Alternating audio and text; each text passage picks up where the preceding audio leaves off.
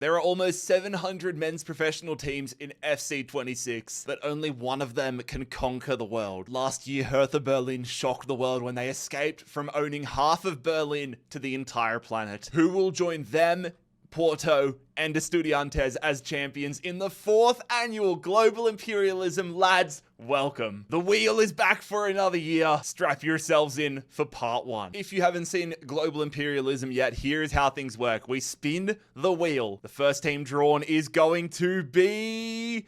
We're going to China, Zhejiang Pro. Zhejiang Pro will be heading south, which means global imperialism for FC26 begins with an upgrade. The claiming of an unclaimed territory means it is a +2 upgrade for this guy, Matrida. He looks half decent. He goes to a 77. Now, let's say Zhejiang had have gone north and have played Shanghai. The winner of that would have taken the highest rated player and any other players they'd picked up along the way. And fellas, there is going to be a new rule added to imperialism this year, but I'm not letting you know it until it is activated. But it will be a game changer. We're heading to Germany, Freiburg head west. Or we're going to have our first matchup and also our first potential border crossing. Freiburg attacking Strasbourg and trying to get into France. This is an incredibly balanced game, both in the top flight of their respective leagues, both 4 stars. It's on a neutral ground. I'm doing that for the entire series here. It's too hard to get them into their actual territories, but Freiburg are going to get the first victory of global imperialism. Some firepower for their offense. It is Omega, the striker, joining Freiburg. And with that, ladies and gentlemen, we have our first elimination, our first successful imperialization, and our first border crossing. Strasbourg have been imperialized. We're going to be staying in Germany with Nuremberg. Nuremberg heading southeast. Okay, they're going to be attacking Ingolstadt. 2nd division versus 3rd division. This actually benefits Ingolstadt more if they can pull it off, because Nuremberg's punching down. If you're a team like Ingolstadt and any 3rd division side, you don't want to be going against Bayern Munich or Dortmund. You want to be kind of getting little victories every time and slowly improving your side. So this will be an interesting one to see how it plays out. Nuremberg, pretty sure there's a Nuremberg movie coming out soon, which I'm pretty pumped for. Big ups, Russell Crowe. But it is Ingolstadt winning it in extra time. The punch up of Ingolstadt is going to happen here. They're going to get 73 rated Julian Justvan. That is a huge addition to them. And so Matthew Leckie's former side, the former Bundesliga outfit, trying to make a return to glory. A huge scalp for them early days as they imperialized Nuremberg. Already Germany with a decent little makeover. But lads, if you want to get this map for yourself and do imperialism for yourself to see who wins your own global imperialism, there will be a link in the description. I am, as always, selling this map. Selling it for the price of a coffee. So in theoretically, if you want to buy me a coffee, click the link in the description. I'm also throwing in the wheel this year. I got a lot of comments saying that people wanted the wheel. I'm doing that for you. I'm throwing a file to the wheel in the Patreon link. Just make sure you have Photoshop. You need Photoshop to be able to edit this. Next up, we're heading to Ireland with St. Pat's. St. Pat's heading southwest. And so we're going to get our all-Irish clash. Trying to get here out of Dublin. St. Pat's attacking Shamrock Rovers. I would absolutely froth if an Irish team was able to win imperialism this year. I love the underdogs, man. I love the underdogs. Who's going to survive in Dublin? It is going to be the challenger, St. Pat's, successfully taking down Shamrock. Edmund Ginty making the move from Shamrock to St. Pat's. And there we go. St. Pat's heading southwest, getting the victory. I got a soft spot for them. The team I played for, one of the teams I played for back home when I played Sunday League was St. Pat's. Big up St. Pat's Sutherland. Big up the Cronulla Seagulls. But our first Irish team, gone. We got Planet Earth in the middle of the wheel this year.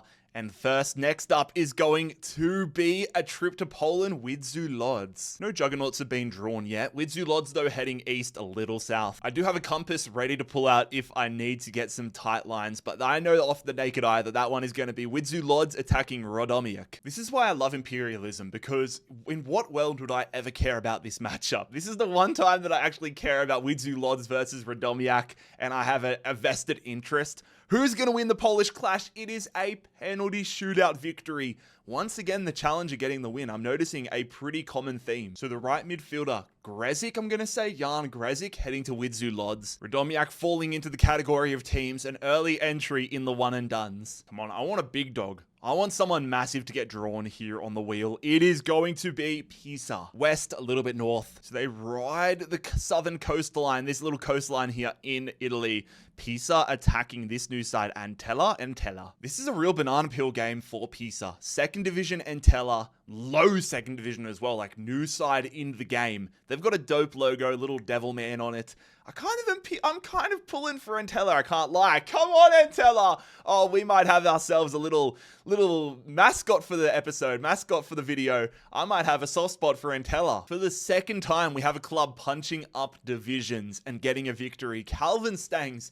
That is a monumental addition for Entella this early on. Not a result that I expected, but not one that I'm mad about. Entella have imperialized Pisa. And for my weight loss efforts, it's probably a good thing that I'm not getting reminded of the word Pisa continuously. Back to Germany once again. Southwest. SC Verl threading the needle, and they're going to be attacking Arminia Bielefeld. The German lower leagues are getting a good workout early on here. It is another third versus second division matchup. Bielefeld of the second division trying to not get imperialized like Nuremberg. Here we go. It is, dude, if you are a second division side in the Bundesliga right now, you are shaking at your boots at the third league sides.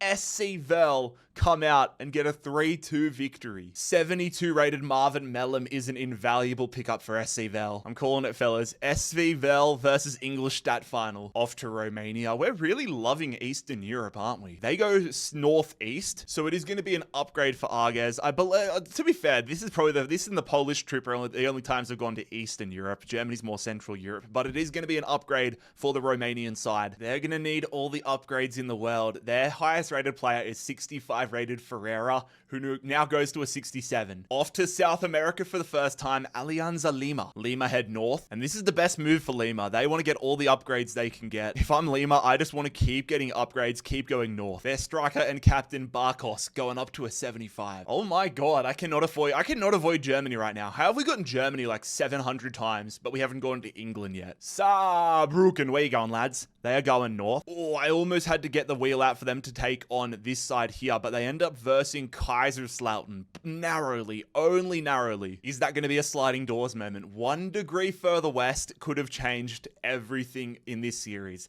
Here we go, an all second division clash between Kaiserslautern and Saarbrücken, which Saarbrücken are going to win. They came in as the underdogs, but they are going to win it in extra time. Brunker, whoever the hell that is, gets a hat trick. Paul Jolly goes to Saarbrücken. Also, I was wrong. Saarbrücken are a third division side. So the curse continues. The trend continues. Yet another third league side takes out a second league side and takes out a historic one in that. Kaiserslautern imperialized. Off to Belgium. KVC Westerlo will be heading southeast. All right, we have a battle here in the northeast of Belgium. KVC Westerlo attacking Genk. Westerlo, Genk. I'm pretty sure Genk went pretty deep last year, didn't they? Smets in there. Haynen, 79 rated. He would love to get some upgrades, and he's going to get the opportunity to because Genk have got the victory. Damn, they had a pretty good side in their own right. The defensive midfielder, Haspelat is moving to Genk.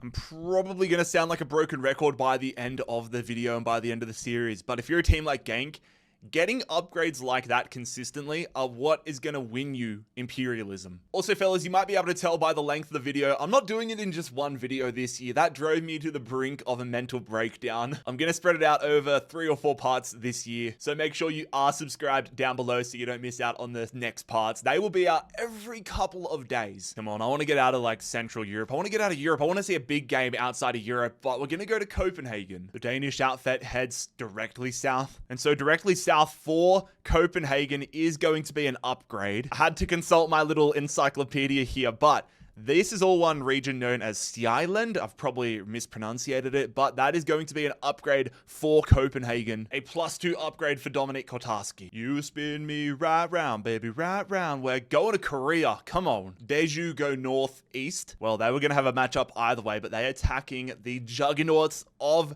South Korea, Pohang Steelers. Let's see how this one pans out. I'm pretty sure Obadan's going to be the highest rated player there. Ki-sung Young, he's had some crazy runs in Imperialism series in the past. A battle in Korea, Daeju versus Pohang, and Pohang are going to get the victory. To be fair, getting Sisinya is a huge addition for Pohang. Only a tiny little bit of land in South Korea, but off the mark are Pohang. Harrogate Town, we are finally off to England. Harrogate Town go east. Oh, we've seen some scalpings in German lower leagues punching up, but if Harrogate Town took out Middlesbrough, That would be huge. Middlesbrough went on a near Cinderella run last year. They were one of the Cinderella teams in Global Imperialism in FC25. If they go out in their first game to Harrogate Town, that is going to break hearts. Here we go. First game, they left it late.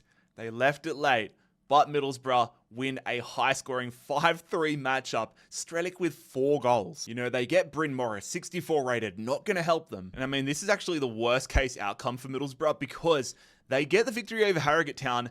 At this stage of England, there is not too many big areas. They've just made themselves a target now to teams like Blackburn, Burnley, Leeds. If things don't go their way, Man City could be very quickly up against them. You do not want to make yourself a target to the big dogs early on if you are not a big dog yourself. Royal Union St. Galois, Royal Union head east. God, they're hidden inside of Anderlecht here, but Royal Union St. Galois are attacking Leuven. Isn't it a crazy concept that one of these teams, they're going to have their first game and they're going to be the eventual winner? Like, we could be watching this game right now, and this could be the start of somebody's Cinderella run. Selfishly, I kind of want Royal Union to win because of Burgess, the Australian. I would love anything Australian, and it does work that way. David gets the victory. Royal Union St. Galois are about to get a lot of land. Seb Shrivers, 74 rated midfielder, going to Union. And now Royal Union, got to get the right color there. Tiny little bit of land. Their logo is so pixelated because it's such a tiny bit of land, but they now make their great escape. I mean, literally every winner of Imperialism so far has come from a tiny area. Estudiantes came from the little section of Buenos Aires. Porto, Berlin. That could be a trend. Oh my god, I need to fix up that logo. Off to the Netherlands, FC Utrecht. Northwest. Oh, okay, we're going to have our first battle of a potential juggernaut going down. Ajax, one of the top teams in the Netherlands, have been challenged against Utrecht. Will a new badge bring new luck for Ajax? Facing Utrecht here. A battle of some of the top-rated teams in the Netherlands will go Ajax's way. They absolutely demolished them. 3-0. The great Sebastian Haller moves to Ajax. Ajax have made their break out of Amsterdam. Maybe this is going to be their year. Bradford City. Bradford City head west. I think I already know what this is going to be. Yep, I was right. This is going to mean a lot to some of you guys. Bradford City attacking Huddersfield. A League One Yorkshire clash. I can't believe the drop-off in Huddersfield that they're now in League One, but here we go. Bradford versus Huddersfield, and Bradford come from behind. Wow. Bradford, huge victory over Huddersfield. This is perfect for Bradford. They get a good upgrade in Jack Watmo. Although I will say the borders they now share aren't ideal. They now share a border with Blackburn and Manchester City. Off to Argentina for the first time. Northeast. So they will clip this bottom section of Central Cordoba. Hasn't been too many upgrades in this Imperialism so far. We're still early days, but I feel like we're getting a lot of matchups in high density areas. Regardless, here we go. First Argentinian matchup.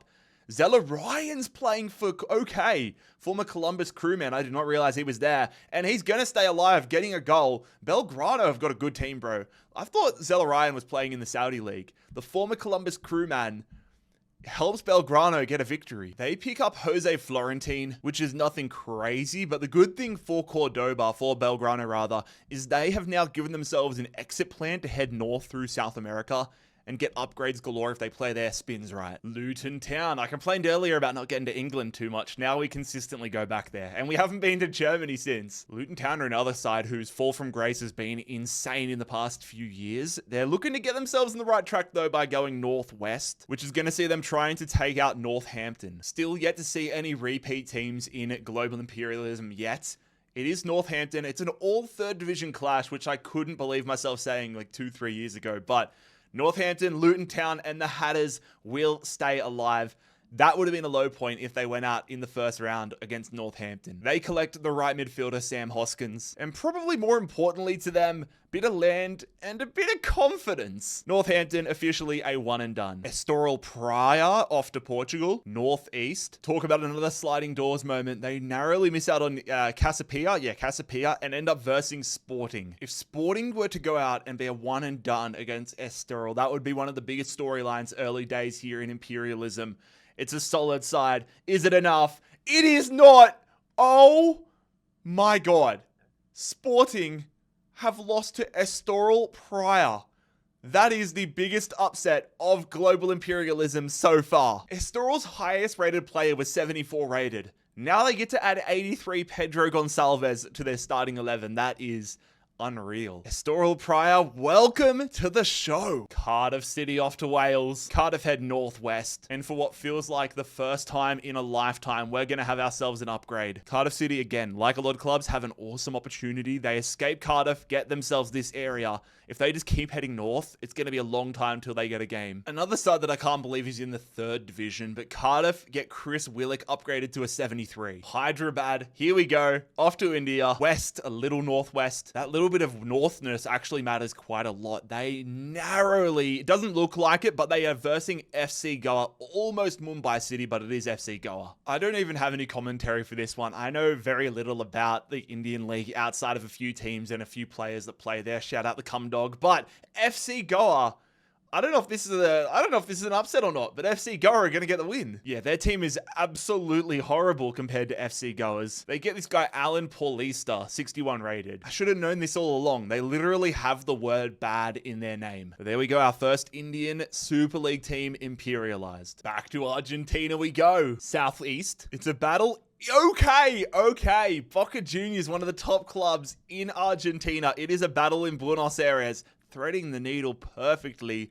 Tigre attacking Boca. Boca Juniors have been perennial underperformers in imperialism history. They've got a really good side again. They just continue to add Argentinian veterans every year, it seems like, and they stay alive off the rip. Boca Juniors take care of Tigre. They get the services of Thomas Cardona, and Boca Juniors make sure that Tigre are another one and done side. Port Vale, south a little west. All right, Port Vale attacking the Potters, attacking Stoke City. At the time of recording, Stoke City have gotten off to a really good start to the championship season, currently sitting 2nd.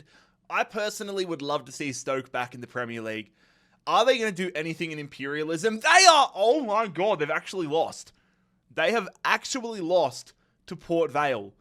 The League One side punches up and ends any hope of Stoke City winning imperialism. Big addition, Victor Johansson, 74 rated keeper, going to Port Vale. I was so confident that Stoke City were going to win that one, but we have a major upset in England. Port Vale imperialized Stoke. Staying in England with Oxford. One of my oldest friends in YouTube, Rich Lee, is a big Oxford fan, so where is his team going to go? They're going to go west. Chuck your best suit on, you're heading to Cheltenham. Oxford United, a championship side these days. Meanwhile, Cheltenham sit in the 2nd division, a 1-star side.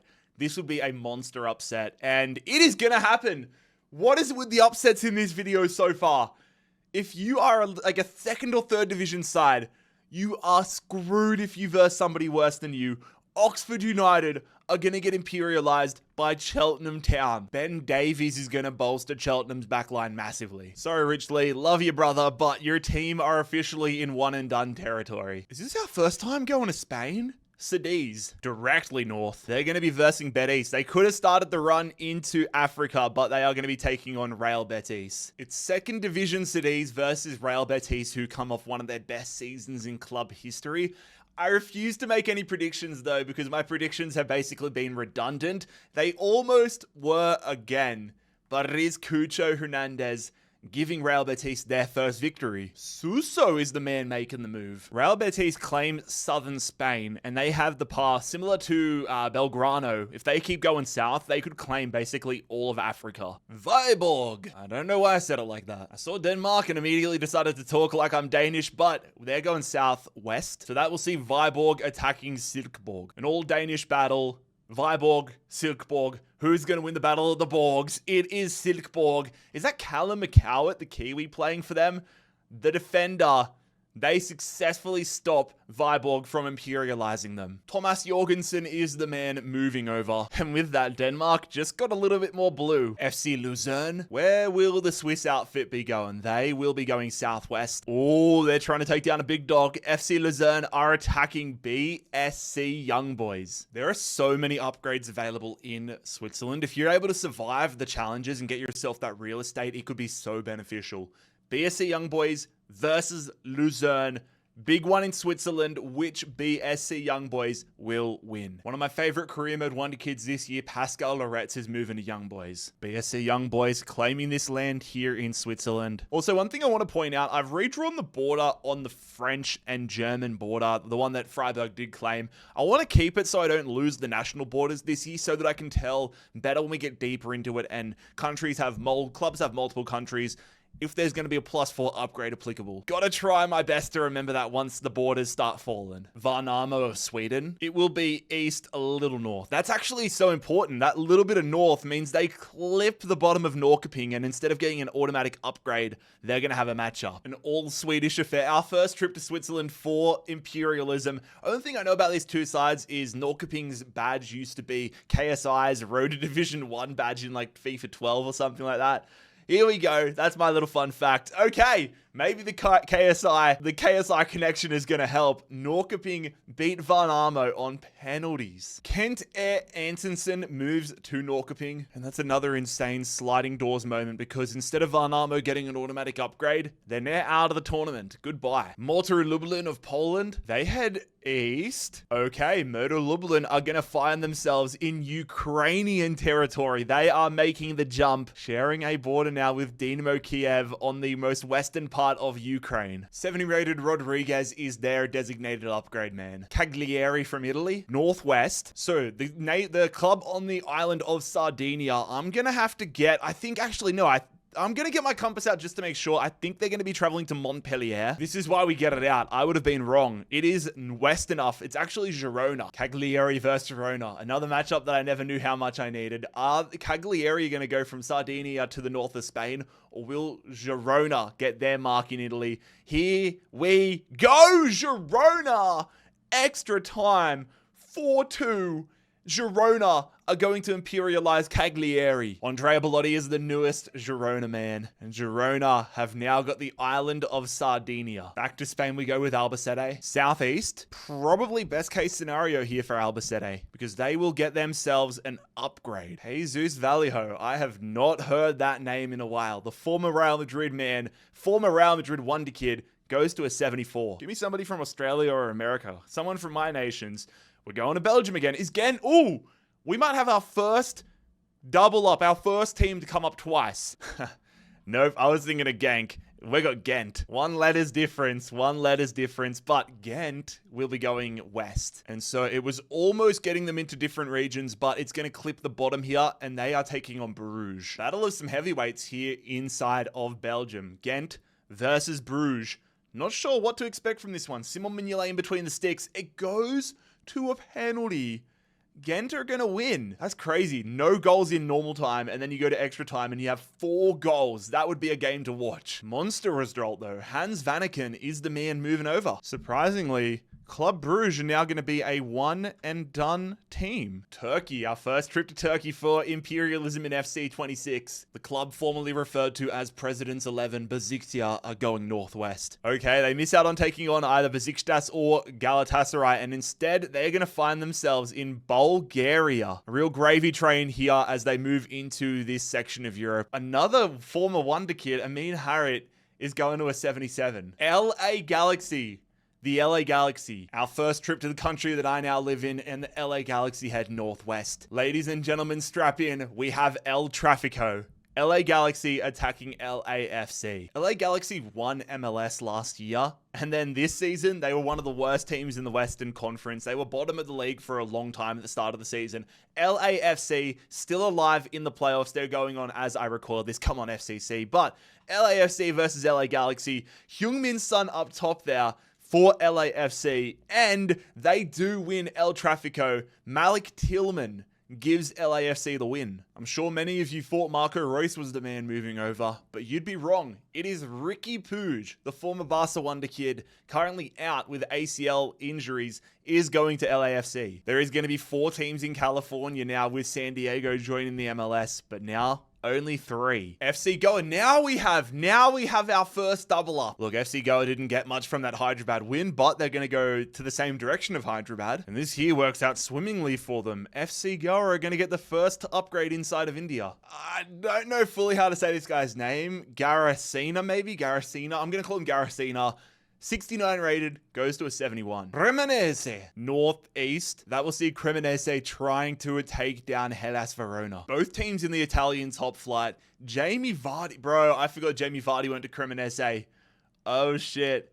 Jamie Vardy's side versus Hellas Verona, and they go out. Jamie Vardy got the equalizer, but Hellas Verona get the job done in extra time. If Jamie Vardy is to retire, then this will be the last time we ever see him in Imperialism, because he's not the man getting transferred over. It is the goalkeeper, Ordero. Another Italian challenger falls. Nacional of Portugal. It's west, a little bit south. Oh shit, I forgot they're the club on the island of Madeira. Like, they're closer to Morocco than they are Portugal. Oh my god, where are they going to go? Bro, they're going to be hitting Georgia. They hit the United States. It is Nacional from Madeira trying to take down Atlanta United. Our first transcontinental matchup. I don't even know what continent. I'm just going to go Europe for Madeira, even though they're an island and kind of in the middle of nowhere. But Madeira versus Atlanta United. Here we go. Atlanta United destroy them. Atlanta United absolutely destroy them. Lucas Franca is the man going across to Atlanta. I'm not sure what rating Brad Guzan is. I know Brad Guzan is Atlanta's goalkeeper normally. I'm curious whether that's an upgrade or not. I did not see this coming though. Atlanta United, fair play, fellas. You're going to have yourselves the island of Madeira. Our first trip to Colombia, Bucaramanga, one of the new additions to the tournament this year. Bucaramanga head northeast. So it will be an upgrade for Bucaramanga, but they now share a border with Venezuela. And for the lovely folks at Bucaramanga, their new upgrade is going to be Sambuesa. Why am I talking like a radio presenter? Breda in southern Netherlands. West. Okay, so it is going to be another upgrade here. They're going to get them there's not many upgrades available in the Netherlands. They get this upgraded region though. A lot of little islands to fill in, but they are all a part of the Netherlands. And their upgrade, it is another blast from the past. I didn't even know he was still playing football, but it is Lewis Holtby. Lewis Holtby going to a 72. Now, okay, they weren't before, but now it's their second spin. Ghent. Oh, is that going to be... Oh, hold up. It is! Oh my god, that is actually hilarious. Ghent are going to attack Breda. Lewis Holtby immediately getting put to the test. Can't lie, fellas. Breda have got a bit of work to do if they want to stay alive. Holtby, that 72 upgrade there. Is it going to be enough? Ghent already with the big claiming of Club Bruges. Oh my god. I'm never making a prediction again. Breda have beaten Ghent. Breda beat Ghent, and they're about to get the first. It's not really a huge haul, but it is technically our first haul of Imperialism. That 72 Holtby paying dividends already. They get Vanaken, who Ghent got from Club Bruges, along with Davy Roef, the goalkeeper. That is actually monster for Breda. And with that, they are going to make their move into Belgium. University Cluj of Romania. They draw east. Another team that could make miracles happen. They're going to get this region here, which gives them more border space with Hermannstadt, but for now, gets Cluj an upgrade. 72 rated attacking midfielder Nistor to a 74. AEK Athens. Athens, I think I already know what's happening here. I'm pretty sure they might have done the exact same thing to start Imperialism last year, but AEK Athens are going to get themselves an upgraded region. Escaping Athens and getting an upgrade for João Mario, who I did not realize played for them. He's an 80. Grimsby Town. Where you going, Grimsby? You're going southeast. All right, battle of the heavyweights, lads. I'm sure we've been salivating at the mouth of this. Grimsby Town attacking Lincoln City. League 2 Grimsby attacking League 1 Lincoln. So given the history of Imperialism so far this year, I'm already saying goodbye to Lincoln City. This is a guaranteed win for Grimsby Town. It is not though. I'm sorry, Grimsby fans. I think I've just put the jinx on you. Lincoln City get the win. I'm getting so much nostalgia from like FIFA 12 to FIFA 15 in this video already, but George McEachran, isn't it Josh McEachran, the former Chelsea guy? Regardless, that last name, that face, McEachran, now a Lincoln man. I do feel like a lot of the matchups we've been seeing in England so far have been for a lot of land. No tiny little wins. A lot of land going in England. I don't know how We're going to France, I know that. Javert will be going northeast. They could have gone into England, they could have gone into America if they got the right spin, but they are going to be getting themselves an upgrade within France. Toure, the latest player to get a +2 upgrade. I'm ready for somebody to just start compounding them, start stacking the upgrades. Göteborg of Sweden, they'll be going west a little north, which means Göteborg avoid Norrköping and instead are going to be versing GAIS. A debut for both of these clubs here in Imperialism 2025-26. Who's going to move on? Who's going to be the latest one and done? Göteborg will be moving on. Lundgren will be taking his talents to Göteborg. And with GAIS's departure, another Swedish club falls. Staying in Sweden with Malmö. Malmö are going to look to go further north into Sweden. I was wondering if they were going to go take on like Hansa Rostock, but they're going to take on one of the new boys in the Swedish league this year. Malmö versus Osters. On paper, this should be like a 20-0 win for Malmö, but Imperialism doesn't work that way. It is a 4-2 win for Malmö instead. I was trying to hype the dialogue up for a shock Osters victory, but even that was a little too far-fetched. Malmö officially off the mark for Imperialism. What the fuck does the wheel love about Sweden right now? 3 in a row, Göteborg again. They're going east. Okay, we're going to have a battle of two teams that have wins, I think for the first time. Göteborg attacking Norrköping. Southern Sweden is getting cleaned out. Lut versus Lut. Lundgren in at the wing here for Göteborg. Norrköping have the new center midfielder in. Who's going to stay alive in a big Swedish clash? It is Göteborg, ladies and gentlemen. Lundgren scoring on his debut as well. Massive. It's going to be Nyman, the striker, along with Antonsen, who they picked up, going across to Göteborg. Well, that officially rules out the KSI connection theory. Göteborg imperializing Norrköping. Now get us the hell out of Sweden for a while. Oh, we almost ended up in Sweden again, but it's Haugesund in Norway. Haugesund traveling southeast. Okay, our first involvement, our first action in Norway is going to be an upgrade here for Haugesund. Congratulations, Bjorn Bak. You're now in the 70s. The Columbus Crew. Oh, boo. Are we going to have a Hell is Real derby and take on my favorite team, FC Cincinnati? We might. We might. We will. The Crew are going to attack FC Cincinnati. It is a Hell is Real derby. If you couldn't tell from the scarf in the background and watching my other videos, I am an FC Cincinnati fan. Now, this is contentious right now. In real life at the time of recording, this weekend, tomorrow, is the third leg in the playoffs against Columbus Crew. We lost on Sunday 4-0 to them and got our absolute ass handed. If we lose tomorrow night, I'm going to be in a really bad state of mind. And if we get imperialized by the Columbus Crew in this video, God help me, man, I am going to cry. FC Cincinnati with Evander, with Kevin Denke versus the Columbus Crew. It is a win!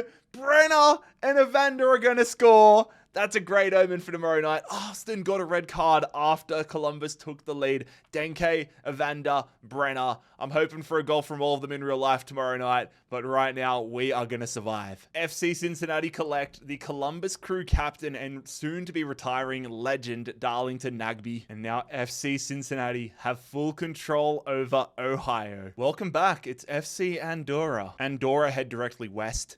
I just realized when I go like that, my camera's inverted. I'm pointing west on my end. So it would have been a +4 upgrade if somebody was to verse Andorra and beat them. But for now, Andorra is going to get themselves into Spain and get themselves an upgrade. Not a glamorous one. Imanol, the left back, he gets the upgrade. Stuttgart 2. Are we going to have a matchup between Stuttgart 2 and Stuttgart 1? I don't think so. We'll go find out though. No, they're actually going to try getting themselves into France though.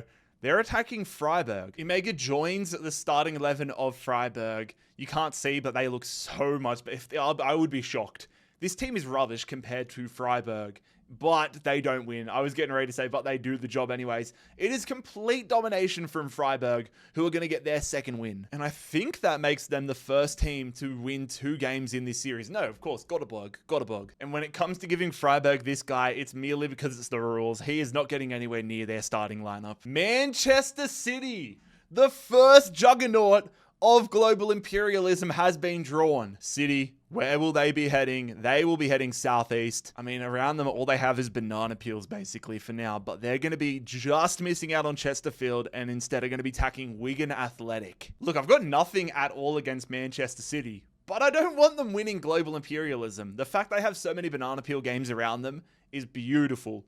They're going to have to surely slip up at some point. Man City versus Wigan. Oh, Foden wins it for them late. They played... Bro, that is such a disaster class from Wigan. Wigan took the lead in the 4th minute. Man City got Ruben Diaz straight red carded. And City somehow come back and won it. That is upsetting. Another formality transfer as Oliver Cooper joins Man City. And Man City have their first victory of global imperialism. Lubin from Poland. For how few Polish teams there are, they're getting a good workout in this series so far. They're going to be going northwest. So for Lubin, that is going to be an upgrade. Almost Dinamo Dresden, but they get an upgrade in this area. Their striker, who looks like a man mountain, goes up to a 70. Borussia Dortmund. Here we go. We had a lot of teams from Germany, but this is the biggest so far. Where will Dortmund be heading? They're going to be going west. Derby day for Borussia Dortmund as they attack Schalke. Imagine the scenes if Dortmund went out to Schalke. Bragging rights on the line here. How is this one going to end? In Germany, it is a Julian Brandt winner. Brandt with a brace. Dortmund move on. Another formality signing, Karaman joining Dortmund. And with that, Dortmund are off the mark in Germany. Back to Switzerland. FC Sion heading directly north. All right, we're going to have an all-Swedish affair. FC Sion attacking FC Thun. My Lisbias has a bit of problems trying to say both of these club names, but it's FC Sion versus FC Thun.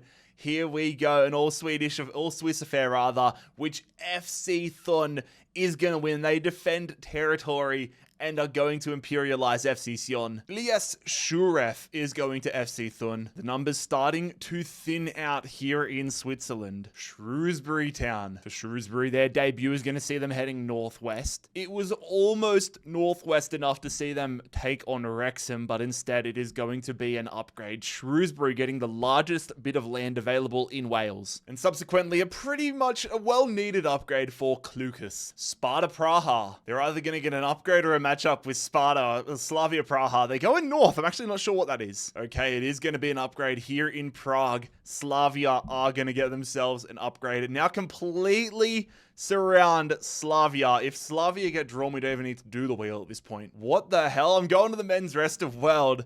Look at one of the teams available, Zlatan FC, and it is only Zlatan Ibrahimovic's. Bro, I should put them in Sweden or something. If Malmo goes out, I might have to put Zlatan FC in. But for the second straight year, I believe he got himself pretty high last year. Haraslin goes up to an 80. Angers, back to France we go. Angers going north a little east. So we're going to have a matchup here in France. Angers trying to imperialize Stade Lavallois. A Ligue 1 side challenging a second division side. Angers, you might have set yourselves up for failure here. Let's see how it pans out. They do! Oh no! The jinx is real. Stade Lavallois, second division side, are going to imperialize Angers. Himad Abdelli, welcome to Lavallois. And Angers, it is time to say goodbye. Bro, why do I always just break out into song in these something about these imperialism songs makes me think I have a requirement to start singing. Holsten Kiel. I think this is going to be a trip into Denmark. Yep, we alluded to it earlier, but I don't think it's actually, I need to get this is either going to be Odense or Copenhagen. It's going to be this island here, which is actually Odense territory. Either Holsten Kiel's jumping into Denmark or Odense's jumping down into Germany. Regardless, we're going to have another border crossing. Here it is. It is a 2-0 win for Holsten Kiel. The German side will be going to Denmark, and they will be getting Rasmus Falk. Holsten Kiel's border crossing is now complete. Leganes, I feel like we can't escape Europe at the moment. Leganes go north, a little east. Oh, that little east almost got them an upgrade, but they are going to clip this bottom right corner of Atletico Madrid. Leganes are going to be a giant killer. Will they pull it off? Will they make Atletico Madrid slip? Here we go. They do! Dude, I feel like Atletico Madrid do horribly every single imperialism, and that trend continues. Cisse got red carded.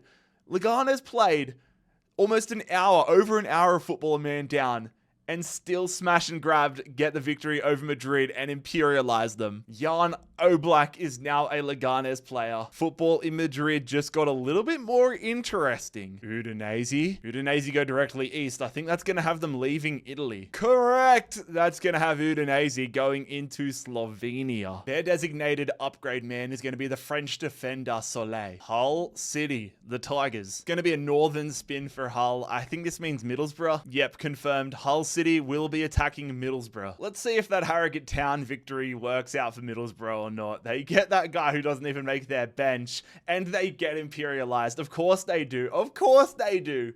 Hull City are going to imperialize Middlesbrough. So Hayden Hackney and the Harrogate Town player are going to Hull. For those of you who forgot, I'm talking about Bryn Morris. And after an unbelievable imperialism run last year, Middlesbrough are gone in part 1. We're staying in England with Bradford. If they draw north, they'll get Hull. Oh, who's that going to be? All right, Hull. Bradford City are attacking Hull. Both of these clubs with a victory next to their name. Hull City add Hayden Hackney, whilst Bradford City add Watmo. Who's going to continue their run? Hull City or Bradford City? It is Bradford City! Oh, okay. Bradford City have got 2 wins and are actually building quite a nice side. It is all happening, lads. Hayden Hackney and Ollie McBurney both go to Bradford, and Morris is getting passed around more than a joint at a party. I mean, this works out brilliantly for Bradford. They get away from the likes of Man City, giving themselves more options now. Lecce, just jumping between Italy and England right now. Southeast for them. Okay, Lecce trying to make their escape, and they're going to actually get themselves into Greece here, sharing a border with AEK Athens and Panathinaikos. Lecce move into Greece. This could work out to be very beneficial for them. Falcone going from an 82 to an 84. Off to Saudi Arabia for the first time this year. Al Riyadh have been drawn. Where will the Saudi club be going? They'll be going southeast. Okay, Al Riyadh threading the needle. They're going to be attacking Al Shabab. Is this going to be the year that a Saudi club makes a mark? We've had Al Hilal come close in the past. Who is going to stay alive here? Adley and Carrasco. This is a good team. That's the thing about these Saudi clubs. They could easily do something because they have so many superstars. Al Shabab, via Carrasco's 84th minute goal, are going to get this victory. Milan Borjan is moving across to be Al Shabab's new goalkeeper, whilst Al Riyadh go down in the books as being the first Saudi club imperialized this year. God, we are loving the Nordic countries. Bryn FK. Bryn heading southeast. So we're going to have a southern Norwegian affair here. Bryn FK attacking, is this Christensen? Yeah, Christensen. Both clubs 1.5 star. Both clubs a lot of work to do if they want to make an impact in imperialism. One of them is going to be a one and done side. It will be Christensen, who are imperialized. An extra time victory there for Thorns. Well, by Thorns rather, for Bryn. Nice addition here, 67 rated Endure going across to Bryn. The challenger successful, Christensen imperialized. Doncaster Rovers. Where will you be going, Doncaster? They're going directly north, so Doncaster will be attacking Leeds United. A battle between Premier League and League One. This would be massive if Doncaster were able to successfully imperialize Leeds United. Here we go. Leeds are imperialized. They dominate them statistically. But Doncaster are going to win this one. 3 shots, 3 goals. Doncaster Rovers take a bow. The Brazilian Lucas Perry, now a Doncaster player. We have had so many of like these medium tier upsets. It's not like Doncaster beat Manchester City, but to take down a Premier League side is monster. Staying in England with Walsall. Walsall heading northeast. Okay, they are threading the needle here. Walsall attacking Birmingham City. These thick borders helping them from stopping them getting 2 Premier League clubs. Another battle in the English Midlands. If Walsall pulled this off, this would be another medium tier upset. Walsall versus 2nd Division Birmingham, but there is no upset this time. Jay Stansfield and Doyle are going to help Birmingham demolish Walsall. The Aussie, Jake Holman, didn't even realize he was playing for Walsall, but Jake Holman now goes to Birmingham, and Birmingham have claimed their first bit of territory here in the Midlands. Silkeborg, east a little bit south. Okay, Silkeborg are going to be attacking Aarhus. Silkeborg already with a win next to their name. Jorgensen joins their midfield, but will it be enough to get past one of the top teams in Denmark, Aarhus? Let's find out. This Danish clash ends in a 4-0 win. Holy hell. Aarhus, They played with a man down Silkeborg. That is impressive. Silkeborg with their second victory. Gift Links is now going to help Silkeborg out massively. Teams are dropping like flies right now in Denmark. Only a handful of them left. Is Denmark going to be the first country to fall? Heading to Eibar here in Spain. West a little south. That little bit south actually matters massively for Eibar. Instead of facing Bilbao, they are going to be attacking Alaves. If you're Eibar, this is probably a great draw for you. You're a second division side. You're punching up to the top flight, but not by much. Only half a star between these sides, but some big players on the line. It is not going to happen though. Eibar had the lead. Their hearts broken at the death via Denis Suarez. Peru? Nolaskoyen? He's the man joining Alaves. Not a big pickup for them, but Alaves will get themselves off the mark, heading further north into Spain. Some big teams now bordering them. It's Zlatan's youth club, Malmo. Malmo looking to head further into Sweden. They've already taken out Osters, and now they're trying to take out one of the big gainers in Sweden, Gothenburg. This is an early showdown between two strong sides in Sweden. This might determine who ends up claiming the country. Correct me if I'm wrong, but this might be the first time we've had two winners come head-to-head this year so far in Imperialism. Two Swedish teams. Who's going to survive? Who's going to take a huge step? It will be Malmo. A comfortable victory for the club. This might be the biggest haul yet for Malmo. They're going to get 4 players. They're going to get Lundgren, Nyman, Heinz, and Antonsen. Malmo climbing further north. A lot of work still to do here in Sweden, but they climb further north and imperialize Göteborg. Right back to England with one of the oldest, I think actually the oldest club in the top 4 leagues, Notts County. Notts County going south. All right, they're trying to take out a former Premier League champion. Notts County attacking Leicester. Another case where there is 2 divisions between opponents. Leicester City have not been doing too well in the championship this year, but can they get past a hurdle here in Notts County? They do. It's not a comfortable one. I mean, they dominate statistically, but they only win via a Maverdiddy goal. Getting Jody Jones is not going to be too beneficial for Leicester. For the Foxes, it is all about survival. They imperialize Notts County. Cardiff City, the Bluebirds, great opportunity for them. Already 1 upgrade next to their name. Are they going to get another? I don't think that's going to be the case. Cardiff City, we're going to see if that upgrade's worked for them early days. Cardiff City trying to get into England as they attack Exeter. That upgraded Chris Willock, 73 rated now, trying to prove his worth, trying to get Cardiff City into England. How's this one going to pan out for the Bluebirds? It's going to plan out very well. Salic with a hat-trick. New goalkeeper in Joe Whitworth jumping across the League One clubs. There we go. Cardiff City officially in England. Exeter City officially imperialized. Victoria Cologne, they will be going southeast. They narrowly avoid a Cologne derby, and they're going to be versing Alemannia. The battle of 3rd division clubs, Alemannia versus Victoria Cologne. Let's see how this one pans out here. Somebody's going to get an upgrade. It's going to be a penalty shootout. Victoria Cologne have lost this one. Alemannia get the victory. Oh my god, all right. The striker upgrade of Lex Tiger Lobinger. And with that, Victoria Cologne, another German side, has been imperialized. Staying in Germany, Preben Cameron Munster, almost directly north of them. That little bit of directional change almost sent them to the Netherlands, but for now, it's going to be Osnabrück. 2nd division versus 3rd division. Whoever wins this, I feel like I'm going to have a soft spot for.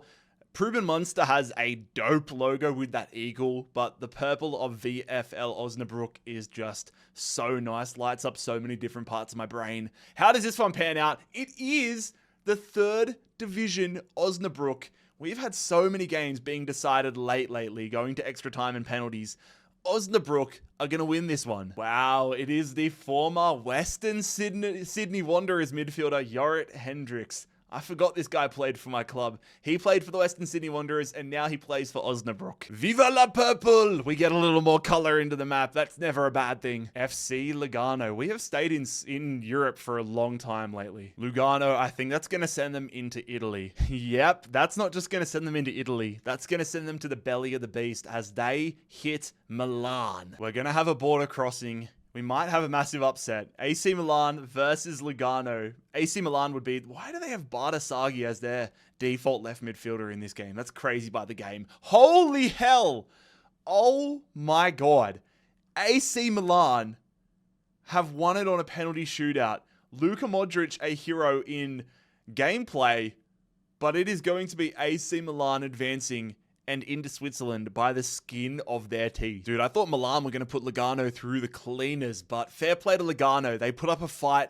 They go down swinging, but ultimately they're out of here. Nice little reality switch for Ronaldo Stefan. He gets to now join AC Milan and gets to be a serious contender in this series. Back up to Norway for what feels like the billionth time. Sarpsborg heads south. Okay, we are going to have another border crossing. Sarpsborg trying to get into Sweden as they face BK Häcken. Now that we're starting to get teams border crossing more consistently is where it gets fun. Once you get teams continent crossing and having spots in multiple continents, that's when Imperialism is really at its best. But here we go, a battle of Norway and Sweden, which Sweden wins. BK Häcken defend territory. It's not too crazy of an upgrade, a 68 rated left back, but this does open up a whole host of possibilities for BK Häcken as they cross the border into Norway. Luton Town, directly north. Oh, that is going to get them an upgrade. Luton Town narrowly miss out on a matchup with Leicester. Luton are going to get an upgrade of this tiny little region here. Their defensive midfielder, Saville, is the upgrade player. Up now to a 73. Brookbet of Poland. Brookbet goes south. This is probably a great thing for them. They're going to get themselves into Slovakia. Brookbet, a new addition to FC26, get themselves into Slovakia. These Polish teams want to go anywhere but Poland. Their centre-back, Mosera, is the designated upgrade man, now to a 70. FC Copenhagen. Copenhagen go south. Copenhagen are trying to get themselves into Germany. They're attacking Hansa Rostock. This right here is almost a necessary evil for Copenhagen. They've got a pretty good side, one of the best, if not the best in Denmark. They've got an upgrade to Katarski, but they're versing a significantly weaker side in Hansa Rostock. Hansa Rostock presents a huge banana peel game, but if Copenhagen can get themselves into Germany, it opens themselves up to a lot more opportunity for really good players to come and pick up. And, oh, they do it late. Mukoko does it late there for Copenhagen. They survive the banana peel only just. It's a minor addition to their reserves, but Copenhagen has successfully pulled off a border jump from Denmark into Germany. Off to Belgium with Anderlecht. Boys, we don't even need to spin. Anderlecht completely surrounded by Royal Union. I mean, Royal Union already have a win next to their name. They've got Shrivers into the starting 11. They're building a pretty good side. Like on paper, this is actually a really good side here for Royal Union. Anderlecht, no! Oh my God, Anderlecht are a good side. But the upgrade, the player they pick up, has worked wonders. Shrivers with an extra time brace. He gets a hat trick in the game. Anderlecht go out in what looks like an insane Belgian clash. Colin Koosmans is the guy making the move from Anderlecht to Union Saint-Gilloise. And with 2 victories, Union Saint-Gilloise have got a big, significant overall-wise part of Belgium. Not by landmass, but by teams eliminated. Not going to be going too far. It's NEC Nijmegen. Almost directly east. Oh, that's actually important.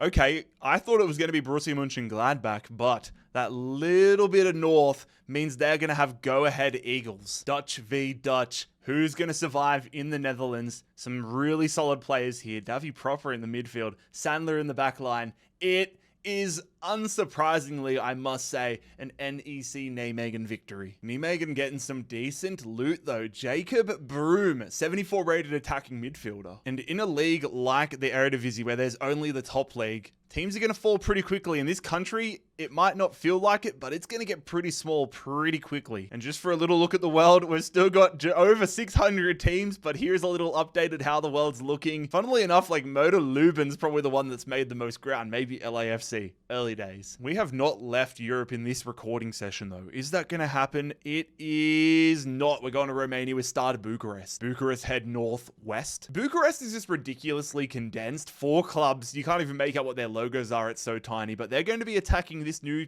side, Metaloglobus. They're 1-star rated. They're the new addition to Romania this year. Their name sounds like some sort of evil corporation in a Disney movie. Like if I'm watching the new Invincibles movie, or rather Incredibles movie, and I see Metaloglobus, I'm going to be like, yeah, that's absolutely terrifying.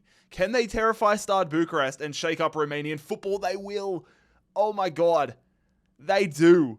Metaloglobus is literally on a path for world domination. This is quite literally a game changer for all of the Romanian clubs, not just Metaloglobus. Stade Bucharest, in what should have been a routine victory for them, have been imperialized in their first matchup to Metaloglobus. Hey, we're leaving Europe for the first time today. off to Belgrano in Argentina. Where are you going, Belgrano? Belgrano are going southwest. Of course it's going to be an upgrade. Of course. This is the smart thing if you're Belgrano. They're actually going to just clip the bottom of this region here. So the Argentinian side will get an upgrade. And it will be that man, Luca Zelarayan, former Columbus Crew player. 81 rated now. Right back to Norway, bro. Somebody might be controlling Norway by the end of this episode. Sandefjord going south a little east. Oh, that's actually going to send Sandefjord into the only unoccupied region now in Denmark. Sandefjord taking the top of Denmark. That makes things interesting. Dunsby is the man with the upgrade to a 69, but this is going to open up a lot of possibilities for border crossings. Accrington Stanley. Accrington Stanley, you crazy cats. Where are you going? You're going east, a little south. Almost Bolton, but Accrington Stanley will be attacking Blackburn Rovers. We've had that many upsets in this video so far that we're almost at the point where I might say Accrington Stanley are the favorites to take down Blackburn in this one. Holy shit. Bro, what is in the water? What is in the water in these leagues? This might be a new record for the most amount of upset victories in Imperialism, and we're not even through part 1. Todd Cantwell now plays for Accrington Stanley. Oh my god, man, I can't wait for Barrow to win this whole damn thing. We're gonna have some ridiculous tomfoolery. Staying in England with the Blades. It's going to be southeast for Sheffield United. Sheffield United clipping this bottom section of Rotherham. Rotherham celebrating their 100-year anniversary. Can they celebrate it with an Imperialism victory? Versing Sheffield United here. Who's going to survive? Sheffield United do. It is a comfortable and unsurprising victory. Callum O'Hare, brag and a brace. No huge additions. Sean McWilliams. Sheffield United officially off the mark for global imperialism this year, though. FC Magdeburg of Germany. West, a little south. Not south enough for them to get an upgrade, though. They are going to verse Eintracht Braunschweig. For a country that has 3 leagues in the game, they are dropping like flies. We are getting a lot of German draws and a lot of German clubs falling, but also growing. Braunschweig or Magdeburg? Which one's going to be the latest to fall?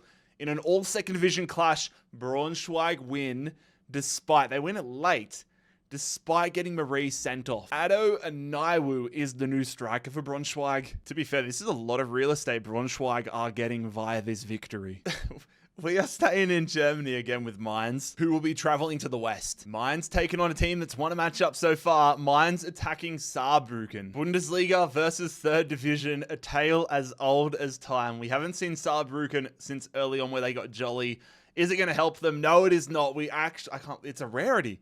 It's a rarity that a Bundesliga side has beaten a 3rd division side. Jolly and Menzel will become Mainz players. And this, ladies and gentlemen, is where we bid farewell to Saarbrücken, who have been officially imperialized. Fucking hell, I cannot leave Germany right now. It's Paderborn. Paderborn are up. North. Oh, that little bit of west actually almost got them Braunschweig, but instead it is SC Verl. Melem joins the SC Verl side after that Schalke victory.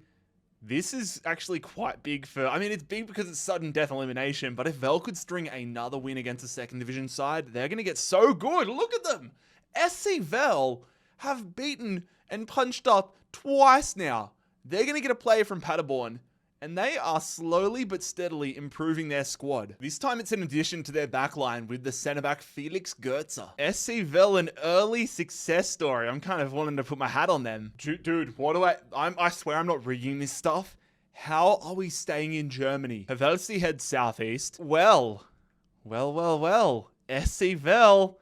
This is time to test you again. TSV Havelse attacking SCV Verl. Felix Goetze immediately put to the test for SC Verl. Can this Cinderella story continue? They're versing a fellow 3rd division side, which is probably where they're going to stuff up. It is! Oh my god, Havelse have won it on a penalty shootout. Just as the SC Verl storyline was starting to get built up, it is immediately cut down, and that is the beauty of imperialism. You're only as good as your next game. 2 spins and Felix Goetze has got on 2 teams, along with Melem and Taz. Havelse just trying to run a straight line down Germany right now. Surely we are not going to get another German spin. Where are we going this time? Is it Germany again? It is almost. We're going to Switzerland. Winterthur heading east. They're going to get themselves an upgrade. Imagine if they'd gone north and got Freiburg. That would have been hilarious. They do now share a lot more of the German border, though. To be fair, they're going to need a lot more upgrades if they want to be competitive. Gollard to a 69. Finally, we are getting away from this general region. It's not out of the continent, but we're going to Huesca. Huesca head northwest, which means they're going to try get into this bottom corner of France. Huesca attacking Pau. To be totally Frank Lampard with you guys, I don't know much about either of these sides, but we're going to get to know one of them a lot more now, both in the second division of their respective countries. This Pau side does not look good, if I'm being honest. I don't know what this Huesca one looks like in comparison. Obviously a little better, though, if they are going to get this victory. Huesca 2-1 over Pau. 69 rated Anthony Briancon joins Huesca. Is this a good thing? I don't know. But what I do know is that we have another border jumper. Huesca moving into France. Oh my god, we're actually leaving. We're leaving Europe. I cannot believe it. I kind of forgot China was even existing in this tournament. Tianjin going southwest. So we're going to have an all-Chinese matchup here. Tianjin attacking Shandong Taishan. I do remember a previous reality where Marwan Fellaini, the GOAT Marwan Fellaini, played for Shandong Taishan. I'm not sure if he still does, but we'll see how this one pans out. Zadis on the right-hand side of the midfield, therefore. Jinmin, Tianjin, Jinmin. But Shandong are going to win this one on a penalty shootout. Vako gets a goal in the 69th minute, and we're going to have a team fall in China. I'm telling you, there's a few good players floating around the Chinese league. One of these days, a Chinese team is going to make it really deep if they can get almost like a Chinese Super League super team. I will say, though, it is a shame that Jinmin are getting imperialized because their logo, their badge, is pretty damn dope. Back to Romania we go. Slobozia going east. So Slobozia narrowly miss out on an upgrade. A little more south they would have got there, but they're going to have Ferul Constanta. It would actually be insane if a Romanian team managed to win global imperialism. One of these teams is going to get a little closer. The other one's going to go out, and it will be the challenger.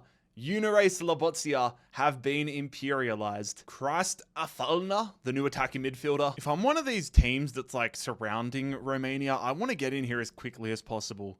There aren't that many insane teams, but look how many upgrades are still around.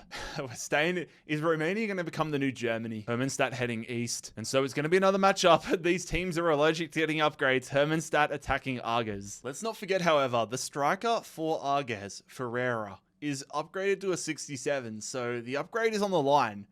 Let's see how this one pans out in Romania. It is not going to... The upgrade doesn't work for them.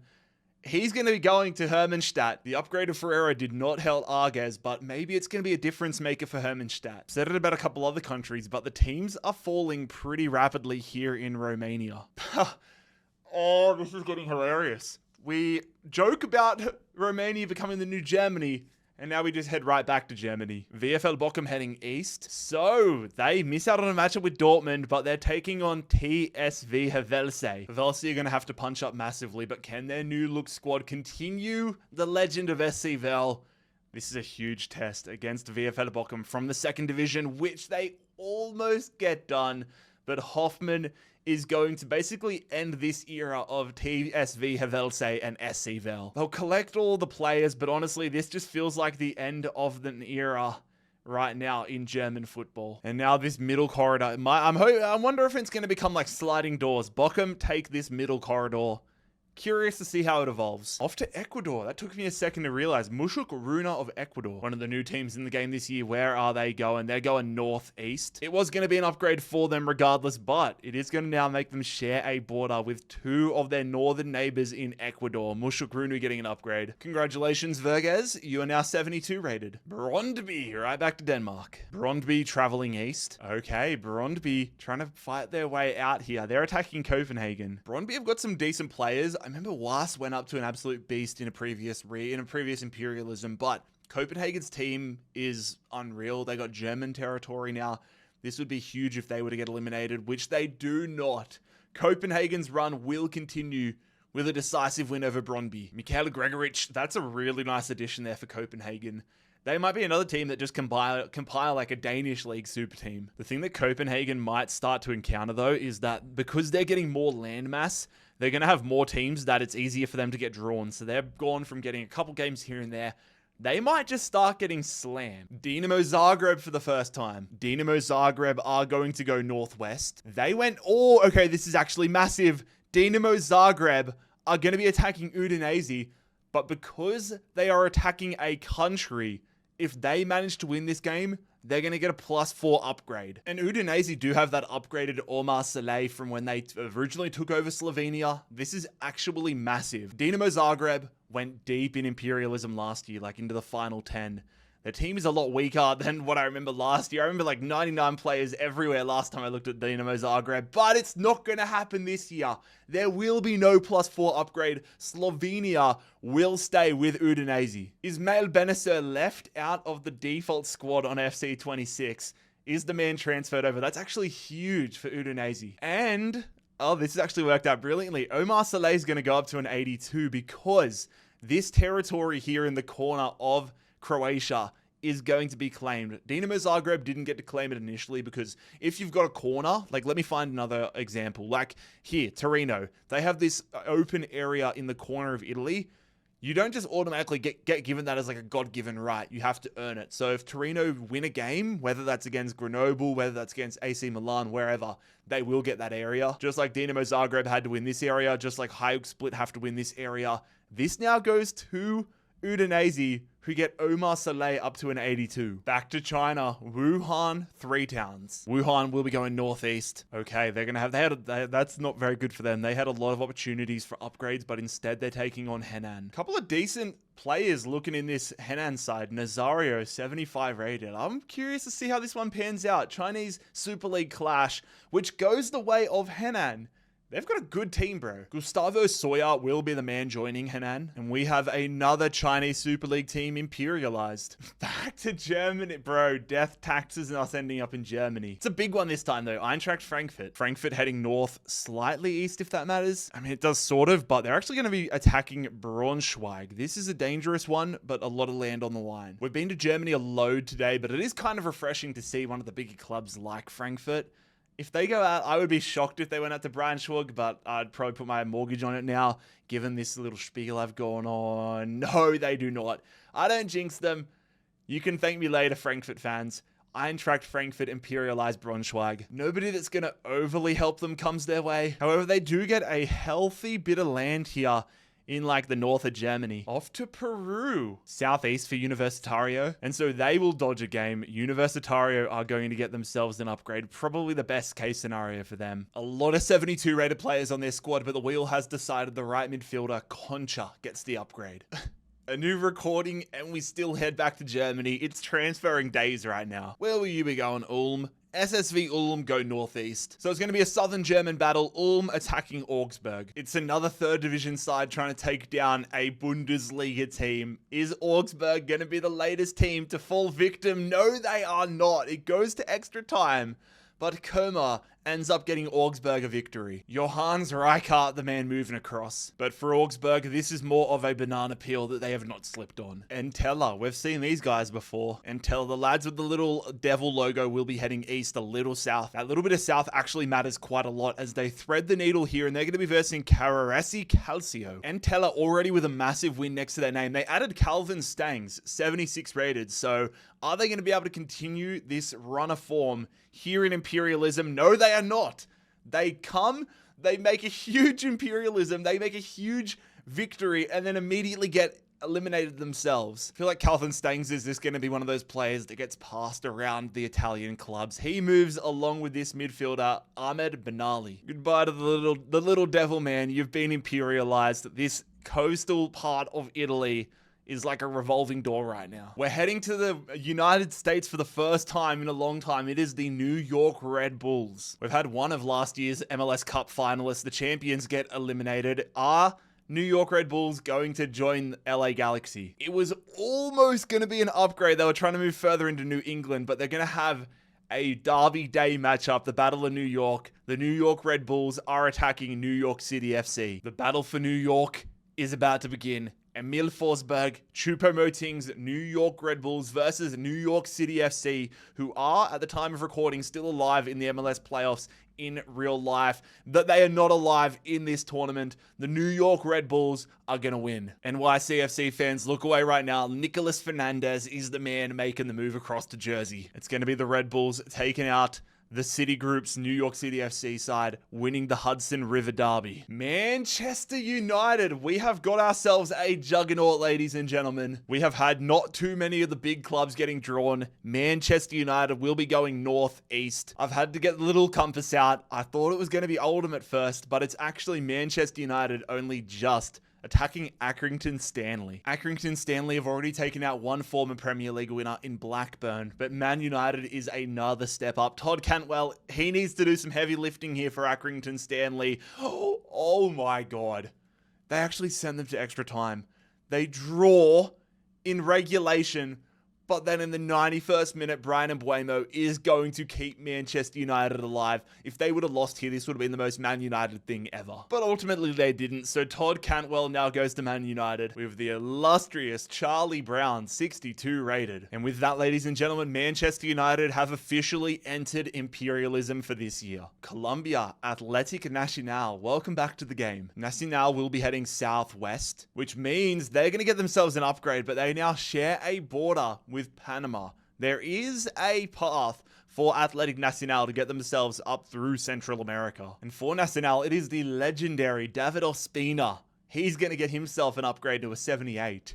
Back to Denmark with FC Midtjylland. Midtjylland are going to go northwest. I am curious to where this ends up. All right, so I'm zoomed out quite a lot. Some of you guys might be able to tell what this is. Where my arrow is here is where Midtjylland is. They narrowly missed out with a matchup here with the bottom of Norway. They actually threaded the needle and hit the top of Greenland. FC Midtjylland, ladies and gentlemen, are going to claim Greenland. That is hilarious. Eventually, this might lead to a pretty easy path for Midtjylland to get themselves through Canada and North America. But for now, it's a +2 upgrade for the former Bournemouth midfielder Patrick Billing, or Philip Billing rather. Montreal. Speaking of a path through Canada, I mean, if they go north, they're going to now be able to be in striking distance of Midtjylland, but instead I think they're going to try attacking Toronto. Yep, correct. Montreal attacking Toronto. And I can confirm a +6 upgrade will go to the winner because of them getting Newfoundland, Nova Scotia, Halifax. I think those are the 3 regions, but this region, and this region. Sorry, not this one. These 2 are the same region. It's this one, this island, and this region. So a +6 upgrade for the winner nonetheless. Will Toronto eliminate the French Canadians, or will Montreal be able to make the 6 speak French?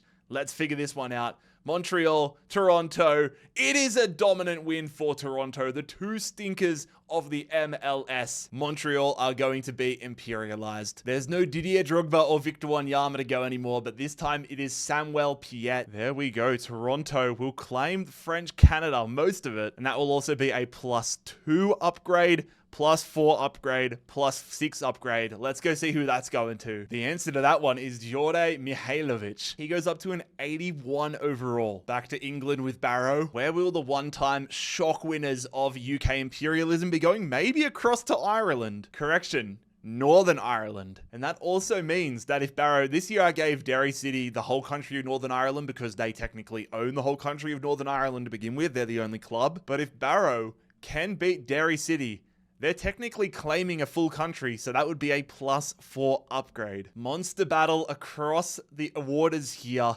Who's going to survive? Will it be a Northern Irish invasion of England, or will Barrow take Northern Ireland for themselves? It is going to be Derry City punching back. There will be no +4 upgrade. Reece Healy, the new striker for Derry City. Derry City now have a large chunk of the north of England. A Yurtspor of Turkey. They're going east, a little south, which means we have a battle inside of Istanbul. A Yurtspor attacking Karagümrük, I believe it is. Yeah, Fatih Karagümrük. Look, personally, I'm hoping Eyüpspor gets the victory so I never have to try pronunciating Karagümrük ever again. That wasn't too bad, to be fair, but I am also wearing the colors of Eyüpspor accidentally, so I guess I kind of have to go for them. Ayupspor do not win though. The Jarrad curse is real. Ayupspor have gone out on a penalty shootout. Really nice addition here for Kurumguruk as they have to have Thiam join them. Istanbul's purple side have been imperialized. FC Annecy, Northeast. That bit of northernness though is actually really important. Instead of them taking an upgrade here in this corner in Italy, they're going to be taking on FC Thun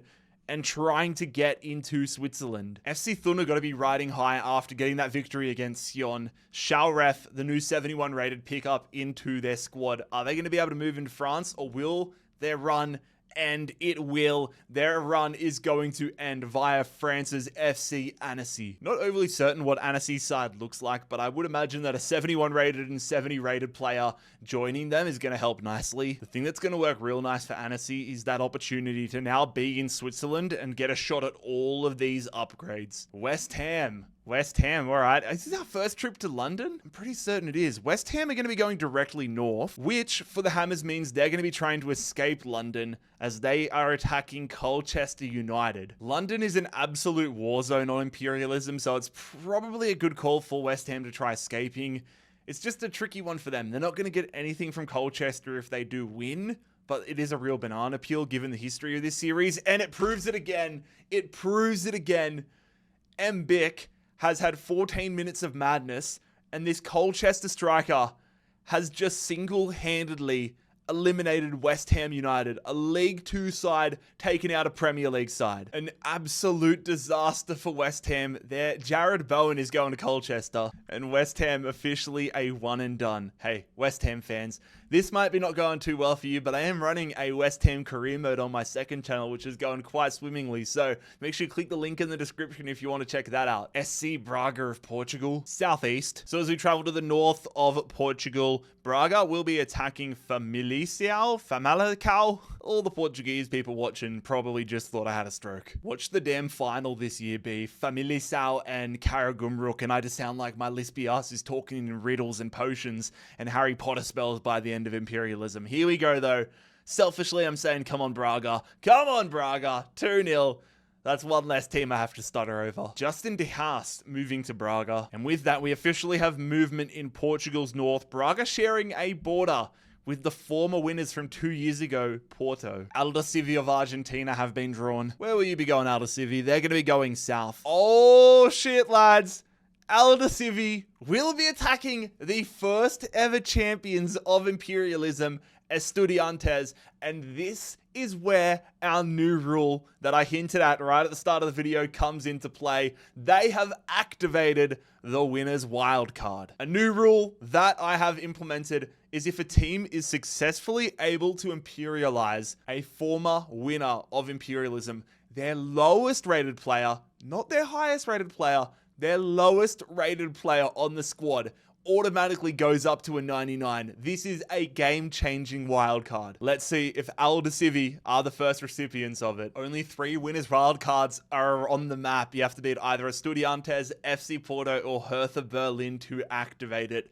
Will Aldosivi be the first team to do that? They will not. The former champions, Estudiantes, get their campaign off to it with a victory. 72 rated Justo Gianni makes the move to Estudiantes. And now that you guys know that the winner's wildcard is on the table, that's going to make big game. That's going to make some pretty normal matchups seem absolutely massive. Corona Travis Kelce up for the first time this year. Corona Kelce will be going southwest. Okay, they're going to be threading the needle here. Corona Kelce attacking Cracovia. Poland on Poland here. Who's going to survive in this one? Teams falling like flies in Poland. And it is Corona Kelce, the challenger, successfully imperializing Cracovia. This is the name that I actually recognize. Matthias Klitsch. I didn't realize that he had left the MLS and gone back to Poland, but he's now a Corona Kelce player. There we go. Corona Kelce following Brookbet's move and trying to head further south. AC Milan. A juggernaut has been drawn, ladies and gentlemen. Are AC Milan going to be able to continue going into Switzerland? No, they will not. We might have a Milan derby. We will. Not far west enough to trigger a matchup with Torino. We are going to have a Milan derby. AC Milan attacking Inter. Having AC Milan, Inter Milan, and Juventus all in this little pocket of Italy is pretty damn dangerous, but who's going to survive? maybe the biggest game in Italian football right now, the Milan derby, our biggest game in Imperialism so far. It is, oh my god, it is a penalty shootout victory. Inter Milan win what looks like an absolutely unreal game of football. Inter Milan are going to dominate Milan. They will now claim the services of Mike Maignan and Stefan. Where is he? 76 rated, 75 rated rather, Stefan. But arguably more importantly for Inter Milan, they're now going to get themselves up into Switzerland. Upgrades galore now becomes advantage Inter. Off to the north of France now, RC Lens. East, slight bit of northernness. That slight bit of northernness is pretty important because it means they end up versing Lille. Two of France's more respectable sides facing off in a pretty significant matchup. Huge advantage to the winner between Lens and Lille, but it is Lens going down 2-1 there. Lille with a big time victory. So the former Newcastle man and Marseille man Florian Thauvin moves to Lille, and that results in yet another challenger falling on their own sword. Lille are going to imperialize Lens. Come on, I want to go to Australia or something. Get us out of Europe. We're going to Netherlands, not far enough away. Nijmegen already with a win next to their name. They're going northwest now. Oh, this could be a make or break. They narrowly miss out on this upgrade, and instead they've drawn one of the top dogs in the Netherlands. They are trying to take down Ajax. Both these teams with victories next to their name. Still an uphill battle though for NEC to get the victory over Ajax. Let's see how it pans out for them. It's gonna go. We're getting a lot of extra time games. Berghuis, though, is going to be the hero. Damn, Ajax played basically 113 minutes man down. That's actually huge. This might be the year that Ajax actually go deep. They're going to get their former goalkeeper, Jasper Cillessen, plus the attacking midfielder that was picked up by the go-ahead Eagles in Broome. And there we go, a big chunk of land now claimed by Ajax, but they now share a border with both Germany, but most importantly, PSV. That could be a showdown. Staying in the Netherlands with FC Twente. They're going north, slightly west. Oh, they have actually got so lucky with that slightly west. That's going to get them an upgrade. God damn, that is threading the needle to the extreme. FC Twente taking this region right here. If you watched Imperialism last year, you'd know Lars Unnerstal received quite a few upgrades. He was a busy boy. He's going to be getting the upgrades for the second straight year. Oh, they've had some upgrades. Okay, let's see how this works out. It's going to be, bro, they're going to move more into Eastern Europe, basically Central Europe now. No, they're actually going to move into Poland. They're going to share a border with Croatia, but they do find themselves in Poland here. It was almost a matchup with Croatia, but going off the corner of the logo, they're going to get this region in Poland, which puts Harrod to a 79. And I think that puts Besiktas as the first team this year to be in 3 different countries: Turkey, Bulgaria, and Poland. Zulta Waragem. Waragem going southwest. Bro, we're getting some ridiculous wheel spins lately. You're trying to tell me that they've just pulled out this tiny little region right here. Zulta Waragem getting a tiny little upgrade in Belgium. I mean, it works out really well for them given they're one of the weakest sides in Belgium. Ehrenberg to a 74. Andorra, is it going to be another upgrade for them? Is this going to be Barcelona? I think it is. It is! Andorra are attacking Barcelona. So Andorra's only upgrade so far is that 72 rated Imanol. Is that going to be enough for them to take down the might of Barcelona? This could be one of the craziest matches in the video. It almost was, but it is going to be a 3-2 victory for Barcelona. Not sure what you're going to do with in Barcelona, but enjoy the upgrade in Imanol. But Barcelona get their first victory of global imperialism. Also, I should point out, they do take the country of Andorra, but because they did not directly attack it, they do not get the +4 upgrade. I want to clear that up. FC Winterthur of Switzerland. Are they going to get themselves another upgrade? They're going to be going northeast rather. And because of the angle of easternness, they just scrape the bottom of Stuttgart. So Winterthur not getting Freiburg, but instead getting Stuttgart. I don't know which one they'd prefer. Winterthur in a very similar position to Andorra, where they have one player upgraded. In this situation, it's Goliath. But whether that's enough to take down Stuttgart is a different question. Nope. Goliath got injured and got imperialized. That's a demolition job from Stuttgart. Once again, not too beneficial of a pickup for Stuttgart. However, like with most things to do with Switzerland at the moment, you just want to get in there because now Stuttgart have the path to upgrades. Hey, we're going to Australia. It's the Brisbane Roar. We're going to Australia for the first time. Oh no. Oh no, I think I know what this is. Oh no. Oh, it's okay. The Brisbane Roar are attacking my favorite side, the Western Sydney Wanderers. Now, in real life, I feel like I say this disclaimer every year. Western Sydney is not here in real life, but just with the way that the A-League and like with Sydney is laid out in New South Wales, like Western Sydney Wanderers are like here where the Mariners are, but then the Mariners are like here. I could give them like a tiny little bit. Regardless, the Brisbane Roar, I think I'm waffling because I'm nervous. Brisbane Roar attacking the Western Sydney Wanderers. Look, I've already had one of my teams survive a game so far. FC Cincinnati got the victory over Columbus. Can my hometown team, the Western Sydney Wanderers, survive here in Imperialism? Come on, the Wanderers. Come on, the Wanderers. Come on, the Wanderers. Jared Carluccio, a local lad, bags a brace, including an 89th minute winner. The Wanderers survive. We collect Jay O'Shea. Oh, and another one of my clubs has survived going one and done. The Western Sydney Wanderers now control the state of Queensland. Racing Club of Uruguay. We're starting to get a little bit of variety now. They'll be going west. I guess it's probably a good thing for them. They're going to get themselves out of Montevideo. There is a lot of upgrades if they play their cards right. They take this region here. Although if they'd gone south, they could have had a wild card against the Studiantes. It's going to be their centre back, Katugno, going to a 71. Motor Lublin, southeast.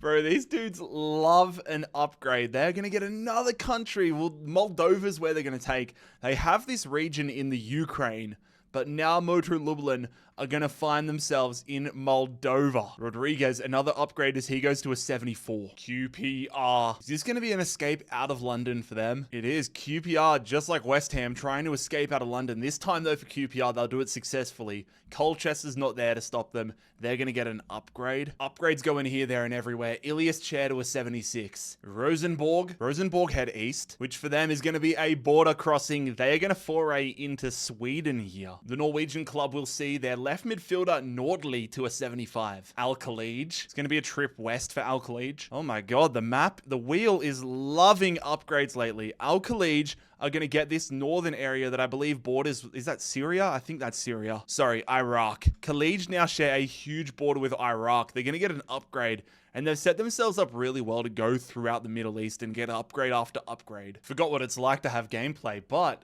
Al Khalij, this could be very, very good. For Tunis, 80 to an 82, but if they do end up going throughout the Middle East or even the regions around them in Saudi, I could really see him become a 99. Zhejiang Pro, they're going directly east. And so the club that got the first draw of Imperialism are going to follow the line, and wherever they end up is who they face. Oh my god, all right, we're going for the first time. We're going across the map. So technically they're wrapping around the globe. They get Mexico.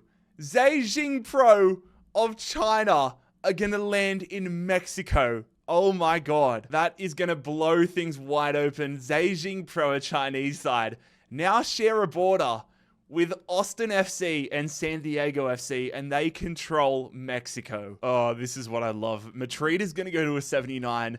Zhejiang Pro have Mexico. Bryn FK of Norway, southwest for Bryn. The Comfers had to come out, lads, because it has decided Bryn FK are going to be attacking Lincoln City of England. This is where Imperialism is getting fun. We are starting to get some crazy results. Both of these clubs have a victory. Endor goes up top for Bryn. McEachran goes to the bench for Lincoln City.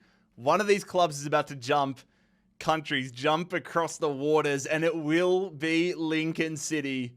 That is actually hilarious. Collins with a hat trick. Double trouble at the striker role for Lincoln City. They get Endure and Moreira. And now Lincoln City are going to find themselves in Norway. Up the bloody imps. Come on, Lincoln. Austin FC. Dude, if they go southwest right now, please go southwest, Austin. If they go southwest, it'll be a battle against Zhejiang Pro and a battle for Mexico. Oh, what's that going to be? Is that still going to be it? By the skin of their teeth, Austin FC are going to be attacking Zhejiang Pro. They're trying to get themselves Mexico. So if Austin win, it will be a +4 upgrade. And they're also trying to get themselves into China. Oh, this is one of the most fascinating matchups in the video so far. What is this going to be? Brandon Vasquez, Superman, one of my favorite players since I moved to America, starting up top there for Austin FC. How's it going to go? It is going to be a Zhejiang Pro victory over Austin FC. Oh my god. They collect Azuni, who was on the bench for Austin FC, 74 rated striker. And now Zhejiang Pro they've got Mexico. They now join Motor Lublin as a club with 3 countries represented. They touch down and take out Austin. Barnsley, they're going southwest. So it will be a battle of the lower leagues as Barnsley attack Chesterfield. League 1 Barnsley taking on League 2 Chesterfield. Both these clubs, their first matchups. David McGoldrick up top there for Barnsley. Who's going to be a one and doneer? It is going to be an extra time game, which sees Barnsley imperialize Chesterfield. Barnsley get Makande, see if that proves of any significance later on. But with that, ladies and gentlemen, Barnsley officially off the mark. Not going to be a one and done club. Still a lot of English teams remaining, but it's starting to thin out in a lot of these countries. Al Okdood from the Saudi League. Al Okdood heads south. Probably best case scenario for Al Okdood. They're actually they got nothing but upgrades if they just keep going south on every spin. But they are going to take the country of Yemen. Never heard of the fella, but Nari, he might become a superstar of the series if Al Okdood keep going south. Back to England with Port Vale. They go south. Coming off that victory against Stoke City, it's not eastern enough to draw Wolverhampton. They only just, by the skin of their teeth, are going to be versing West Brom. Victor Johansson in between the sticks for Port Vale after they beat Stoke. West Brom should be winning this one, but Port Vale are building a half-decent squad, which almost gets stronger. Another penalty shootout victory. This time it goes the way of West Brom, who wins this Midlands clash. Victor Johansson's going to fit brilliantly into this West Brom squad. So is Devontae Cole. Might be a super sub, honestly. Just like that, West Brom make their name on the Imperialism stage. Strom's Godset, Southwest. All right, good news for Strom's Godset fans. You guys are getting yourselves an upgrade. The center midfielder Stengel entering the 70s. Staying in the Nordic regions, it's Silkeborg. Directly south for Silkeborg. Okay, we're going to have an all-Danish affair. Silkeborg attacking the new side, Fredericia. Silkeborg looking for what I believe is their 3rd victory of the tournament, which would be massive. Taking on a much weaker on paper side. This should be, I was going to say it should be a standard result. Silkeborg win, which is what I expected. But bro, they win it narrowly. It's going to be Etienne Green. I did not realize this dude was playing in the Danish league. We are quickly running out of Danish clubs though. Silkeborg with another huge territorial gain. BK Häcken, Southwest. Okay, BK Häcken attacking one of the big dogs in Swedish, or the big dog of Swedish football, but the big dog so far in Swedish football here. Malmo. Malmo have collected 5 players so far in Imperialism. BK Häcken just the 1. Let's see how this plays out. Leuni's in there in the right midfield role, former Western Sydney Wanderer, I'm pretty certain. But it is BK Häcken. Holy hell. BK Häcken. Leuni scored and BK Häcken with a massive upset here in Sweden. So Pontus Jansson, former Leeds player, is the guy going between Malmo and BK Häcken. But it's all the other ones. Lundgren, Nyman, Antonsen, all those other guys. That is surely going to help BK Häcken go a long way into claiming Sweden. That is huge. Inter Milan. They go southwest. Yeah, I thought this was going to be it. They are attacking Torino, but this is also massive because there is a +2 upgrade on this corner of Italy on the line for the winner. Mike Mannion only able to make it onto the bench for Inter Milan. Jan Semmer keeping his starting role. Huge game, upgrades, and some quality talent on the line. Inter Milan absolutely fuck up Torino. They penetrate Torino, bro. Is that the biggest win so far? 5-1. Holy hell. Inter Milan get Duvan Zapata. Their squad depth is going to be unreal. And with that upgrade, Lautaro Martinez is going to be entering the 90s. God damn, imagine if they end up going through Switzerland. He could very quickly be a 99. This victory, it has a good strategic position here for Inter Milan. It gives them options to go through Italy, Switzerland, or France. Portland Timbers. What's it going to be for Portland? The Timbers are heading east, and so they are going to get their first upgrade here. Missing a matchup with Seattle, getting an upgrade. No more Evander to get upgrades for you anymore, Portland. The GOAT plays for us now, but it's going to be DaCosta. 75 to a 77. 77. SK Brann of Norway, they're going northeast. And so just like their neighbors, Strom's Godset, it is going to be an upgrade for SK Brann. 74 rated Mir going to a 76. The Portland Timbers had an upgrade earlier. Are they going to actually get a matchup this time? I think that's going to be a matchup with the Sounders. Yes, it is a Pacific Northwest showdown. Seattle Sounders, Portland Timbers, here we go. Also, fellas, I'm not sure how I missed this before. I allocated a +2 upgrade for DaCosta, which would have sent him to a 77, but right above him is Rodriguez. Rodriguez is 76. He's the man that gets the upgrade for Portland. So I'm going to go and make him a 78 right now. But here we go. Both these teams in the Pacific Northwest out of the MLS playoffs in real life. I actually watched the Sounders' third leg game against Minnesota on the weekend. That was one of the most insane games I have ever seen in my life. If you don't really keep up with the MLS, go and seek out the highlights for that one after this video because they are ridiculous. But here we go. It is Seattle, it is Portland, and it is a penalty shootout. Not a single goal.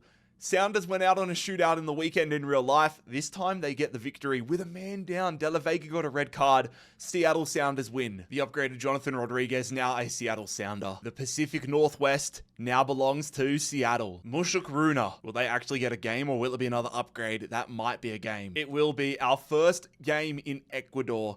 Mushuk Runa attacking IDV. And for the first time, we're going to be watching a game. For those of you that are not familiar with Imperialism, a lot of the teams that are in Copa Libertadores or CONMEBOL, if they're from the same nation, they actually can't play each other through simulation, so we have to watch them in-game. Because these are two Ecuadorian teams, they will go head-to-head. But if this was, let's say, for example, an Ecuadorian and a Colombian team, I could put them in the same group in CONMEBOL Libertadores. And if one of these teams that aren't from Argentina goes on to face, like, let's say last year, I think we had LAFC versus one of the Colombian teams, you have to watch those games in-game as well.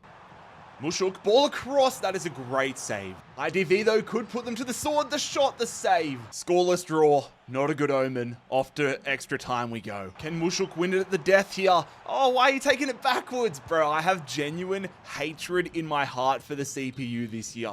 What an abomination of a game.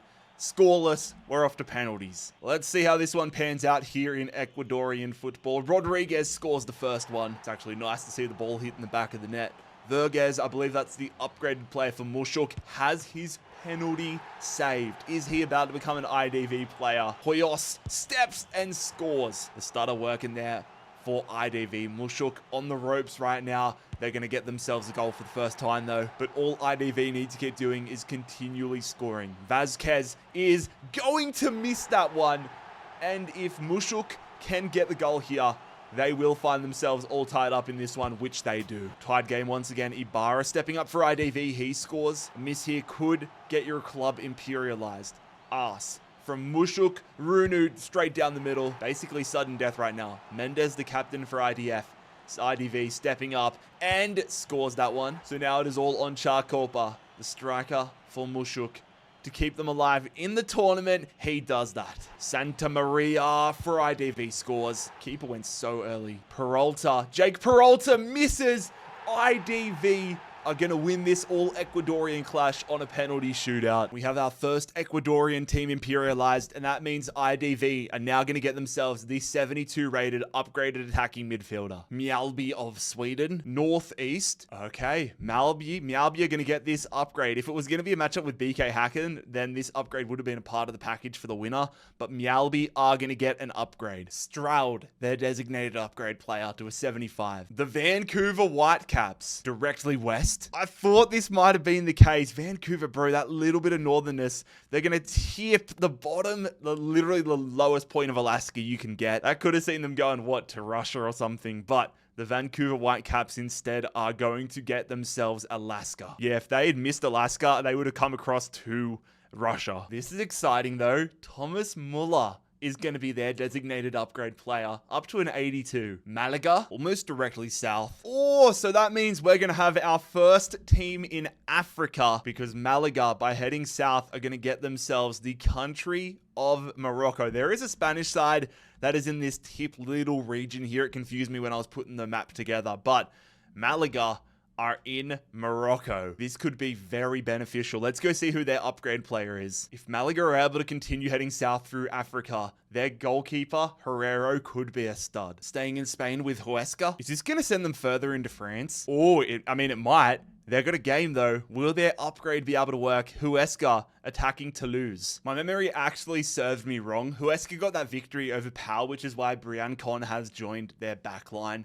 Going to be a huge challenge, though, if they can get themselves over Ligue and Toulouse, which they almost do, but the French outfit are going to get off the mark for this tournament as they win this one. Anthony Briancon returning to his home nation, and so is the center midfielder. He's going to France, not returning to France. Oscar Silva is not a very French name, but he now plays for Toulouse. Unsuccessful border crossing for Huesca, but it's going to get the purple of Toulouse now into Spain. Sud-Tirol, northeast. Found them in the most northern part of Italy. Sud-Tirol. Oh, I might have to get it out to figure out whether it's Tyrol, Salzburg, or an upgrade. Okay, it's my first instinct. It is only just. It is going to be Tyrol, a battle in Austria. The border crossings are starting to compound. Tyrol versus Sud-Tirol.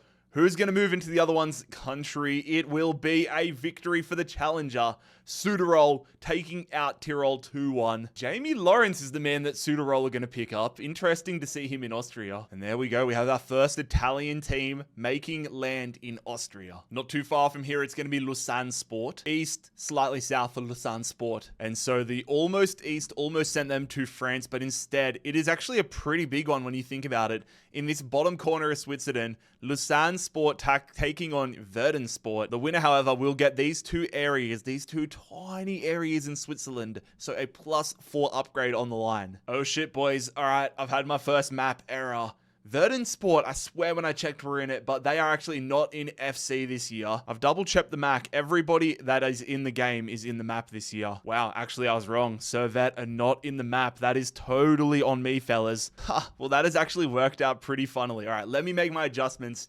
You will see why this has worked out brilliantly. And that is because Servette are located in Geneva, which is down here. Luckily, that has not been taken over yet. If that had been already claimed, I would have a real problem on my hands. But I've given Lausanne Sport the region that is now theirs, all of theirs, because Verden Sport is not in the game. So, back to square one with the original draw that Lausanne Sport got. What is that going to result in for them? It is going to be an upgrade. Almost a matchup with Annecy, but Lausanne Sport will get themselves an upgrade. They take this region right here. And for them, their upgraded player is the striker Bear. All right, back to our normally serviced programming. Who's up next? It will be Yunnan Yukon. There's nothing normal about that draw. I believe this is their debut spin in Imperialism. Yunnan Yukon heading directly south. And so, as they sit in this bottom region of China, directly south for them is going to be Myanmar.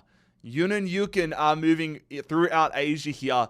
They take Myanmar, another club that is geographically benefiting from their location if they continue heading south. It is Pedro Henrique, the first upgrade to a 72. Portuguese club Arouca, southeast for them. Oh, if Arouca had gone north, we would have had a winner's wild card against Porto, but instead Arouca will be versing Tondela. As an Australian, the green and gold in Tondela's badge just hits me right in the heart. I'm kind of hoping they can go on a run here. Let's see if they do. They get their first win.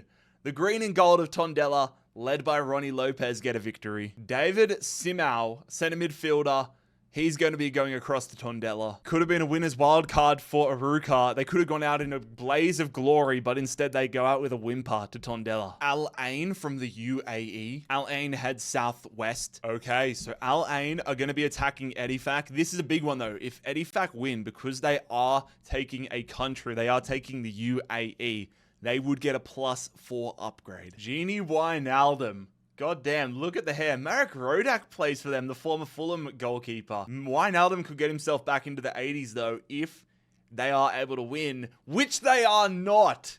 Wow. Wijnaldum scored, but ultimately the UAE club Al Ain hold on and get the win. So there we go. Genie Wijnaldum is now going to the Al Ain club, and there will be no +4 upgrade. Instead, Al Ain make themselves known in Saudi Arabia. DC United. DC, I think it's going to be an upgrade for them regardless. It's just a matter of what direction they head, which is going to be west. I mean, they are hidden here. If you don't know US geography, DC in the District of Columbia, they're going to go into what I believe, they're going to go into Virginia. DC United going from their tiny little bubble into Virginia. Christian Benteke, as it feels like most years, is the upgraded player going to a 76. Wow, it is nice to actually be able to see DC United's logo now that they're in Virginia. Racing Club Santander. They're going to be going north, a little west. Oh shit, is this going to get them into France? So the little bit of west is going to actually it almost got them onto the final little coastline, this final little region of England, but instead, they're going to be versing Stade Brestois. It is a Spanish second division club challenging a top flight French club who's going to stay alive. For a second division club, Santander have a pretty decent side, but that is not enough. Lucas Toussaint, damn, they played a majority of the game with a man down. Brestois win. Inigo Vicente now moves to the French league. Stade Brestois jumping across the ocean, and they now have themselves territory in Spain. Okay, we're going back to the Romanian league for the first time in a while. Cluj heading east. All right, and that is going to be yet another upgrade here for Cluj. They're going to get this region, sharing more of a border now with Hermannstadt, and also getting one with Petrolol. This is good for Cluj, though. Nistor goes from a 72 to a 74 to a 76. Meizu Hacker of China. North, slightly east for Meizu Hacker. Oh, that would have been so clutch. It is not eastern enough, though, for them to get Zhejiang, bro. That is by a bee's dick. That would have been crazy if they were trying to battle for Mexico, Austin, Texas. But Meizu Hacker are going to get an upgrade, but share a pretty big border now with Zhejiang Pro. Enrique, the player selected for the upgrade, now to a 70. One of the new teams in Turkey, Gençlerbirliği. Oh my god, I've had another shocker. Gençlerbirliği. Let's go with that. Let's just call them Genci. The club from Ankara. Where will they be going? They will be going northwest, which is going to see them facing off against Samsunspor. Been a hot minute since we've had a matchup in Turkey. Let's see how this one plays out. Who is it going to be? Onyekuru plays for them, but Samsunspor ultimately get the win. Ricardo Velho, the goalkeeper, moving to Samsunspor. And ultimately, it's the universe helping me out, as that is another tongue twister I do not have to worry about. Beautiful Lake Como. Here we go with Cesc Fabregas's side. Como go southeast. They avoid Inter Milan. Instead of Mantova, they're just going to clip Brescia. So in between me creating the map and now, Brescia have been relegated to Serie C because of their financial instability. So I have another tweak to make on the map. I'm annoyed, boys. I double checked this map, but clearly we have missed a thing or two. Again, I'm the only one putting this together, so I apologize, but it's a mammoth effort. So with Como's new position, it almost works out being the same. They just go further south. Como's going to be versing Parma. Apologies again, fellas. I will make sure that any clubs like Juventus Sport and Brescia are updated in the map that is for purchase. But here we go. Parma, soft spot for them. My boy Alessandro Ciardi is in the back line, the Australian. Can he stay alive with Parma? No, he cannot. It is oh my god, that is one of the best debuts in the tournament. Duvikas, the striker for Como, just bagged himself 4 goals in a game. So that will see Como picking up the center midfielder, Adrian Bernabe. And so just like that, we have seen Como head south twice here in one spin. They take out Parma. We're staying in that region though with Atalanta. Southwest, are they going to attack Como? No, they are not. They are going to attack the team that Como almost faced in Mantova. Things had been relatively quiet in this part of the world, but they're starting to spice up now. Can Mantova take out one of the top teams in Italy, Atalanta? Serie B versus almost the top of Serie A, but it is Atalanta getting a relatively comfortable 4-2 victory. And Atalanta's first bit of fodder here in Imperialism, pretty worthless to them, but they are off the mark. This northern part of Italy getting pretty blue. Swansea City off to Wales for the first time in a long time. Go on, Swansea, what are we going to do? They're going to go east rather. Oh my god, I need to have another coffee because right now I'm not figuring out where we're going, but they're going northeast. And therefore, ladies and gentlemen, the Swans are now going to share a border with Shrewsbury and Cardiff as they collect an upgrade. Congratulations, Manuel Benson. You are upgraded. All I can think of is that damn clip. Manuel Benson. Staying not too far. Moving across the border, but it is Wolverhampton. It's either going to be Birmingham or West Brom for Wolves, and I think that's going to be Birmingham. Yep, confirmed. Wolverhampton versus Birmingham. This one should be spicy. Birmingham City already with a victory next to their name, but this is a huge upgrade, a huge challenge compared to what they've had previously, which they handle with ease. Holy hell. Fair play, Birmingham City. They might be able to begin a Cinderella run. I know Wolves aren't the most impressive side in the world right now, but still, this is a massive scalp for Birmingham City. And that is win number 2 In the column for Birmingham, fair play, fair play. Deportivo Alaves, southeast for them. All right, so they're just trying to continue their run here, trying to push through Spain as they face Osasuna. La Liga versus La Liga. These games are so important because whoever wins this one is going to get a pretty decent player out of it and help them quite a lot. Alaves looking for their second win against Osasuna, which they are unable to do. Osasuna with their backs against the wall get the victory. And that's what I mean. The victory gets them Carlos Vicente and probably less notably, but the 71 rated midfielder from Alaves' last win. And there we go. Another La Liga club in Deportivo Alaves has fallen. Further north we go. Stade Rennais from France are up. I believe their first spin of Imperialism sees them going west. And that little bit of northernness actually matters massively. Stade Rennais, instead of versing Lorient, are versing EA Guingamp. Guingamp in the second division these days on defense. Backs against the wall. Are they going to be able to get a victory here? They are not. It is, as expected, a 3-1 win for Stade Rennais. Nothing for Stade Rennais to write home about here. But it might just be good for their nerves to get off the mark here. Guingamp imperialized. San Diego FC, for the first time, have been drawn. Where we go in San Diego, I think that's going to be a battle up north as they face LAFC. Yep, confirmed. It would have been LA Galaxy, but now with LAFC holding control, San Diego FC attack LAFC, two of the strongest teams in the MLS's Western Conference. San Diego FC have been incredible in real life, but are they going to be able to get their first ever victory in Imperialism? Chucky Lozano, Luca Della Torre and the lads Dreyer, can they take down LAFC? No, they cannot. Heung-min Son, Ricky Puig, the addition from LA Galaxy, are going to help LAFC move on. LAFC pick up Chucky Lozano. They're going to have an unbelievable attack. And LAFC just a San Jose Earthquakes elimination away from having California all for themselves. Bologna. Southwest for Bologna. They could have made the jump across to Croatia, but instead they're going to ride the line, ride the border, and they're going to verse Fiorentina. Not sure which way this one's going to go. Both in Serie A.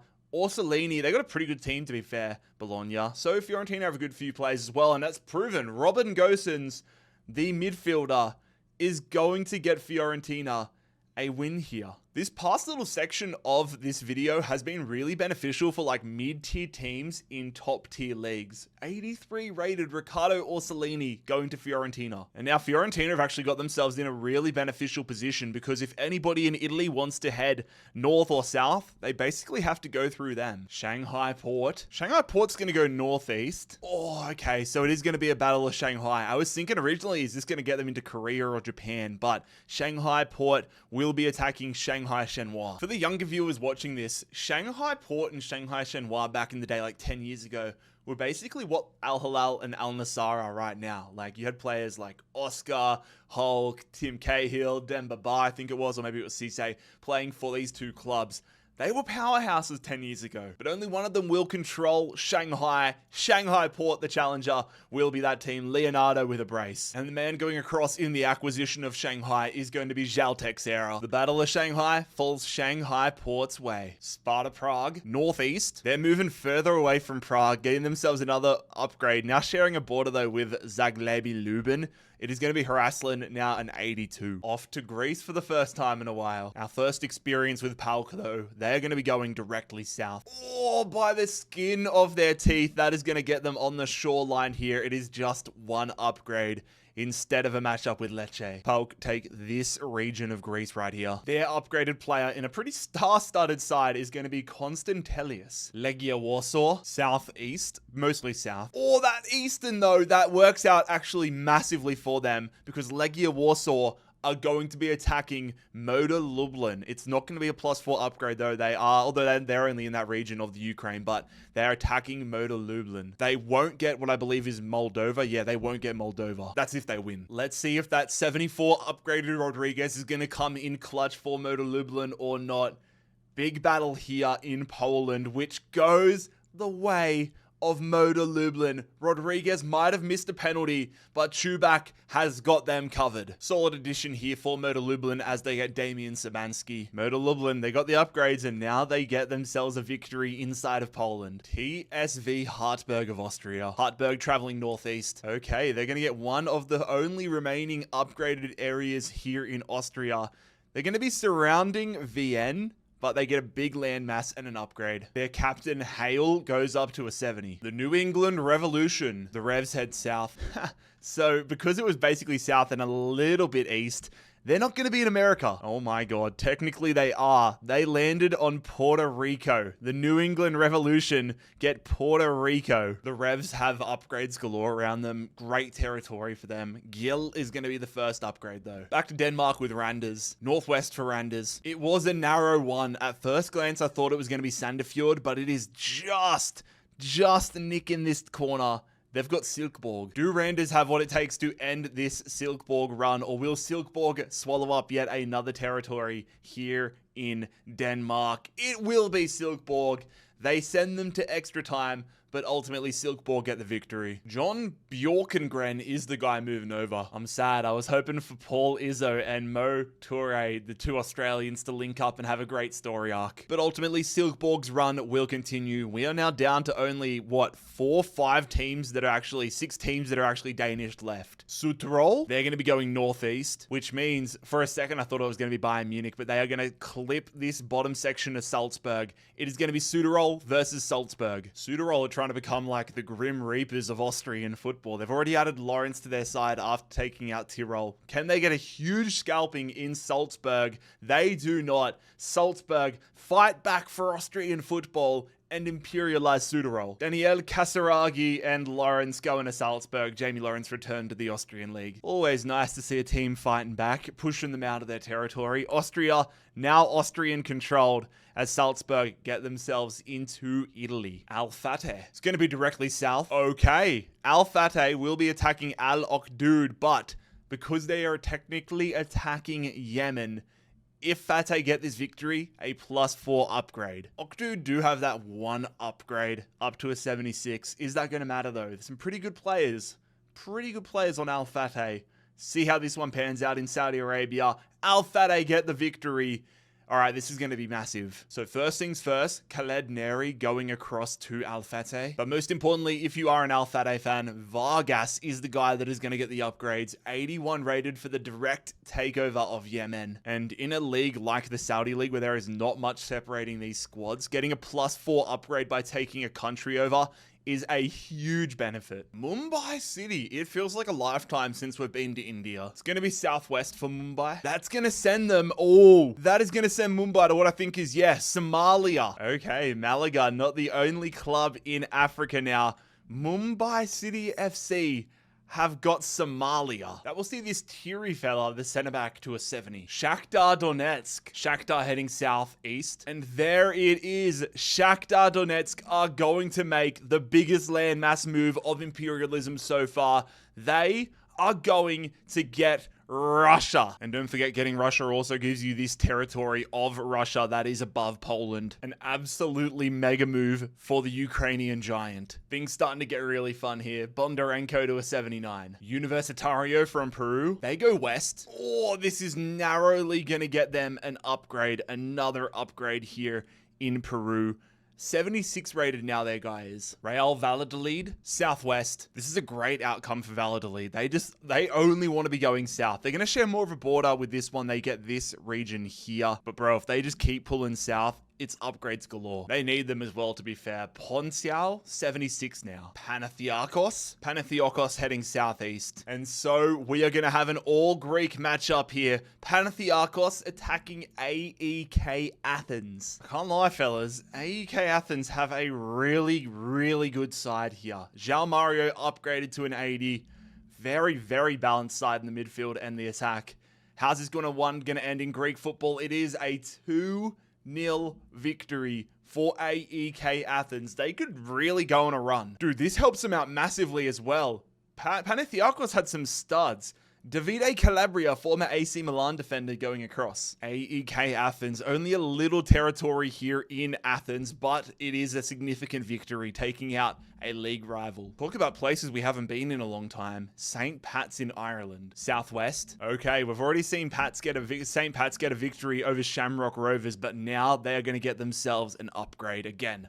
Another club who need to make the most of their situation. The goalkeeper, Anang, goes to a 69. SC Freiburg. Freiburg head south. Okay, this is probably a good thing for them. They've got themselves a spot in France, and now they have themselves a spot in the north of Switzerland. Upgrades going left, right, and center lately, it feels like. It is Matthias Ginter. Well-known name, now 84 rated. Brommapoikiana. I feel like a Brommapoikiana.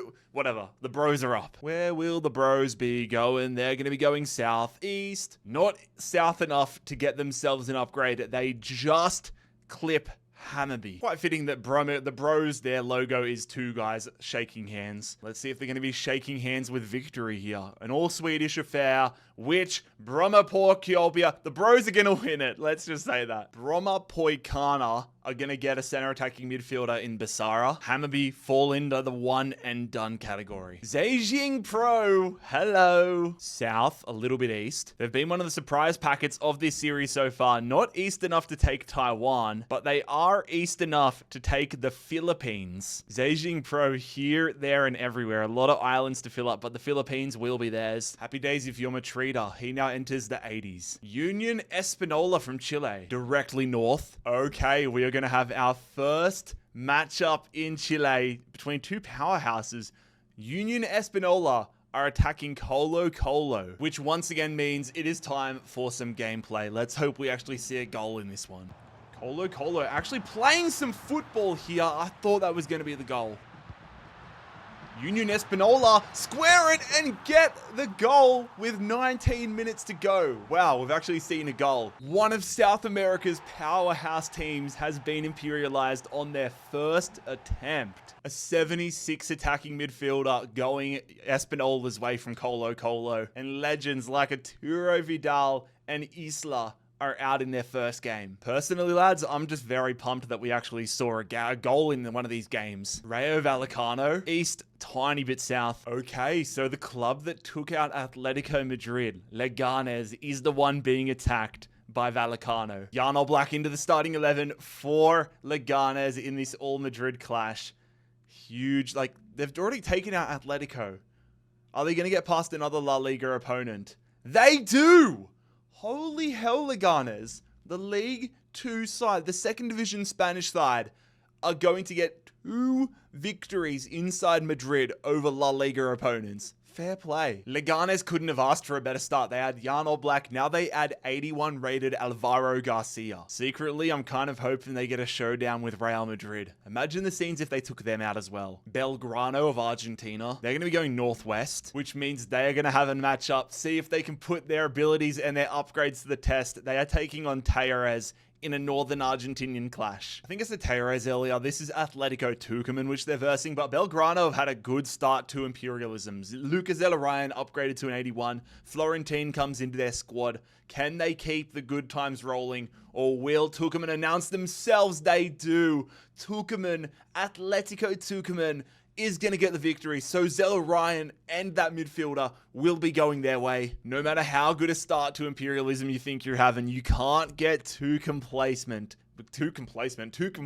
because immediately you get cocky, you get kicked out. Paris FC, are we going to see a matchup with PSG? Paris FC, where are you going to be going, lads? Paris FC are heading south. That is not going to get us a Paris derby. Paris FC are going to get themselves an upgrade. They probably need a little more firepower before they try taking on PSG. And the newly promoted Ligue 1 side, Kevin Trapp is their upgraded player to an 82. Apoel, the Cyprian club, they're going to go southeast. And this is probably the best case scenario for them because they don't want to battle in Turkey right now. They have the whole Middle East to work through.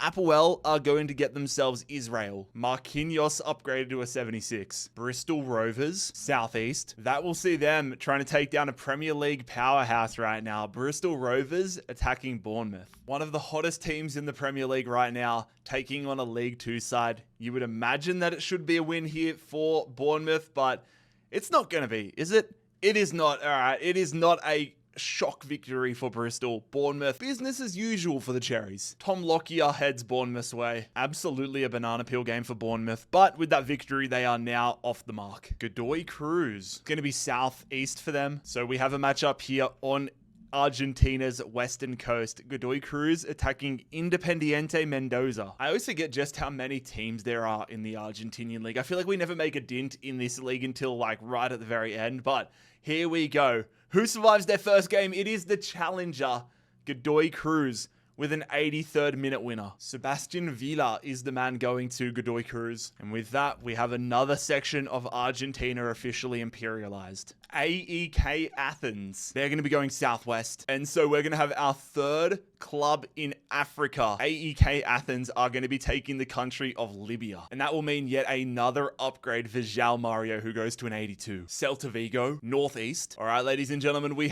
will have a northern Spanish affair. Celta Vigo are taking on La Coruna, Deportivo La Coruna. Both these clubs trying to get off the mark for the tournament. Celta Vigo punching down against the second division Deportivo side, and they do get a victory. Dominate statistically, but only a 1-0 win. Pretty big pickup here. Yereme, 76 rated. Better pickup than I expected. But Celta Vigo have their first win of Imperialism for FC 26. Fulham! No! Oh, no. I've seen the Wanderers get a win. I've seen FC Cincinnati get a win. Fulham have been drawn. Oh, my God. Where are we going to be going? We're going to be going east. Oh, for God's sake. For God's sake, Fulham are attacking Chelsea in a West London showdown. I'm 2 from 2 with my clubs, but this is the toughest challenge yet. Fulham versus Chelsea. I don't want my club to be a one and done. We are, though. Garnacho, Cole Palmer, and Cucurella are going to imperialize Fulham. Pain. One of my favorite Fulham players, Jedi, Anthony Robinson, going to Chelsea. This makes me sick, bro. What the hell? We could have gone west and had one of the lower league sides, but instead we decide to take on Chelsea.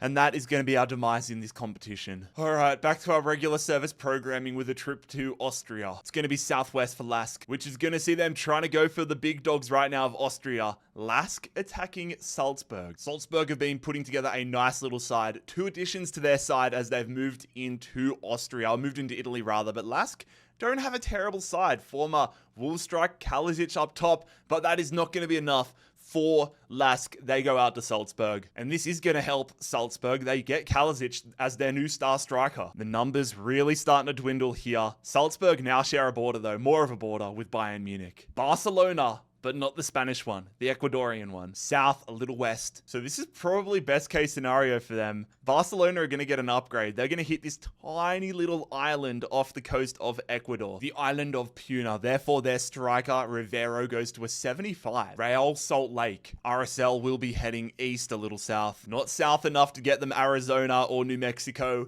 RSL attacking the Colorado Rapids. It's the battle of the Mormons and the Stoners. Both clubs coming off poor MLS seasons, but one of them is going to get a little better, a little more hope, and it will, by a comfortable margin, be the Colorado Rapids. The Stoners win this one. I thought that they were going to get one of my favorite players in US soccer, Diego Luna, but I was actually wrong. Colorado Rapids picked up Victor Olatunji. And we have another club done and dusted. The state of Utah belongs to Colorado. US Boulogne of France? I'm not sure. This is one of the new teams. Got to go find them on the map, but Boulogne will be heading southeast. I had to get the compass out for this one, but by the skin of their teeth, Boulogne are attacking Dunkirk. Both in League 2. The battle of the Swans and the Dolphins. Who's gonna survive this one? Not too many high-rated players, but it is Dunkirk.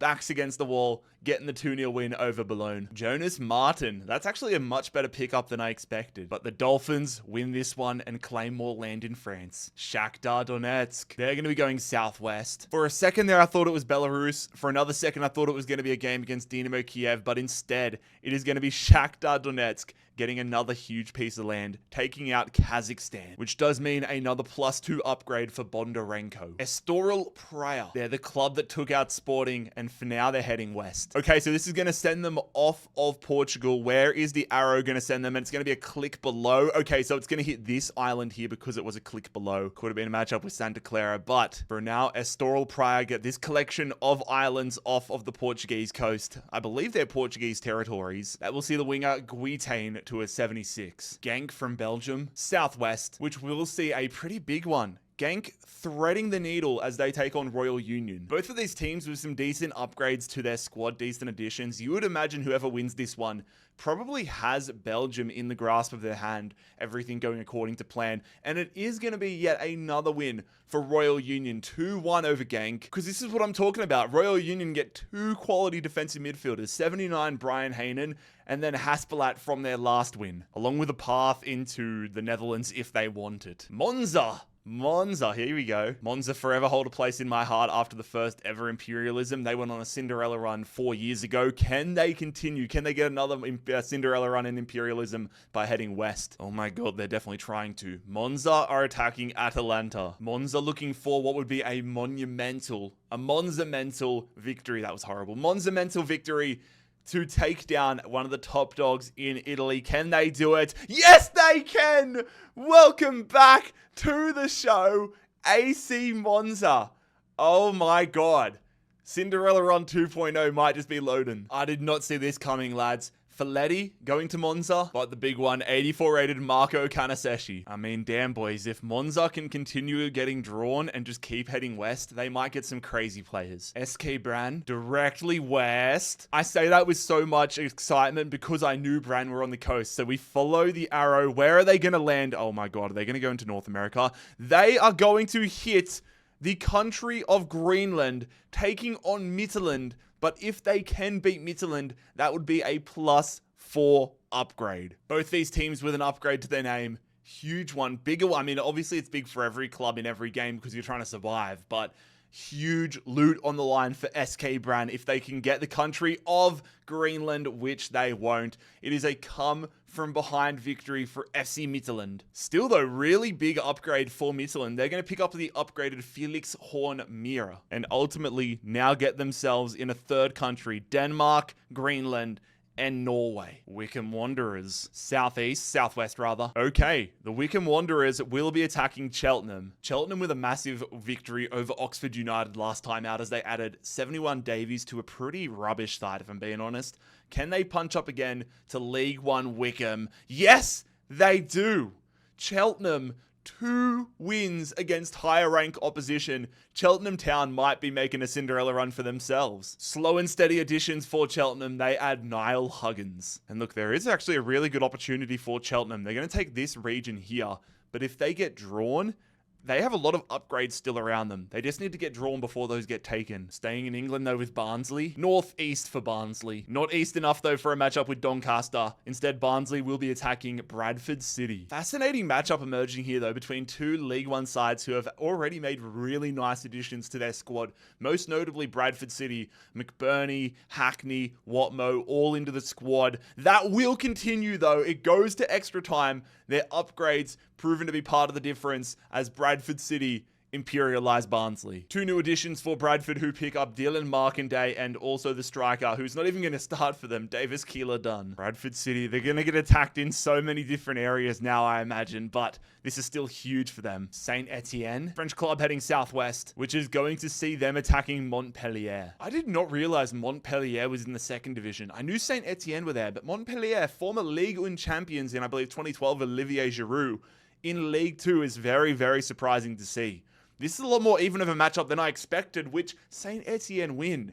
My perspective shifted so much. I thought Montpellier were going to come into this as the favourites, but they have been demolished. All around, just a good day at the office for Saint Etienne. A little more green, a little more colour on the map. I'm all in favour of that. Fleetwood Town, directly north. Okay. Fleetwood Town trying to get themselves Derry City, trying to get this land in England and also Northern Ireland, but they won't be getting a +4 upgrade because they're not directly attacking Northern Ireland. Derry City managed to add the striker Healy after that win against Barrow.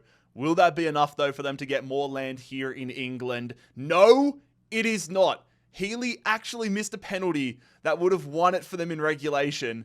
And it is an extra time victory. Helm the hero for Fleetwood Town. Really nice day to be League 2 Fleetwood. You're going to get Michael Duffy and Reece Healy into your squad. Fleetwood Town off the mark in a big way, taking this Northern Territory in England and also the country of Northern Ireland. Real Betis, southwest. Okay, here we go. Real Betis are going to be hitting the coastline of Morocco. A direct challenge, which means if they take out Malaga, it is a +4 upgrade. Malaga do have their upgraded 76 rated goalkeeper, but I don't know if that's going to be enough here.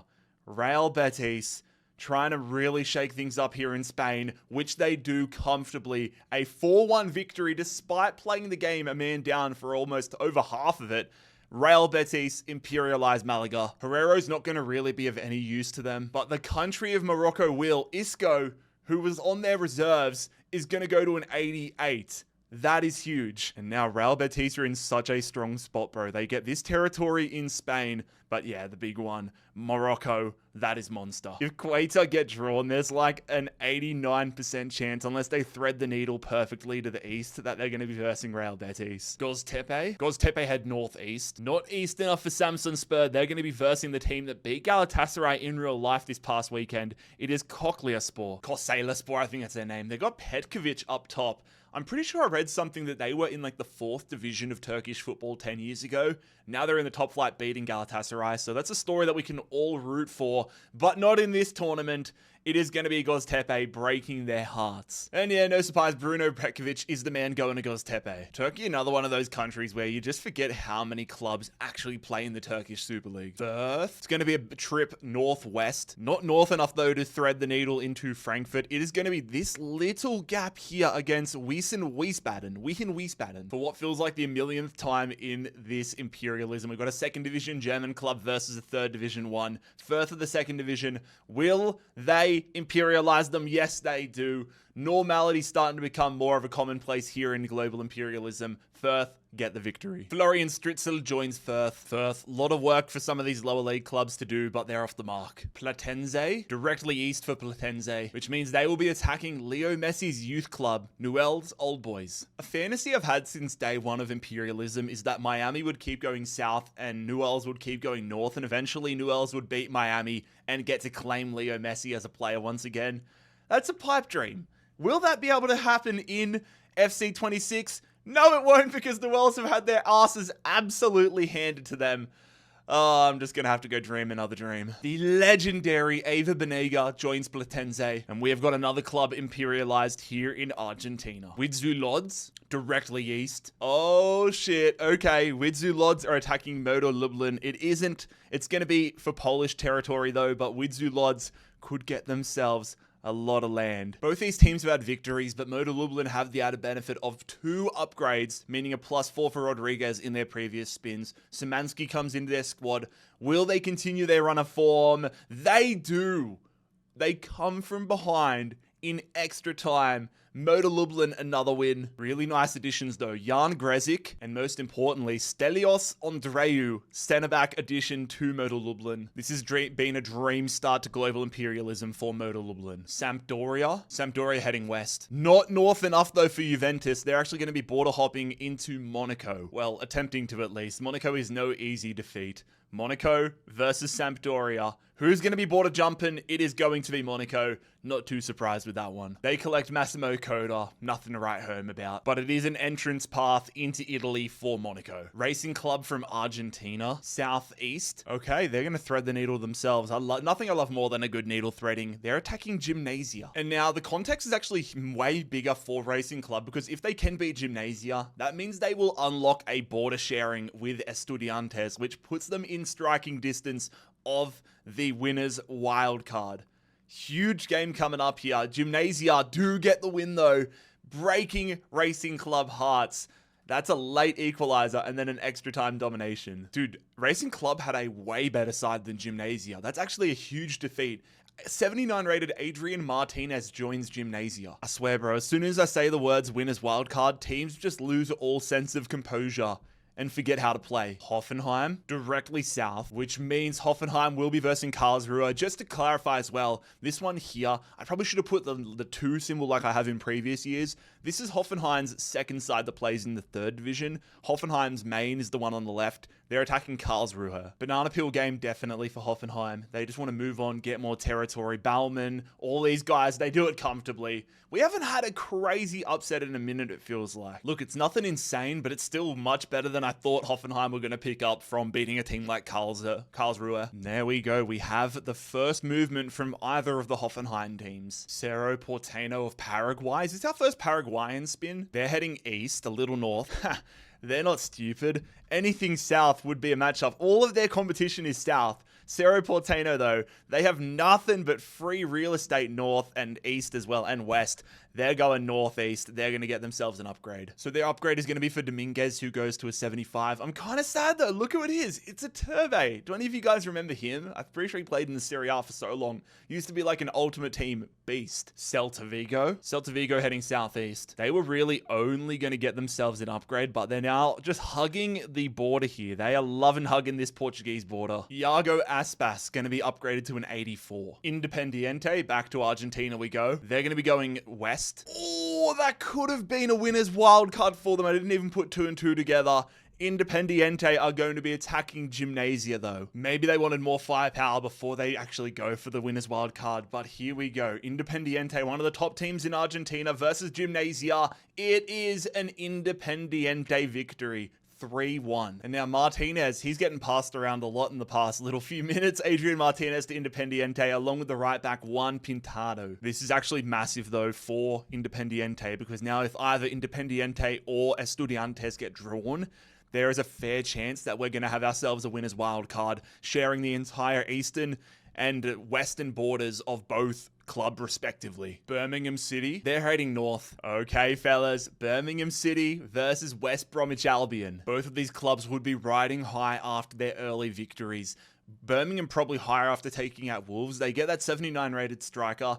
Johansson in between the sticks for West Brom. Bro, okay. That is an ugly, ugly, ugly penalty shootout. But West Bromwich Albion are going to win it and imperialize Birmingham on penalties. I mean, they're about to get 2 strikers here. Rocadere, the former Wolves man, and then Marvin Dukes, along with Jake Holman. West Brom, they now have Aston Villa lingering, but they're going to have a lot more firepower if that matchup happens. Djurgårdens, they're going to be going northeast, which means the club that went on a great, was it Europa League or Conference League? I think it was Conference League run last year. Djurgårdens are going to be attacking AIK. Another Swedish club is about to go down, about to be imperialized, but which one will it be? Djurgårdens or AIK? It is AIK on another penalty shootout. That one looks a little more exciting than the other one, but AIK are gone. Anton Salatros, not going to pretend I know who this guy is. The numbers in Sweden, though, slowly but surely starting to dwindle. I feel like all the Nordic countries have just had so much action in this first part. Duisburg going slightly south now into Germany. They're going to be going southwest. Ugh, good luck, Duisburg. You've got Bayer Leverkusen. This might be the best route, though, for Duisburg. They're not expected to do anything, so they're like, all right, let us have a game. Let us take on one of the top teams in Germany, go down swinging and hopefully pick up somebody good. If not, just put us in our misery, out of our misery. Let's see what that fate is. No way. No way. Duisburg have got a 3-1 win over Leverkusen. They go out swinging. They're staying in here. That is huge. Duisburg have just been launched into contention here in Germany. Leverkusen are out on their first attempt. Patrick Schick is now a Duisburg man. I complained about there being a lack of upsets in recent history. Well, it delivered. Duisburg have imperialized Bayer Leverkusen. You can't spell Leverkusen without L. Al Ali? Al Ali heading northwest. I feel like we had this game last year, but this is absolutely massive. Al Ali attacking Al Ittihad. Whoever wins this one is getting themselves a really nice addition here between two of the strongest Saudi League clubs. Ittihad or Ali. Who is it going to be? It is going to be a 3-2 victory for Ittihad. Benzema, Hassim Aouar, and Steven Bergwijn, some names I haven't heard of in a hot minute, are going to help them get a crazy win. And this is what I'm talking about, fellas. Riyad Mahrez is now an Ittihad man. If I'm a Saudi club, if I'm a team like Al Ittihad, I want to be versing as many of my fellow nation teams as possible and just trying to pluck all of the best from the Saudi clubs. There's like one really good player at least on basically every single one of these teams. Gornik Zabe, southeast for them. Okay, now they're going to be attacking Corona Kelsey. Corona Kelsey with the win that brought in Matthias Klisch last time. That's actually a huge addition. He's now their highest rated player and they are gonna get another player in because they have won against Gornik Zabe. It could be Lucas Podolski joining them. That would be awesome. Damn, bro, they're doing Lucas Podolski dirty. 70 overall. He's not their highest rated player. 40 years of age. This might be the last time we see him in Imperialism, but it is going to be Michael Sasic, the right back, joining them. Corona Kelsey getting another player in the 70s though, and putting together a nice little run here early days in Poland. Kasimpasa, they're going west, a little south. Okay, that little south is actually important. That means that the Kasimpasa are going to be versing Besiktas. Big game here in Istanbul. Besiktas have a really good side compared to Kasimpasa. You've got players like Tammy Abraham, Okan Kurtzu, some really good guys in there, Wilfred and Didi. This would be massive if Kasimpasa got the victory. They do not. They get absolutely obliterated by Besiktas. Haris Haradinovic is going to join what is a star-studded Besiktas squad. Can somebody let me know in the comments why it feels like Turkish football has kind of had this crazy renaissance in the past 18, 24 months, like being able to get more players? Is it purely just money? I know there's always been decent players in the Turkish league, but I feel like every team, like the top guys in the league, have just star-studded squads right now. Real Zaragoza, they all find themselves going southeast. And so Zaragoza's first involvement in the series is going to be an upgrade to this region. And the second division side need as many as they can get. 72 to 74 for this defensive midfielder. FC Anyang. If any of you guys have seen Arrested Development, you would know why I was so happy when I saw this club get promoted. Northeast. Oh, they almost got themselves into North Korea, but FC Anyang will be attacking Gangwon, who will survive this all-Korean clash, take control of the North and South Korea border, and survive inside the nation. It is going to be Gangwon. Anyang are done for. Really nice addition though for Gangwon. They pick up the attacking midfielder Matthias Oliveira. It's sad to see you go, Anyang. We didn't even really get to know ya. Troyes from France. Northeast for Troyes. And so it's not east enough for it to be FC Metz. Troyes are going to be attacking Stade de Reims. Both of these clubs competing in the second division. Stade de Reims getting relegated. Nakamura on the left-hand side of the midfield is a star for Stade de Reims.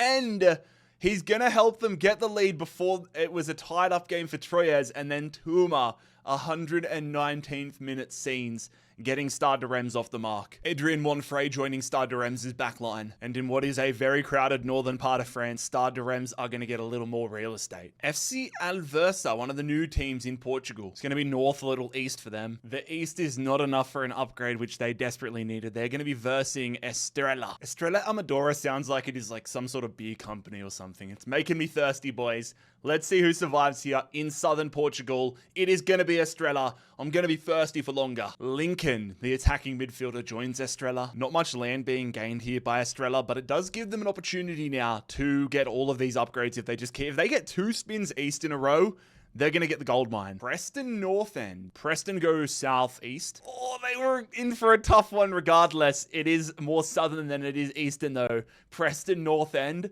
attacking Liverpool. If you're a team like Liverpool, you do not want to be anywhere near these games. You don't want to be anywhere near Preston North End.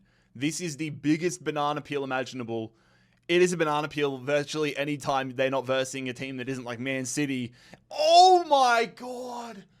Liverpool win it on penalties. Frimpong saved Liverpool. Liverpool went behind twice. Oh my God, Preston. They go out, they missed 3 penalties. That is rubbish. We almost just witnessed an insane victory in Imperialism, but instead Daniel Iverson goes to Liverpool. Oh, that really was an all or nothing play from Preston North End, but they have been imperialized. A Man United versus Liverpool game looming closer. Staying in England with QPR. They got themselves one of the rare upgrades around them. It's going to have to be a game this time as they head west. It is going to be north enough where by the skin of their teeth, QPR are going to be versing Reading, almost Southampton, but it's this little tiny slither here. The upgraded Ilias Chair. Can he do enough for Reading to get them past League One Reading? Matt Ritchie playing on the wing there. This one is going to be the upgraded Chair, proving to be the hero. 109th minute winner for QPR. Lewis Wing, now a QPR player. And now QPR, they've had an upgrade, and now they have themselves a win. Carraresi from Italy. Northwest for them. It's the showdown we've all been waiting for. Carraresi attacking Spezia. I mean, Carraresi got that win last time, and that helped them massively. They get Calvin Stangs most notably into their side. 76 rated player and that 72 rated midfielder. Let's see what happens. Oh, Carraresi continue on.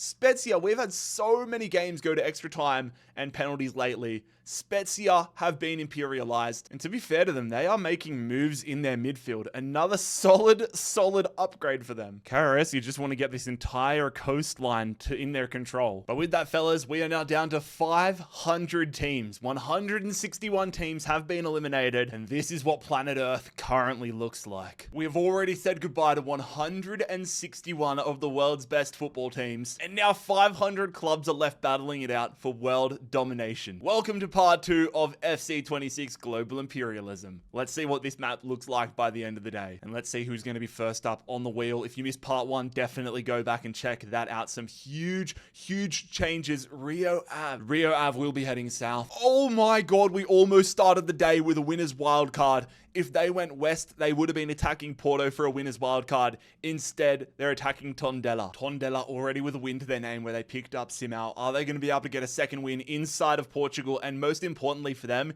get more of a border with Porto? They do not. An 89th minute winner here for Rio Ave. Both Simão and Ronnie Lopez making the move. And just like that, ladies and gentlemen, we have our first club imperialized for the day. We're going to be staying in Portugal. Southwest for Estrela. Oh, this is a bold move for them. Estrela are going to be attacking Casapia.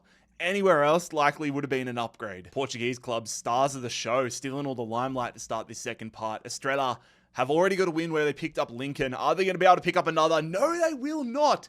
Teams that have already had wins are 0-2 to start this second part. Lincoln and Kikas heading to Casapia. And well, basically all these unlimited upgrades that once felt like they were available to Estrela now become available to Casapia. Charlton Athletic. South a little west. Not west enough though for a matchup with Crystal Palace. Charlton Athletic taking on Gillingham, trying to escape London. Championship side versus League 2 side. This is where it felt like all of the upsets came from in part 1.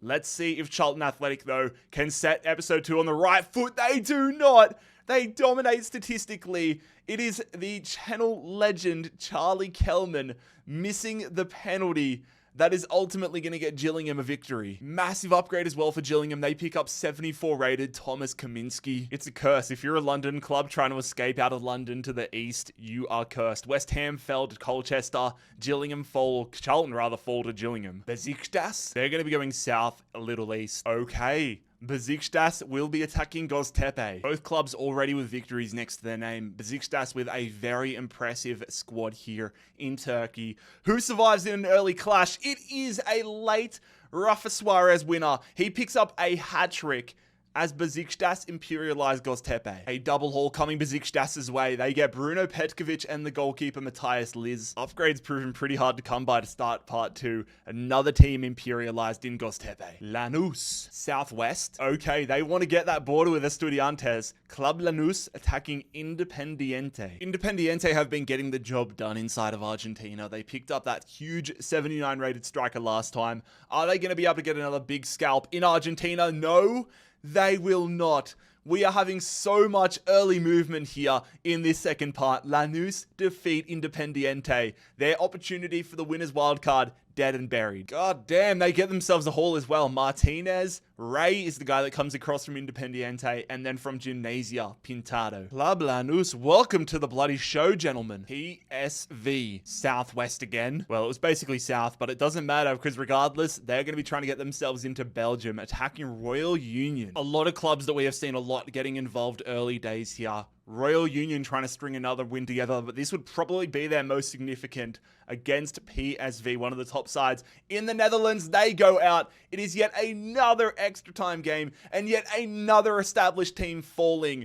A huge haul about to come PSV's way. You've got Heynen, Burgess, Koopmans, the goalkeeper. You've got Shrivers. There's 5 players going PSV's way. But with that, ladies and gentlemen, we have our first border crossing of part 2. Mallorca. God damn, are we paying something to Southwest being drawn every time? But Southwest is actually going to work out brilliantly for Mallorca because they are going to move and be another team entering Africa. The 4th team entering Africa as Mallorca have got themselves the country of Algeria. And so Sergi Darder goes up to an 83. Lincoln City. Is this going to go onto their other territory? Lincoln City are going to go northeast. Okay, it's not going to be north enough for Lincoln City to get back into Norway, but it's going to get them. So I need to figure this out. Bring out the compass. I thought it was going to be Holsten Kiel, but they actually perfectly land on Sondersyk of Denmark. Imagine the scenes if Lincoln City had themselves in 3 different countries. This is a funny one. This is a fascinating matchup. Lincoln City do! Lincoln City,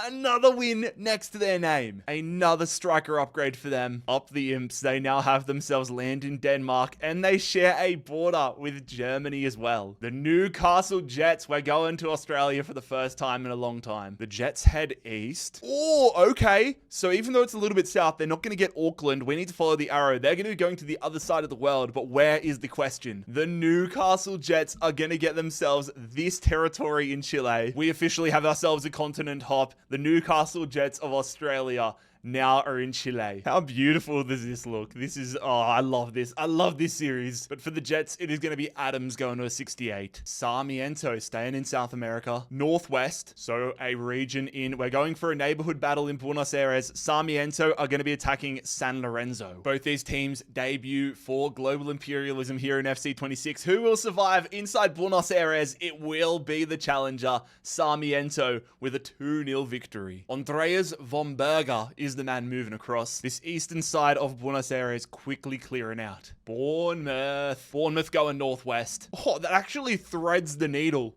Bournemouth are going to be attacking Cardiff City, trying to get themselves into Wales and get more land here in England. I don't know if that upgraded Chris Willock is going to be enough for Cardiff City to get past Bournemouth. Both these clubs looking for their second victories. Who is it going to be? It is Cardiff! Oh my God. Levi Colwill is a hero for the Bluebirds. Cardiff City are going to imperialize Bournemouth in extra time. Bloody huge, lads. Tom Lockyer goes across, but the big one, Cardiff City might have just changed their entire fortunes as they pick up Semenyo. One of the most monumental victories here inside of England. Bournemouth imperialized by Cardiff. Back to Portugal. They're going to be going west. Okay, Rio Ave going to be up for the second time today. Moreirense attacking Rio Ave. Rio Ave, however you pronounce it. They got a haul in their last victory. Can they make it 2 wins on the trot? Are they? No! Oh my God, we are having so many teams just completely fall apart. Moreirense with the victory. Clayton, Simão, and Ronnie Lopez all going to Moreirense. This region of Portugal has been active today, ladies and gentlemen. Now Moreirense share the border with Porto. Crawley Town back to the south of England. Crawley Town heading northeast. Okay, Crawley Town trying to get a little bit of a haul here, attacking what has been a very active QPR side. QPR have had upgrades to Ilias Chair. They've had a victory over Reading. This is kind of a banana peel game for them. Is QPR's run going to continue? It will. A 2-0 comfortable victory for QPR. The addition of Jay Williams isn't going to do anything for them, but what it does give QPR is a potential escape route outside of England. Off to Korea for the first time in this episode, Ulsan Hyundai. Where are they going? Ulsan Hyundai going northwest. All right, this is actually a massive game in Korea. 2 of the most famous clubs in Korean football. Ulsan Hyundai attacking the Pohang Steelers. Who will survive here in South Korea? Ulsan or Pohang? Here we go. It is Ulsan Hyundai. Markau, a second half brace, getting a victory over Pohang. And heading Ulsan's way is the center defensive midfielder, Oberdan. Could this be the year that a team from Asia goes all the way? Atlanta United. They've already got land in the middle of the ocean. Where are they going this time? It's southwest. And so for Atlanta United, they're going to try making a move into Florida. They attack like the Tallahassee region, but that means they verse Orlando City. And I wondered whether that victory they got last time, the goalkeeper they picked up, was going to be an upgrade on Brad Guzan. It was. 75 rated goalkeeper in the sticks for Atlanta United. Muriel up top for Orlando. Who wins this one? It is Atlanta via Miguel Almiron. They get their second victory. Muriel, not the highest rated player though. It is Martin Ojeda who now joins Atlanta. And that is their first territory they have unlocked here in the United States. United Tigers from India. Okay. So United Tigers actually aren't a real club. They're a fake name, kind of like Bergamo Calcio is for Atalanta. But it is representative of this team right here. Interkashi United Tigers, a new team in the game. Their licensing not in the game yet. But I just thought I'd clarify that. Let's see where they go. They will be going northwest. And this this is probably the best case scenario for them. Interkashi are going to move into Nepal. Very small roster, but their goalkeeper is going to go to a 66. Santa Clara heading southeast. I always forget about them, but they are this tiny little team off the island, off the coast of Portugal. Well off of it. I promise I didn't rig this, but this works out kind of hilariously. Santa Clara are going to hit southeast, which is this island here, which is another Portuguese territory called Vila de Porto. Their winger Silva gets upgraded to a 76. I wonder what their travel schedule is like, kind of playing in such an isolated region. St. Pat's head directly east. Yeah, I thought this might have been the case. St. Pat's are going to head into Wales. Just wanted to double check how south it was, but they do get this region right here, which is going to be another upgrade to their goalkeeper. SK Rapid of Austria, they head west. All right, don't have to do too much thinking about that one. SK Rapid will be attacking Hartberg. Hartberg do have the one upgrade of Hale, their captain, up to a 70. Is that going to be enough for them to get past Rapid? Yes, it is. Oh my god, he actually turns out to be the hero. Hale, the man who gets upgraded, scores a brace, which brings Hartberg from behind to beat SK Rapid. That might be the best performance from an upgrade in the entire series so far. Austria Vienna in a hilarious position. Won't even need to spin it if they get drawn now. Sheffield United. The Blades will be heading west a little north. That little bit of north's actually important. They're going to be versing Doncaster. Both clubs with victories to their names, but Doncaster's was absolutely huge. Doncaster took out Leeds in part 1, so 81 Lucas Perry is the goalkeeper for Doncaster. Will that be enough? It almost was, but it is going to be Sheffield United with a 3-2 victory. And that man, Lucas Perry, along with Matty Pearson, now both Sheffield United men. Right now, if Sheffield Wednesday get a matchup, they're going to have two teams that are on hot streaks, either Sheffield United or Bradford City. Hellas Verona, east. We've got a matchup in Italy, Hellas Verona attacking Padova. We've already seen Hellas Verona get a victory over Cremonese, where they picked up Ordero as their new goalkeeper. Are they going to be able to take down the second division Padova? No, they won't. We have a punch-up. Padova punching up to Serie A and getting a victory over Hellas Verona. Big moves for Padova. They get the new goalkeeper, Emil Adoro, and then the highest rated player from Hellas Verona, Ali Al-Musrati. I'm all in favor of this. A Serie B club punching up, taking out Serie A Hellas Verona. Fair play. Qingdao Hainu. They're going northeast, which means Qingdao Hainu are going to thread the needle, taking on Changchun Yatai. Powerhouse clash here in China. I've been waiting for this one. I have nothing to say. I don't know who's going to win this one. I don't know anything about either of these sides, but I do know that Qingdao Hainu, the challenger, will get the victory. Damn, they equalized right at the death as well, only just to get eliminated after all. Lazar Rosic is the man moving across. And there we go. Another Chinese club falls. And this is a good path. If you are Qingdao, they could get north, couple of upgrades around them if they get good. If they go basically anywhere but east. Also, what is this little mascot? God damn, I'm kind of sad this little fella's gone. Cool little man. Well, I don't even know what that is supposed to be. Lille, back to the north of France. Lille go northeast. I thought it was going to be Royal Charleroi, but they only just hit this bottom section of Belgium. They're going to be versing Zulte Waregem. Lille, the overwhelming favorites coming into this one. Beat Lens last time, picked up Talvin. Zulte, they've had one upgrade. I don't know if that's going to be enough for them. A 74 rated attacking midfielder. See how it plays out. It was a close one, bro. It was a close one. Uka gets a brace there, but Felix gets a brace as well for Lille, which is ultimately the decision, that the deciding factor in this one. Speak English, Jared. And the upgraded Aaron Bjerg now relegated to a life of sitting in the reserves for Lille. That now means that Lille have made their move into Belgium. Ingolstadt, we haven't seen them since, what, the first or second spin of the entire series? Ingolstadt said south a little east. Not east enough for a matchup with 1860 Munich. Ingolstadt are going to face Augsburg. I know they're a top division side, but Augsburg have a way better side than I expected. Ingolstadt taking out Nuremberg gave them a slight upgrade with their midfield, but I don't know if it's going to be enough, bro. First versus third division. Again, it's a late goal. That is the difference, but Augsburg will move on. When Ingolstadt picked up Just Van, it felt like such an upgrade for them, but for Augsburg, it's a bench player. They're also getting Max Bezischkow, and that will see Ingolstadt's return to glory thwarted before it really even got going. Djurgardens head west, a little bit north, only a tiny bit. Oh, that tiny bit actually almost made the difference, but it will be Djurgardens versus Bromacorna. Bromapoicana. Right now I'm saying come on Djurgardens because I don't want to have to say this ever again.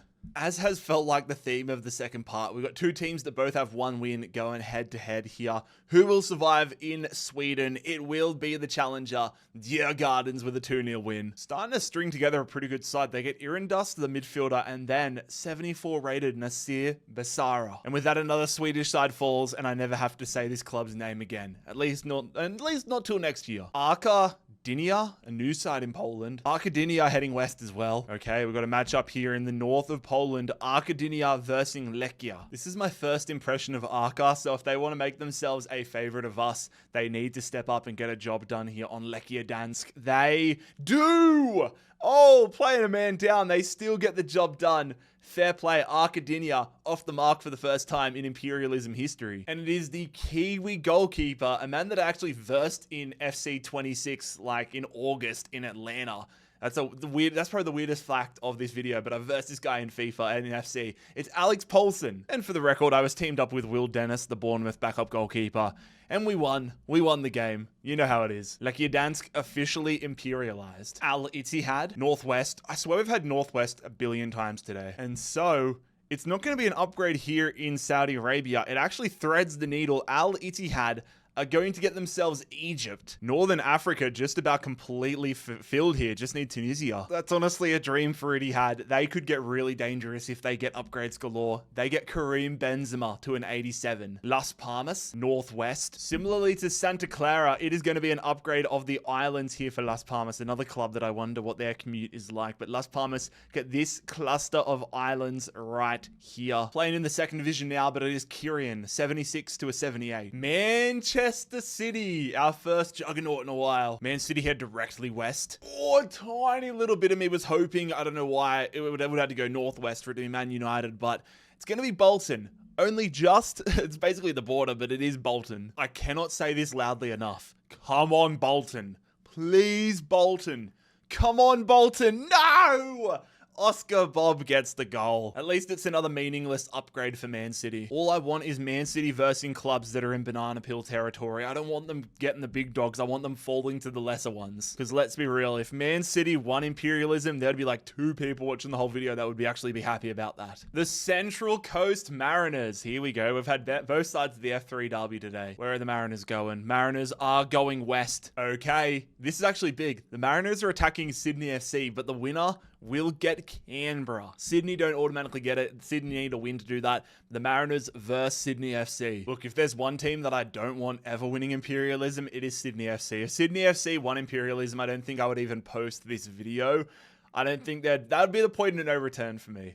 Come on, Mariners. Do us a solid. Take down Sydney. God damn it, bro. Sydney FC are going to win it in extra time. Trent Sainsbury is going to be going to Sydney FC. Funnily enough, I'm dropping out all these weird fun facts, but I sat behind Trent Sainsbury at Australia versus Denmark at the World Cup in 2022.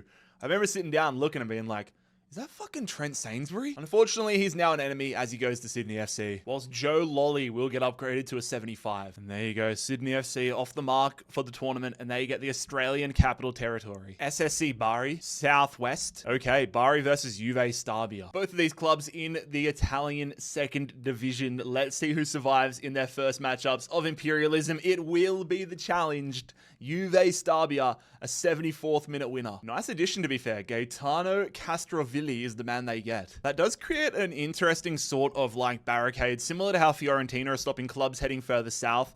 Now that's Juve Stabia with this little section of the country. Leganes. If it's north, they get Real Madrid, but it is south, a little west. They're a club that has been doing insane things so far. I thought it was going to be an upgrade, but it's actually going to be a matchup with Getafe. Already 2 insane victories with Garcia and Jan Oblak joining their squad. Imagine if they took out a third La Liga side. They do! Holy hell, Leganes. Maybe 3 of the most impressive victories of Imperialism so far. This time it's Luis Milla joining them. Leganes are single-handedly cleaning out Madrid.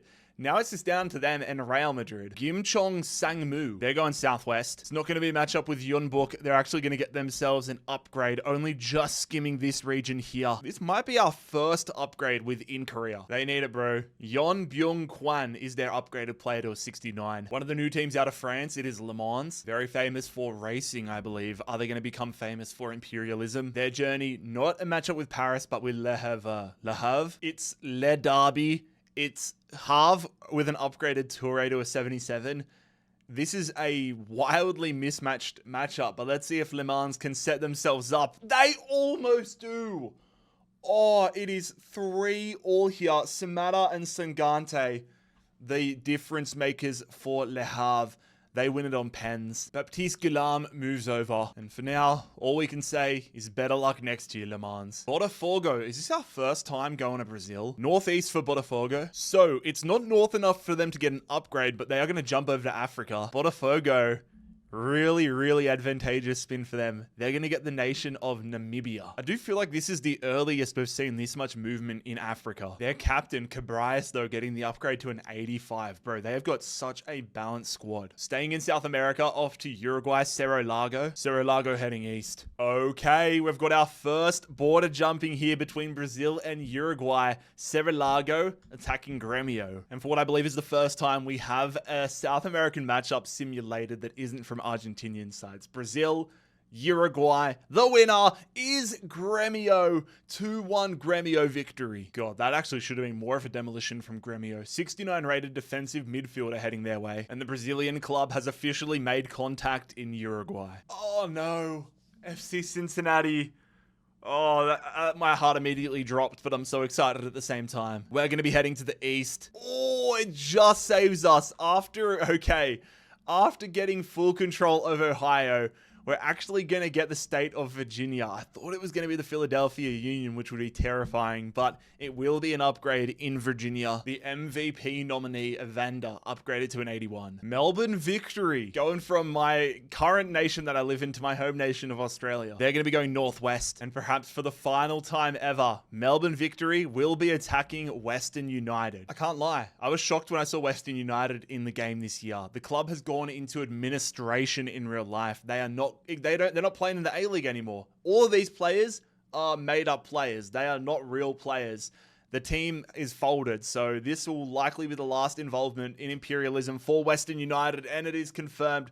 Rene Piscopo, he picks up a brace. Western United have been imperialized. Thaddeus Jindali. I don't think this is a real player. I think he might be higher rated, though, than Jack Duncan, which is pretty funny. Look, I wasn't a fan of Western United coming into the A-League when they did all those years ago. I thought there was way better candidates, like a Canberra side, even Wollongong, but Western United, I'm still sad to see them go because it means bad things for Australian football. VfB Stuttgart, south a little east. Okay, this actually works out quite nicely here for Stuttgart because they're actually going to extend their reach inside of Switzerland. Angelo Stiller up to an 85. Watch this space. Cianciano. They're going to be going northeast. All right, probably best case scenario here for Cianciano. The Peruvian side are going to get themselves an upgrade. They share a border now with the Bolivian border and what I believe is the Brazilian border, but it is an upgrade for now. The left winger Holberg is the designated upgrade player. Are you serious? Yes, I am. Southeast. Okay, Djurgardens are about to get put to the test once again. Djurgardens getting stronger and stronger. Can they continue this run? They add Basara to the side, Irandus to the side,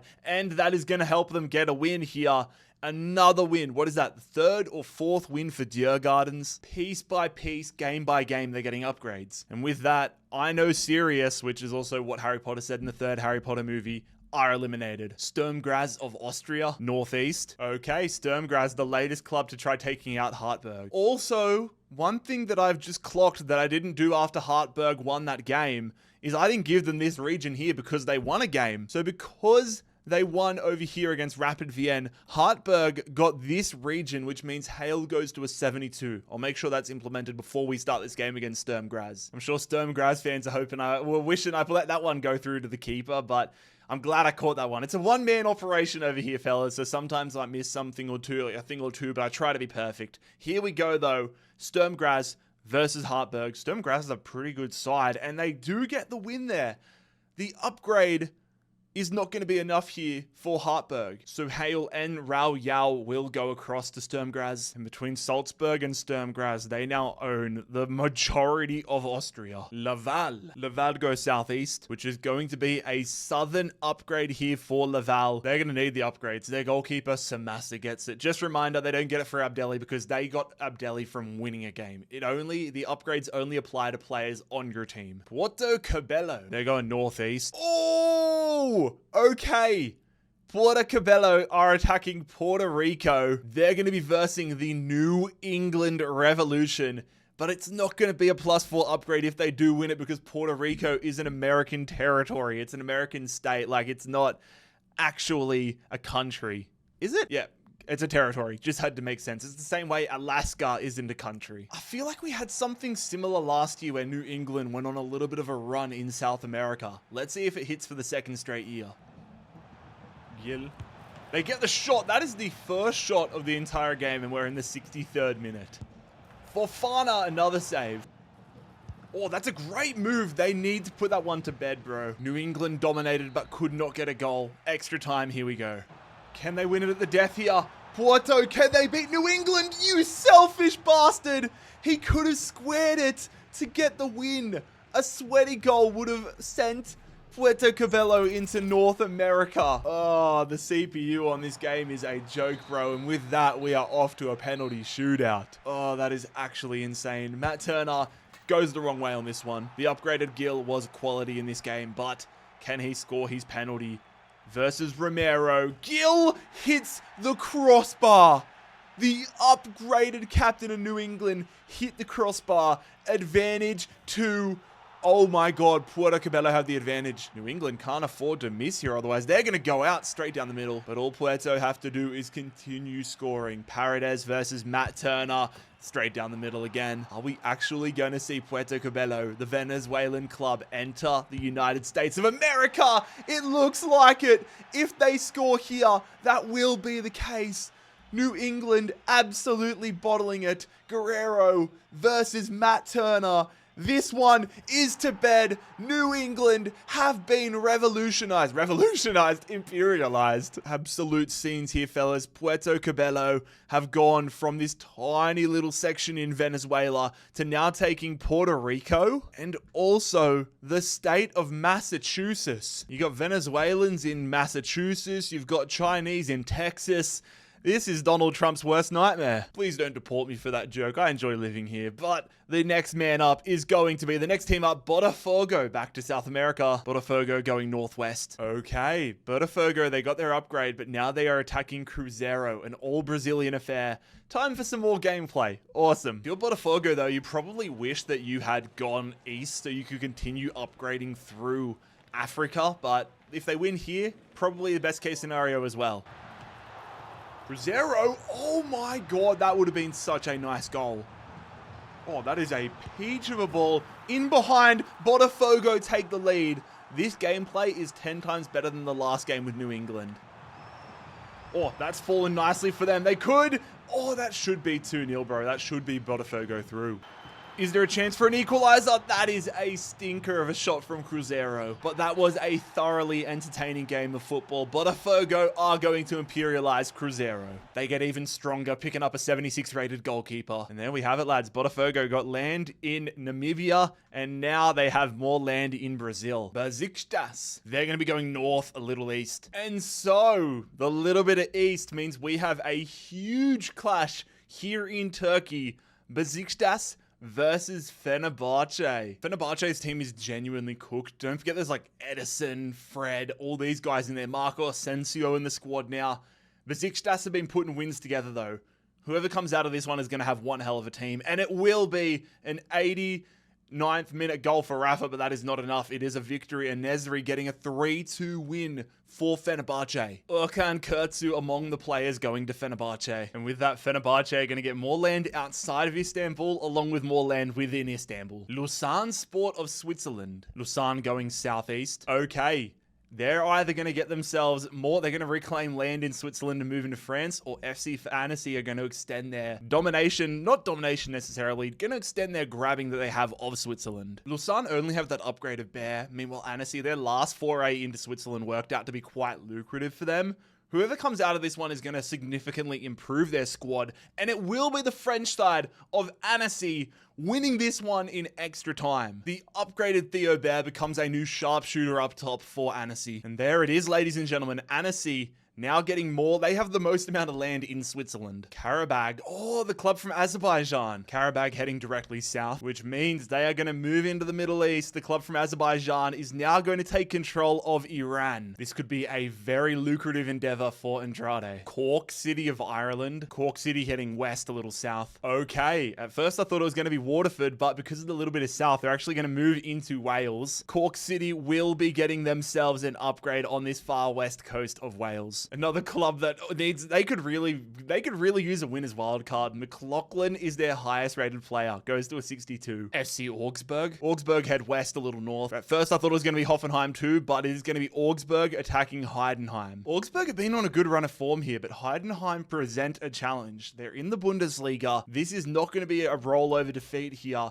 How's it going to pan out? It will be another victory though for Augsburg. Their run continues. They are stringing together one of the better runs in Imperialism so far. And again, they just continue to add somebody that is going to slightly make them better every time. And that's all you want, to be fair. There are a lot of competition surrounding Augsburg now, though. They have, especially towards this like western front, there's a lot of tough challenges ahead. Bodo Glimt, directly west. What is directly west for Bodo Glimt? Is it going to be? Yes, it is. It is going to be a direct challenge of Greenland. Also, I had some pushback from the last one. Greenland, people think it's a territory of Denmark. I think when Midland got challenged before, I said it was going to be a +4 upgrade.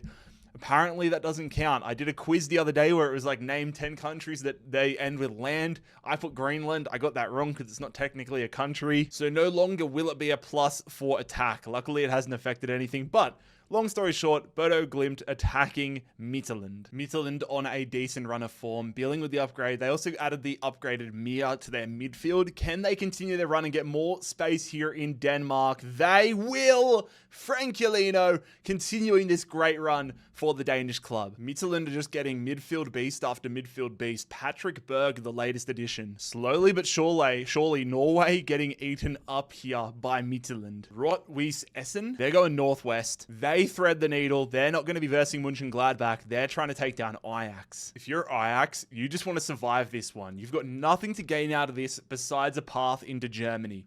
Third division, Rot-Weiss Essen. Can they upset the world? They do! It is a 2-1 victory. Third division club takes out Dutch Juggernaut. An absolute gold mine here for Rot-Weiss Essen. They get Sillerson, they get Hayer, they get so many players. Their team has just changed forever. And the world famous Banana Peel has just claimed another club. Ajax are gone. Atletico Mineiro of Brazil, they head north. That little bit of Eastern almost ended up with a matchup with Victoria, but instead they have Club Bahia. We went from not seeing any action of the Brazilian clubs. Now they're getting a great workout. Bahia, oh, what a tackle. There was not a single shot taken in that game. What a joke. Honestly, I'm cool with kicking both these teams out and giving them to Fulham. Maybe we can get Fulham back in. Mineiro blow that one over the crossbar. And then Bahia miss as well. They missed that one. Bahia missed. So now if Atletico Mineiro score here, it is going to be an Atletico Mineiro winner. Sayalbo. Is he going to be the hero for Mineiro? Yes, he is. Atletico Mineiro are going to move on here in Imperialism. Mineiro will add a 79 rated striker to their squad. And there we go, ladies and gentlemen. Another Brazilian club has fallen. Fortuna Sittard, southeast. Fortuna Sittard will be trying to get themselves into Germany as they take on Alemannia. We have not seen Alemannia since the early days of global imperialism. Fortuna Sittard, this is their debut. Mohamed Ihaterin is their attacking midfielder, former Wonder Kid on career mode. And that's not going to matter. Oh my god. Okay. Alemannia, they are getting their second win in extra time here. And the Wonder Kid gets to live on another day, joining Alemannia. Another Dutch club falling out of global imperialism. They are dropping like flies. Heading back to China, Qingdao West Coast. Qingdao going northwest. So we are unintentionally going to have a Qingdao derby. It was almost an upgrade in this region, but Qingdao West Coast are going to take this bottom section of Qingdao Hainiu. So that Serbian defender joined Qingdao's starting lineup after their last victory. Qingdao West Coast, our first time seeing them. Decent team on paper. This Davidson guy looks half decent, but it will be a second victory for Qingdao Hainiu, 2-0. And that Davidson player is the one going over. Qingdao West Coast become the latest one-and-done team here in China. Rosario Central. They're going to be going east-southeast, which means Rosario Central are now going to share a border with a large, basically the entire west coast of Uruguay. Yo! Angel Di Maria plays for them. The legendary winger is going to get upgraded to an 84. Now I'm kind of hoping Rosario get upgrades everywhere they go. Bolivar staying in South America but going up to Bolivia. Bolivar go northeast. Okay, so we're going to have another upgrade. This one actually works out brilliantly for Bolivar. Because they haven't had a win yet, they only get this region. But if they do happen to get a victory against anybody, they automatically get this final top north region in Bolivia. Their striker up to a 77. Girona travel northeast. Not east enough for a matchup with Marseille. They're going to be versing Saint Etienne, trying to get into France. Both clubs with victories next to their names. Girona have a really, really balanced squad, adding Andrea Bellotti. And it's Savigny joining Saint Etienne. Who stays alive? It is Saint Etienne! I was not expecting that. Saint Etienne imperializing Girona. Massive scalping for the French second division club, picking up Paulo Gazzaniga and Andrea Bellotti. And with that, Saint Etienne have taken out the first of the Catalonian clubs. Not only do they get land in Spain, they also get themselves a presence now in Italy. Hajduk Split of Croatia. Split go east, a little bit south. Okay, the Croatian club are going to move into Bosnia. It's an old icon of imperialism. We've seen Livaja turn into an absolute world beater in previous years. Will that continue this year? Up to an 81. Dundee United. I've been wondering when our first Scottish club is going to show up. Dundee United are the first. They're going to go west. And so the first exposure is going to be Dundee United claiming this region right here. Is Scotland the last country where we have multiple clubs getting touched in this video? I feel like Scotland has been so quiet. Ferry is going to be the upgraded player. Cesena, south a little east. Okay, Cesena's trying to break the wall. Cesena attacking Fiorentina. Orsolini into what is a rather impressive Fiorentina side. Might have to change the formation if they pick up a left midfielder, but this is a huge banana peel game for them, taking on a second division club with not much to offer, and it almost spelt the end of Fiorentina. They scrape past on penalties. An unremarkable addition in Dimitri Bissoli. Nonetheless, Fiorentina successfully imperialized Cesena. Minnesota United. They're going northeast. Oh, that was almost a matchup with Toronto, but it is going to be Minnesota United getting land now in Canada. The first club to not be a Canadian club to get region up here. A lot of upgrades happening here recently. Timu Pukki no longer at Minnesota United, so their designated upgrade man is Pereira, 77. Pogan Szczecin. Pogan travel south, which means they're going to be attacking Zagłębie Lubin. They do have that upgraded player, so there's a bit on the line. Let's see if the upgraded Roka is enough for Zagłębie Lubin. Grozicki on the left-hand side, former Hull City man, if my memory serves me correctly, and Pogan with a Molnar brace are going to get this victory. And the aforementioned Leonardo Roca is now a Pogan man. Now the numbers are really starting to thin out in Poland. Will they be the first major country to fall? The Chicago Fire. The Fire are going northeast. Not east enough for Michigan. The Chicago Fire are going to take Wisconsin. Belgian striker Hugo Kuipers, the upgraded man for Chicago. Off to the Netherlands, Heracles Almelo. They will be going west. Okay, this is actually a huge opportunity for Heracles. They are attacking Rot-Weiss Essen and trying to get Ajax players, former Ajax players. A major opportunities for both of these clubs to further their runs. Rot-Weiss Essen with Hayer, Weghorst, Sillessen. Let's see how this one plays out. Inside the Netherlands, it is Rot-Weiss Essen. Their upgraded signing, their addition in Weghorst is going to be the difference maker. The club from Germany's third division are going to add former Arsenal wonder kid Jeff Rain Adelaide. And what seemed like a fluke against Ajax might now just legitimately be form. Newport County, the Welsh club, will be going east. And so unless they went directly south, it was always going to be an upgrade. But Newport County get this bottom corner upgrade within Wales. Another club that is going to need a lot of upgrades. Smith to a 66. Athletic Atletico Tucumán, northeast. Oh, okay, Tucumán are in a really good, this is the best case scenario for Tucumán. Because they already have had a win, they are going to close off a border region and get what I believe is the biggest upgrade of so far of Imperialism. +2, +4, +6, +8. Their captain and striker Diaz is the fortunate party, now going from a 73 to an 81. One of the biggest moves of Imperialism so far. Atletico Tucumán's northern border officially closed off. Right back to Wales with Cardiff. Cardiff go northeast. I think I already know what this is from memory. Yep, this is yet another upgrade for Cardiff, who are having a near perfect campaign so far. Willick is going to go to, I believe, a 75. It's another +2 for Willick, I know that. It's just upgrades galore this past hour or so, it feels like. Oh, well, I'm ready for another game. Who's it going to be? Yunnan Yukon. They go north, a little east. Oh, okay, that little east. Let me just double check. Yeah, okay, that little east is going to mean we're going to get a matchup here with Chengdu and Yunnan Yukon. The upgraded Pedro Henrique, up top here for Yunnan Yukon.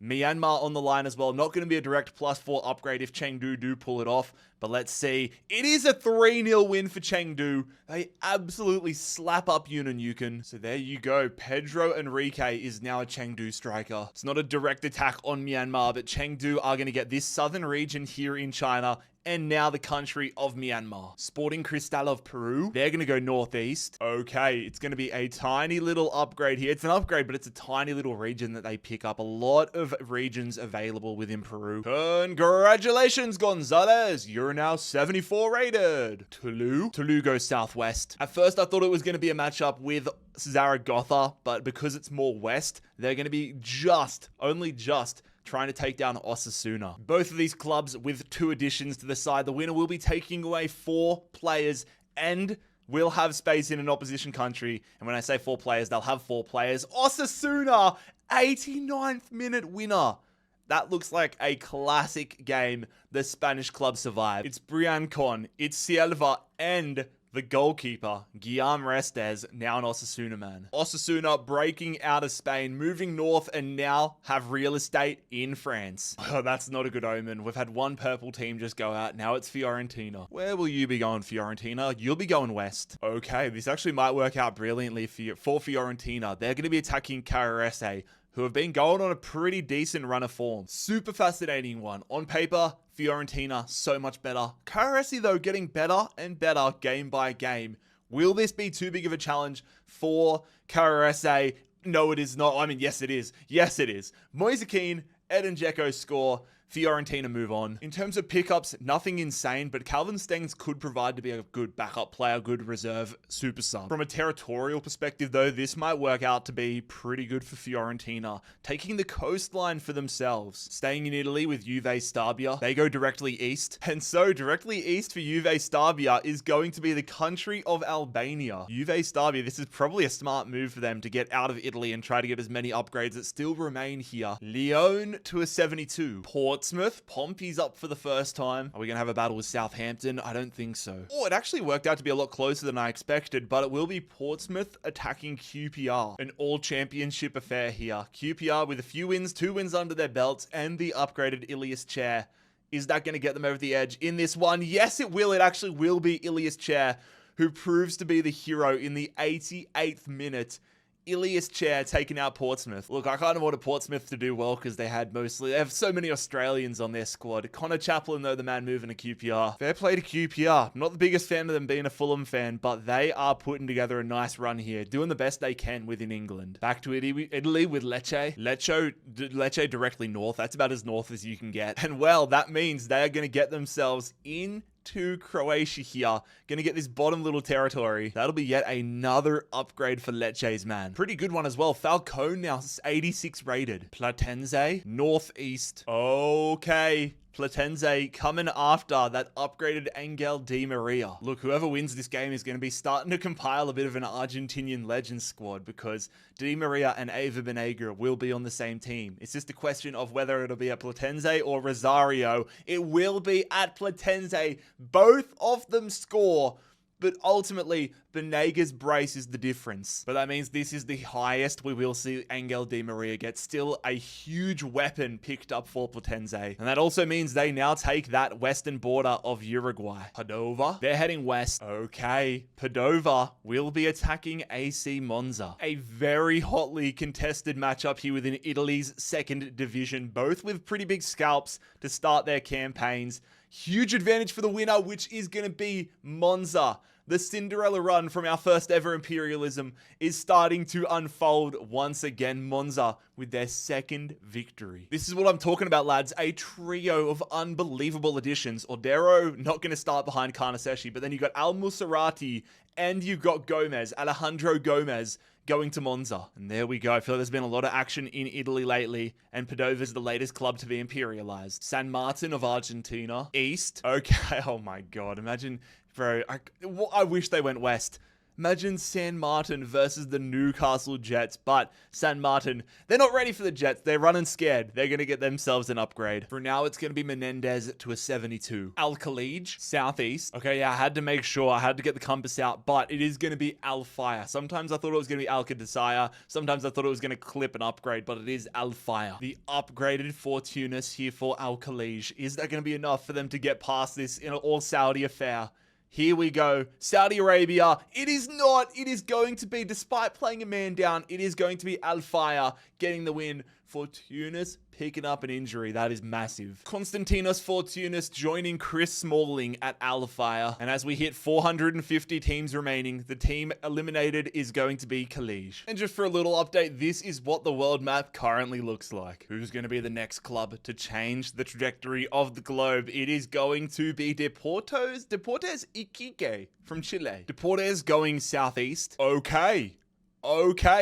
At first, I thought it was an upgrade, but it's actually just going to thread the needle. They're trying to move into Bolivia. The winner of this game, though, because this is the top of the Chilean border, the winner will get this territory as an upgrade. Who will survive this battle between Chileans and Bolivians? Here we go.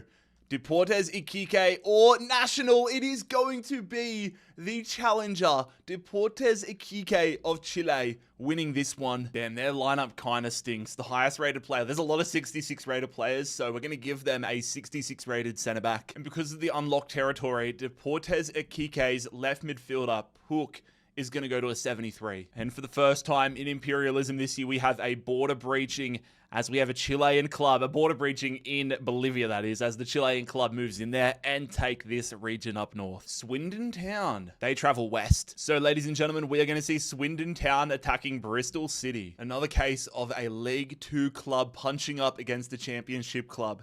This is not a good team on paper. Big effort needed from Swindon. Swindon send them late, but it is going to be a 4-2 victory. Mehmeti with a hat-trick for Bristol. Acquiring the services of Ollie Palmer, which I'm sure they're just pumped about. Sorry, Swindon fans, but you've just put up one of the most unremarkable runs of Imperialism this year. San Jose, back to Bolivia again. They go west. Are they going to go and take on Deportes Iquique? They are. San Jose trying to get revenge, and they're trying to get themselves into Chile. So Deportes got the upgraded Puck. They got a 66 rated center back. Can they use that to their advantage and continue in Bolivia? No, they do not. It is going to be GV San Jose getting revenge for National Potosani and getting a victory over Deportes Iquique. And so, of course, that means a 73 rated left midfielder and 66 rated center back going San Jose's way. We have a Chilean club out, and a Bolivian club has breached Chilean territory. Aberdeen, Scotland for the second time. Aberdeen head west. Aberdeen, a fun one where they could go and get themselves into Norway or Sweden or any of the Nordic countries, really, but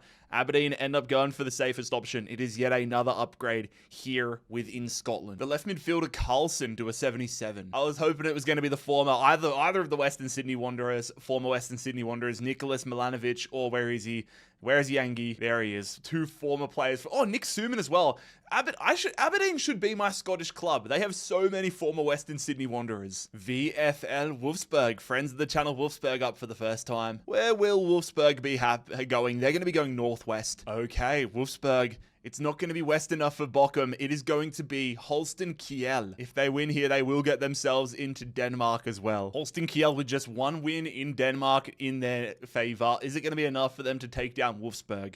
Wolfsburg, Christian Eriksen in this squad. They go out! Oh my god. On a penalty shootout, Holsten Kiel hold the line. That is a shocking... That is one of the worst penalty shootouts imaginable. That is quite literally the worst case scenario in a shootout. 3-0 penalty shootout victory. Holsten Kiel, I am shocked. Mega result for them. They get the Algerian striker, Mohamed Amora. I did not see this coming. God damn. Goodbye, Wolfsburg. We barely even knew ya. FC Basel. They're going to be going south, a little east. You cheeky little buggers. Basel, this is best case scenario. So many upgrades available to them here inside of Switzerland. They get this region here, which is so small I can't even fill it in all at once. I'm all about this, lads. Xherdan Shaqiri is their upgraded man. Now that I have this information, I want them to continue getting upgrades. He goes to an 80. Stade de Reims. Southwest. That will see Stade de Reims attacking Auxerre. In previous years, Auxerre would be the ones punching up. But right now, Auxerre is in Ligue 1, Stade de Reims are in League 2. They added Monfrey with their last victory. Are they going to be able to add anything else here? They will. They successfully punch up. It is Stade de Reims with their second victory, imperializing Auxerre. And that's going to be the goalkeeper edition here of Donovan Leon. Donovan Leon, that is really nice for Stade de Reims. Stade de Reims successfully continuing this journey south into France. Moreirense from Portugal, they head south. Dude, I have got to keep top of mind who the winners wildcards borders sharers are.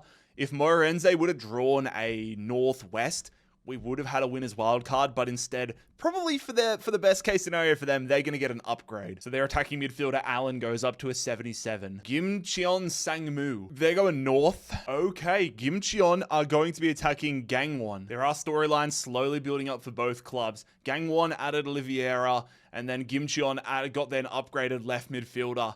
Let's see how this one plans out in South Korea. It is a penalty shootout for the challenger. Gimcheon Sangmu with the win. Matthias Oliveira and Si Min Woo now both play for Gimcheon. And now that northern border here in South Korea officially occupied by Gimcheon. Olympiacos for the first time. Southwest. Okay, so that little southwest actually matters a lot. As you can see, directly south would have got this island here in Greece, but because of the little bit of west, they actually go through. They still hit AEK Athens, but they are technically trying to take out Libya. So if Olympiacos can win this, it would be a +4 upgrade for taking control of Libya. It's been a successful campaign for AEK Athens so far, getting João Mario up to an 82, getting Calabria in a right back.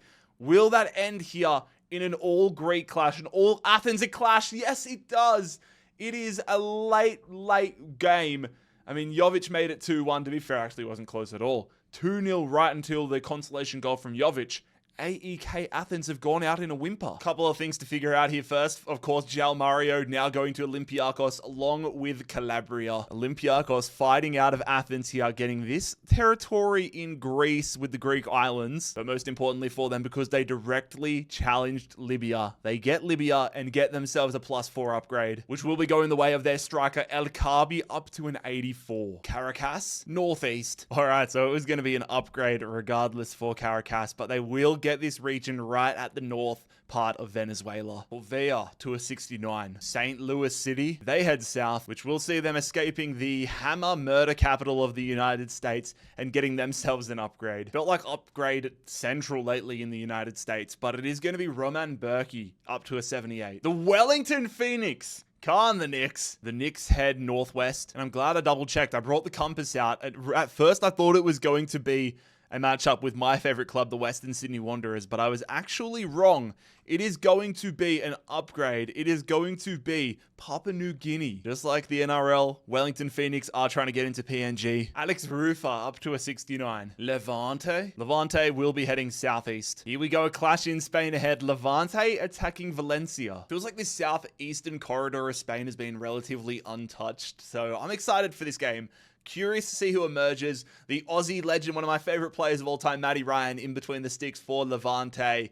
And Levante will move on in extra time. Ryan might have shipped 2 goals, but his attackers got the job done. Nice addition here for Levante. 79 rated Jose Gaia. Another dark moment in what has been a bleak, recent history for Valencia. One and done in JarradHD's Imperialism. I know, it doesn't get much worse than that. Henan FC, Northwest. So much land still up for grabs here in China. Henan move into this province. Already had themselves a win in this video. Now they get themselves a really nice upgrade. Nazario to a 77. Energy Cottbus. Energy Cottbus going southwest, which for them, that's a daunting prospect. It is going to be RB Leipzig. And look, some of you might have already clocked it, but this might end up being one of the most important games in the entire series, because Hertha Berlin, if they were to draw north, east, or west right now, they would verse whoever wins this game. They would draw a winner's wildcard. If Leipzig win this game and get themselves in a position to take down Hertha Berlin, who are arguably geographically the weakest winner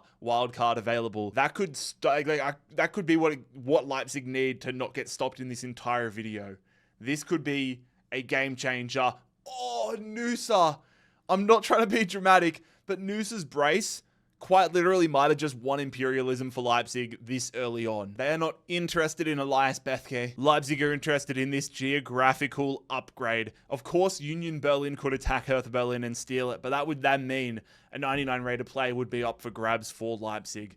That is massive. If I'm Leipzig, I just don't want to get drawn again. I just want to wait for Hertha Berlin or one of these Berlin clubs to attack me. Universitario of Peru, they go east, which is going to signal yet another upgrade for them. They're going to share more borders here with Melgar, but that's going to get their man up to a 78. His third upgrade of Imperialism. Back to Germany we go. They're going northeast. Oh my god, if they'd gone more east, they would have been matched up with Leipzig. That could have been hilarious, but it is going to be Erzgebirge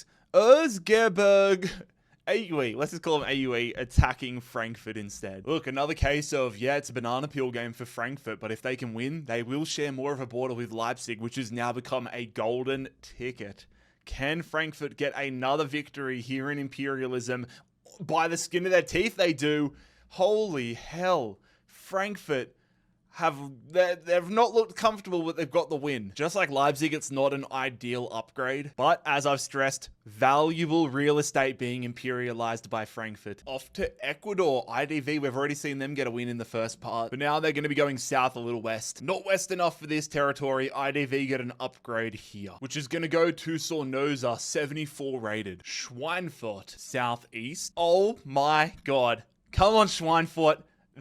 They know that they're not a juggernaut, so they thought, all right, let's go out swinging. We've seen this happen in this video so far. Duisburg did it with Leverkusen. Can Schweinfurt do it with Bayern Munich? This would be the biggest upset of the video if Schweinfurt can pull it off. Here is the Bayern Munich starting 11. Is it going to happen? Oh my god. Oh, Schweinfurt send them to penalties, but ultimately it is Bayern Munich getting off the mark. Like I said earlier about Man City, I'm okay with Bayern Munich playing this caliber of team. Don't want Bayern Munich getting too far though to that winner's wildcard spot. They head north and get off the mark. Staying in Germany with Hoffenheim. They go west a little north. Okay, Hoffenheim trying to head west here through Germany. They are attacking Waldorf. Hoffenheim already with a win where they added Wanitzek to their squad. Can they get another win here inside of Germany? Yes, they do. A 3-1 victory over Waldorf. Feel like there is a trend of a lot of meaningless transfers happening here with inside Germany. But I mean, besides Leverkusen, all the big teams getting the job done. So eventually you'd imagine there's going to be a huge showdown in Germany. HamKam football. We have not been up to the Nordic countries in a hot minute. HamKam traveling southeast. So they will be attempting a crossing into Sweden. HamKam attacking Degerfors. Both of these clubs making their debuts in the tournament. Who's going to go on to a second one? Who's going to pick up a player? It will be the challenger. HamKam will be moving into Sweden. A new right back coming HamKam's way. A lot of green and gold right now in Sweden. I'm loving the new makeup of this country. VfL Bochum. Our break from Germany didn't last long. Bochum travels southwest. Oh, okay. VfL Bochum attacking Borussia Dortmund. See how this one plays out. Both clubs with wins under their belt. VfL Bochum versus Borussia Dortmund here in Germany. Dortmund win it in extra time. Pascal Gross, Adeyemi, Guirassy, Beryl brace for Bochum, but it is not enough. 5 players coming Dortmund's way. The most notable is Ibrahima Sissoko. Big moves for Dortmund here though. Big moves for Dortmund. Saint Etienne, they're heading west. Okay, Saint Etienne attacking Rodez. Gazaniga and Belotti have joined Saint Etienne. You would imagine they have enough firepower to outlast this all League 2 clash. Will that be the case? Yes, it will. Yet another win here for Saint Etienne. 2 goals for Stassen, putting himself in the golden boot contention. Nothing to write home about in terms of the player they pick up, but I think the fact that they just keep on winning and now get a border where there are the few remaining upgrades in France is a huge win for Saint Etienne. Galway United, they're going south. Galway United, they are going to get themselves an upgrade. This is the dream for them, bro. They just want to keep getting drawn and keep getting upgrades. I don't mean to sound like a broken record with all these Irish clubs, but yeah, they all desperately need the upgrades. Standard Liège, southwest for them. Just south enough where they're going to get this region of the upgrade, not this one. So many upgrades in this episode, but it is going to be Apollo, the goalkeeper, going to a 75. To be fair, when you zoom out and look at Europe, like there are only, especially in these middle countries, a handful of upgrades left. Unless you're like Romanian or Spanish, even Portuguese, the upgrades, especially in Central here or in Western Europe, are pretty hard to come by. They might be defunct by the end of this part. Oh, Bayern Munich. Bayern Munich going north. Okay, so it is not west enough for them to take on Regensburg. They're trying to get into the Czech Republic, attacking Victoria Plzeň. I have the faintest of recollections of Victoria Plzeň actually imperializing Bayern Munich in a previous Imperialism series, so let's see if my premonitions and my memory is correct. Let's see if it can happen again. No, it doesn't. Bayern Munich go to extra time.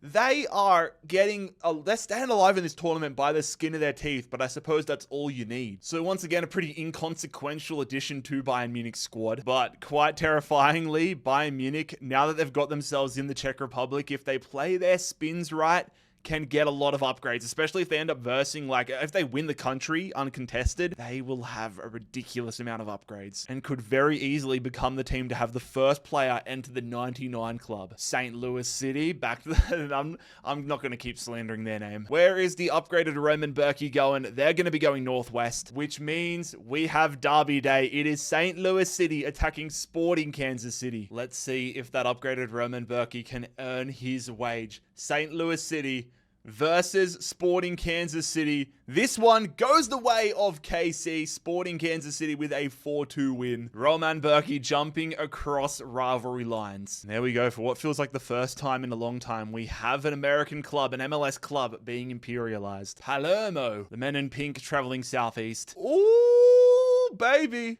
Palermo, I see you. Palermo are we might have another change over here. They are the latest club to be attacking Libya, occupied by Olympiacos right now. +4 upgrade on the line. Palermo need to be perfect though if they want to win this. You got the upgraded El Kabi to an 84. João Mario and Calabria join this Olympiacos squad.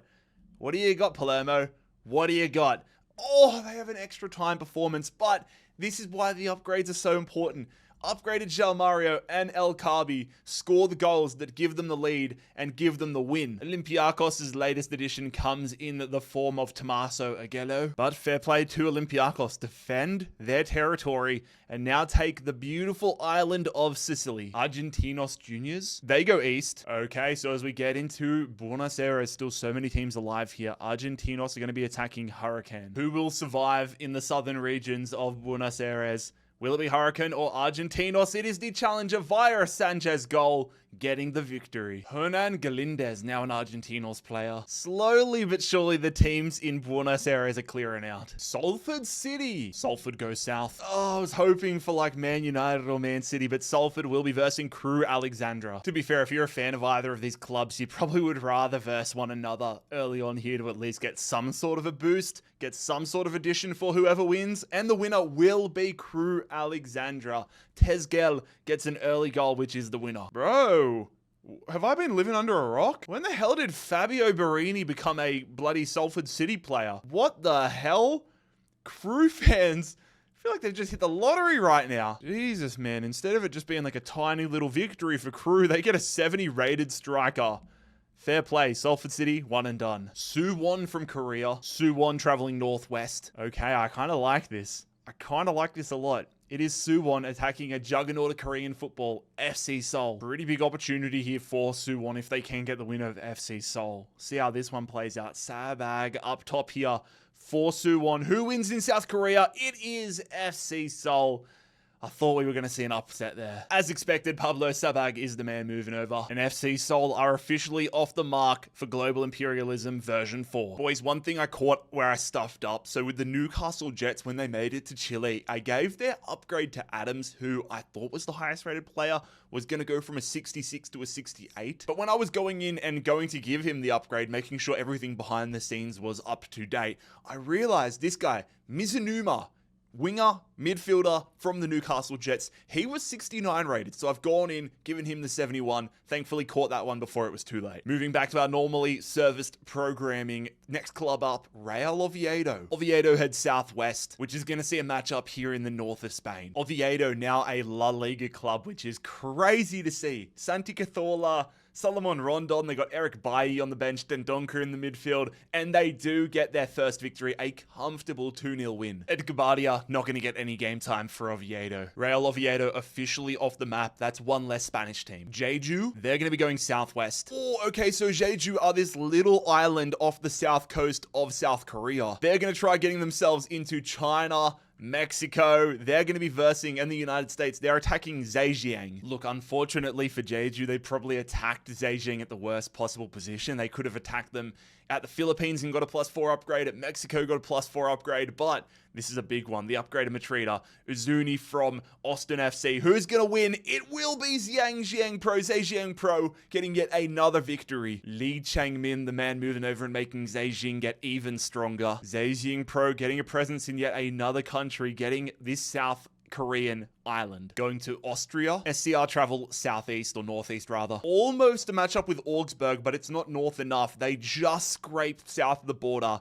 We're going to have a matchup with Salzburg ahead of us. Salzburg have been stringing wins together. Can they take out yet another side here in Austria? No, they will not. It is a monster win here. SC Alltag. Huge debut victory. That is going to see 4 players heading SCR Alltag's way. All of them are going to get into the starting 11, I imagine. Alltag hidden in the west-hand side of the country, the western corridor. That's going to give them almost half of Austria, along with a path into Italy. Damak club. Damak head east. And so directly east, a little bit south for them, is going to be a matchup with Al Fateh again. There was barely any chance of them having a direct attack on Yemen, but they are attacking Al Fateh. Al Fateh have been getting the job done here within Saudi Arabia. Vargas has gone up to an 81. They've got a victory and they've got themselves into Yemen. Are they going to get more land here in Saudi Arabia? Yes, they will. Batna and Sadane are the men scoring. Bedrane is the man moving across to Al Fateh. And this is actually huge for Al Fateh. Because they get this region here, I was trying to determine whether this Al Ittihad could thread the needle, but that is closed off. This is a surrounded area for Al Fateh, so that's going to be an upgrade for them, meaning Vargas is now 83 overall. Staying in Saudi Arabia, Nemo SC. I've definitely misspelled that. I was like, Nemo? Isn't it Neom? Yeah, Neom. I think I might just call them Nemo SC anyways. By looking at their name, I also realized if they go west, they're going to be attacking... Alright, never mind. I was going to say if they were going west, they were going to attack Egypt, but they're going to take... Probably a smart move. They're going to take this northern territory in Saudi Arabia, which will be an upgrade. Bro, their team is good. Their team is good here in Saudi. Lacazette goes up to an 81. Gwangju, jumping between Saudi Arabia and Korea a lot. Gwangju will be going southwest. Gwangju, another club that could only get upgrades. They get out of their tiny little region here and get their first upgrade. Their striker Reese up to a 72. Mallorca go directly east. Okay. They're going to be trying to take out Saint Etienne. Mallorca have got the upgraded Sergi Darder. Meanwhile, Saint Etienne have been adding piece after piece. Belotti, Gazaniga, their latest addition. This is a big task for them, though. This is by far their biggest task. How's this one going to end up in Spain? It is a win for Saint Etienne. Oh my god. Saint Etienne getting stronger and stronger. And so massive move here for Saint Etienne. They get themselves more territory. They get Spain, the island of Majorca, but most notably, they get themselves Algeria. Bit of a shame, probably from their perspective, they didn't attack directly and get to have the upgrade, but they still get land here in Africa. St. Pauli, is it going to be a derby matchup with Hamburg? They're going west, southwest. No, it will not. The side led by Australians, Connor Metcalf and Jackson Irvine will be attacking Holsten Kiel. Holsten Kiel riding on a high after that victory against Wolfsburg. Morat joins as their striker. How will this one play out? It is another win for Holsten Kiel. Oh my god, just like Saint Etienne, they are starting to put together a remarkable run. No more Jackson Irvine in the competition. It is going to be the goalkeeper, Nicola Vassil, going across to Holsten. And that is yet another Bundesliga scalp for Holsten Kiel. They are making this a habit. Cerro Porteño, they go northeast. Again, they are doing exactly what they need to do. Almost getting this region, but it's going to be an upgrade nonetheless. Probably the dream upgrade. Like, let's say, for example, let's say they get a win here against Olympia and they get another upgrade. They would basically unlock this whole region in Paraguay. MK Dons heading northeast. And so we're going to have two debutants going head-to-head. MK Dons attacking Watford. Are they going to be back-to-back Australian exits? Watford with Nestori Irankunda taking on MK Dons. Patterson up top for them, you would imagine. He is their highest-rated player. MK Dons win it! Bro, what is this run of form?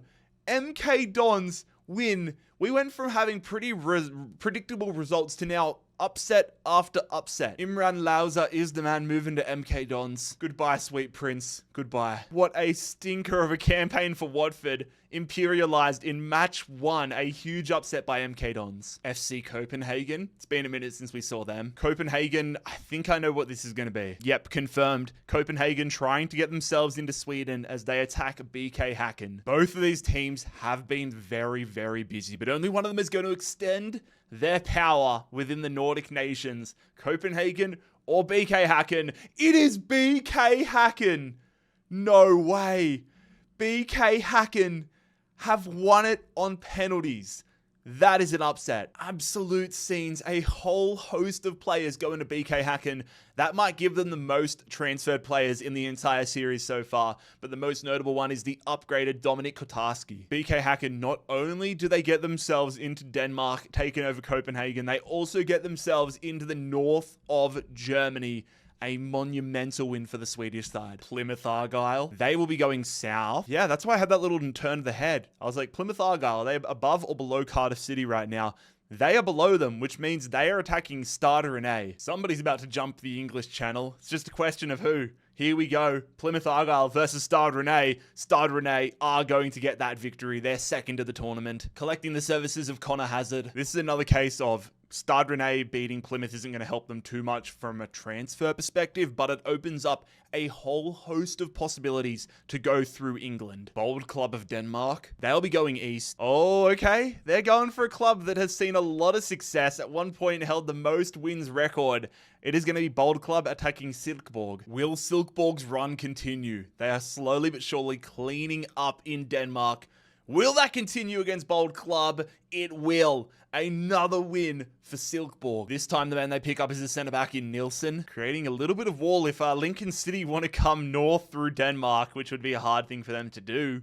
It would be Silkeborg standing in their way. Punjab FC, one of the new clubs in India, or at least the new logo, they're going to be going north. All alone here in India. This actually is a dream upgrade for them. They thread the needle only just getting this region. And again, if they can get a win, upgrades galore might be coming their way. Most of their team is pretty piss poor, but there is like 3 guys that look way better than everybody else. Santos is the upgraded man for them, up to a 72. Also, now that I've seen their old logo on the jersey, I'm pretty sure they have been in the game every year. Freiburg travels south. For a second, I thought the bit of westernness was going to mean they were going to be versing Stuttgart, but instead, they miss narrowly some matchups and get BSC Young Boys in Switzerland. Freiburg busy in the early days of the tournament. They've got that upgraded Ginter. They've got Omega up top. The only win for Young Boys saw Loretz join their bench. Who wins it? It is a 3-2 win here for Freiburg. Another win for them. Look, the players they collect are okay, but the land they get is actually so class because that gives them an opportunity to get all of these upgrades still left in this center part of Switzerland. And like, especially, let's say they have a matchup with BSC Young Boys. That would be a small gold mine for them. Sorry, I think I said BSC Young Boys. I'm talking about SC Basel. Udinese, another team that did early work and we haven't seen since. They go west, which means Udinese will be attacking Venezia. I can't lie though, fellas. If they would have gone at Hajduk Split, the winner of that would have got an insane amount of upgrades. Omar Saleh has got himself +4 upgrades total here. They've got some decent additions. Benacer joining last time after beating Dinamo Zagreb. They're on a run, Udinese. Will it continue as they take on Venezia? They do not. The club from Venice punching out of the canals with one of the biggest wins in Italian football. Oh my God, ladies and gentlemen. The upgraded Soleil and Ismail Benacer, both Venezia players. I feel like I'm sounding like a broken record right now. Venezia are going to get themselves a lot of real estate here. Unfortunately, though, it's not a direct attack, so it's no +4 upgrade. It's just the players themselves. But Venezia have taken a huge first step here, and they now put themselves in a prime position to get this upgraded Croatia. St. Pat's, they go directly west, and so that is going to get them another upgrade here within Ireland. Again, the dream scenario. Their goalkeeper now to a 73. The Philadelphia Union. Philly travels southwest. Oh my God, it was almost a matchup with FC Cincinnati, but instead, lads, it is an upgrade to the state of Delaware. Philadelphia's overall in this game is pretty disrespectful. A lot of their players are super low rated for how good they are in real life, but Kai Wagner, one of their stars, their star in this series, 76 to a 78. Adelaide United. The Reds will be traveling east. Oh dear God. Oh dear God. Adelaide United attacking Western Sydney. I'm getting terrible PTSD flashbacks to the Adelaide Oval in 2016. Oh, come on, lads. We added O'Shea last time. Our team is balanced, but is it balanced enough to beat Adelaide United and stay alive in this tournament? Come on, Western Sydney. Come on, Western Sydney. No! No! Oh my God, we lose to Adelaide United. Ayubi gets a brace for the Reds. Oh my God. 2 of my 3 teams are gone. My hometown team of Western Sydney are gone. My first love of Fulham are gone. My current city, FC Cincinnati, the only team left for me. Oh, Brandon Borello and O'Shea go to Adelaide. Oh, taking one good look at ya. We had an okay run. At least we got one win unlike Fulham, but my hometown team, the Western Sydney Wanderers, are officially imperialized. All right, trying to pick up my vibes now, but Charleroi are next up. Charleroi goes south, which will see the Belgian club attempting to jump over the border into France. Olivier Giroud and co trying to pick up more land here in Belgium. They got a win out last time. Didn't pick up anybody too crazy, but will they get another win? Yes, they do. Olivier Giroud bags a brace as Lille imperialize Charleroi. Another uninspiring addition coming Lille's way, but more land here in the southwest corner of Belgium. Libertad, they go north. Okay, the westernness almost actually sent them to a matchup with Tucumán, but it's not west enough. Libertad are going to be taking on Club Guarani in an all-Paraguayan affair. As long as this game doesn't end up being a scoreless draw that goes to penalties, then I'll be happy. Let's see how it plays out. Libertad in behind. Oh my God, what a stinker of a finish from that guy. Oh, Libertad in behind. They shoot and they miss by an inch. Libertad might be in here. Can they win it? In the 85th, there we go. The 85th minute. Libertad, that is the 4th attempt for this Melgarejo guy. And he finally finds the mark. Libertad looking for a second here. They go for the long shot. Could have just played it right through and it would have been game, set, and match. But that one is over the top and it is a dominant victory for Libertad. I cannot believe we actually saw a game settled within 90 minutes. Libertad will add a 70 rated striker to their roster. And there we go. We have our first Paraguayan club officially imperialized. Hajduk Split. Oh my God, please go north. Please go north. Oh, is that going to be enough? No, it is not. I wanted it in my heart of hearts for Hajduk Split to be north enough to attack Venezia, but instead Hajduk Split are going to get themselves Serbia. Meaning another upgrade for Livaya, who goes up to an 81. Sorry, 83. Helsinki. Okay, the Finnish club. They'll be going northeast. Oh my God. I think they're attacking Russia. They are. Helsinki are attacking Russia, attacking Shakhtar Donetsk, which means if they win this one, they will get a +4. And if Shakhtar Donetsk win this one, they get a +4. A country is falling regardless. This could be a game changer. The Finnish Juggernauts versus the Ukrainian Juggernauts. Let's not forget Bondarenko upgraded to an 81. If he wins here, he'll go to an 85. I assume Teemu Pukki is the highest rated player on Helsinki, so he could get himself up to a 75. This is massive. Who's going to win? It is Shakhtar Donetsk. Oh my god, Pukki scored. It wasn't enough though. The great Teemu Pukki will be joining Shakhtar Donetsk. And for their direct takeover of Finland, that will see Bondarenko going up to an 85. And you guys might be able to see it down below, but that might make him the highest upgraded player in the series so far. Real Sociedad. They'll be going directly south. And so Real Sociedad are the one on the left. Regardless though, if it was either side, they'd be versing Osasuna regardless. Osasuna are another club that have gotten off to a decent start. They've gotten wins under their belt in decent territory, but no crazy pickups. Sociedad proves as an opportunity for them, but also a massive, massive challenge. Who's going to win this one in Spain? It is extra time, but it is going to be Real Sociedad, who played a man down for a large chunk of the game, who end Osasuna's run. Real Sociedad with a haul of talent coming their way, but the most notable, and probably the only one that makes it into their squad, is Ante Budimir. Real Sociedad officially off the mark, getting their first land in Spain, and also making a move into France. Pescara. Pescara heading west. Okay, an opportunity for Pescara to shake things up here in Italy, heading to Rome. Huge banana peel game for Roma. They are overwhelming. Like, not one of these guys would even make it into their squad. But that has been the downfall for so many teams in Imperialism this year. It is not going to be the downfall for Roma, though. Dovbyk with a hat trick. A demolition job from Roma. Sebastiano de Planches has just got the ultimate change of fate. I've said it once, I'll say it again. I commend teams like Pescara who try to take out a juggernaut, but it is ultimately going to be their downfall. Roma with their first win. Wolfsberger AC, they will be going southeast. Okay.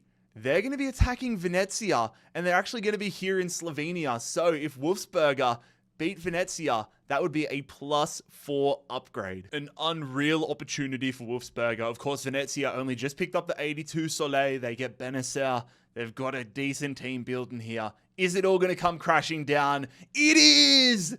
Wolfsberger AC from Austria go absolutely wild.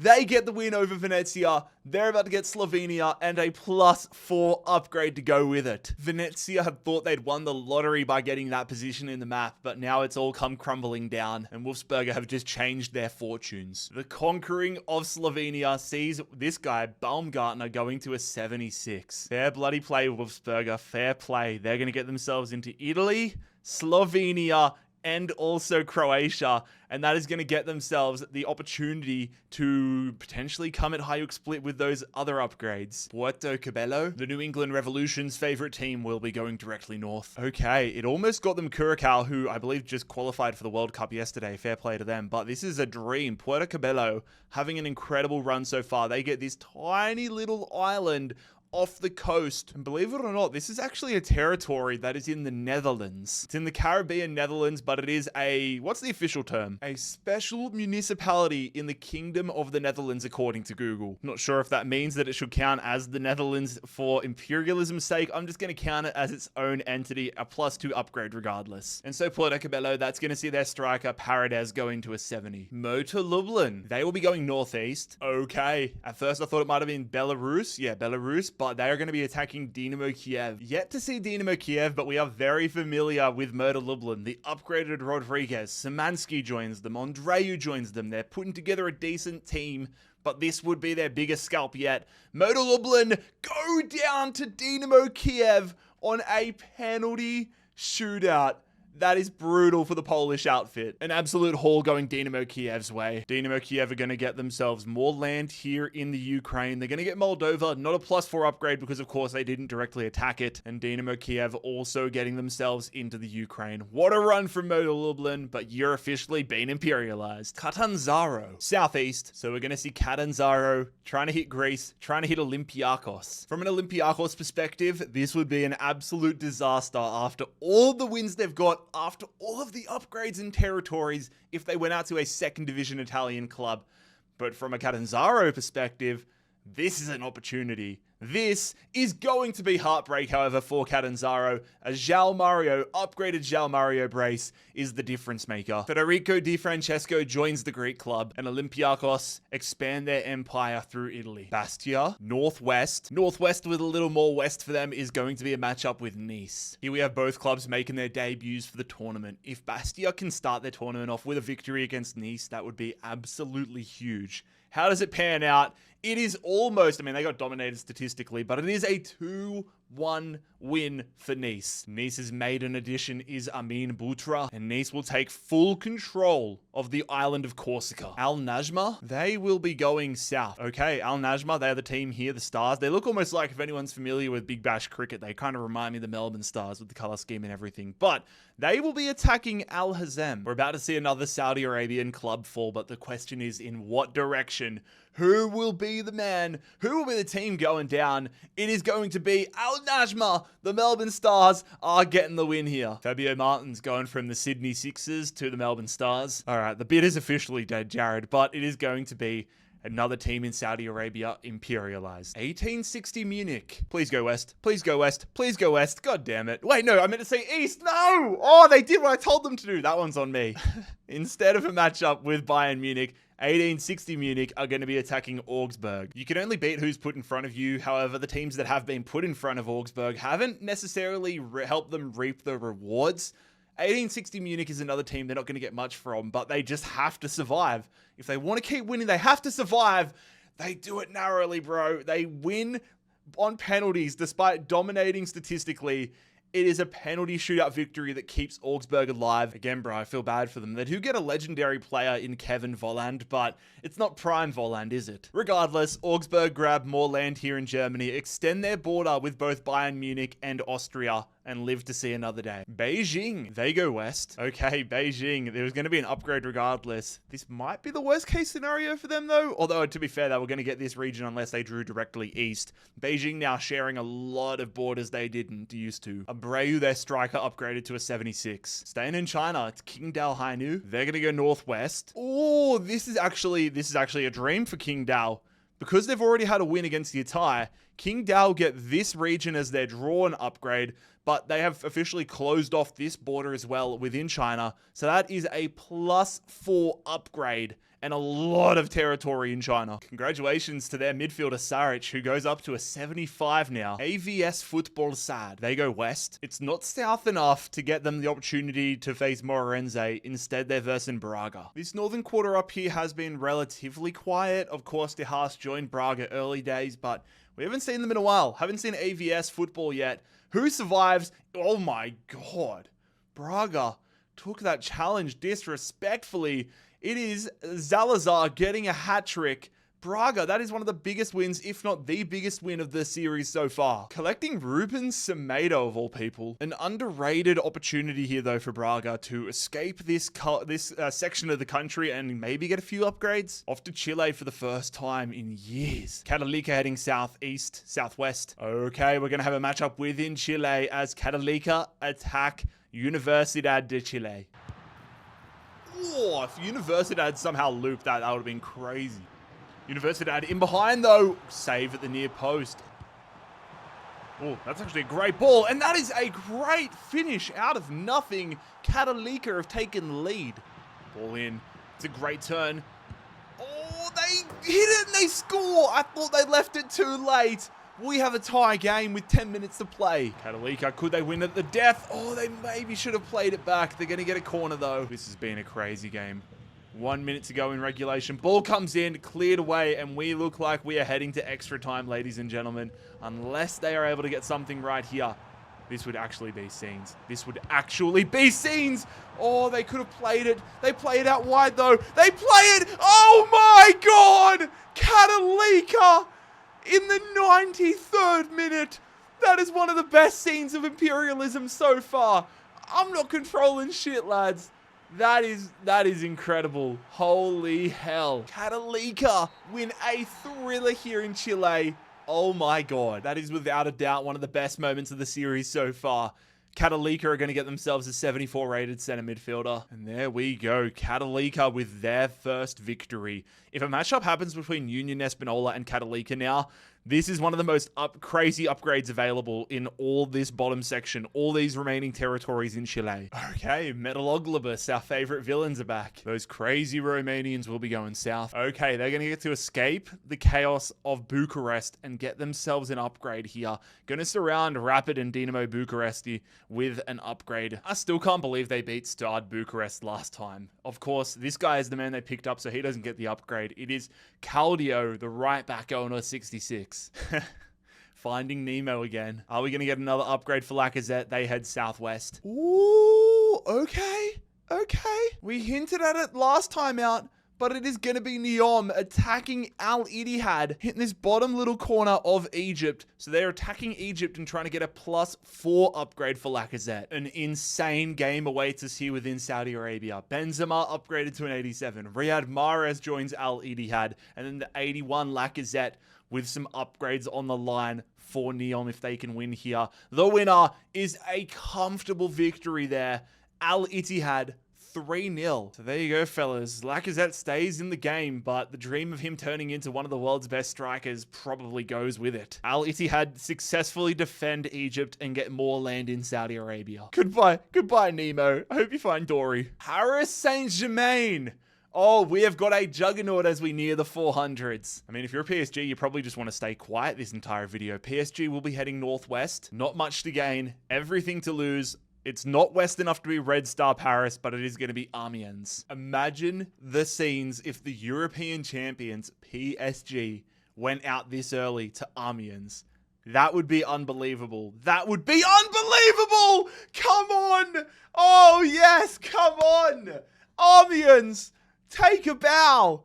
Amiens have just beaten PSG. Oh, this is without a doubt the biggest elimination of the series so far. PSG, one and done at the hands of Amiens.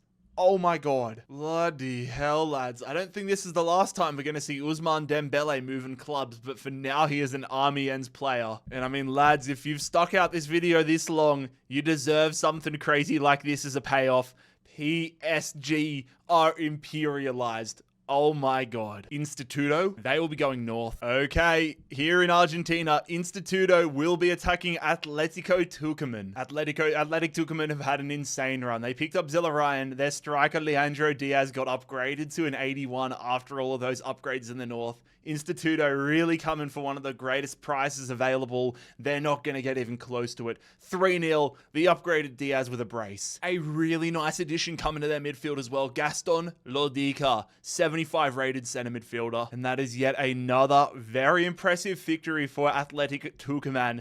Maybe the team to beat right now in Argentina. Over a third of the world's population has been conquered. 260 clubs no longer exist. And today, continents will fall, countries will fall, and over half of the world will be gone. Welcome to part 3 of global imperialism in FC 26. Ladies and gentlemen, who will be the first team drawn by the wheel in part 3? It is going to be Nottingham Forest. Forest will be heading southwest, and so for them, this is definitely a banana peel game. Nottingham Forest attacking Mansfield Town. This can result in absolutely nothing but heartbreak for Nottingham Forest. A huge banana peel game. That Lewis bloke in the midfield looks like Curtis Connor, but who's going to win this one? It is Nottingham Forest doing it in extra time. The League One side will lose former Leeds United striker Tyler Roberts. And with that, part 3 begins with a English club falling. Morense, are they going to go west? Will we have a winner's wild card to start? This would be absolutely insane. I think it is. Oh, I think it's going to be a winner's wild card to start. Oh, no, it's not. It would have been for their original position. Oh, we might have something interesting here, though. Oh my god, this is still going across the Atlantic. Okay, we're going to have Moreirense getting themselves into the United States. America's East Coast getting flooded by foreign clubs. And ultimately, that will be a second upgrade for Allen, who goes to a 79. Shanghai. We're off to Shanghai. Southeast. Okay, that is going to see them traveling southeast, hitting the coast of China. They're trying to get themselves into Korea and into Mexico and into the United States. Shanghai Port versus Zhejiang. Zhejiang have been so damn impressive. One of the best teams in the series so far. But they've got a huge task here. Is the upgraded Matrida going to be enough? Shanghai have such a balanced side, especially after adding Texera, after winning the Shanghai Derby, and that will be the downfall of Zhejiang Pro. We are going to have a huge change up on the global map. A smorgasbord of talent going Shanghai's way, led by the upgraded Matrida. And boys, Shanghai, they already claimed Shanghai, but they're going to claim a lot here. They claim more land in China. They claim Jeju's Island in Korea. Cannot forget about the Philippines. I'm going to have to change that map, but they claim the Philippines, not a direct attack, so not a +4 upgrade. And they get themselves into North America, taking Mexico and taking Austin's part of Texas. This third part already delivering some massive, massive moves. Next team up is FC Cologne. They're going northeast. And so for their first spin in the tournament, trying to get themselves a team whose name I continue to stuff up, it is Alemannia Aachen. Look, for a third division side, Alemannia are doing an incredible run. They're putting together an incredible run, picking up Ihatteren. They've got a strong start, but is it going to be strong enough to get past a top flight club in Cologne, in Köln? It is not. It is going to be the end of the road despite a Gindorf brace. Alemannian are getting imperialized, and the man who scored the brace is the man moving across. Not a game changer of a start to imperialism, but the Billy Goats have got themselves more land here in Germany, and they jump the border into the Netherlands. A lot of red in the south of the the southeast really of the Netherlands. QPR goes southwest. Okay, Queen's Park Rangers looking to extend their lead in England, an all-championship affair as they take on relegated Southampton. QPR are a team that game by game, they're getting better and better. They added Connor Chaplin after their last victory, but will it be enough? Will it be enough? This is by far their toughest challenge. Taking on Southampton, QPR, their run is over. It is a second half defeat. Southampton, the Saints, off the mark. So many streaks that were starting to get established are being destroyed today. Southampton have got themselves the upgraded Ilias chair along with a whole range of players. And there we have it, ladies and gentlemen. The Saints go marching in and take out QPR. Liverpool. Okay, we have our first juggernaut of the episode. Liverpool go directly south. I've been trying to justify it to myself, lads. Directly south kind of hits on the border, but if you look at the arrow, it is like a millimeter to the right. As much as I'm frothing at the mouth for a Merseyside derby, unfortunately, it's going to be Liverpool versus Crew Alexandra. Let's not forget that the former Liverpool striker Fabio Borini now plays for Crew Alexandra after they imperialized Salford City. Liverpool beat Preston North End by the skin of their teeth in their first matchup. Is it another banana peel for Liverpool? It is not.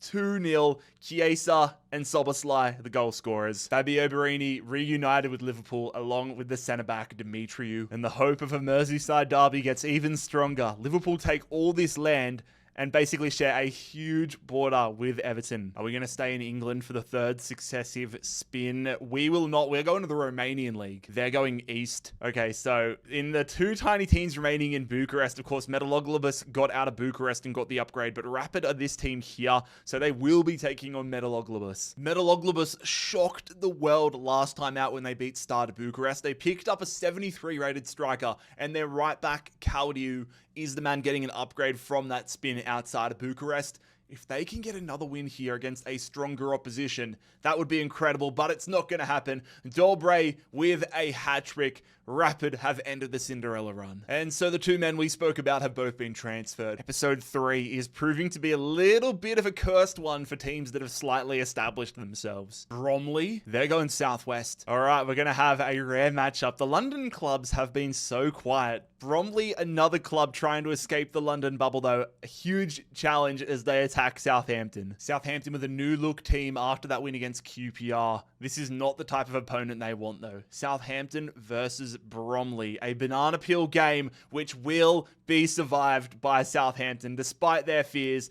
Cameron Archer gets a brace. Southampton beat Bromley. Another man moving Southampton's way. They move on. And for the first time, Southampton have themselves territory within London. Also, fellas, I wanted to say, whilst I fix up the map here, I wanted to say a big thank you to everybody that has showed mad love on the first 3 parts of the series so far. I absolutely love doing this series, and it's so nice that you guys do as well. Like, when you do YouTube, you have to find the line between doing videos that you are genuinely passionate about and ones that are going to help pay the bills. Luckily for me, you guys show mad love on these Imperialism videos, and they are the most fun things in the world to do. So yeah, just wanted to say thank you for that. I'm excited to see how the rest of the series ends, and I'm excited for you guys to see that as well. Anywho, I don't do well with expressing my emotions, so we're going to move on. And next team up is going to be Barnet. Oh, we're staying with a lower league London club. Shout out to the guy in my Instagram DMs that said that he was a Barnet fan and couldn't wait for them to get pulled. You're up, brother. Just because of you, I'm hoping Barnet win this one. They're going southeast. Ooh, okay. Now I'm really hoping they win. Actually, no, I'm wrong. I thought it was going to be Chelsea. It's not east enough.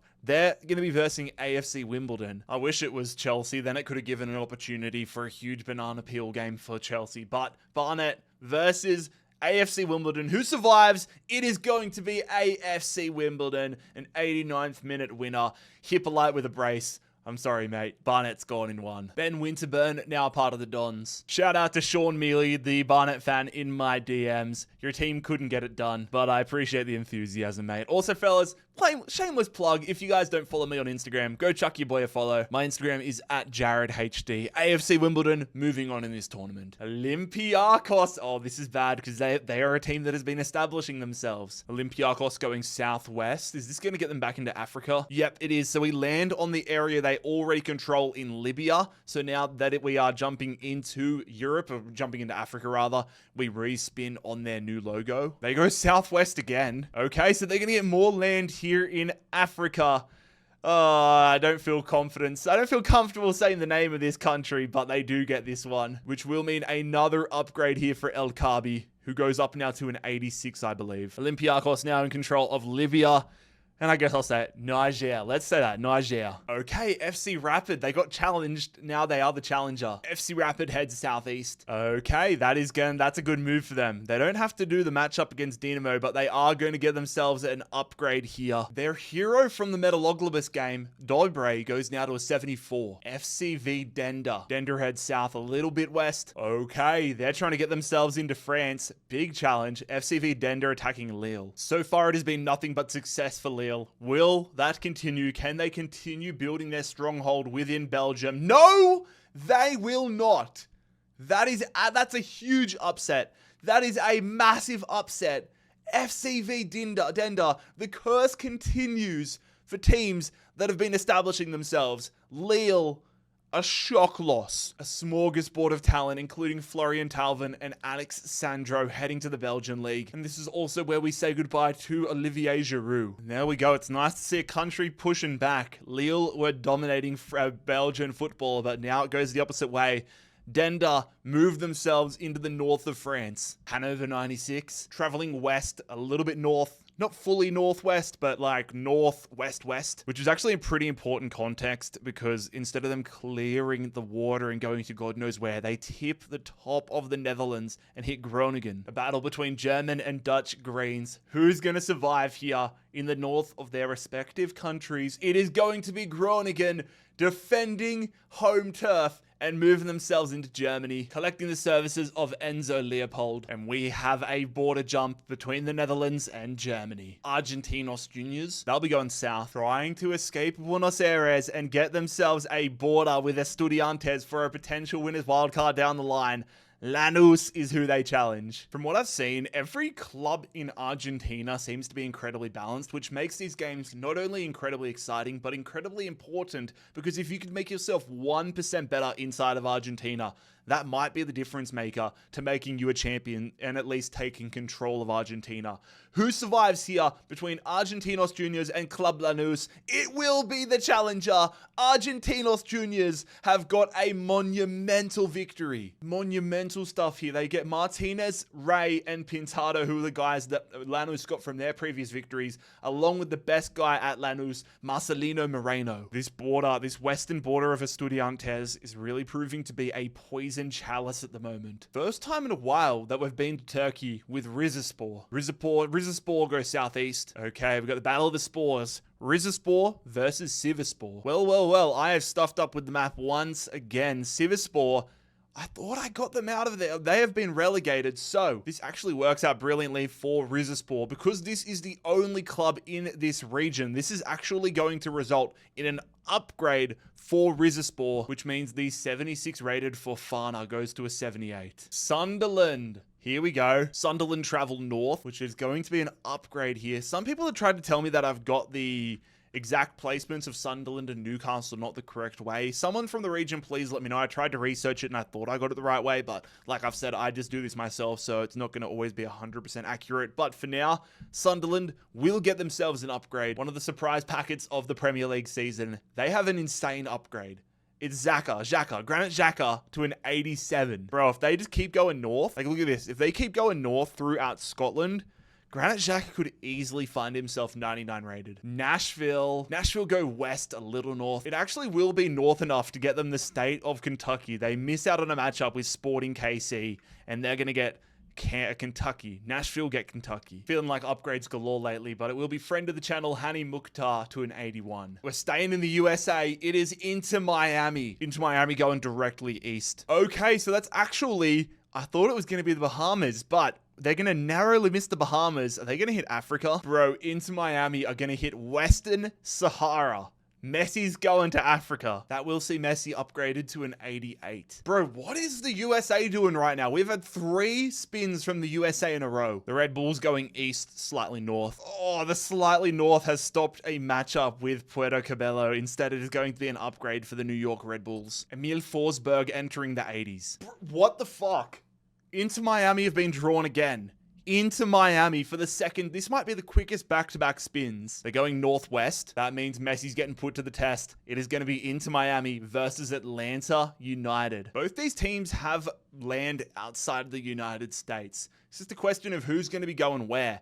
Is Messi going to be an Atlanta United player by the end of this matchup? Let's go find out. It is going to be the case. Oh my God, Messi might have scored, but Inter Miami have lost their first game. It is a one and done. Absolutely massive scenes, lads. Messi plays for Atlanta. And so not only does Atlanta United fully take Florida for themselves after taking out both Inter Miami and Orlando, they're also going to expand their empire outside of the United States as they claim land in Africa, Western Sahara. All right, now we get to finally leave the United States. Gimcheon going south a little west. Okay, that little bit of west is going to result in them getting an upgrade, claiming this region of South Korea. Not many upgrades remaining in South Korea. Yongbyung-kwan up to a 71. Sparta Prague, they'll be going southwest. Whoa, let me just make sure I'm getting this right. Hold up, have they won a game? Oh, they haven't won a game. This could have been the jackpot for Sparta. Bro, if they had won, okay, so they take this region right here.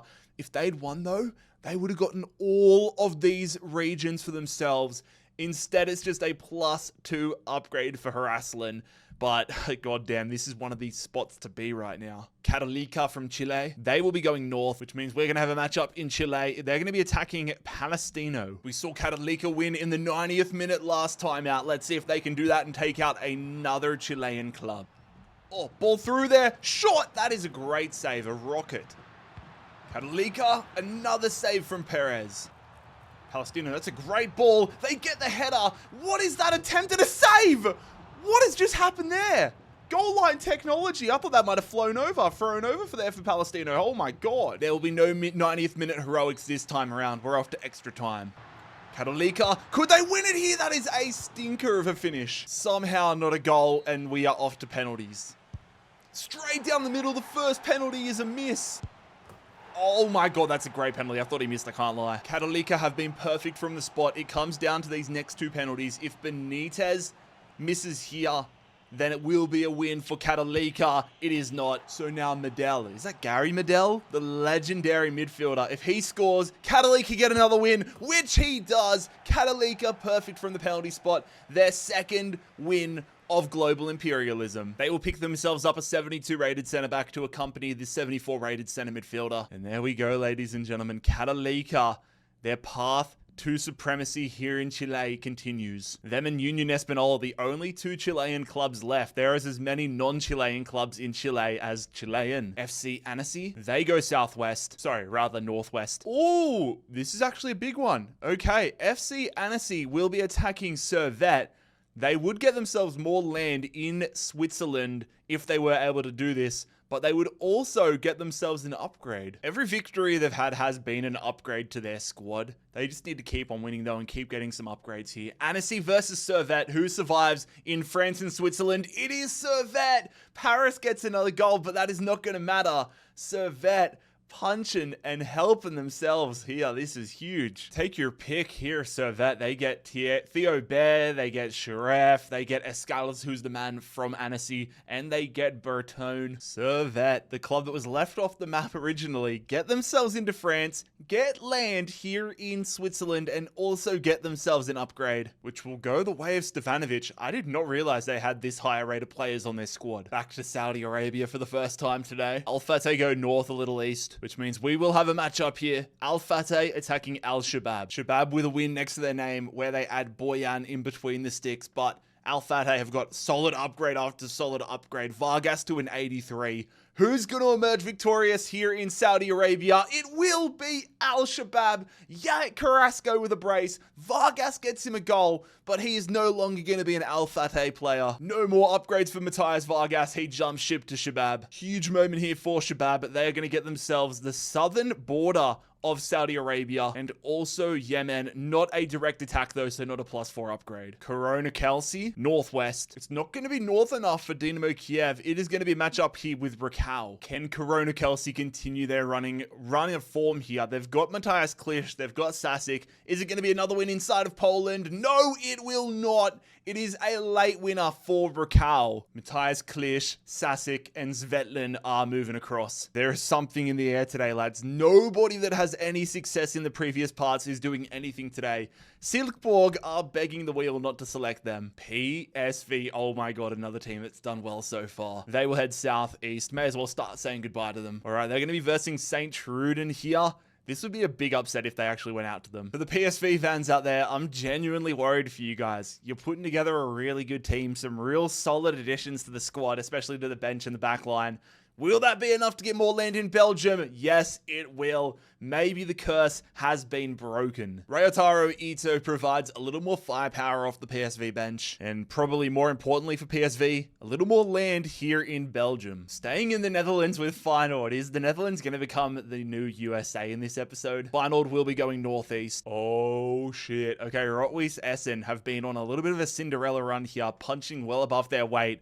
Are Feyenoord going to come in, beat them up, and collect the scraps? Not even the scraps, collect some pretty decent players. You look at this Rot-Weiss Essen side, they're basically putting together a all-star team from the Eredivisie. If they beat Feyenoord, they genuinely would be on track to be the best team remaining in the Netherlands. They'd at least have an argument. This could be a game changer. This is not a game changer though. Holy hell, I just talked them up so much for them to get whipped 3-0. Feyenoord demolish Rot-Weiss Essen. Rot-Weiss Essen putting in all the hard yards, going and grinding to get some great players, and then Feyenoord just come in and say thank you very much. And so Feyenoord, after their first victory, are going to get themselves more land here in the Netherlands and also a path into Germany. Technically now sharing a border with Borussia Dortmund. Alright, Servette, here we go. They'll be going west a little bit north. A little bit of north is actually important. They're going to get one of the final upgradable regions here within France. Therefore, their man Stevanovic goes to a 79 now. Dijon Hanna, they go south a little east. All right, so there was basically, unless they perfectly threaded the needle, they were always going to verse Gimcheong Sangmu. Big game here, an upgrade on the line as well. Despite Gimcheong getting the upgrades here and getting some victories under their belt, Dijon Hanna still come in as the favorites. They are still a higher rated squad around the park. So let's see if Gimcheong continue their run. They don't continue their run.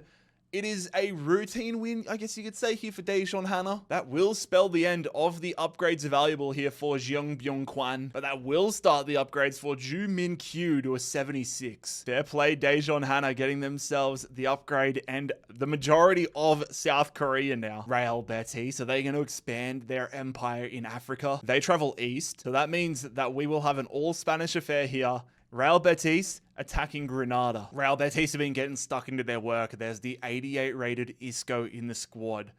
Bro, this is going to have to be a big performance here from Granada if they want to go on in this tournament. They get absolutely destroyed. Cucho Hernandez with a brace. That would put him in the conversation for the Golden Boot. Lo Celso, another goal.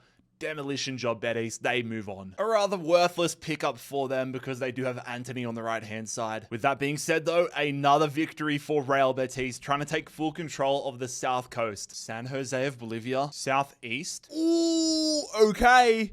This is actually huge. We're going to have a cross-country matchup. Bolivian club San Jose are attacking one of the best teams of the tournament so far, Atletico Tucumán. Here we go. San Jose beating Deportes last time was actually huge for them. They picked up a 66 rated center back and a 73 rated left midfielder, which are huge additions for them. Tucumán's been on a run though. Tucumán are single-handedly dominating Argentina.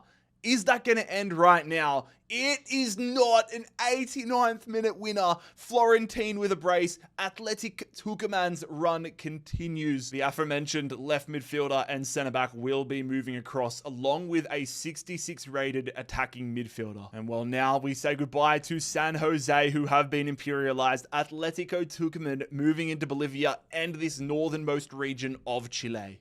Tottenham. Spurs have been drawn for the first time. Will we have a North London derby? Oh, is that going to be? I know that I've got them to the west. Yes, it will, ladies and gentlemen. We are going to have a North London derby. Tottenham versus Arsenal. Such a small amount of land is up for grabs now, but the bragging rights and plays that come with a win for either side are monster. Arsenal, Tottenham, North London derby. Who will imperialize the other? Arsenal thump them. Oh my god. Trossard, Saka, Gyökeres, 4-1 for Arsenal. Tottenham have not just been imperialized, they have been pulverized. James Maddison will be the man joining the Gunners. And well, North London is officially red. Sligo Rovers of Ireland. Southwest. Okay, they're going to share themselves a border now with Galway United, but there are a lot. They just need to keep making the right moves and upgrade, which will go the direction of their goalkeeper, McGinty. SV Overbank Reed, southeast. Okay. Against one of the big dogs or one of the big performers in Austria. Overbank will be attacking Sturm Graz. Sturm Graz have actually made really nice upgrades. They've been to their centre back and right back role via their victories, which gives them a very balanced squad here. Are they going to add another club, another Infinity Stone? Yes, they will. Jada in the 78th minute, Sturm Graz getting a really nice position here in Austria. Mark Gross probably won't do too much for them. Regardless, another feather in the cap for Sturm Graz. CD Castellón, they're going south. All right, it's going to be an all-Spanish affair. Castellón attacking Levante. Levante, of course, with a victory late in the last part over Valencia, sorry. Matty Ryan, the goalkeeper for Levante, they picked up Jose Gaia. Building an okay squad right now. Can they get past? No, they don't! They lose to Castellón. That is a huge upset. The second division side taking out a La Liga opponent. That looks like a real smash and grab. There it is, ladies and gentlemen. Jose Gaia and Matty Ryan both play for Castellón now. Can't lie, fellas. I thought this was going to be a routine victory for Levante, but Castellón proved otherwise. Fredrikstad, they're going to be heading southwest. All right, Fredrikstad are jumping across the water to take on Sandefjord. Sandefjord's only involvement came early days where they got an upgrade to their left midfielder. Granted, that would make him the highest rated player in this starting 11, but let's see if it can get them a win. Yes, it will. He's not the goal scorer, it's Sigurdarsson, but Sandefjord are going to get a win. Another nice addition here for Sandefjord, 69 rated Maxwell Waledzi. And with that, ladies and gentlemen, we are officially down to 375 teams. Sunderland, Jesus, they didn't get drawn once in the first 3 parts, now they've been drawn twice. Yes, lads, I think we've got it. Come on. Sunderland will be attacking Newcastle United. I'm sure some of you guys have been waiting for this one.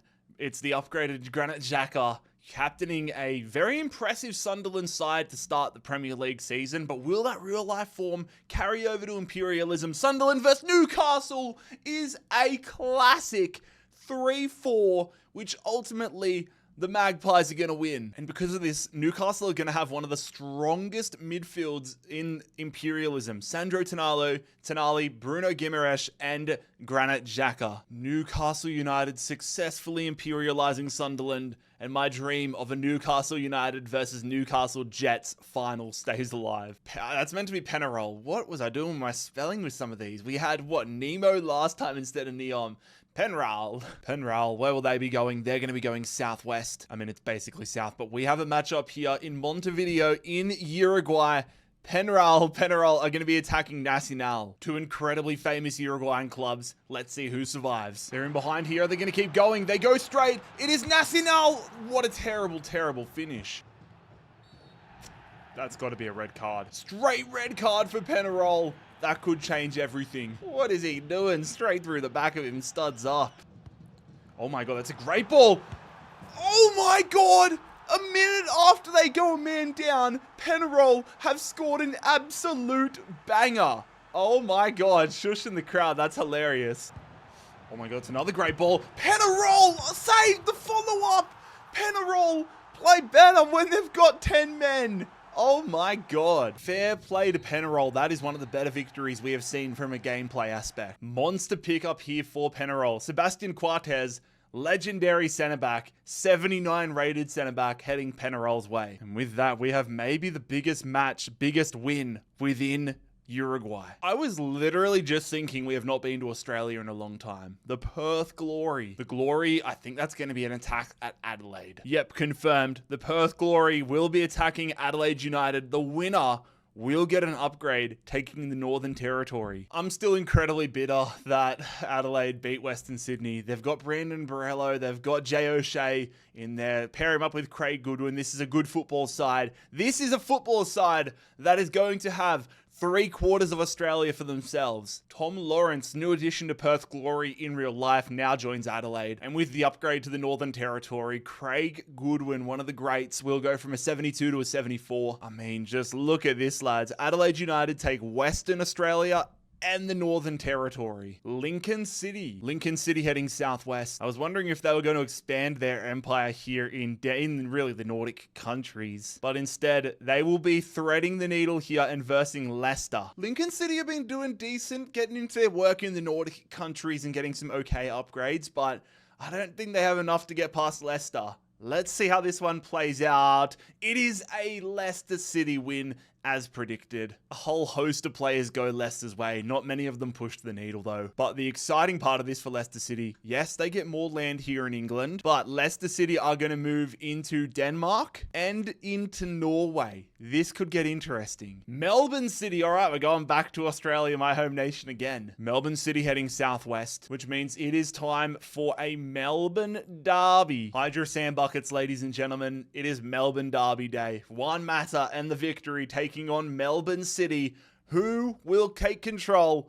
of the state of Victoria. It will be Melbourne City. Melbourne City 3-1 victors. Max Caputo with a brace. Juan Mata turning into a little bit of a turncoat here, ticking off all the Australian teams. Melbourne boys are still number 2.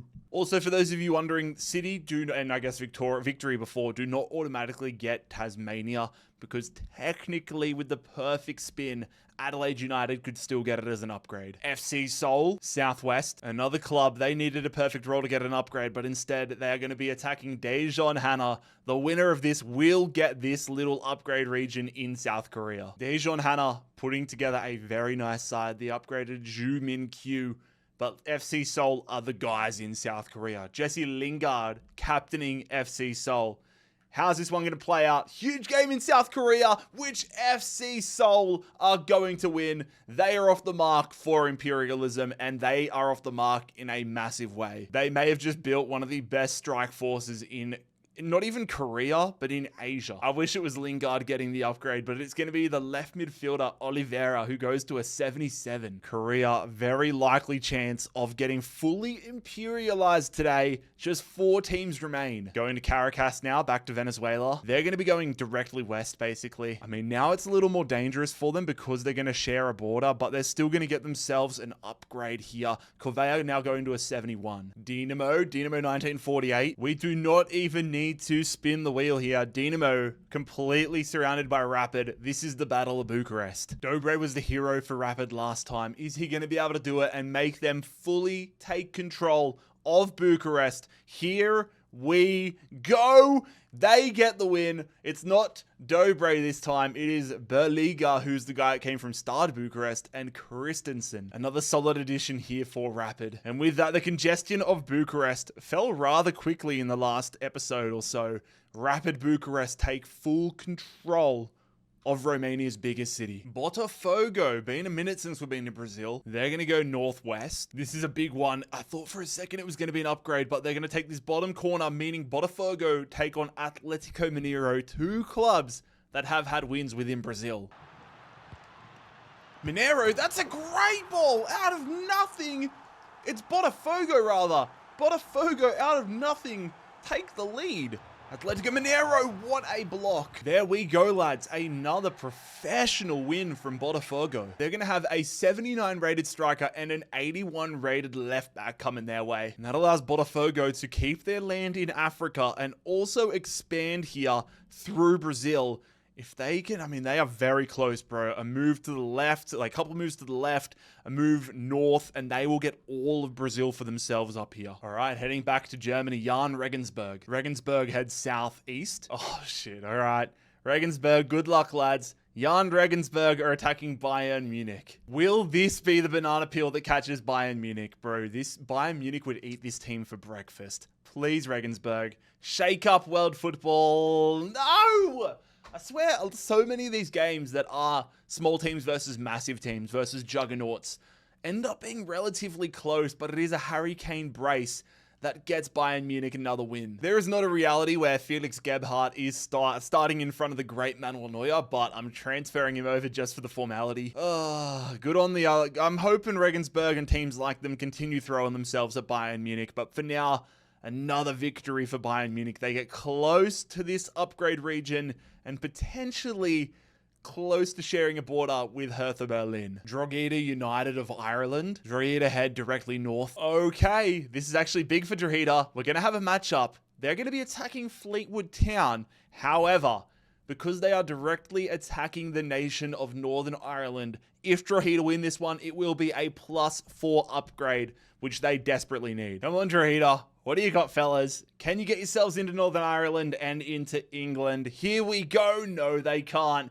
It is Evans getting a brace. Drogheda United, they went for it. They went hard for it, but they have gone out of this competition. That will ultimately see Connor Keeley linking up with League 2 Fleetwood. Sliding doors moment right there for Connor Keeley. Could have become 67 rated, but instead he's now a Fleetwood Town player as they get their first bit of territory in the Republic of Ireland. Burgos, off to Spain we go. They go northeast, so they clip. Oh, okay, Burgos, bro, you could have gone southeast or west and got yourself an upgrade. Instead, they clip Sociedad here, making things incredibly hard for themselves. I mean, this is a good-looking Real Sociedad side who picked up Budimir along with a bunch of other reserve players after their last victory against Osasuna.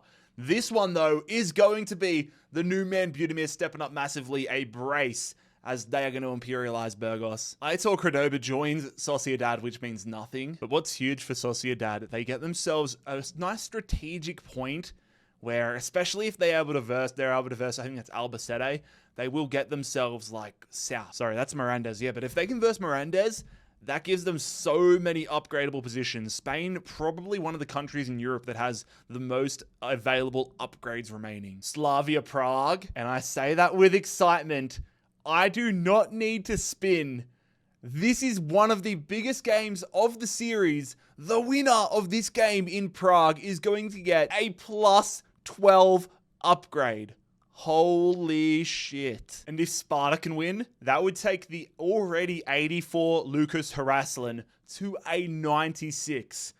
This is a monster game, lads. A monster game, which goes the way. Haraslin with the winner. He said that he wanted to get that upgrade. Haraslin is going to win this one for Sparta Prague. This is a massive result in Czech football. Lukas Pruvod jumps ship. Oh my God, ladies and gentlemen. Sparta have just taken over Prague, and now they get all of these unclaimed areas. They've closed off this part of the Czech Republic. And assuming that nobody else, there are a lot of teams that share the Czech border, assuming nobody else is able to get into the country, if Bayern and Prague face off with each other, that would be the Czech Republic going to somebody. This is a beautiful sight to look at, lads. Fair bloody play to Sparta. We move on from that with Sassuolo. The Italians head northeast. The easternness of it means they will be versing Modena, not AC Monza. The first test for both of these clubs, Modena of Serie B, Sassuolo of Serie A. Can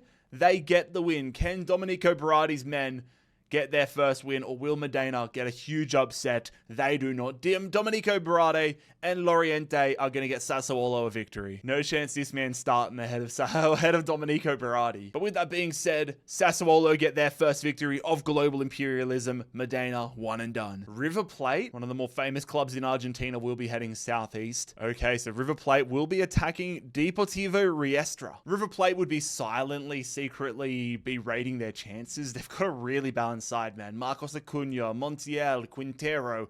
It's a really good team here against Riestra, who are one of the weaker sides in Argentinian football. That was, for some reason, I saw the one pop up and I thought that didn't matter, but River Plate do get a pretty comprehensive victory. Ignacio Arce, I don't know how to pronounce the other name, but he is going across to River Plate. Not a huge statement from River Plate, but they are going to get themselves off the mark. The teams in Buenos Aires are quickly fading. Al Najma of Saudi Arabia, they're going to be going northeast, not the bloody Melbourne Stars again, man. They're going to be just missing out on an upgrade and instead going at Al Fire. Out of the Saudi League teams that remain, these are probably two of the weaker ones. Al Fire stand way better than them, to be fair. They got Chris Smalling in the background, the upgraded Fortunas in their midfield. It's Martins here. Besides that, nothing really too good for Najma, but it doesn't matter. I talk so much shit on them, and they still get the win. Al Najma, the Melbourne Stars, are going to beat Al Fire. Okay. And for Al Najma, this is an insane change of fortune. They get Konstantinos Fortunas, and they get Chris Smalling. That is automatically their two highest rated players in their squads by a country mile. And there we go. This corridor of the country might just be a little bit cursed. We have had so much turnover around here. Alianza Lima, they're going to go directly east. Okay, again, they are following, we haven't seen them since the early days, but they are following the strategy that we recommended for them back then. It's going to be another upgrade for, I believe it's Barcos, going to a 77. They just want to keep going north or east, honestly. AS Monaco, they will be going east, a little bit south. Okay, they're going to try jumping across here. AS Monaco versus Fiorentina. This is actually an incredibly fascinating game. Monaco probably have a more balanced side than Fiorentina. Pogba's in there, which is awesome to see. Hiradeki, Zakaria, but then you've got Fiorentina, who have more star power. They got Moise Kean, they got Orsolini, they got David De Gea. They've got some actual superstars in their squad. Whoever wins this is going to be in a great position moving forward, and it will be AS Monaco. Moise Kean gets a brace, but AS Monaco are about to get a haul for this one. Bro, this Monaco team's about to be nice. They're going to have David De Gea, Orsolini, Calvin Stangs. It's going to be a nasty team in France here.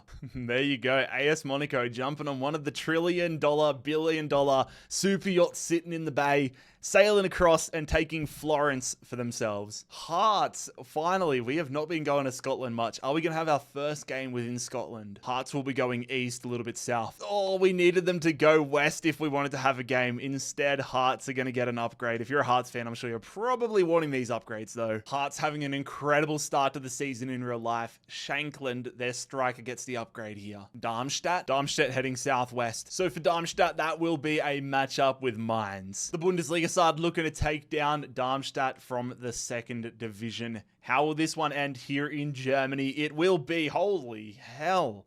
God damn, Mainz.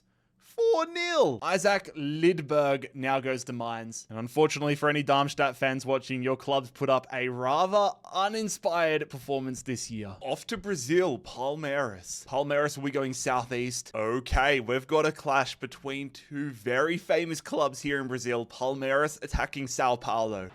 Sao Paulo, if they square it, they might get themselves the lead, which they do. Sao Paulo have been getting dominated in this game, but they make the most of their opportunity and take the lead. Can Palmeiras get themselves a late equalizer to stay alive in this tournament? The ball goes through. That is an incredible defensive header, though, and Sao Paulo will win this match in Brazil. Really nice addition for Sao Paulo, getting themselves an 82 rated goalkeeper. And we have another Brazilian team getting off the mark for this tournament. Palmeiras imperialized. Toronto FC, already with a lot of upgrades to their name. Are they going to get more? They're going to be going southeast. It's actually not going to be an expanding in Canada for them. Toronto FC are going to jump the border and are going to take an upgraded region here in the United States. Another +2 for Mihailovic. Gil Vicente traveling east. Oh, if they'd gone south, they would have had a winner's wild card. But instead, they're going to be versing Braga. SC Braga already with a couple of victories to their name. Are they going to be able to expand their land here in Portugal and stay with that winner's wildcard border? Yes, they will. A 3-1 victory for Braga. Collecting the goalkeeper, Andrew. That is the dream there for Braga. Now they get more of a border with Porto. Looking like destiny for them to have a winner's wildcard. Back to Brazil, Internacional. They're going to be going southwest. Okay, so this is going to be similar to Grêmio. Internacional will be moving into Uruguay, but instead of being a matchup for Grêmio, it is going to be an upgrade for Internacional. Their centre-back and captain goes from an 80 to an 82. Brentford, club that I do not want to see win this tournament. Brentford will be going west. Oh my god, this is like Stalin versus Hitler. It is Brentford attacking MK Dons. I was tempted to make a rule where both of these clubs could self-imperialize and maybe even take Sydney FC with them, but alas, we move on with the integrity of imperialism at the heart of mind. Brentford are going to get a 3-0 victory. Thiago with a brace. Imran Louza, along with the right back Kane Wilson, will be going to Brentford. Brentford getting off the mark and becoming the latest team to escape London. Meizu Haka of China. Meizu Haka going northwest. Oh, okay, that's actually going to result in them threading the needle only just, well, I don't even, they actually kind of got like basically the middle of this border, but they're going to be attacking Henan. A lot of territory up for grabs here in China. Both of these clubs with upgrades to their name. You got the upgraded Nazario for Henan. You've got Enrique for Meizu Haka. Henan have had a victory where they picked up Soya against Wuhan, and they will get another victory. Henan gonna move on here in China. Henan on a mission to collect all of these upgraded players, all the upgraded Brazilians here in China. A distinct advantage here. Henan trying to get basically a vertical stretch here in China. Hertha Berlin! Oh shit, it's last year's winners getting drawn for the first time. Are we about to have our first wildcard, winner's wildcard? Oh, this is a big moment. Will it be Leipzig or Union Berlin? Hertha Berlin going southeast. I think this is going to be the Battle of Berlin. Confirmed. Union Berlin are going to get an opportunity for the winner's wildcard. Last year's champions are up to bat. Hertha Berlin shocked us all last year when they won Global Imperialism. This is their first match of the year. The defending champions, is it going to be one and done, or will they claim Berlin? Will Union Berlin get a player in the 99 club? No, they won't! Hertha Berlin win it on penalties. Hertha Berlin win it on penalties. The champions are going to move on. There will not be a 99 club player and a winner's wildcard activated. A bloody unbelievable start. Hertha Berlin getting an 80 rated goalkeeper in Ronau. Hertha Berlin refusing to be a champion that goes one and done. Refusing to fund Union Berlin's dream of winning the competition.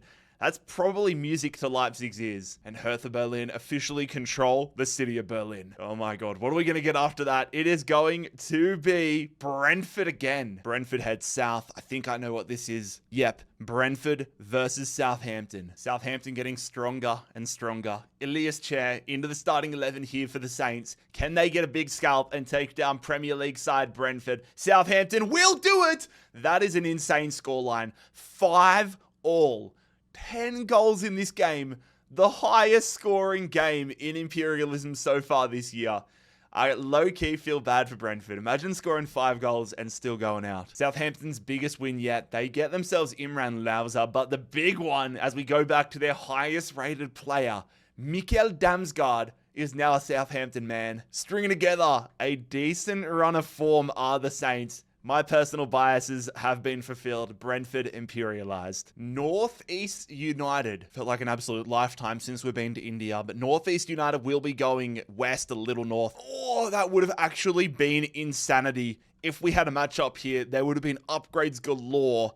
Northeast United, though, instead are going to thread the needle. Sorry, not thread the needle. Leave the country. They're going to take Bhutan. Their striker, Ajare, goes to a 72. Fenerbahce will be a trip southeast for Fener. If they managed Konyaspor there, I thought they were going to get Konyaspor, but they have taken the top section of Antalyaspor. Fenerbahce went from strength to strength after that Besiktas victory. They had Ergan Kurtzu join the starting lineup here.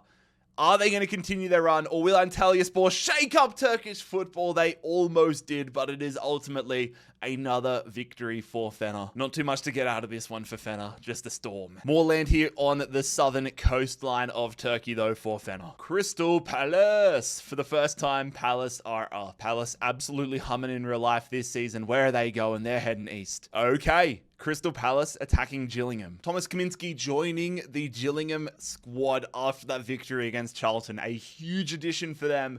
But will it be enough to get past one of the hottest teams in world football? It will not. They really went toe-to-toe with them, but ultimately Ismail Sarr gets Palace the winner. Thomas Kaminski and Bradley Dack become Palace players. And with that, Crystal Palace become the latest club to escape London. Elche off to Spain. Southwest. All right, we're going to have a matchup here on the southern coast. Elche attacking Albacete. We haven't seen either of these clubs in a matchup yet, but we have seen Vallejo get upgraded to a 74. They're going to need every bit of that overall and that upgrade to step up as they verse La Liga opponents. That is not going to be enough. It is going to be a 2-1 victory for Elche. The former Real Madrid man will be now an Elche player. The Spaniards officially off the mark. Big chunk of territory, and like many clubs in Spain, if they play their cards right, upgrades galore remain ahead. Union Espanola, or if they go west, this could be massive. Bang! Bang, bang, bang. Surely this is going to be what I think it is. Okay. Yep. I wasn't certain whether. I couldn't remember how the border shaped up. We have Catalika versus Union Espanola. They will be the final Chilean team remaining, but the big part is there are massive upgrades available. The winner of this will get the entire southern portion of Chile, resulting in a plus 16 upgrade. Both of these clubs with really nice additions to the squad so far, but only one of them is going to be the last Chilean squad standing. In behind here, Catalika, heavy touch, not a great finish. That could have been the win. Oh, that's a great ball, but that, I mean, probably was a handball. But we are heading to extra time in the battle for Chile. Catalika, Romero, good tackle, Vidal. And it feels like commonplace. We're off to penalties. Bello has his penalty saved for Catalika. It is automatically advantage to Espanola. Espanola perfect from the spot. Catalika, if they miss one more, they will be imperialized. Montes versus Para. He scores. But now if Veja for Espanola can score, they will be taking control of the south portions of Chile. He scores. Espanola with another victory, taking out Catalika on penalties.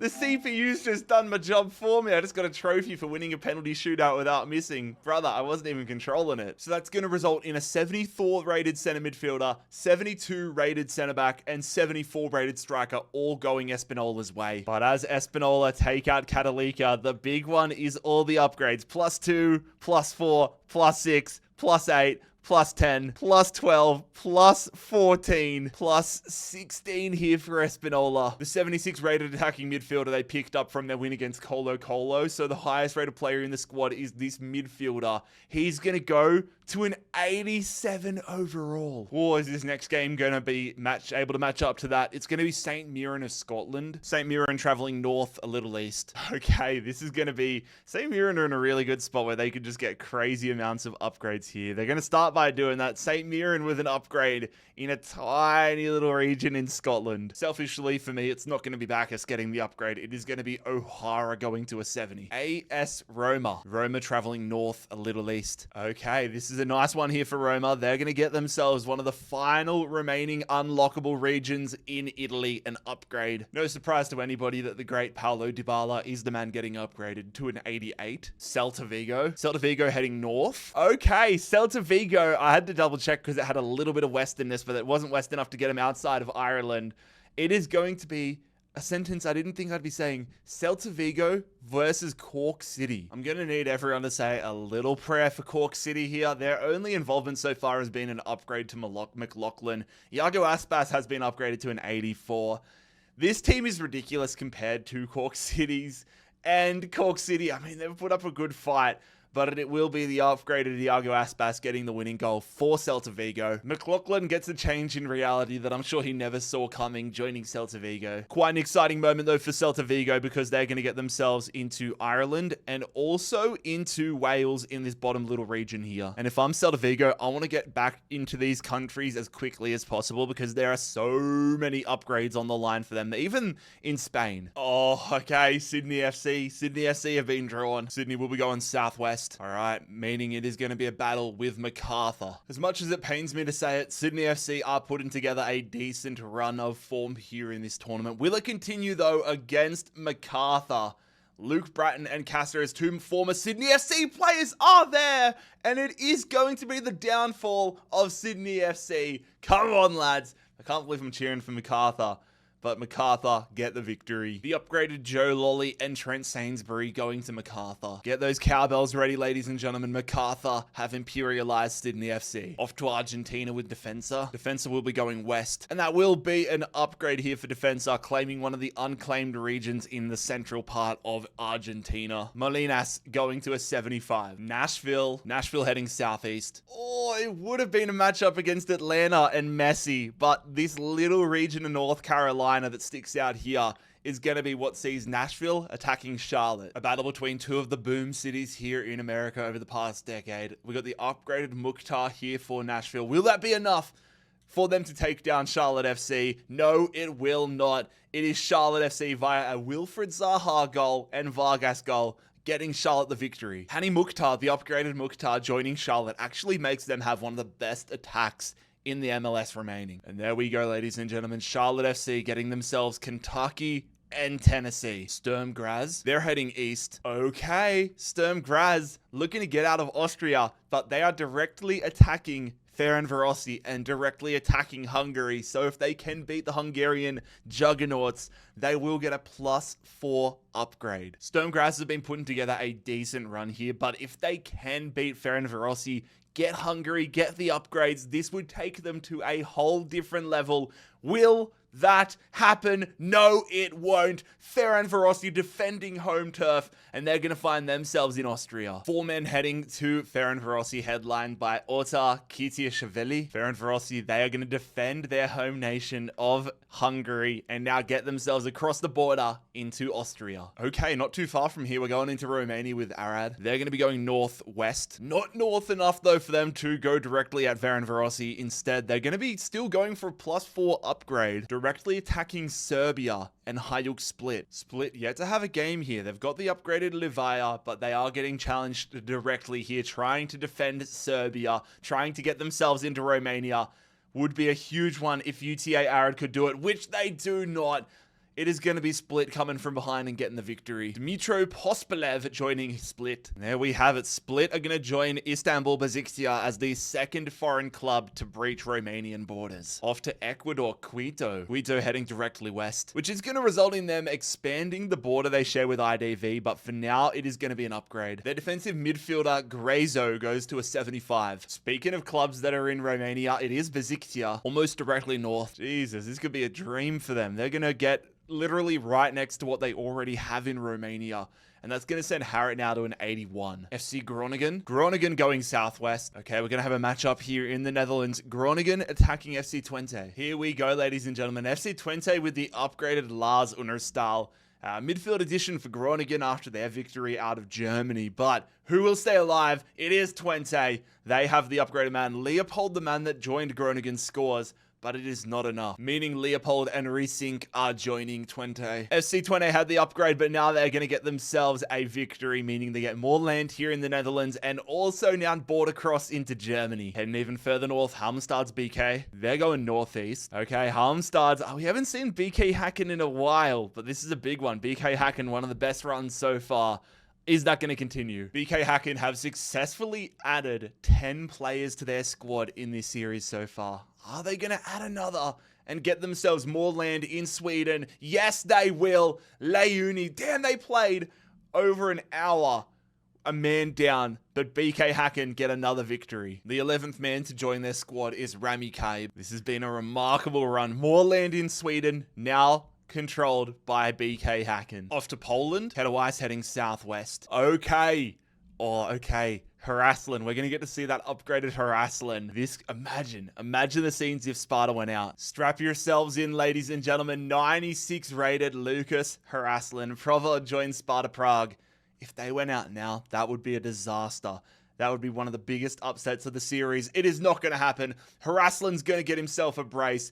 It is the upgrades and all the work that Sparta Prague have done that results in them getting a victory. Ilya Skurin moving across. The Czech Republic club now move into Poland. Al Ittihad from Saudi Arabia. It's going to be southwest for Ittihad. That's going to be another upgrade for Karim Benzema and another African nation taken here from Ittihad who are going to get themselves into Eritrea. Toronto FC. Southwest. Come on, fellas. All right, this is going to be a fun one. Toronto FC attacking the New York Red Bulls. So much loot available out of this one in regards to upgrades attacking midfield. He's got Emil Forsberg, who's an 80 rated at New York Red Bull. Meanwhile, Toronto have Mihailovic up to an 83.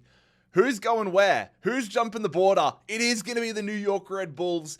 It is Nico Gonzalez, the man they won in the Hudson River Derby from New York City FC. Proven to be the hero. That is the end of the upgrade road here for Djordje Mihailovic, 83 rated, joining Forsberg in New York. Big moment for New York Red Bull. Not only will they get this region that Toronto unlocked in America, they're also going to get themselves into Canada, getting Montreal and Toronto. And just like the MLS in real life, Vancouver, the only Canadian team left. Northeast United. Selfishly, I'm hoping they thread the needle for that game. That's not going to happen, but it almost did again. However, Northwest for Northeast United, God, that's a tongue twister, is going to see them entering China. Oh my god, Northeast United entered China and they already have Nepal, or Bhutan rather. Another upgrade here for Azuri. PSV, the Dutchmen head east. Okay, so they're going to be moving back into the Netherlands, but also trying to get into Germany at the same time. PSV attacking FC Cologne. Huge game coming up for the region. FC Cologne only with the one victory. PSV have been putting it together and have slowly but surely been making Belgium their own. Who's going to survive in Imperialism? It is Ivan Perisic, the hero, a brace and a late winner as the Dutch side moves into Germany. PSV picking up an array of players. The most notable, though, is Castro Montes. And there we go. It's a little confusing with all the different shades of red right now, but right here and right here now belong to PSV. Servette will be heading southeast, which for them is going to see them push through their original land in Switzerland and now try to get into Italy. They are going to be attacking Inter Milan. Good luck. Servette have been slowly getting themselves some wins. They've got the upgraded Stevanovic to a 79, but let's not forget Inter Milan have the upgraded Martinez to a 90. This would be a monster upset if Servette could pull it off for the Swiss. They almost do. It was tied up. Then they got a man sent off and the upgraded Martinez gets the victory for Inter Milan. Inter Milan going from strength to strength. And so now Inter Milan are going to extend the land that they own in Switzerland. They're also going to find themselves moving into France. And dude, if they get a couple more victories here inside of Switzerland, upgrades galore, Lautaro Martinez would probably be pushing 99. Samsunspor heading northeast. I thought they were going to get Georgia for a second, but they're going to clip the top of Trabzonspor. We've seen Samsunspor get a victory in this tournament. They picked up Velho for that victory. But if they beat Trabzonspor, I don't know if this is a good thing or a bad thing, but the man they would pick up would be Andre Onana, who is currently the goalkeeper and the highest rated on Trabzonspor. Let's see if that pans out. It does! Oh, this could be a blessing or a curse, but it is going to be a 3-2 victory for Samsunspor. Andre Onana, you're officially fodder. And with that victory, it's more for Spor here in Turkey. Stevenage heading southwest. Okay, so they're going to be the latest team trying to take out Southampton. Dude, with Mikkel Damsgaard and Lauser joining this squad after that Brentford victory, this team is actually trending in a great direction. The midfield is so strong.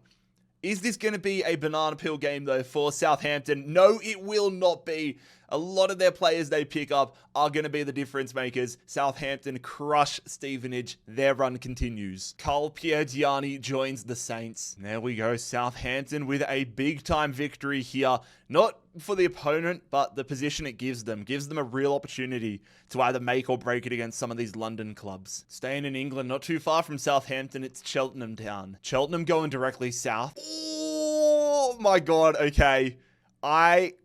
Okay, Southampton again. Cheltenham directly south is just Southampton. I was convinced it was going to be Bristol. Oh, that is hilarious. All right, you're up against Southampton. League 2 Cheltenham have made additions to their squad, but I don't know if they've done enough to get past Southampton. We'll see if Southampton can make it back-to-back wins here. They will. Damsgaard, Archer. Damsgaard is really providing value right now for Southampton. Another win for them. Ironically, this win for Southampton actually gives them more value than the one against Stevenage. Ben Davies would get into their starting 11, 1 overall higher. There we go. Southampton continually getting past every challenge put in front of them. Heading up to Scotland with Dundee United. Dundee heading east. Oh, I was hopeful that it was going to see them go across the coast, but because of the southernness of it, they're going to tip this little section here. Another upgrade for Ferry, who now goes to a 75. Godoy Cruz going southeast. Okay, they're going to thread the needle here. We're going to have a matchup in Argentina. Godoy Cruz versus Defensa. Defensa have the upgraded Molinas. Godoy Cruz have a huge upgraded striker. Who's going to win this one here in Argentina and get one step closer? It will be Godoy Cruz. Villa, the 76 rated striker, the difference maker. Huge addition for Godoy Cruz, picking up upgraded Molinas. And also, I know I like to think 2 or 3 steps ahead, but if Godoy Cruz are able to draw a southern pull next time they're up here, they would claim the rest of Argentina, like these bottom sections. Elche head west, which means they're going to get themselves one of the many upgrades still remaining here in Spain. A lot of the clubs in Spain have been working along the coastline. Elche now moving to the center. This is Elche's first upgrades of the tournament. It's a name that I haven't seen in a hot minute, but it is Silva, former Portuguese wonder kid striker, going to a 78. Platense right back to Argentina. Platense traveling northeast. So Platense, the first Argentinian club to breach the Uruguayan border, getting this region right here. The club that has already picked up Eva Banega and Angel Di Maria will now have this centre back Vazquez getting upgraded. Kilmarnock, they're going northeast as well. Bro, what do we have to do to get a game in Scotland? Kilmarnock are going to get themselves an upgrade. At least they're getting some borders. But I swear, we're going to get to the final part of this, and all Scottish teams will still be remaining. Their centre midfielder, Watson, goes from 67 to 69. St. Gallen of Switzerland, southwest. Okay, so St. Gallen are going to be versing Stuttgart. The winner of this will get a +2 upgrade as well for this region right here. Stuttgart have got a really impressive side. The upgraded Angelo Stiller will go to an 87 if they win this one here. Let's see if Stuttgart can expand in Switzerland or whether St. Gallen will fight back here. It is going to be a 4-2 victory, unsurprisingly, to Stuttgart. Ziggy is collateral. Angelo still are now an 87 rated midfielder as Stuttgart continue expanding their empire within Switzerland. The Swiss clubs right now are getting absolutely destroyed. Only 3 of those remain. Bradford City, haven't seen them in a minute. They'll be heading east, slightly north, and so that's going to see them going over the England, like going out of England. Okay, they're going to try getting themselves... Bradford City are trying to get themselves into Denmark and into Germany as they challenge Holsten Kiel. Come on, Bradford. Both clubs have been punching above their weights. 3rd Division Bradford, 2nd Division Holsten Kiel. How will this one play out? It is Bradford City on a penalty shootout. Oh my god. Bradford City are going to find themselves in Denmark and Germany and are going to get some huge players along the way. This is hilarious. Bradford City are about to have a striker partnership of Mohamed Amora and Ollie McBurney. They're also getting Nikola Vasilj. They're getting Bernhardsen and Rasmus Falk. Oh my god, ladies and gentlemen. I love Imperialism. Bradford City are in Germany and Denmark. I never thought I would see the day. Got to follow that up now with Raquel. Raquel traveling southeast. That will see them trying to move in. It's not going to be a direct attack here, but they're versing Brookbet just a little bit too far east for it to be a direct attack on Slovakia. Raquel have had players come into their side like Matthias Klitsch via victories. Meanwhile, Brookbet have the one upgrade to their defense after claiming Slovakia earlier on. Who will survive here in Polish football? It will be yet another win for Raquel. The upgraded Lucas Macero joining their back line. They might be feeling a little bit hard done by that they didn't go a little more south, but it will be Raquel getting themselves another territory in Poland and moving into Slovakia. Waterford off to Ireland. Waterford heading east. Okay, this is going to be Waterford's first involvement here in Ireland. They're going to get themselves an upgrade, just like a lot of the other Irish clubs have. That'll mean their striker Amond goes to a 65 overall. FBC Melgar of Peru. They're going to be going directly west. Oh, we're going to have an escape. All right, Melgar's going to be going off the west coast of South America. Literally, whatever the first thing they land on is what they're going to get. Oh, they missed some of these islands here in the Pacific. They're going to, okay, FBC Melgar will be getting an upgrade, as they are going to land on Vanuatu. Worst places in the world to set up shop in than Vanuatu. This could lead with some very interesting matchups with the Australian or Asian teams in the near future. But for now, it's going to be an upgrade for their right winger, Bordakaha, who goes to a 75. Galatasaray going northwest. Oh, okay. Galatasaray versus Istanbul Basikcia. I've had to pull out the compass. It is not going to be a direct attack here on Bulgaria. It is going to be on the land in Turkey, as much as I wish it was. So no +4 upgrade if they win it. Harrod has been getting fed upgrade after upgrade so far. That gets him up to an 81, but is that going to be enough to get past the Galatasaray side that has Osimhen, Gundogan, Leroy Sané, all these players in Turkey? I don't know. Here we go. It is! Oh my god. Fair bloody play. Istanbul Basikcia, Amin Harrod, the upgrade is enough. That is massive. A massive result here within Turkey. And this is about as good as it gets. Osimhen is going to be going. 87 rated Osimhen. Galatasaray were genuinely a team that I thought could have gone very deep in this tournament. They were one of my dark horses to win this entire tournament. Instead, a one and done without even leaving Turkey. Got to follow that up with another trip to Paraguay. Sportivo will be heading west. Massive one coming here. So Sportivo are going to be attacking Atletico Tucumán.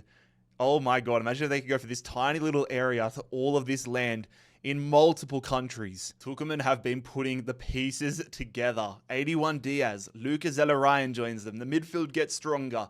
This would be massive if the Paraguayan side Sportivo Lequeno could imperialize them, which they will not. Zelarayan with a brace. Another territory gained for Atletico Tucumán. A 68 rated striker going Atletico's way. And that will officially mean that Tucumán have jumped the border and have their first bit of territory in Paraguay. FC Augsburg. Augsburg going east, I think this is Bayern Munich. It is Bayern Munich versus FC Augsburg. Here we go. Augsburg stringing together win after win, but none of them have been as impressive as what a win against Bayern Munich would mean. Come on, are we going to have another Juggernaut imperialized here? Augsburg versus Bayern Munich. It goes to extra time. But ultimately, Bayern Munich, their dominance shows. Fortunately, I suppose, again, nothing crazy coming Bayern Munich's way. But that is the biggest bit of land Bayern Munich have acquired so far, successfully imperializing Augsburg. And look, fellas, it might have happened a couple of spins ago, but if your team is still remaining, then you are within the top 50% of teams in the world. Over half of the planet has now been imperialized. Who are we going to have up next as we move into the back end of the series for another year? It is going to be Heerenveen. Heerenveen going north a little east, which means they're actually going to leave the Netherlands. Okay. Heerenveen are trying to get to the bottom of Norway here as they attack Leicester City. We're getting to that point of the series where a Dutch club hitting Norway means they're versing the former Premier League champions. It is just beautiful to see. But will Leicester City be able to survive and expand their empire, or will Heerenveen shake things up on their debut? It will be Heerenveen the Dutch club are going to successfully imperialize Leicester. Their debut in the tournament is going to result in an absolute haul. A lot of map updating right now because Heerenveen are going to get themselves into the southernmost region in Denmark, into the southernmost region in Norway, and also into England. Sparta Prague, oh, Harassland. Please be west, please be west, please be west. God damn it. Okay, Sparta Prague, because it's slightly above east, they're actually going to be versing Rakow. Again, not a direct attack on Slovakia, but Sparta Prague versus Rakow. Rakow have added Mosero into their backline. They could add the biggest piece in the world right now, though. Harassland, 96 rated. Is he going to stay alive in the tournament with Sparta? Yes, they are. The Czech Republic club is going to extend their presence in Poland and also now get Slovakia. Another addition to the backline here for Sparta Prague. Sparta Prague starting to take massive control here through Eastern Europe. Stuttgart, northwest for them. Oh, we have got a fascinating matchup with ramifications in both Germany and Switzerland. Stuttgart attacking Freiburg. Both teams with some really nice upgrades. Both teams with some really nice wins. But whoever comes out of this one alive is going to almost have a super team.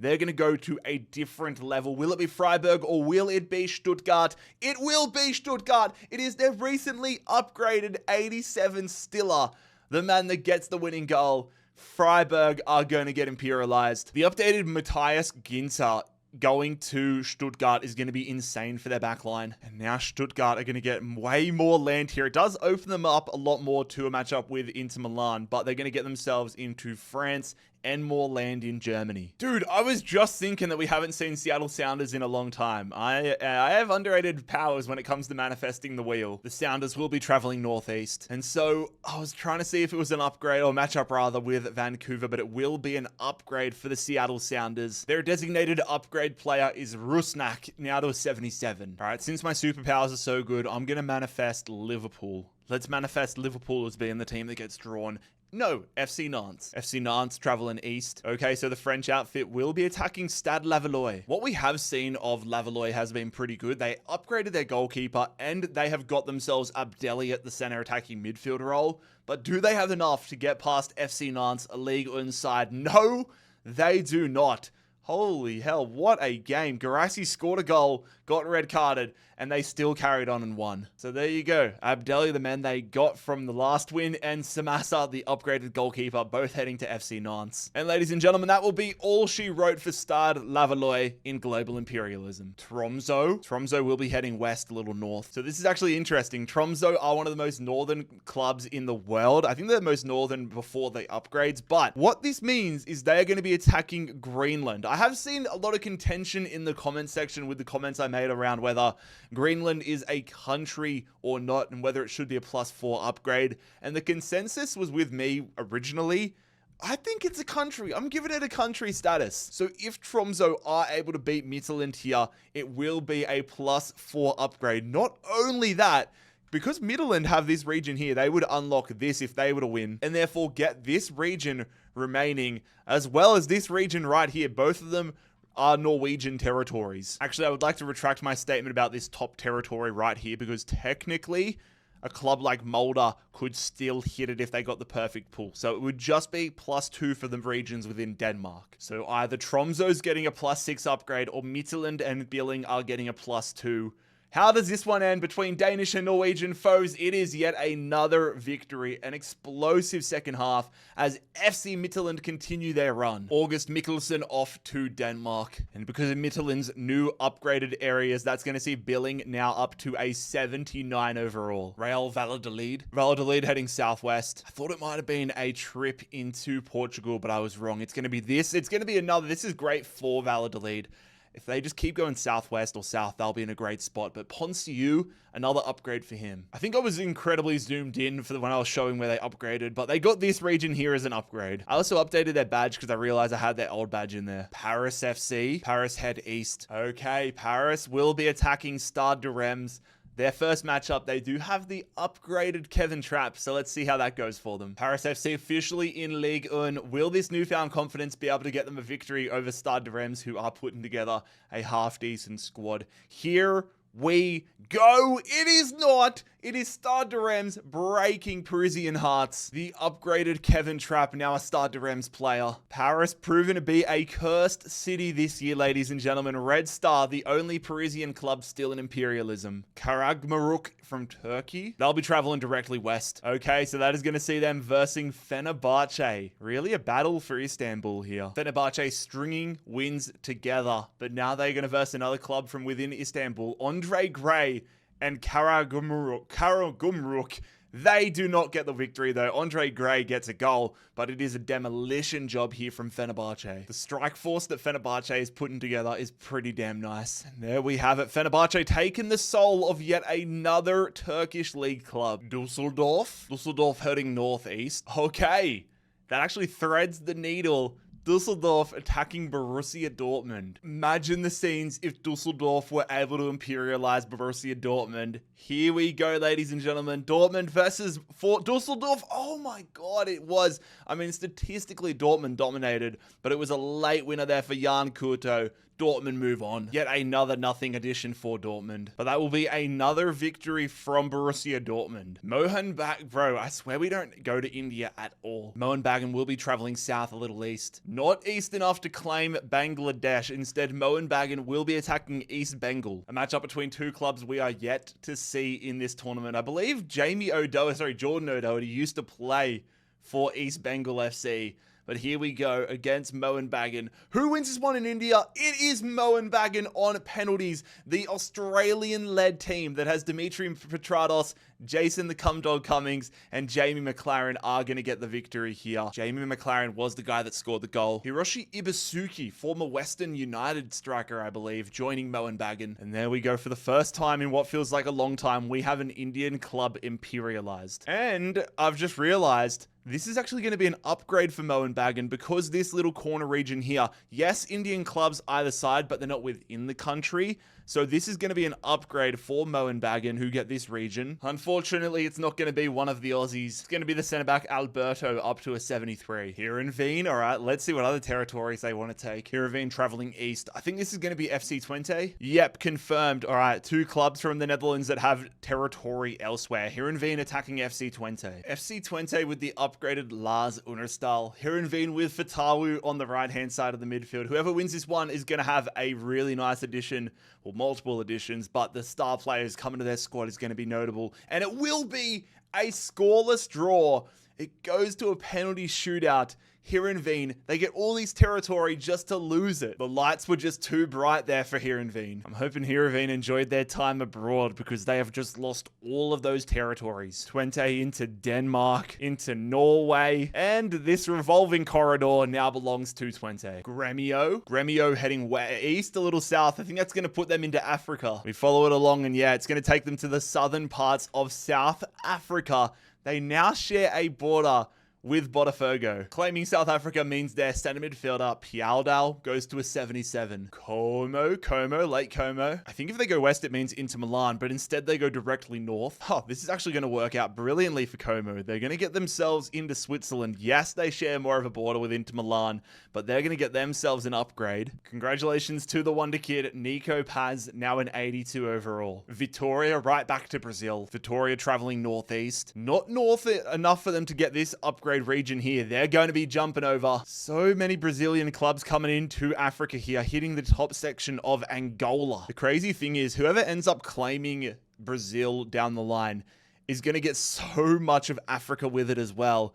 Let's go see who the upgrade is for Vitória. It will be the centre-back Perrinho to a 76. Okay, off to Greece for the first time in a long time. Pauk going northwest. Jesus, man, we are getting upgrade galore in this little period. Pauk are going to claim Macedonia, North Macedonia.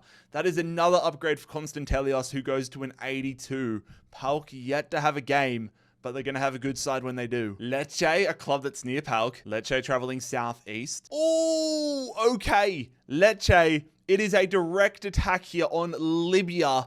A +4 if they're able to get it. Also, I've just realized I got rid of the border there between the two nations. I will fix that up, but it will be, okay, the upgraded Falcone and Lecce attacking Olympiacos. Huge ramifications in this one. Both these clubs have got upgraded players to an 86. 86 El Carbi for the striker at Olympiacos. 86 Falcone in between the sticks at Lecce.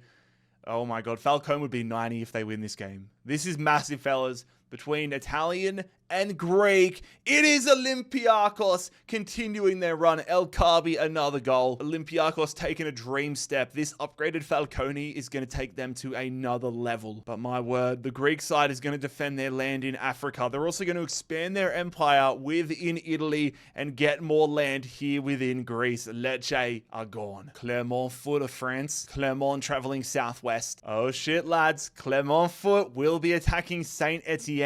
This would be a big way to announce yourself in the competition. Saint Etienne getting stronger and stronger. They added Sergi Darder to their squad recently. This would be a massive, massive loss if they lost here to Clermont Foot, one of the weaker sides remaining in France. But we know upsets happen quite often in Imperialism. They will not happen right now.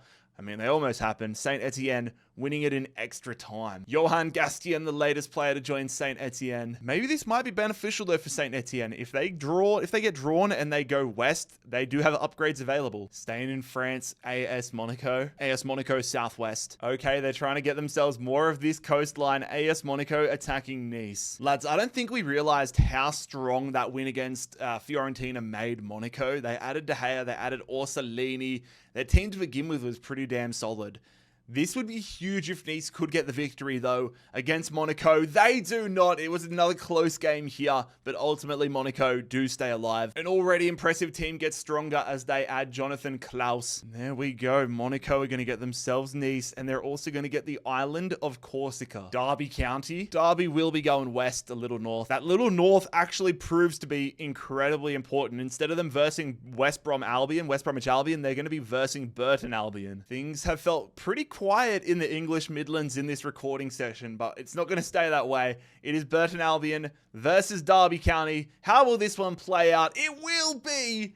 Wow, they played a man down for 89 or 79 minutes, but Burton Albion punching up a division. The League One club will imperialize championship side Derby County. Huge addition for Burton Albion, getting Carlton Morris. There we have it, lads. Derby County, one and done. Womp womp. Back to France with FC Metz. FC Metz heading southwest. All right, so they saw Kevin Trapp joining Stade de Reims, and they said they wanted him for themselves. FC Metz attacking Stade de Reims. Look, I'm wearing a New York Mets jersey, so I should probably be going for FC Metz, but I actually don't care about the New York Mets. I just really hate the New York Yankees. But here we go. Let's see how this one plays out. Stade de Reims have been on an incredible run of form. Is that going to continue? Yes, it is! Another win for Stade de Reims, really cementing themselves as a serious contender here in France, especially now that PSG are gone. Another Ligue 1 side falling at the hands of Stade de Reims. This time they get Hein. Stade de Reims getting closer and closer to getting themselves potentially even into Belgium. All right, who we got next, ladies and gentlemen? Next up on the wheel is Cardiff City. Cardiff going north. Is that going to be another upgrade? By the skin of their teeth, we almost had a matchup. Let me just double check. Yep, I'm just had to make sure about how east that was. Cardiff almost with a matchup against Shrewsbury, but instead they're going to get another upgrade for Willock, who goes to a 77. Shrewsbury Town? Speaking of the lads. Shrewsbury going east. Okay, West Brom not getting dodged again. Shrewsbury will be attacking West Brom. Shrewsbury with the one upgrade to Clucas. They need almost a miracle here. This West Brom side has been getting some decent wins. That one over Wolverhampton was massive. Are they going to get a result we all expect? Yes, they do. Wait, no! Oh my god! I saw 3-0 and just assumed that it was West Brom, and then I clicked, I saw Clucas. Holy shit! Shrewsbury Town! Off the top rope with one of not only, like, the result is a huge upset, but they did it with a 3-0 win. Shrewsbury Town taking out West Brom 3-0. Mate, Shrewsbury have just got a haul. They get Urukdere from Wolves, Marvin Duksh, Victor Johansson, Chris Meffam, Devontae Cole, and Jake Holman. I gotta give him Jake Holman. Jake Holman to Shrewsbury as well. That is crazy. God damn Shrewsbury. All right, the League 2 club with one of the biggest zero-to-hero moments. They imperialized West Brom. All right, gotta follow that up with Sassuolo. Sassuolo heading southwest. All right, they're trying to come at Monaco now. Sassuolo attacking Monaco. A battle right now between France and Italy. It's going to have to be Domenico Berardi doing some heavy lifting right now against a very, very balanced Sasso, a very balanced Monaco team. How does this one play out? It is another victory here for AS Monaco. 3-1, Mika with a brace. And yet again, Monaco get themselves an incredible addition in Domenico Berardi. Monaco, they were quiet to start the series, but now they continue to expand throughout Italy. Al Hilal, for the first time, it's Al Hilal. Al Hilal goes southeast. So Al Hilal will have a matchup here with the Melbourne Stars, Al Najma. Between Fortunas, Martins, and Smalling, Al Najma have made some really good upgrades to their squad, but if they were to take out Al Hilal, that would by far be the biggest accomplishment of their video, of their Imperialism run. Will that happen in the Saudi League? It will not. They get, oh my God, they get absolutely thumped. Salem, I'm not sure who that is, but Salem has got himself a hat trick. So all the three affirmation players, along with Samir Caetano, will all be joining Al Hilal. And for the final time, we say goodbye to Al Najma, the Melbourne Stars. I'm sure you guys are sick of the jokes, but thanks to the memories. AS Roma. Roma heading directly north. Okay, that is actually going to get them into Croatia. AS Roma taking control of this most northwestern part of Croatia. Officially putting Paulo Dybala into the 90s. Austria Vienna. Don't even need to spin the wheel because they are completely surrounded by Ferencvárosi. Ferencvárosi putting together a very good side after beating Sturm Graz. Can they beat Austria Vienna though and get more land in Austria? Noah Bodic, Australian up top there. Dragovic in the back line. How does this one pan out in Austria? It is a penalty shootout victory for Austria Vienna. That is massive. Oh my God. Okay, they're going to get a lot of players and a lot of land. Holy hell, Austria Vienna getting a heap of players. The one from Ferencvárosi, though, is going to be Dibu. Now, just look at this. Austria Vienna, hiding up there in Vienna, are going to claim a large majority of Austria and also going to get themselves Hungary. Of course, not a direct attack, so not a +4. But that has just changed their game completely. Ferencvárosi eliminated. Nancy, off to the north of France. Nancy heading southeast. Okay.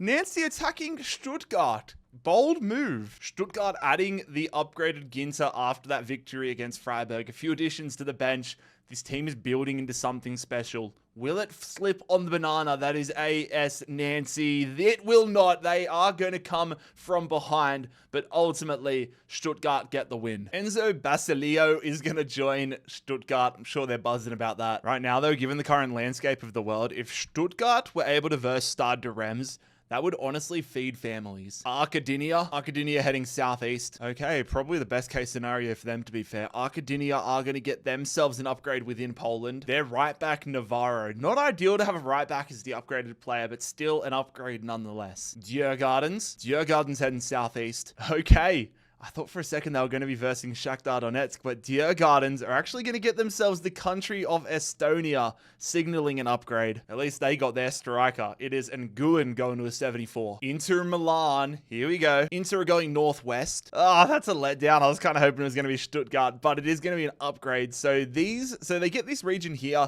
which is also the same as this one. It confused me the first time I figured it out, but now that I know it, I can't unsee it. So it's going to send Martinez to a 92. Inter Milan getting more land in Switzerland. FC Lorient, they will be traveling southwest. Okay, so off the map down towards Spain they go. Okay, Lorient are going to be attacking Sporting Gijón. Both of these clubs making their debuts for the tournament. Only one of them is going to move on. The other will be one and done. Somebody's going into the other's country. It is going to be Sporting Gijón. The challenged Otero gets a brace. Gijón, a second division Spanish side rather, are going to take down Ligue 1 Lorient. An addition in between the sticks for Gijón. Shout out to the Spaniards. They're going to move themselves up here into France. HamKam Football, Southeast. Okay, HamKam, they have this land in Sweden. And as they move through to it, it's going to be Elfsborg that they attack. We've seen HamKam get a victory to get themselves into Sweden. Elfsborg making their debut for the tournament. Few decent players here. I think their top players are rated way higher. I'm deep into the recording, but rated a lot higher than the HamKam guys. See if that matters on the pitch. I imagine it will. Yes, it does. Hedlund scores in the 68th minute. Elfsborg pushing back, getting land in Sweden and also into Norway. There we go. Daniel Sundgren and Ibrahimej are the two men going to Elfsborg. I love a reverse territorial gain here. HamKam thought they were going to take Sweden for themselves, and that turns out to be their downfall. Basel, Northwest. I know what this is, and I was praying for this. Basel will be attacking the former land in France, but it is going to be Basel versus Stuttgart. A lot of upgrades on the line here. The winner will get a 2, 4, 6, 8, 10 overall upgrade. If Stuttgart win it, that would put Stiller at a 97. Basel are no slouches though, lads. They've got the upgraded Shaqiri. Also, I realized it's only a +8. One of the first region I said was going to get chosen is actually still in contention from Milan. That's a brain fade from me. But here we go. Can Stuttgart continue to move within Switzerland? Yes, they do. A 3-1 win. Shaqiri gave Basel the lead, but he's about to become a Stuttgart player. There we go, lads. Xherdan Shaqiri. He knows how to play in the Bundesliga. He is now a Stuttgart man. And like I said, it's a +8 upgrade for Stiller, who is going to go to a 95 overall after they claim all of these tiny little regions within Switzerland. We haven't even seen either of the Zurich clubs yet, but they have got some heavy lifting if Swiss football is going to stay alive. Konyaspor go east, which is going to see them challenging Kayserispor. The numbers for the Turkish teams rapidly falling here. A lot of them have been imperialized in this episode. Who's going to be the latest one here between Konyaspor and Kayserispor? It will be Kayserispor going out in extra time.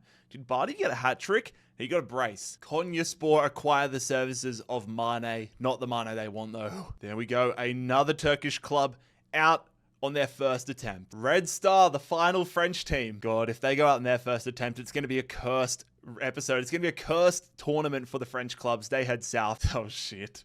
Oh god. Red Star attacking Stade de Reims. Stade de Reims' latest addition is going to be playing at striker for them. This is big though.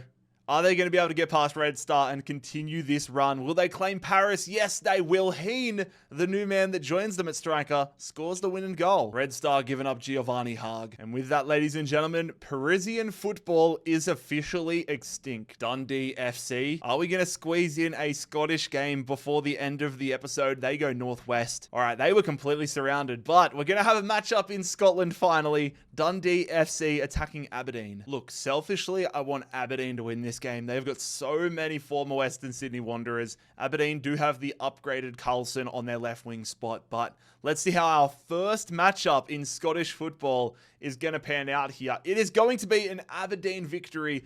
Carlson, Milanovic, former Western Sydney Wanderer Nicholas Milanovic, but Carlson, the upgraded midfielder, gets the winner for Aberdeen. Jan Danda joining Aberdeen. I never thought I would see the day, but we have had a matchup in Scotland. It only took 3 full parts. Dundee, first team gone. DC United. DC going northeast. I was nervous it was going to be a matchup against FC Cincinnati to end part 3, but it's going to be a matchup. Our final game of the matchup of the episode is going to be DC United attacking Philadelphia. Who will be the team to miss out on the top 300? DC United with Christian Benteke, or will it be Kai Wagner, upgraded Kai Wagner, and the Philadelphia Union? Benteke upgraded as well, but it is going to be the Philadelphia Union getting the victory here, unlike in real life last night. Christian Benteke joining Philly, and Philly will be joining Virginia right here. But with that, ladies and gentlemen, 300 teams remain in global imperialism, and that is where we're going to end part 3. 100 more will fall in part 4 before our 200 team part 5 finale. Over half of the world has been conquered, and after today, only 200 teams will remain as we near the end of global imperialism. Will teams be able to claim continents? Will teams be able to claim countries? And will a club be able to make themselves unstoppable in global imperialism? What is the wheel dishing up to start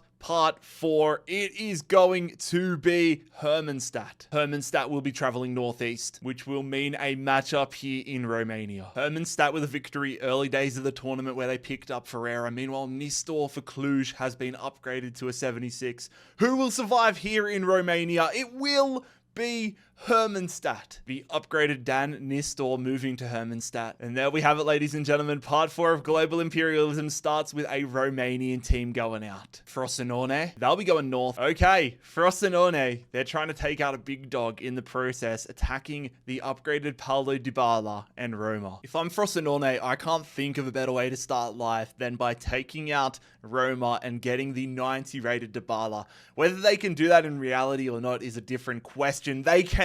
It is a 3-1 victory for Roma. And for the second time, a pretty useless addition to Roma. But nonetheless, it is more land going to Roma. They do now share a border as well with Napoli, which could be crazy. Red Bull Leipzig, RB Leipzig. Are we going to have a winner's wildcard to start the episode? I don't think so. We are going to have Leipzig though. This is a danger game for them, trying to get themselves into Poland. Not much to gain as they hit Pogan. Pogan have had themselves a victory where they picked up 70 rated Roca. They've got Greenwood, they got Grosicki, but I don't know if they have enough to get past Leipzig here and get themselves into Germany. No, they do not. They make a game out of it, but ultimately, it is still demolition by Leipzig. A blast from the past. Kamil Grosicki, former Hull City man, joining Leipzig. And there we have it, ladies and gentlemen. RB Leipzig are going to get themselves into Poland. Bradford City. Okay, Bradford have been on a run in this tournament. Who have they got next? They're going southeast. And so for Bradford, it is another challenge. Every game's a challenge, but they keep getting stronger. Bradford City attacking Sheffield United. Bradford City really took themselves to a new level last time when they beat Holsten Kiel, picked up Amora, Vasilj in their defense, like in their goals. They have got a pretty respectable side. Let's not forget though, Sheffield United have Lucas Perry in their side and a very balanced team. This is a fascinating clash early on, which goes the way of Bradford City. Bradford City have just beaten Sheffield United. Ollie McBurney against his former club. Breaking hearts. Oh my god, lads. Not only do they get 81 rated Lucas Perry, they're also going to get Gustavo Hamer. Oh my god. They genuinely, that's all you need in this tournament. You need a couple of good runs to build yourself up. Bradford City have got themselves in a terrific position with another victory. And with this, they've now fully surrounded Sheffield Wednesday. Minnesota United. Minnesota heading southwest. So that will see them move back into the United States. They're actually now going to share a border with the team they eliminated in the MLS playoffs, or the team that eliminated them. Wait, no, which way? No, they eliminated Seattle Sounders, but they are going to get themselves another upgrade, meaning Pereira now goes to a 79. Coventry, for the first time, Coventry have been drawn. The Bluebirds, where will they be going? They're going to be going west. And I say that with so much excitement because I knew that all they could do, the only way they weren't going to get an upgrade is if they drew west, which they do. Coventry attacking Aston Villa. Bragging rights on the line for what is a very hotly contested matchup. Huge feeling between these two clubs. Who's going to survive here in the Midlands? Villa or Coventry? It will be Aston Villa via an Ollie Watkins brace getting off the mark. Matt Grimes jumping across enemy lines. And there we go, ladies and gentlemen. Aston Villa off the mark. Meanwhile, Coventry City, one and done. Back to Poland. Wisla Plock. Wisla Plock goes southeast. Okay. The Polish side will be attacking Dynamo Kiev. Not a direct attack on the Ukraine or any of the countries that they host, but they are going to be trying to get land back here in Poland. Dynamo Kiev broke Polish hearts when they took out Motor Lublin last time out.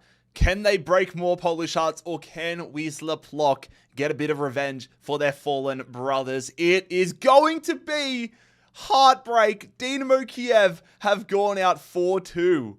Okay, I see you, Wisla Plock. Genuinely a life-changing win here for Wisla Plock. They pick up 78 rated Shaparenko, along with a vast array of players that were picked up by Motor Lublin along the way, including the upgraded Rodriguez. There we go. Wisla Plock now finding themselves more land in Poland. They get themselves into the Ukraine, and they also take Moldova. Part 4 already delivering some absolute cinema Mumbai City. Will we be going to the cinema in Bollywood? Mumbai City going east a little north. That little north is actually incredibly important. It's enough north for them to thread the needle, missing out on an upgrade here, but they're going to be directly challenging Jamshedpur. Mumbai City do have upgrades in their backline. They've got land in Africa. They're looking to expand their empire, though, in India. Here we go. Mumbai City versus Jamshedpur. It will be Jamshedpur! Saman, a hero here. No idea who this guy is, but now I will never forget that name. The upgraded Tiri, now a Jamshedpur man. And so, Jamshedpur, I'm not sure they expected this fate, but not only do they get more land here in the center of India, they're also now going to own Somalia. Fair play. KV Mechlin. Mechlin heading north. Oh, that Little East actually mattered more than I thought it would, but it is ultimately going to be Breda. Breda have been on a little bit of a heater. I mean, they added Vanaken, they added Ralph, they get the upgraded Lewis Holtby in their squad. Are they going to continue this running form and continue building in Belgium? They will. It goes to extra time. But it is another win here for NAC Breda. God, it's too early in the day for me to be stumbling over my words. A missed opportunity, though, for Breda. That's the way the cookie crumbles, though, in Imperialism. They get a goalkeeper, they get De Wolf, but they don't need him. With that being said, though, Breda get more land here in Belgium. Carabobo, southeast. Okay, that actually works out well for them. If they'd gone anywhere north, they would have got themselves a matchup. But Carabobo, there is so much opportunity here in Venezuela and South America as a whole, and Carabobo trying to make the most of it. Their first upgrade going the way of the defensive midfielder Gonzalez. Off to Romania, Otilal Galati, east, a little south. Okay, so that is going to be this region, this final little region here in the Ukraine. It's going to be an upgrade for Otilal Galati. The upgrades are flowing. Andre Zinho, cool ass name, 70 overall. Go on now, who we got? We got Vitória from Brazil. They're going west. Oh shit. Okay, this is actually a monster matchup. We have a matchup here. Vitória attacking Botafogo. However, a lot of ramifications in this one. The winner will, at the very least, get a +2 upgrade of this region. But both of these clubs have land in Africa. So the winner will claim another country. Let's go see how this one plays out. Vitória, that's a great save. That should be 1-0. Oh, Botafogo in behind in extra time. Botafogo off the post. That is a stinker of a finish. Oh my God, execute that man immediately. Oh, that's a great ball though. Botafogo score it. They make up for that disaster of a miss. Kaleido is going to surely continue this winning run for Botafogo. What a weird couple of minutes. Botafogo looking for style points. It is caught, but that is going to be all she wrote. I thought this game was destined for penalties. Botafogo will be getting the upgraded Perino, a 76 rated centre back. And so since Botafogo do get this region and the upgrade, that's going to put Cabrales up to an 87. And it will also put the country of Angola in Botafogo control. God, we're just jumping between South America and Europe. Djurgårdens will be going north, a little west. Okay, this is an interesting one. Not west enough for them to get this region. They now share a border with Rosenborg here in Sweden. Another upgrade. Newen with his second upgrade of the series, now a 76 overall. Morense. Oh, I think they needed to be a little more west for a winner's wildcard. Oh, they weren't far off at all. Instead, they're going to be versing Braga. Also, I saw a few comments wondering what the winner's wildcard. If you missed part 1 where I explained it, the winner's wildcard is if you successfully are able to beat a previous winner, so Porto, Estudiantes, or Hertha Berlin, then your lowest rated player gets upgraded to a 99. Super rare, but a game changer. Morense flirting around Porto, but they're going to be versing Braga. Both of these clubs have been getting into their work. Braga with victories. Morense upgraded Allen in there. They've got land in the United States. Is it going to stay that way? Who's going to move on here in Portugal? It is going to be Ricardo Horta putting Braga on his back. A hat trick there for the attacking midfielder.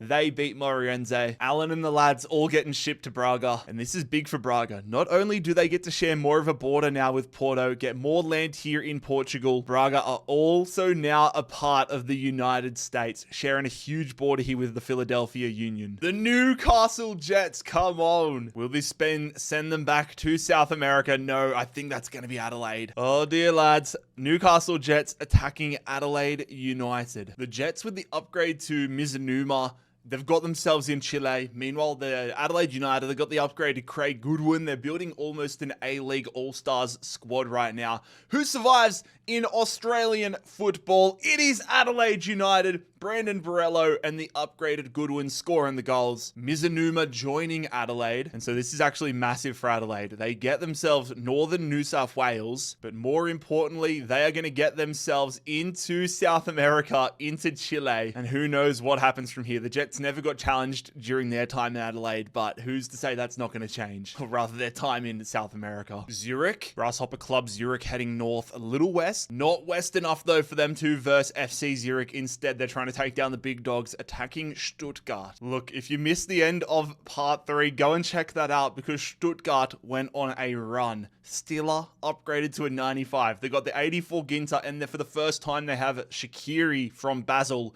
Are they going to get more territory here in Switzerland? A banana peel game, but they survive the test. A 3-1 win, 2 more goals for Undav. Stuttgart beat Zurich. Justin Hamill joins Stuttgart, and that now means FC Zurich are the final Swiss team remaining. Another territory here for Stuttgart. United Tigers, Northeast. Okay, for a second I thought it was going to be Northeast United, but it's more east here. They hit this top area. It is going to be Intercashi versus Moenbagen. And once again, if you guys didn't see, I think it was part 1 where I explained Intercashi is United Tigers. It's just like Lombardia where they don't have the rights for Inter Milan. Both clubs have had upgrades, but Moenbagen have actually tasted a victory. Ibasaki, I think that's his name, on the bench though for Moenbagen. McLaren, Cummings, Petrados. They've got the Aussies. They've got the upgraded Alberto. Are they going to get a win and get Nepal as well? Yes, they will. The Cumdog and Liston are going to get the goals for Moenbagen. An upgraded goalkeeper coming their way. And so Moenbagen not going to get a +4 for taking Nepal because it wasn't a direct attack, but they do now control Nepal and this region here in India. Libertad of Paraguay. Libertad going south. Okay, the little westernness means it is going to be Atletico Tucumán. Can Tucumán take out yet another club here in Paraguay? I don't have the real-time live stats in front of me, but I'm pretty certain a win against Libertad would put Tucumán in the conversation, if not at the top of the most wins category. They have been looking incredible during this tournament, but will it continue? Will they expand their reach in Paraguay? They will not! It will be Libertad with one of the big victories, probably the biggest victory in South America. Club Libertad have imperialized Atletico Tucumán. Oh my god, there is so much to go through. But Libertad are about to get an absolute haul. 81 rated striker, 81 rated attacking midfielder, 85 rated center midfielder, a 73 rated left mid. Just so many pickups. They're going to get like 9 players. And bloody hell, they're going to get themselves from this little bit of land that they have in Paraguay. They get their second victory, taking this land. Now they get themselves the entire top half of Argentina into Bolivia and the top region of Chile. Libertad, welcome to the big time. Shrewsbury Town. Shrewsbury going northeast. All right, they took out West Brom last time against all odds, but now northeast means they are attacking Burton Albion. Can't lie, it would be pretty funny if Shrewsbury went out to Burton Albion after getting as good a team as they have after that win against West Brom. Let's see how this plays out though for Shrewsbury Town against Burton Albion, who got a win against Derby County last time out. They move on. My jinx doesn't work. Dux is going to pick up a brace for Shrewsbury. Going to have to figure out like a 5-man striker formation to fit all the strikers that Shrewsbury are picking up. They got Carlton Morris and they also get a new right back in Toby Sibic. Shrewsbury Town just weaseling their way, just worming their way throughout England. Cycle Rizespor. We're starting to get to the point where I can start to sort of figure out the names on the wheel. It will be a trip southwest for Rizespor. Okay, Cycle Rizespor attacking Gaziantep. The winner will get this final unlockable region within Turkey. So a +2 upgrade on the line. Just 7 teams remain in Turkey. Cycle Rizespor have got Fofana upgraded to a 78. Wonder if that's going to be enough though. Let's see who survives here in this Eastern Turkey matchup. It is going to be Gaziantep, Boateng, Boateng is going to get Gaziantep a victory. The aforementioned Fofana will be moving to Gaziantep. Actually, a really nice opportunity for Gaziantep. Their attacking midfielder Maxim gets upgraded to a 78, obviously because they claim this region right here. But this now gives an opportunity to them. If they head north, they've got a few upgrade opportunities there. But the real gold mine is going to be if they can go south and get some of these Middle Eastern countries, even Eastern if they could get past Karabag, they have got an awesome opportunity, Gaziantep. Shrewsbury Town again. They're going to be going directly north. Oh, Jesus Christ, Shrewsbury. Jesus Christ, they might have got too big for their boots with this one. Shrewsbury Town attacking Liverpool. Is this going to be a tournament-defining matchup? Shrewsbury could blow up not just English, but world football if they are able to get the victory over Liverpool. Come on, Shrewsbury.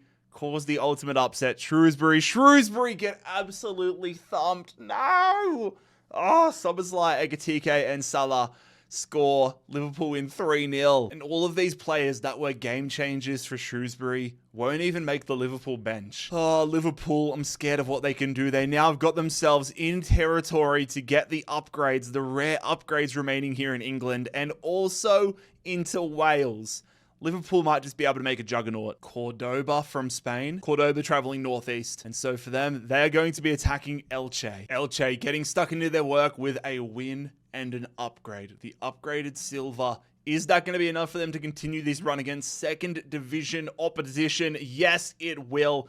Comfortable 3-0 victory there for Elche. Christian Carcedo, the latest man, joining Elche. And this works out perfectly for Elche. They get themselves more opportunities to get all of these upgrades. Honestly, though, if I'm Elche, I just want to keep going west and find myself in Portugal as quick as possible. Lazio, we've had a lot of Roma as the Rome participants, but now it's time for the blue side of Rome. Lazio heading southwest. Okay, Lazio coming after one of the big dogs, and I don't mean by upgrades, I just mean one of the teams that have won the most games. Lazio attacking Saint Etienne. Look, I'm not sure what to expect from this. If this was match day 1 of the entire tournament, I would say Lazio would demolish them, but given the run Saint Etienne have been on, who knows what's going to happen here?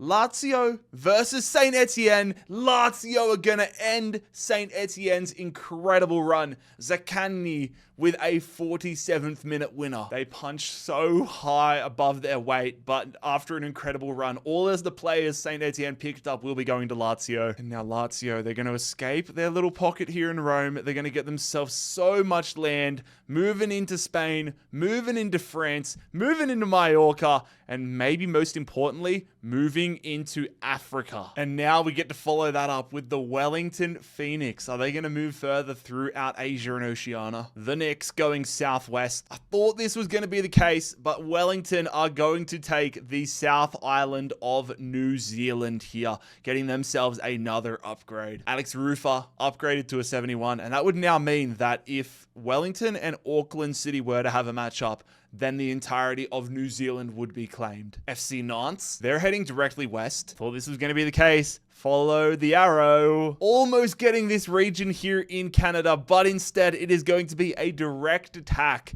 Ladies and gentlemen, we have FC Nantes versus the New York Red Bulls. A battle between the French and the Americans. New York Red Bulls have added the upgraded Mihailovic to the side. They got the upgraded Forsberg. Abdelli joining this FC Nantes side.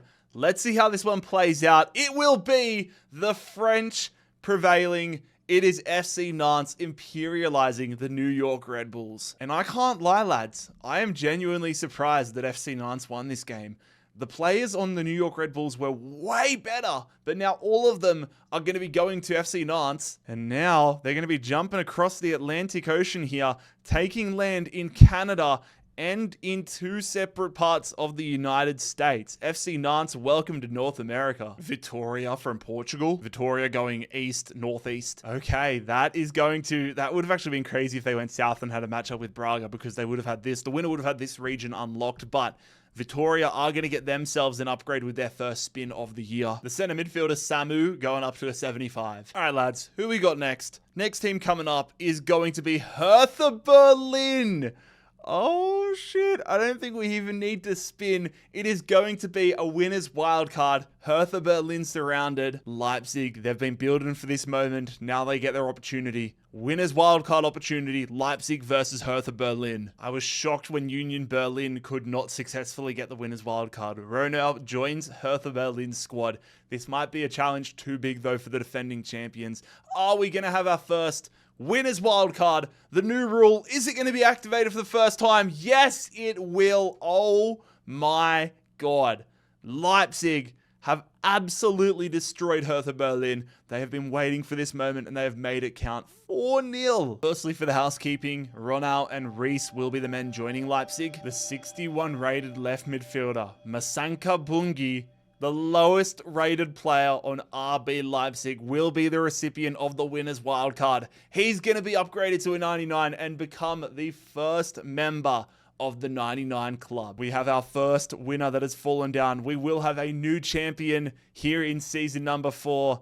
RB Leipzig imperializing Hertha Berlin. Let's just go and pull FC Porto or Estudiantes right now with the next spin. It is going to be Dynamo Dresden. Oh! Dresden are right there for Leipzig. If Dresden are able to go north or west, oh my God. All right, Leipzig immediately getting put to the test. Their 61 rated guy that goes to 99, immediately up for grabs. Just to show you guys the direction. But yeah, Dynamo Dresden attacking Leipzig. This could be absolute scenes. Dynamo Dresden immediately calling their shot. They want the 99 rated Masanka Bungi. This would be crazy if Dynamo Dresden pulled this off. No, they do not. Dynamo Dresden. Here's Bungi getting a goal on debut. Romelu with another brace. Fair play, Dynamo Dresden. You gave it a go. But ultimately, they fall short. Nicholas Hauptmann joining Leipzig. Dynamo Dresden, one and done. We might not ever see Leipzig stopped. What the fuck is going on right now? What is going on? Leipzig have just been drawn. Is there some sort of mystical powers going on with this winners wildcard? What have the last few spins been? Leipzig are going east. It was really northeast, but they are going to try expanding their reach in Poland. Leipzig attacking the most famous club in Polish football, Lech Poznan. Again, it is another team that we have not seen in this tournament yet, immediately getting an opportunity at the winners wildcard. Lech Poznan trying to get Masanka Bungi, the 99 rated left midfielder. Can they do it? Dude, imagine the scenes. Imagine the scenes. They do not. This dude is too overpowered. Michael Ishak joins Leipzig. Bloody hell, Leipzig. Continuing to head east here. Continuing to move through Poland. I swear to God, man, if we get Leipzig again, there's going to be something crazy going on in the world. Sparta Rotterdam. All right, it's over. Sparta Rotterdam heading southeast. And so for them, they're going to be trying to move and take on NAC Breda. NAC Breda getting stronger and stronger. This would be a great start. Sparta Rotterdam could knock them out on their first attempt. Let's see how this one plays out in the Netherlands. Sparta Rotterdam do just that. NAC Breda go down in a goal-scoring bonanza. 4-3 there for Sparta Rotterdam. Dutch shopping here for Sparta Rotterdam. Picking up Vanaken, Ralph, De Wolf, and Lewis Holtby. All Sparta Rotterdam players. What a way to announce yourself in the competition. Sparta Rotterdam getting land here in the Netherlands, but also a not so insignificant chunk of land in Belgium. Houston Dynamo. The Dynamo are heading south. Okay. The Houston Dynamo heading directly south means they are technically attacking Mexico. So that means they're going to be versing Shanghai Port. A +4 upgrade on the line if Dynamo can do it. They would get themselves the land that was stolen from Austin, Mexico, they get like the Philippines, China. They get so much. But they need to get past a star-studded Shanghai Port squad first if they're going to do that. Here we go. The Houston Dynamo versus Shanghai. Mexico on the line. What a bloody sentence that is. They don't do it. Oh my God. They don't do it. Shanghai are going to get more land. Shanghai now have a majority of Texas. Ezekiel Ponce will be the new striker for Shanghai Port. Oh my God, lads. Houston thought they had it all, but now they've just lost half of a huge part of Texas. They're gone. Penarol from Uruguay. Penarol, that looks like almost basically the exact same draw as what we just had with Houston. Oh, okay. I'm glad it happened. Penarol attacking Estudiantes. It is another winners wildcard on the line. Are we about to have our second winners wildcard fall of the episode? Of course, Penarol picking up a 79 rated centre back last time out. Is that going to be enough for them to get past a very good Estudiantes side? Let's find out.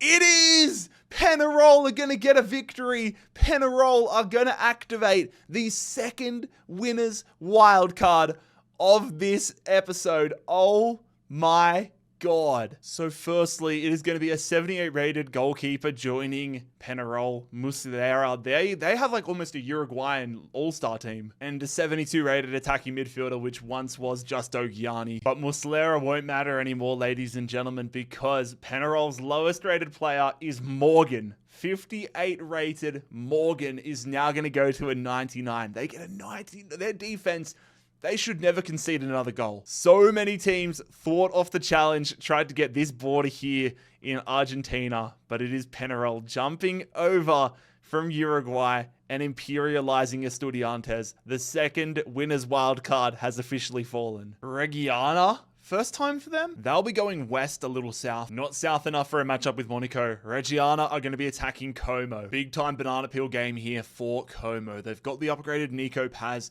They've got Alvaro Morata. They've got a really good side, especially in comparison here to Reggiana, but it doesn't matter. An 89th minute winner. Portanova is a hero here for Reggiana. They get relatively dominated statistically, but Como are going to fall to their sword. The upgraded Nico Paz and Bernabe both going to Reggiana. Look, I'm debating doing a video on whoever wins the tournament this year of flying to go watch them in real life, potentially. And Como are a team that I kind of would have been happy if they won. A trip to Lake Como would have been really nice, but instead, they are going to get themselves imperialized. Reggiana getting themselves into Switzerland as well. Boston River of Uruguay. Boston River traveling southeast. Okay. Winner's wildcard is up for grabs here. Boston River attacking Penarol. And just so you guys can see, this is what the Penarol squad looks like. Morgan, the winner's wildcard, 99 rated goalkeeper in there. Penarol, oh, they've hit the post off that save. Oh, penalty. That looked incredibly soft, but Penarol are going to get themselves a penalty. Yeah, I don't know, bro. Maybe that's the luck they need to conquer the world. Can Penarol take the lead on the stroke of halftime? Yes, they do. Silvera gives them the lead. So Penarol parked the bus in the second half. They knew they had way too much to lose. Penarol are going to move on. Another addition for them in a 70 rated center midfielder. And there we go. Boston River imperialized by the ever impressive Penarol. Also, one thing I realized, I never gave this region here to Platense. They got themselves the upgraded region, but they should have unlocked this one as well for cornering the country and already having a win themselves. So that's going to get their man Vazquez. He originally went from a 72 to a 74. He should have gone from a 72 to a 76. Celta Vigo heading southeast. Celta Vigo threading the needle and actually getting themselves into Portugal, getting this region right here. Dangerous territories. Iago Aspas 86 rated. Who we got next? It is Craiova from Romania. Craiova. They're heading southwest, which means, okay, they're attacking yet Bulgaria.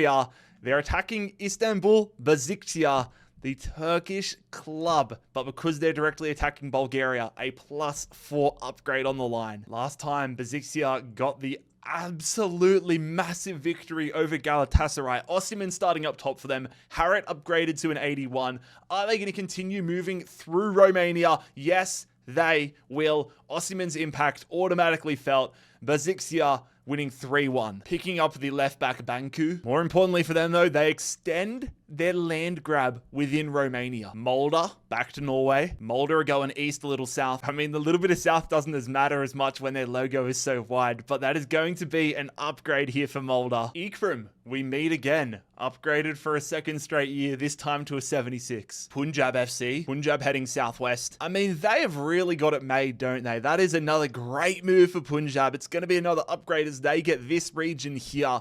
It also means that, let's say, for example, they get a game, then these upgrades, if they were to win it, would go to them or to the winner. But for now, Santos gets his second upgrade to move to a 74. But fellas, as we're recording right now at this second, we have just hit 530,000 subscribers on the channel. Just wanted to give a quick shout out to you guys and a big thank you for getting us to this milestone. That's a bloody mind-blowing number. I'm still confused as to how I ended up in this spot, but I appreciate you guys appreciating it. And hey, if you're new around here, let's get that number to 540,000. Subscribe down below. And in honor of this milestone, let's hope that the wheel rewards us with an exciting spin. It is going to be Universitario. I'm sure this is exciting for somebody. Universitario heading north, a little east. Oh, that little bit of east is actually going to be so clutch for them, dude. I don't know how they have managed to not get a game so far. Universitario continually finding their way to an upgrade. It's their fourth upgrade of the series. Concha now to an 80. Sparta Rotterdam. Rotterdam heading west. Oh shit, they're going to be jumping over into England. They're going to be, okay, Sparta Rotterdam versus Colchester United. Let's not forget that Colchester beat West Ham. Jarrad Bowen making his Colchester United debut. That was still such an upset. Bro, if Colchester win this, I don't know what I'm going to be thinking. Colchester do not though. Oh, god damn it, their dream run is over as they fall to Sparta Rotterdam. I don't even know if it's a dream run, they just got a fluke win against West Ham. Tell me, when you clicked on this video, did you expect to see Jarrad Bowen playing for Sparta Rotterdam? Jack Payne also now plays for them. And with that, ladies and gentlemen, Sparta Rotterdam become the second Dutch club to invade English territory. Beijing FC. Beijing traveling southeast. Okay, big game here in China. Beijing attacking Shandong Taishan. Both of these clubs with one previous involvement. Beijing got the upgrade to Abreu. Shandong have got a win and basically have a Brazilian Chinese League All-Star squad. Whoever wins this one is going to actually have a pretty damn good team. Who will it be though? It will be an absolute belter of a game, which Shandong win. The upgraded Abreu now joins Shandong and makes them even stronger. And there we go. Another Chinese Super League team has successfully been imperialized. And now some of you guys might think these two regions would be unlocked, but technically, Dalian can still hit these areas. Real Madrid! Oh, their first spin of the season of Imperialism. Real Madrid have been drawn. Where will Real Madrid be going? They're going to be going west. Maybe it's a good thing for them. Real Madrid, Leganes have been murdering. Leganes have imperialized every club in Madrid. Real Madrid might not want to verse them. Real Madrid are going to get themselves an upgrade, which is good news for nobody. Oh my god, not going to take many spins for him to get to a 99. Kylian Mbappe upgraded to a 93. Universitario, are they going to get lucky and get an upgrade again? They will be heading northwest. I don't think that's going to be an upgrade. All right, they're going to put their upgrades to the test. Universitario versus Sporting Cristal. Upgrade v upgrade. Let's see who survives here in Peru. Universitario in the box here. What is that decision making? But it's actually a great ball from the upgraded Concha. Great save from Sporting Cristal's keeper. Peach of a ball. Great save though. This has been a fun game. I don't know how there hasn't been a goal yet. Sporting Cristal in the box. It's another huge save here in extra time. How that ended as a scoreless draw is beyond me, but now we're off to penalties. We will see who will be the first team to miss. Watching the opening penalty, that's a beauty. Gonzalez, the captain, has his penalty saved. If Universitario can score here, they will take the advantage. Great pen again. If this one is saved, then Universitario will successfully beat Sporting Cristal down the middle. But now Universitario just have to score. If Universitario score, they win and they move in this competition. They do! Universitario on a penalty shootout will imperialize Sporting Cristal. Universitario will be picking themselves up a 74 rated attacking midfielder. And there we go. The upgrades paying dividends. Universitario imperializing Sporting Cristal. Al Ittihad going directly north. Oh, for a second I thought it was going to be a matchup with Al Hilal. But directly north is going to be yet another upgrade for Karim Benzema. Benzema is so close to getting himself to a 99, officially entering 91 overall with this upgrade. Aberdeen, Scottish club, will be going west. Okay, that's going to be another upgrade here for Aberdeen. Carlson going to a 79. Argentinos Juniors, they will be going west a little south. Okay, we're going to have a matchup here inside of Argentina. Argentinos Juniors attacking Godoy Cruz. These two clubs have been getting into their work. Argentinos with the more wins to their name, they've been getting it done. Look at their attack is so good, bro. Who's going to take a huge advantage inside Argentina? It will be Argentinos Juniors, a 2-1 come from behind victory. Three really nice additions here rather in Villa, Molinas, and Petroli. I mean, if anybody besides Banfield wants to take these southern upgrades available in Argentina, they're now going to have to go through Argentinos. Farul Constanta. The Romanians will be heading south a little west. Ooh, okay. They're trying to see if they can do what Craiova couldn't. Constanta trying to attack Bulgaria and therefore attacking Istanbul Basikcia. +4 upgrade officially on the line. Farul, 1 victory to their name. They picked up Alfana, who comes straight into the starting 11. Are they going to have enough, though, to get Osimhen? That is the real question. It will not be happening. It is going to be Istanbul Basikcia. They made the right move by coming into Bulgaria and Romania. Afalna and Vina joining Basikcia. Been a very healthy little period here for Istanbul Basikcia. More land in Romania.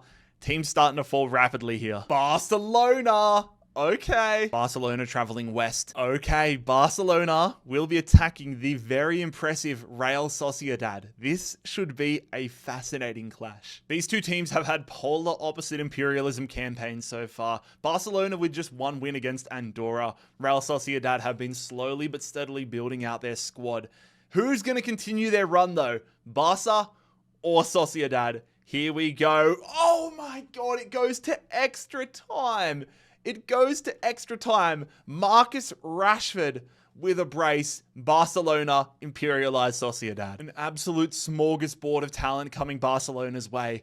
Honestly though, none of them might even make the starting 11. Barcelona have just opened themselves up though to a lot more competition potentially down the line. Barcelona successfully imperializing Real Sociedad and also moving into France. Elfsborg going south. Sorry, north. Okay, Elfsborg are going to get themselves an upgrade, sharing a border now with Rosenborg. Their captain Zanelli upgraded to a 74. AS Roma. Roma heading southwest. Okay, they're going to be hitting the island of Corsica here. Sorry, not Corsica, that's the northern French one. They're going to be hitting this island though, attacking Lazio. It is a Rome derby. Lazio absolutely shattered the hearts of Saint Etienne fans. Dada joins the starting 11. A lot of firepower on the bench. Who wins the Rome derby and is going to take a huge step? It will be a Pellegrini goal.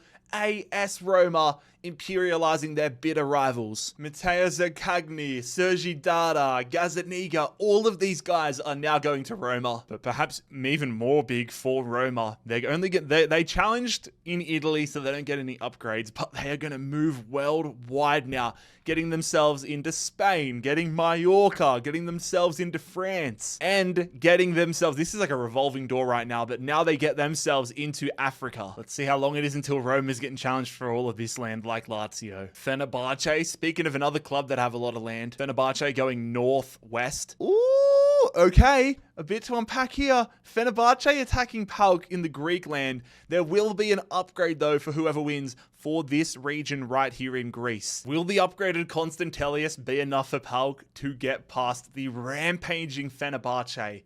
Absolutely so many ramifications coming out of this one. Who wins it? It is Fenerbahce and Nesri with another goal.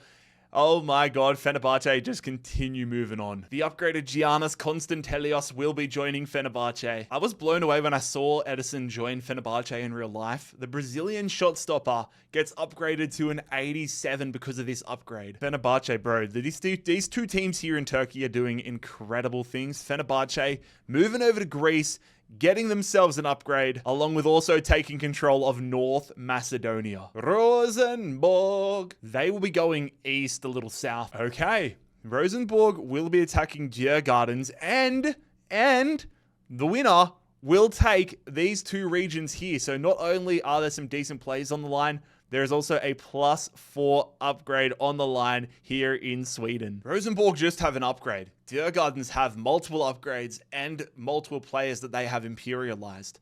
This is a fascinating game. The winner is going to get themselves in a great position, and it will be Djurgårdens. This might not have been the case at the start of Imperialism. Djurgårdens' efforts, though, have put them in this spot. And dude, they get even stronger. Nordli joins Djurgårdens, and because they beat Rosenborg, they get themselves an upgrade. This Nguyen striker goes from a 76 now to an 80. That's +8 for his campaign. Konyaspor head west. I got excited for west because I know what that is. Okay, Konyaspor will be attacking Fenerbahce. Konstantel and the upgraded Edison making their debuts for Fenerbahce. We're seeing Konyaspor get a victory, but it is nothing compared to this Fenerbahce side. Will Turkish football get a shake-up here? It will not. It is another victory. Anderson Talisca with a brace. Mane and Sitya both joining Fenerbahce. We've seen Fenerbahce doing most of their work by heading west, but now they head east and claim a large center of Turkey. Grêmio, the Brazilian club, heading northwest. Okay. Grêmio will be attacking Internacional, a battle for the south of Brazil, along with the northern regions here in Uruguay. Oh, great ball. They're in behind here. Internacional, can they get themselves the lead? What are they doing? Oh, the CPU in this game frustrates the living Christ out of me. Go on, Grêmio. Show them how it's done. Jesus Christ, just run to the ball. Run to the goal. After the 120 minutes I just witnessed, I'm actually cool if both of these clubs got imperialized because we are off to penalties. What a stinker of a game. The CPU needs to be executed in this game. Great penalty, though. Internacional are the first team to miss a penalty. But then Grêmio missed theirs. Oh, nobody wants to win this one. With that, we are officially down to sudden death. And Grêmio have their penalty saved. Internacional are going to win this one on a penalty shootout. That will send both a 77 and 68 rated defensive midfielder to Internacional. But the big move here for Internacional, not only do they get the land in Uruguay and Brazil, but Internacional will also get themselves the country of South Africa. Okay. Besiktas, they're going to find themselves southwest. Okay, that's why I pulled that face. It is going to be Istanbul Besiktas. I am never going to learn how to pronunciate that name, but they're going to be attacking Fenerbahce. I've been waiting and hoping for this game. Turkish Juggernauts clash. Who's going to survive here? Who's going to create a Turkish Super League super team? Fenerbahce or Istanbul Besiktas? It is going to be Istanbul Besiktas. Osimhen and the upgraded Harit are going to change Turkish football and perhaps European football forever. Oh my god. Edison, Kurtzu, Konstantelios, all of these guys that Fenerbahce picked up all go to Besiktas. An absolute haul there. Jesus, man, that is crazy. So Istanbul Besiktas get themselves into Greece, North Macedonia, and a large majority of Turkey. They now officially control Istanbul. An unbelievable run from Fenerbahce, but their time has officially come to an end. Jesus, bro. Back-to-back spins. With their new map position, they're going northeast. I had to get the compass out for this one, and I'm glad I did. I was going to give them Georgia, but it is going to be, oh my god, this is a crazy passage. Besiktas attacking Shakhtar Donetsk, and where they are hitting is going to be the country of Russia. So a +4 upgrade on the line for Istanbul Besiktas. This Eastern European subplot has been absolutely ridiculous. Shakhtar Donetsk, 85 Bondarenko after they just controlled Finland. Teemu Pukki up top for them. Besiktas, they get Edison, they get Konstantelios, they get all these guys into their starting 11. Oh my god, this is a massive game, fellas. It goes to penalties. Shakhtar Donetsk are going to win on penalties. Oh my god. That is how quickly things change here. Besiktas high on their own supply, fart sniffing after taking out Fenerbahce, feeling good, and they go and get themselves imperialized. Shakhtar Donetsk may have just built themselves one of the stronger teams in the competition. Oh my god, Shakhtar Donetsk are able to keep Russia. No +4 upgrade for them, but they're going to get themselves into Turkey, into Greece. They're going to get Bulgaria, North Macedonia, into Romania. Holy shit, the majority of this map right now is orange. Feyenoord traveling southwest. And so for the Dutch club, I thought it was going to be a matchup, a Rotterdam derby, but instead it's actually huge. Feyenoord attacking PSV Eindhoven. We're at the point of the competition now where every game is going to normally result in just a ridiculous amount of players getting moved around. That is still the case between both Feyenoord and PSV. They're both building decent resumes, but one of them is about to go to a different level. Who will it be? It will be Feyenoord. Feyenoord with a 2-1 win over PSV. Bro, including Ivan Perisic, there is about to be 11 new players heading Feyenoord's way. And that's a big move for Feyenoord. They're going to get themselves more land here in the Netherlands and also now into Belgium and Germany. Well, a little more land here in Germany. Marseille, drawn for the first time and heading southwest to start. Okay.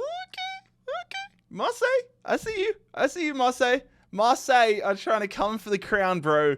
Oh, Roma are going to be busy, bro. Marseille versus Roma. Roma looking so much stronger after that Lazio victory. Will they be able to add another piece, or will Marseille announce themselves to the competition in incredible fashion? Let's find out. It is Marseille in the 84th minute. The Poison Chalice is once again going to exchange hands. Marseille beat Roma. I'm about to spend the next hour just transferring players between Roma and Marseille. 90 rated Dybala though, now in the south of France. Oh my god, bro. All right, Marseille gonna get themselves Rome. More land here in France. You guys know the drill by now. They get land in Spain, Mallorca, the southern island in Italy. They're gonna get themselves into Africa. Who's going to be controlling this region next? This has been a crazy little period. Who is going to be next on the wheel? It is going to be Luton Town. Luton will be going southeast. Okay, it is the team that really made a name for themselves in part 3, Southampton. This hasn't been a good episode so far for teams, or a good period for teams that have been making waves. Southampton are up. Southampton have been doing bits in this tournament, but you're only as good as your next game. Luton have the upgraded Saville. Do they have enough to make a big wave in English football? It will not happen. Damsgaard scoring goals for fun. Same with Archer.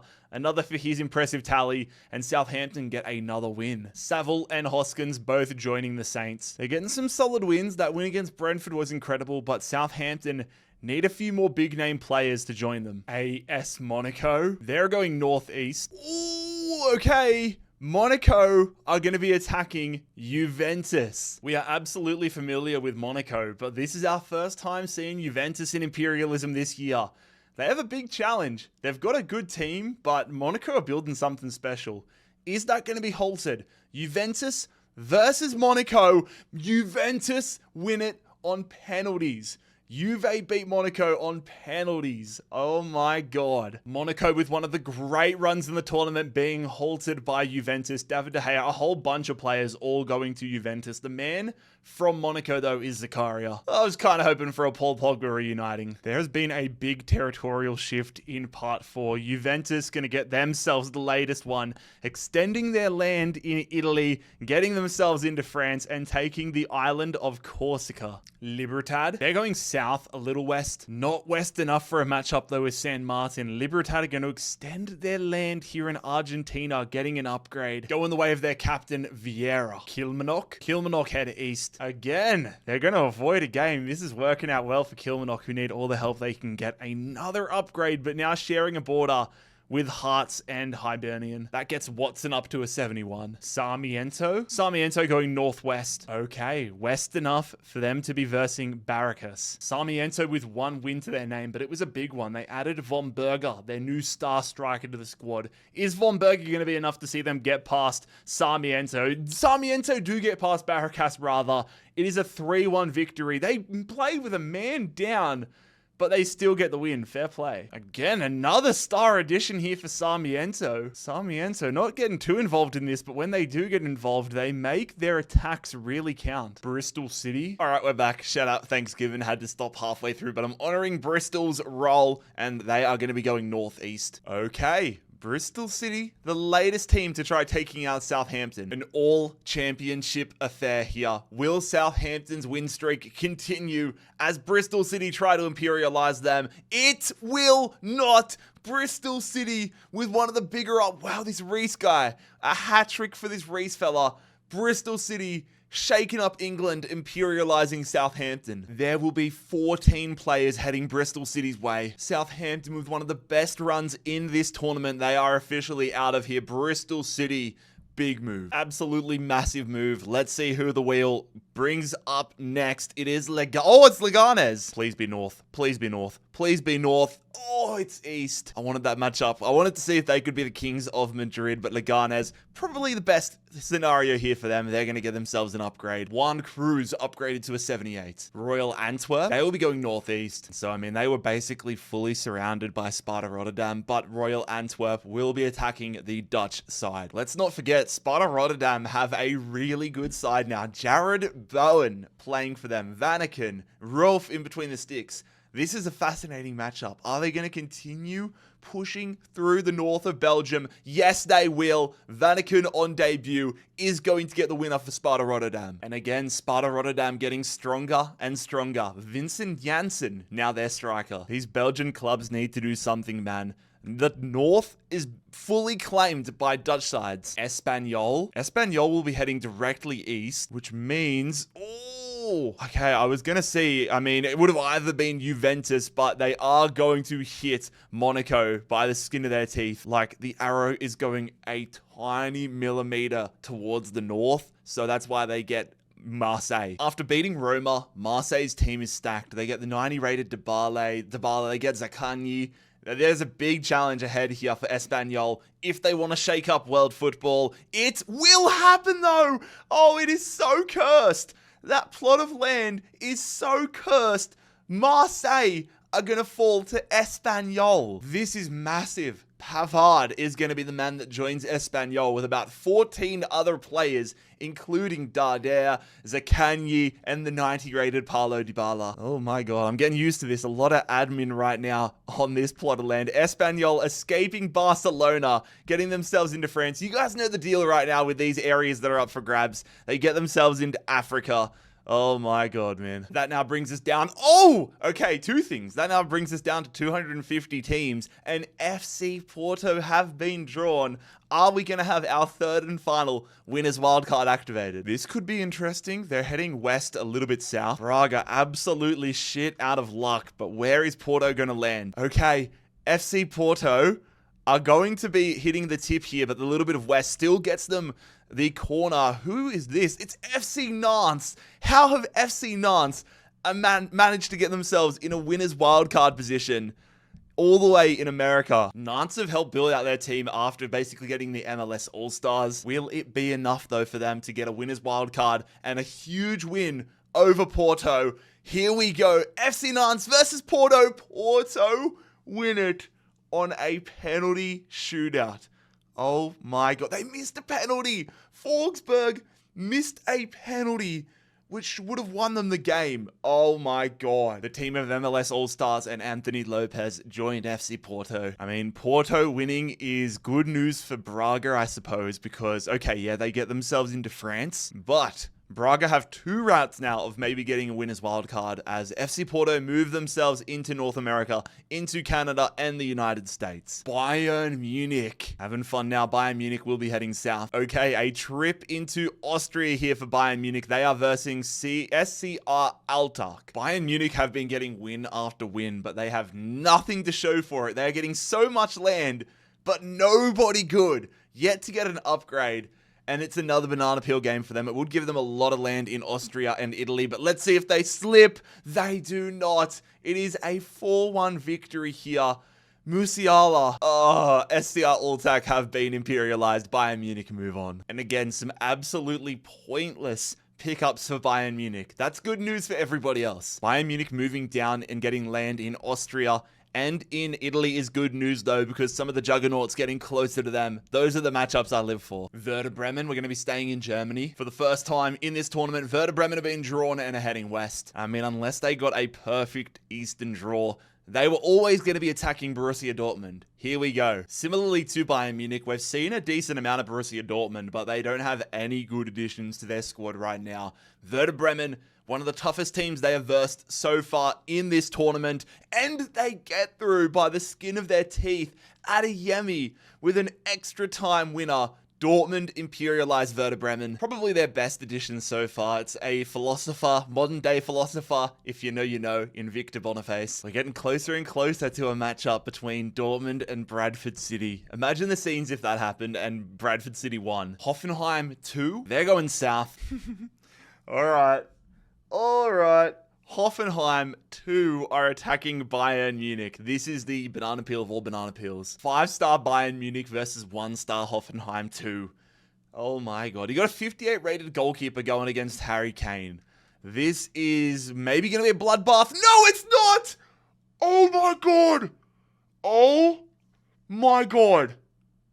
Bayern Munich have fallen to Hoffenheim 2. Oh my god.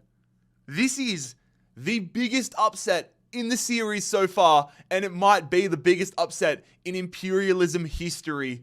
Hoffenheim 2 have taken out the Juggernauts, Bayern Munich. 1 star, no more. Hoffenheim 2 getting Harry Kane and a million other players. And oh my god, they're going to get themselves all the land we spoke about recently. They're going to get themselves land in Germany. They're going to get themselves into Austria, into the Czech Republic, and into Italy. Oh my god, Bayern Munich imperialized. You cannot not be entertained by that. Alright, we need to move on. Haggesund will be going east. Okay, another team that's been getting some wins under their belt. Haggesund will be attacking Silkeborg. Correction, I think I called them Silkeborg. Stromsgodset. Both of these teams do have upgrades. It's Bjornbach in the defense for Haggesund. Who's going to stay alive in this battle of Norwegian clubs? It will be Stromsgodset with a 3-1 victory. The upgraded Martin Bjornbach, now a Stromsgodset player. The numbers slowly but surely thinning out here in Norway. Haggesund imperialized. Stuttgart. Here we go. Stuttgart heading west, northwest. Or if they'd gone east, it would have been an attack at Hoffenheim, but Stuttgart, it's still a team that is doing quite well. They're attacking Stade de Reims. The 95 rated Angelo Stiller getting put to the test here. They've got an insane team. Stade de Reims are in building, but bro, Stuttgart is turning into one of the contenders very quickly. Got to take it one game at a time. Will they be able to move further into France? Yes, they will. It is Shaqiri, it is Undav, and it is Demirovic are going to get a 3-1 win for Stuttgart. Nakamura, Trapp, and a bunch of other players joining Stuttgart. And there we have Stuttgart expanding their reach.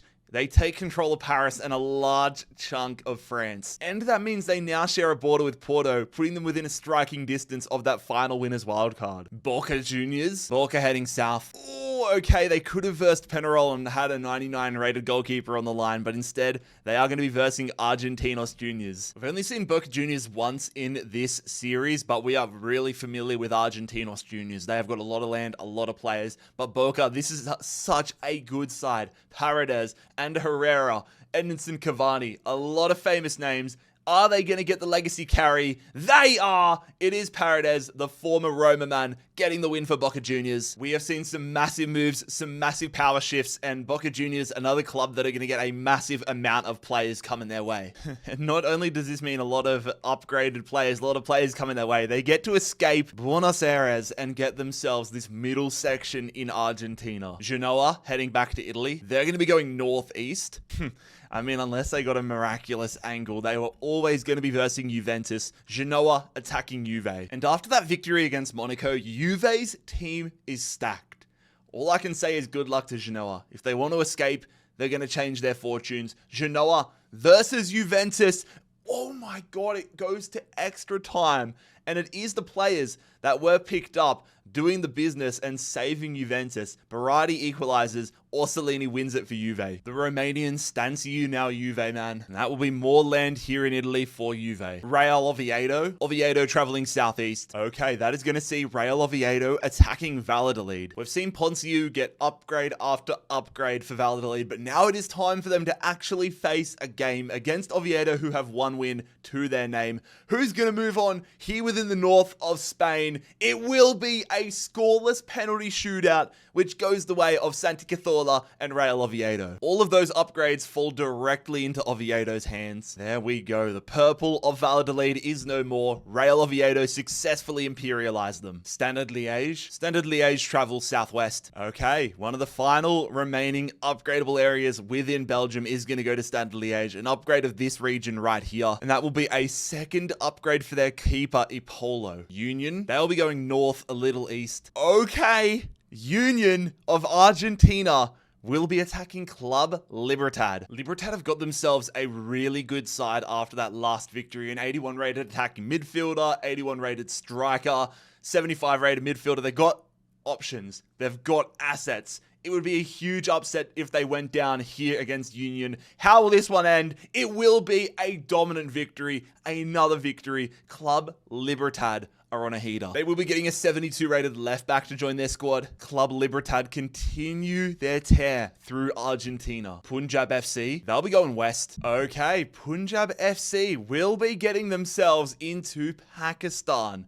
They take over Pakistan. Another upgrade for Santos. Now 76 overall. They're making all the right moves. Wisla Plock, they're going directly north, which means they are going to get another Eastern European territory. Wisla Plock taking control of Belarus. Their centre back, Kaminsky, goes to a 70. Falkirk of Scotland. Falkirk going northwest. Oh my god, they're going to avoid a matchup here. Getting a lot of land. Falkirk are going to get themselves an upgrade. Look, probably best case scenario for them, but I believe his former Burnley man, Scott Arfield, getting upgraded to a 70. Mulder goes southwest. And given their logo, it's actually going to get them this upgraded region down here. Mulder with an upgrade. A second upgrade for Ikram, who goes to a 78. Real Betis. Betis heading east a little north. Okay, we're going to have a matchup here in the south of Spain. Real Betis attacking Almeria. Real Betis with so much to lose. They have had an incredible start to the tournament. Isco up to an 88.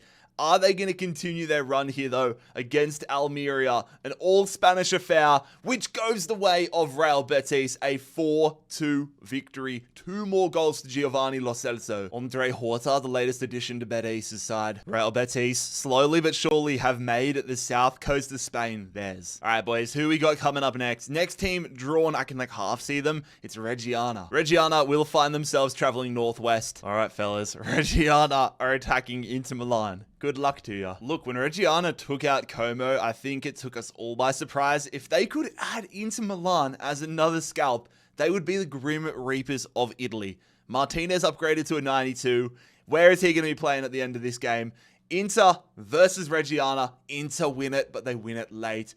Duvan Zapata is going to get an 82nd minute winner, 88th minute winner rather, for Inter Milan. Nico Paz, a really nice addition here for Inter. And that actually is a huge strategical advantage here for Inter Milan. They get themselves more land in Switzerland, and if they are able to have the right games fall their way, they are in a strong position to take Switzerland for themselves. Al Khaloud, we have not been to Saudi Arabia for a minute. Al Khaloud heading southeast. All right, they're coming for the big dogs. Al Khaloud are attacking Al Hilal. I mean, you look at this Al Hilal side, adding Fortunas and Smalling to the squad works out incredibly for them. They have no weak spots right now. Al Hilal are a genuine contender in my opinion. I think if they can escape Saudi Arabia, I think them, Etihad, and Al Nassr are going to be in great spots. Will they get past Al Khaloud, though? That's the big question. They will. Darwin Nunez and the new man, Fortunas, are going to be the goal scorers. No great claim for them this time, though. But it's another step towards total Saudi domination for Al Hilal. Yongbuk Hyundai, off to South Korea we go. They will go northeast. Okay. Hyundai, they're attacking FC Seoul. Seoul have been making huge moves. They got the upgraded Oliveira. They've got additions in their squad. Can they get past Jeonbuk Hyundai, the challenger, who have a really good team in their own right? Some high-rated players for the Korean League. Who survives here in South Korea? It is the challenger. Jeonbuk Hyundai have taken out Jesse Lingard and FC Seoul. The upgraded Anderson Oliveira will be joining Jeonbuk. And just like that, there are now 3 teams remaining in South Korea. Hamburg, we don't even need to spin the wheel. We know they are completely surrounded. Crazy sentence I'm about to say, but Hamburg are completely surrounded by Bradford City. Bradford City's run has been incredible. Every game is such a risk, though. They're getting stronger, but Hamburg might be a step too high. I don't know, bro. Let's see how this goes. Hamburg versus Bradford City. Crazy sentence to say. It is another win. Bradford City's run continues. Ollie McBurney with a brace for Bradford City. Oh my God, this is incredible. And they have cranked things up another level. 78 rated Fabio Vieira is going to be joining Bradford City. They have taken down a Bundesliga opponent. Bradford City, piece by piece, making it happen. Staying in Germany with Duisburg. Duisburg goes southwest. Okay, I was actually convinced it was going to be Mainz, but they have just missed out from nicking this top section of Mainz. They're going to be versing Feyenoord. Now, for those who have not been paying attention, let's not forget, Patrick Schick plays for Duisburg. Duisburg beat Bayer Leverkusen. They have Schick 85 rated up top. Feyenoord have been getting runs done here. They've got Perisic in, they've got Heinen. They're moving throughout Europe. Are they going to get more land within Germany? Yes, they will. And this is actually a monumental victory for them. Beating Duisburg has just got them a world-class striker. 85 rated Patrick Schick now at Feyenoord. Feyenoord extending their land through Germany. A matchup with Borussia Dortmund looking very common, very likely rather. Sarmiento. Sarmiento will be going southeast. Ooh! Oh, okay. All right. Sarmiento are going to be attacking Penarol. The 99 rated goalkeeper is on the line with a whole host of other players. Sarmiento building a decent team, but Penarol are just a different level. Upgraded centre backs, midfielders, 99 rated goalkeeper. How will this one end up? Will Penarol get more land within Argentina? No, they won't.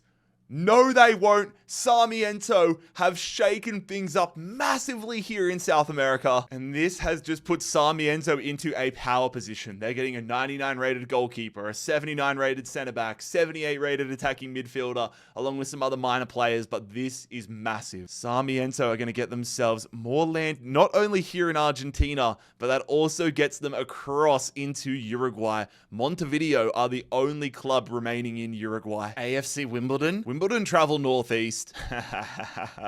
Yes, thank you. Okay, Wimbledon will be attacking Arsenal. Arsenal should be overwhelming favourites coming into this one. Madison joins after they just demolished Tottenham, both ironically in real life and in this tournament with the same scoreline, but it's a banana peel game.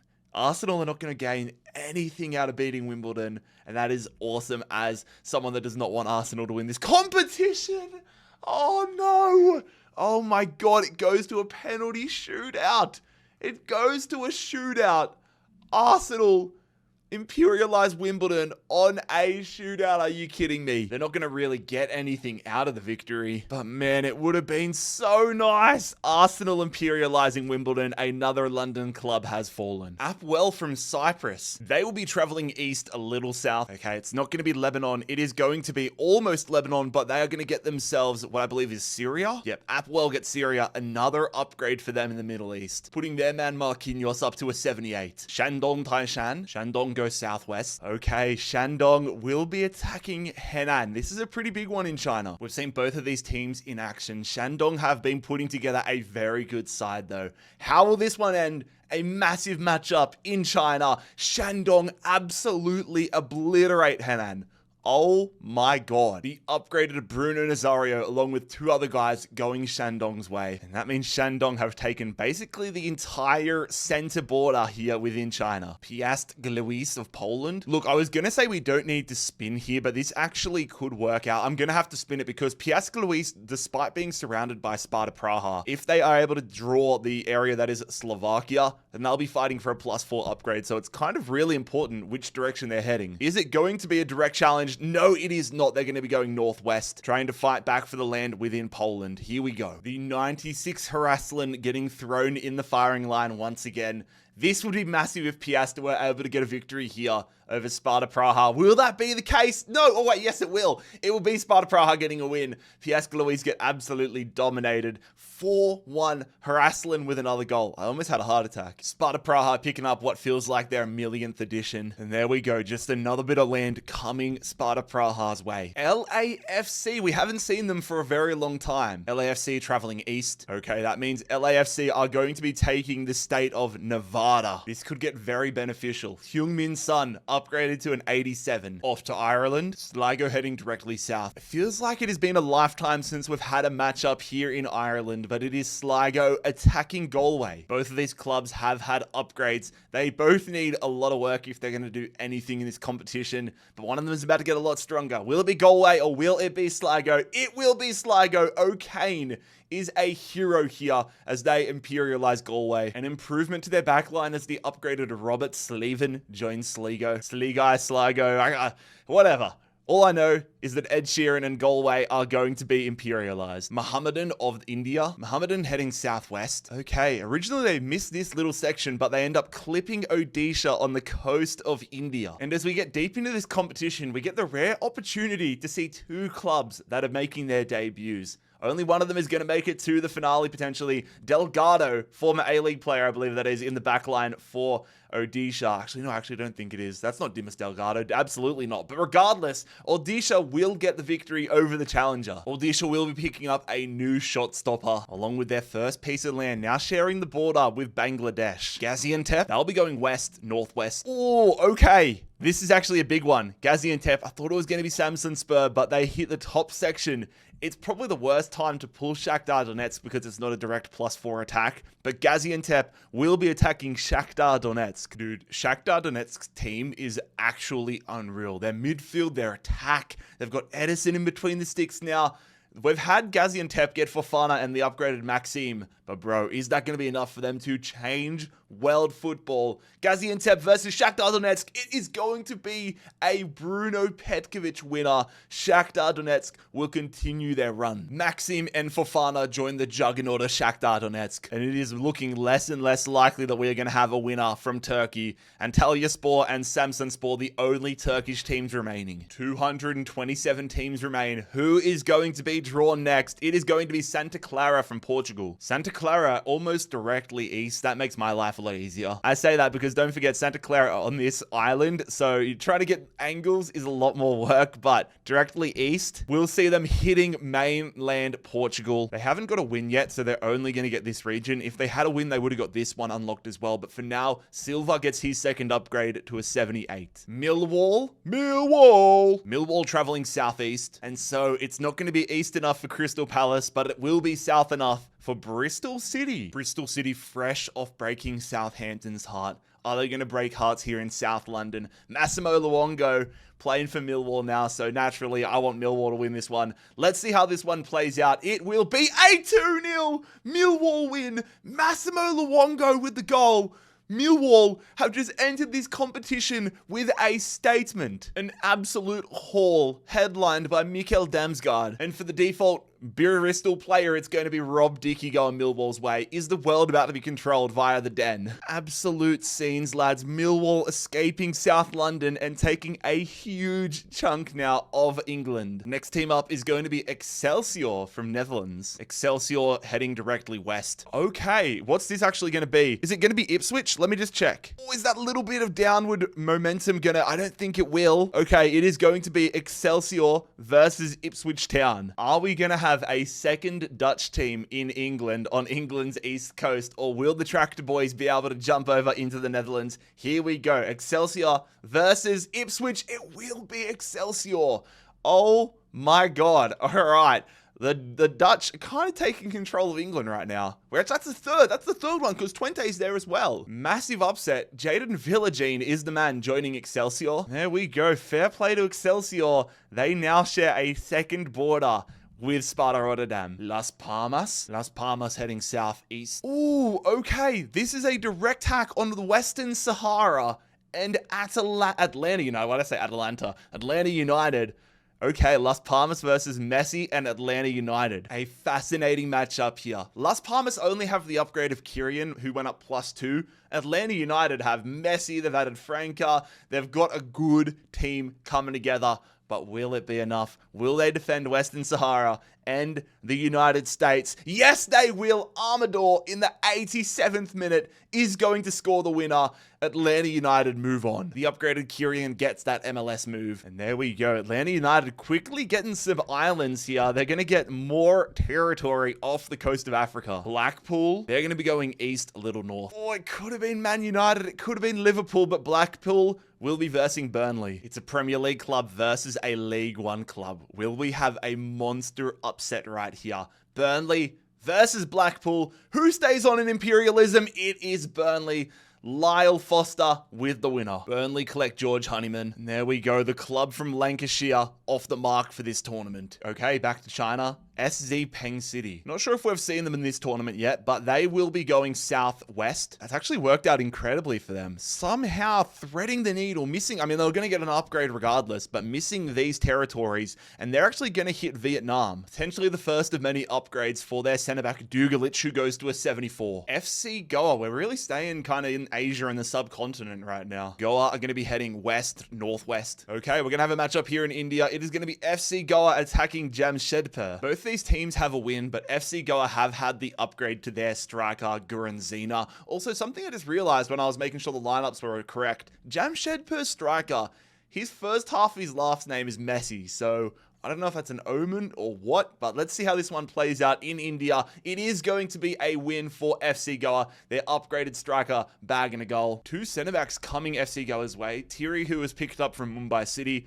and then Stefan Eze going to Goa. Also, this is the guy I was talking about, Rafael Messi Bulli. 62 rated striker at Jamshedpur. I find that funny. The odds of us seeing a team from India win the tournament are very, very slim, but FC Goa and some of these other clubs definitely not hurting their chances. Oh, I've also realized Jamshedpur, because they beat Mumbai, were over here in Somalia. So now FC Goa are going to get themselves into Somalia. Not a direct attack, but they are in Africa. Wisla Plock heading west, a little north. Ooh, okay. Okay, I had to get the compass out to make sure, because at first I thought maybe it was going to be an upgrade, maybe it was going to be them skimming the top of Sparta Prague, but they are going to be attacking Leipzig within Poland, but they're attacking Leipzig. Wisla Plock have made some really nice additions, most notably in their midfield. They got Shaparenko after that Dynamo Kiev win, but let's not forget, Leipzig have a 99 rated left midfielder. Leipzig have been absolutely crushing it. Huge matchup here between Poland and Germany, which will go the way of Leipzig. They're 99 rated Masanka Bungi getting the opening goal, and it will be Leipzig imperializing Plock. The upgraded Marcin Kamiński, along with a whole host of players heading Leipzig's way. And well, that is so much land now coming to Leipzig's way. Not a +4 upgrade because they didn't get to directly attack anything, but they are going to get themselves a lot of countries regardless, and a lot of pink on this map now. MacArthur FC. All right, we're going from Poland to southwestern Sydney. MacArthur heading west. Oh, okay. Okay, I saw West and I thought, yeah, guaranteed matchup with Adelaide United, but nah, they skimmed the top of Victoria. MacArthur FC versus Melbourne City. Both of these teams got decent additions into their squad. MacArthur had Joe Lolly and Trent Sainsbury after that Sydney FC win. Melbourne City had Juan Mata after winning the Melbourne Derby. Who survives within Australia? It will be Melbourne City. Caputo is going to bag the winner. Lecky, Chris Economides, Melbourne City imperializing MacArthur. Incredible haul here for Melbourne City, picking up Joe Lolly, Trent Sainsbury, and Anthony Caceres. Melbourne City officially breaking out of Victoria and into New South Wales, taking down MacArthur. And that officially means if a matchup were to happen between Adelaide and Melbourne City, then Australia would be on the line. But for now, we're going to be worrying about Sweden. Mjällby, they will be going north a little west. And so it feels like we haven't seen them for a lifetime, but Mjällby will be attacking the very impressive BK Häcken. BK Häcken getting win after win after win, building a very impressive side. We've only seen an upgrade for Mjällby, but they've got some pretty high rated players. This is a contest. a huge contest here within Sweden. Who's going to take a huge advantage? It is another win for BK Häcken. The run continues. It goes to extra time, but BK Häcken with a 3-2 victory. And this is what I mean. The upgraded Elliot Stroud, 75 rated. That is a game changer. And BK Häcken successfully able to expand their land mass here in Sweden. Now, some might argue why I haven't given them the upgrade of this little island off the coast of Sweden. It's because technically it's like a 1% chance, but if somebody lands on this island, they can still directly attack it. The odds of it happening are low, but not zero, so they don't get it. Shakhtar Donetsk, oh my god. They will be going southeast. Is this going to mean they go into China? No, it is not. Oh, they now share more of a border though. Shakhtar Donetsk are going to get themselves another upgrade, another Asian country as they take control of Mongolia. Bondarenko now an 87 overall. Al-Qadsiya going southwest. Okay, I had to do a little bit of research there. A little double checking, but it's west enough where they're going to be attacking Al-Hilal, not Al-Ain. Al-Hilal have been going from strength to strength, but we cannot sleep on Al-Qadsiya here. They have got a very, very good side. Cohen Castiles, Julian Weigel, a lot of players in there that could really shake things up. Redagui. Let's see how what is a fascinating matchup in Saudi Arabia ends. It will be a fortuitous winner for for Al-Hilal against Al-Qadsiya. This is what I'm saying. Like, look at some of the names on this list here. Nacho Fernandez, Otavio, but it will be Redagui, Matteo Redagui, going to Al-Hilal and becoming their new striker ahead of Darwin Núñez. Honestly, dude, the rest of the world should be watching what Al-Hilal are doing right now and be trembling in fear. If they are able to take out, like, I think whoever wins Saudi Arabia between Ittihad, Nassar, or Al-Hilal has a genuine shot at winning this whole tournament. Djurgårdens, let's see if they can hit that one island in Sweden. I don't think that's going to do it for them, but regardless, it is still another upgrade here for Djurgårdens. Taking this region, now sharing a border with Elfsborg. That is Newen's 5th upgrade of the tournament, putting him to an 82. Aberdeen, back to the north of Scotland. Aberdeen are trying to escape Scotland, it looks like. Nah, I was wrong. They're actually going to hit these island upgrades here. And so that's going to be another upgrade for Carlson. These islands, these 3 little islands are all one region, but now that puts Carlson to an 81. Villarreal, the Yellow Submarine, will be going northwest. Okay, interesting matchup coming here. I know Real Zaragoza have some upgrades. Villarreal attacking them. Zaragoza have their upgrades to Paula Cuckoo, but I'm not sure if it's going to be enough for them. Villarreal are a top flight opponent, a top Spanish team. Will the Yellow Submarine get their tournament off to a strong start? Yes, they will. A 2-1 victory, a come-from-behind victory as well. Not too sure if Cuckoo will be good enough to join Villarreal's starting 11, but he's in the squad. Interesting development, though, for Villarreal, because they go from having no games, but they get a huge amount of land, but share a border with Barcelona, and are now 1 move away from Leganes and Real Madrid. Stade Brestois, they'll be going south a little bit to the west. That little bit to the west, that's actually hilarious. They're going to be attacking Sporting Gijón here, but they both share a border in 2 countries, so whoever wins this is going to extend their borders in both Spain and in France. Brestois have a decent little team building here, especially after they add Vicente. If they can get another victory, that would be quite nice for them. Let's see how it plays out. A battle of Spanish and French clubs. It's actually Sporting Gijón winning it on a penalty shootout. Absolutely massive there. Vicente gets a goal, but ultimately it's a penalty shootout loss for Stade Brestois. They're going to lose their striker, Ludovic Ajorc, to Sporting Gijón along with Vicente. There we have it. Gijón fighting back, going to extend the amount of land they do have here in France and also get themselves more land in Spain. FC Hermannstadt of Romania. Hermannstadt heads south. Oh my god. Oh my god. Hermannstadt. Alright, I rate the balls on you fellas. Hermannstadt are attacking Shakhtar Donetsk. Bondarenko up to an 87 after they took Mongolia. Hermannstadt have added some decent players, Nistor and Ferreira, but bro, will that be enough? Oh, this is going to have to be a massive upset if Hermannstadt can pull it off against Shakhtar Donetsk, which they cannot. Bondarenko and Marlin are going to continue this insane run of Shakhtar. And if there's one position where Shakhtar Donetsk do not have a lack of quality talent, it's attack and midfield. Oh my god, every angle, bro. Bondarenko is so close to becoming 99 rated. If they just take control of Romania, that's GG's. Oh, I thought it was going to be Hoffenheim too. I can like half see the names, but I guess that makes sense. It's Hoffenheim number 1. Oh my god, I think I know what this is going to be. Oh my god, bro. Hoffenheim number 1 are attacking their little brother who have taken out Bayern Munich. This could be insanity. A battle between parent club and 3rd division club. Hoffenheim 2, once a 1-star club, now 3.5 stars, versus 4-star Hoffenheim. This is more of a matchup than people might realize. How will it end up? Who will take control? It will be the senior club. Hoffenheim, despite a Harry Kane goal, are going to get the win. And it's a huge congrats to Harry Kane, who, through all of his hard work, determination, has got the call up from 3rd Division Hoffenheim to Bundesliga Hoffenheim. And just like that, we break down the border. There is only room for one Hoffenheim club. Wrexham! Okay, Ryan Reynolds, Wrexham, they have been hiding, but now they are up. Wrexham are going to be heading southwest. So the club that is home to one of my favorite bands, Neck Deep, Wrexham, will be attacking Liverpool. What a statement this could be. Liverpool getting win after win, but nobody too impressive joining their squad. Will this be the banana peel that slips them up? It is Liverpool versus Wrexham.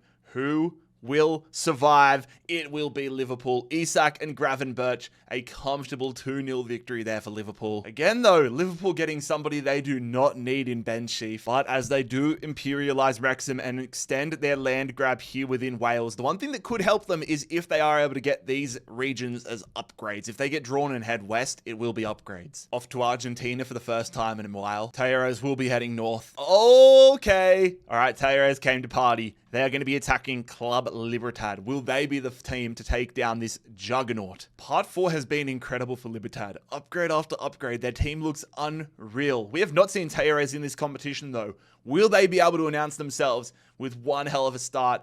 It is the Paraguayan club versus the Argentinian, and it is another win for Libertad. Oh my God. Their upgraded players are doing bits. And so their latest addition is going to be a 76 rated goalkeeper. Club Libertad are single-handedly cleaning out Argentina right now. Borussia Dortmund. Dortmund head west. Okay, so they had a lot of exciting matchups around them, but they've drawn Osnabrück, which I'm low-key a little bummed about. And I only say that because I want to see these big teams clashing. Dortmund have never had any tough challenges really in this competition. Osnabrück have had a win picking up Jorrit Hendricks, but let's see how this one plays out. Osnabrück are going to get their absolute asses handed to them. That's what I'm talking about. It's 4-0 for Dortmund. Hendricks and Muller are the real winners out of this one. They get to go to Dortmund. Maybe the upside for Dortmund is they now have themselves an opportunity to get in against some pretty decent teams here in the Netherlands, but it is another victory for Dortmund. Livingston. All right, off to Scotland. Livingston going east, a little south. This feels like a rarity. We're going to have a matchup though. Livingston attacking Hibs. Who will win this all Scottish affair? Both clubs on debut. The great Marty Boyle up top though for Hibs. Let's see how this one plays out between Hibernian and Livingston. It is a 2-0 Livingston win.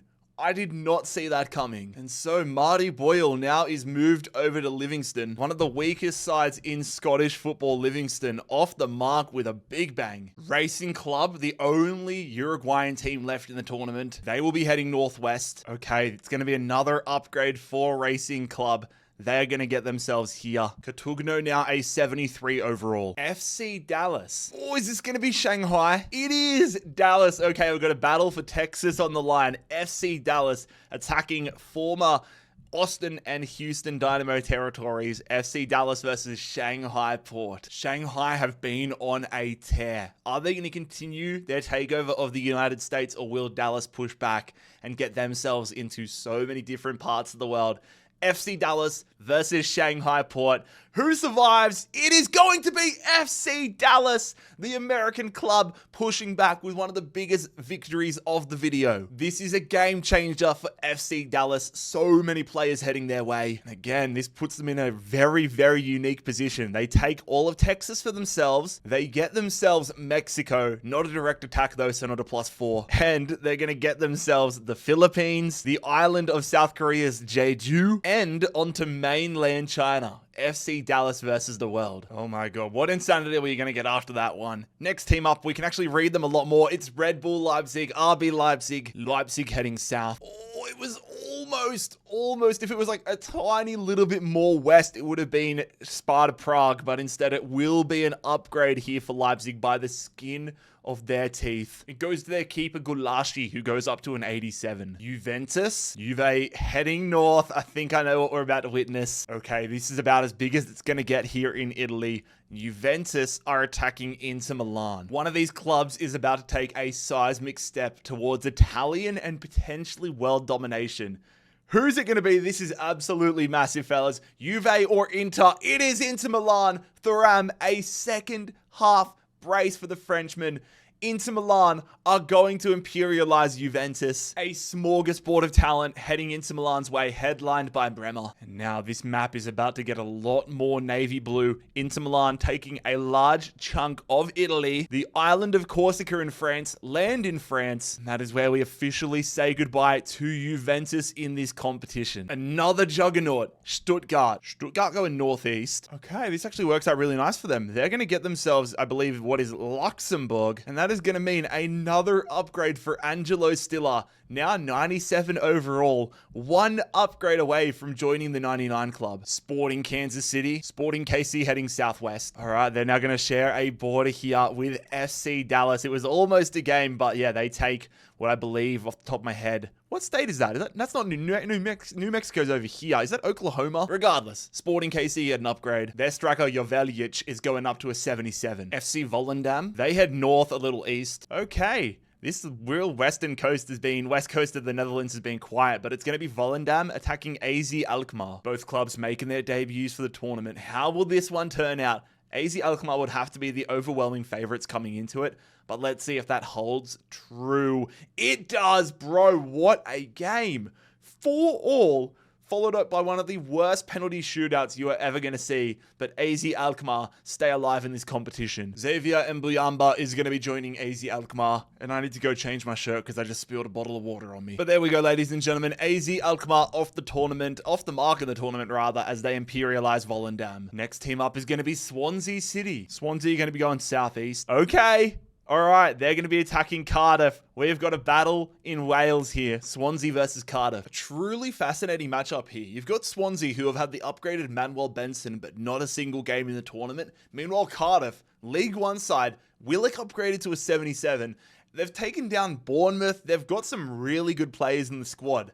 I genuinely don't know who's going to win this Welsh derby. The winner is going to be Swansea on a penalty shootout. Manuel Benson, the upgraded player, gets the equaliser. Swansea win this one. And for Swansea, beating a League One club, this is about as good as it gets. You get Antoine Semenyo, you get the upgraded Willock. This is incredible. Swansea taking a huge amount of land here, getting a little bit of land here in Wales, but now they get themselves into England as well. We went from having 0 Welsh teams eliminated to 2 in a matter of a couple of spins. Ulsan Hyundai, they head north a little east. That little bit of east almost sent them up to Russia and to Shakhtar Donetsk, but it wasn't east enough. They're going to be clipping this corner, and it's going to be Hyundai Motors Yeonbuk Hyundai versus Ulsan Hyundai. In fact, no, I've just had a second glance. Our initial thought was correct.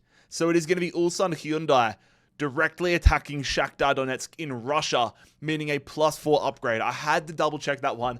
I had to dot my I's and cross my T's with that one. Will Shakhtar Donetsk acquire a land in another country, or will Ulsan Hyundai change the face of world football together forever? They've got a good team, but bro, Shakhtar Donetsk is different gravy. Here we go. Ulsan Hyundai win! Oh my god. Ulsan Hyundai have just beaten Shakhtar Donetsk 2-0.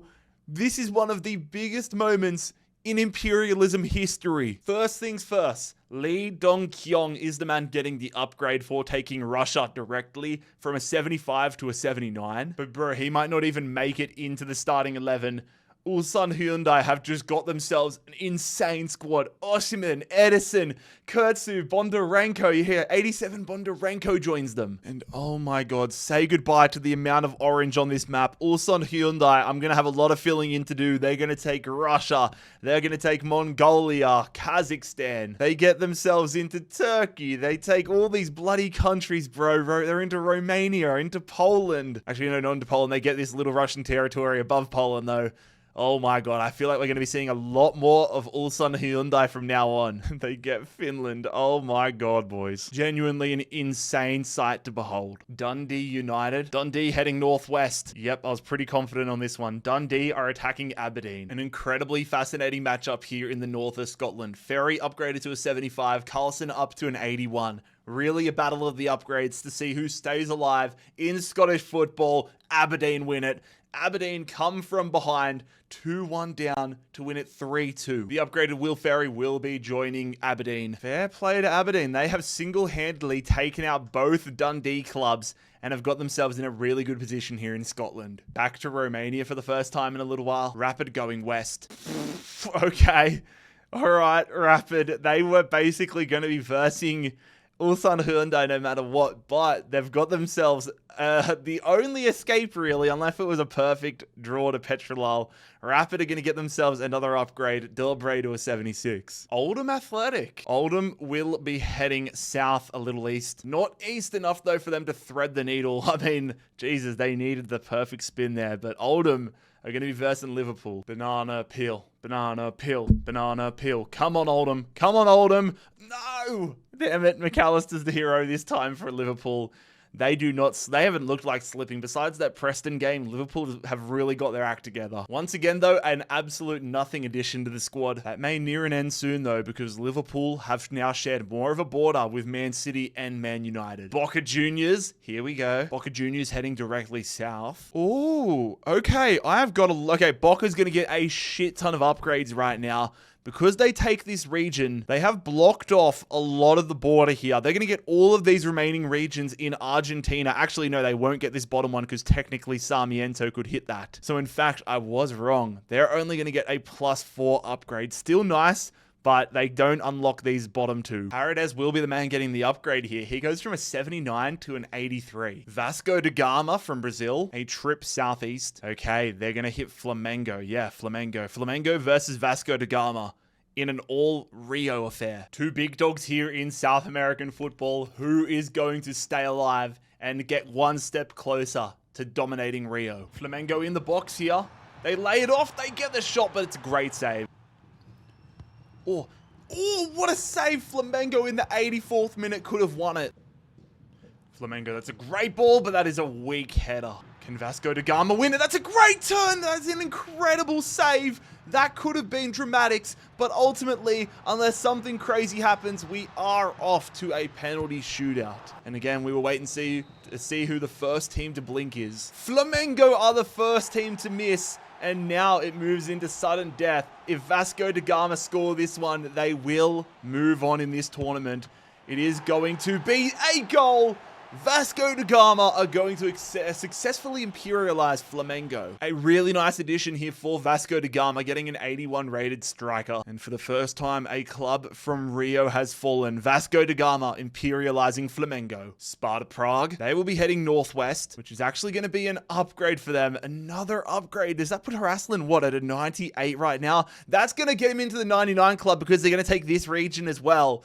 Okay, so a +4 upgrade. Haraslin joins the 99 club, and then with a 1 overall now, every upgrade for Sparta Prague will go to Bermancevic, who goes up just 1 right now to a 78. Bohemians, the club from Dublin, will be going northwest. Okay, that's actually going to be an upgrade for them. Them and I believe this is Shelbourne or something, done nothing so far, but they're going to get themselves an upgrade. The defensive midfielder, Devoy, to a 68. The Chicago Fire. Chicago going north. Yeah, I actually gave that look because I was wondering, it is going to be the case. The Chicago Fire are attacking Minnesota United. Both Minnesota and Chicago are yet to play a game, but both clubs do have upgraded players to a 79, Pereira and Hugo Kuipers. One of these teams are about to have 2 79 rated players. The other one is about to be a one and done and narrowly miss out on making the finale. It will be the Chicago Fire with a 2-1 victory over Minnesota. Joaquin Pereira will be the man jumping ship. And the Fire, not only do they get some regions at the top here, they get Minnesota, they get maybe Wyoming, whatever that is, but they also get themselves into Canada. And we're staying in America. Sporting KC. Sporting KC will be going east a little bit south. Okay. Okay, this is actually a big one. Sporting KC will be versing Charlotte FC. We've seen Hani Mukhtar join this Charlotte side. We've seen Jovelic and Berkey both upgraded onto Sporting KC. Really fascinating matchup to end Imperialism Part 4. Who's going to miss out on the finale? Charlotte or KC? It will be Hani Mukhtar proving his worth. He bags a brace. Charlotte FC are going to imperialize Sporting KC. Roman Berkey and Dejan Jovelic are going to join Charlotte. And ladies and gentlemen, Sporting KC gone. Charlotte with a huge win here in America. And planet Earth will never be the same. Ladies and gentlemen, 200 teams remain. If your team is still alive, congratulations, you have made it to the finale. We're going to do a 200 team special coming up this weekend. 200 teams remain. We have already said goodbye to 460 clubs, but today, by the end of this video, one team will claim planet Earth. One team will join Hertha Berlin, FC Porto, and Estudiantes as the champion of Imperialism. Hell, it might even be Porto for a second time. But ladies and gentlemen, welcome to the finale of the 4th annual Global Imperialism. Who will be the first team drawn by the wheel in this finale? It is going to be, oh my god, it was almost my club, FC Cincinnati, but we're going to Romania. FC Botasani will be heading west. Oh my god, imagine if they had gone and tried to take out Leipzig to start this. That would have been unbelievable. But we are going to start this finale with an upgrade. Botasani with this region right here. They are one of the few teams that we are yet to see in this tournament. They start their campaign off with an upgrade to Anistus. Also, fellas, if you haven't seen the first 4 parts of Global Imperialism, I advise you to go check that out. A lot of crucial information as to why the world map the way it is, why Ulsan Hyundai have so much of Europe, and some pretty crucial information that you probably need to know. And if you have watched the first 4 parts, thank you so much. I'll go into that a little bit later, but for now, we have Real Sociedad's B team getting drawn. Unless they get a very specific type of North, they will be versing Barcelona. They haven't got that type of North. It is going to be Real Sociedad's B team trying to avenge their senior team, attacking Barcelona. What a way it would be to start the episode if Barcelona went out to Real Sociedad's B team. Also, I saw a few comments in the last part. Just a reminder, all of these games are played on a neutral venue. You can't make a team home or away in this tournament mode this year. So a neutral venue for this one. Barca versus Sociedad B. Barcelona will move on. Robert Lewandowski with a hat-trick. Mikel Rodriguez won't be going close to the Barcelona starting 11, but for the formality, he will. And so Barcelona start the finale off with a win. Real Sociedad, 2 attempts for them, they're out. Olympiacos, one of the success stories of the series. Olympiacos heading north. Oh my god. Olympiacos will be attacking Ulsan Hyundai. This is also massive because the winner will get a +6 upgrade. The final region within Greece, and then they will claim Greece overall. This could honestly decide the winner right now. Dude, both of these teams have been shaking up world football in their own right. El Kaabi up to an 86. Falcone into the back line, into the goals after that win against, I believe it was Lecce. But Ulsan Hyundai, they have made a statement recently. Huge game ahead of us between Olympiacos and Ulsan Hyundai, which is decided on a penalty shootout. Osimhen and Kurtzu are going to score the goals.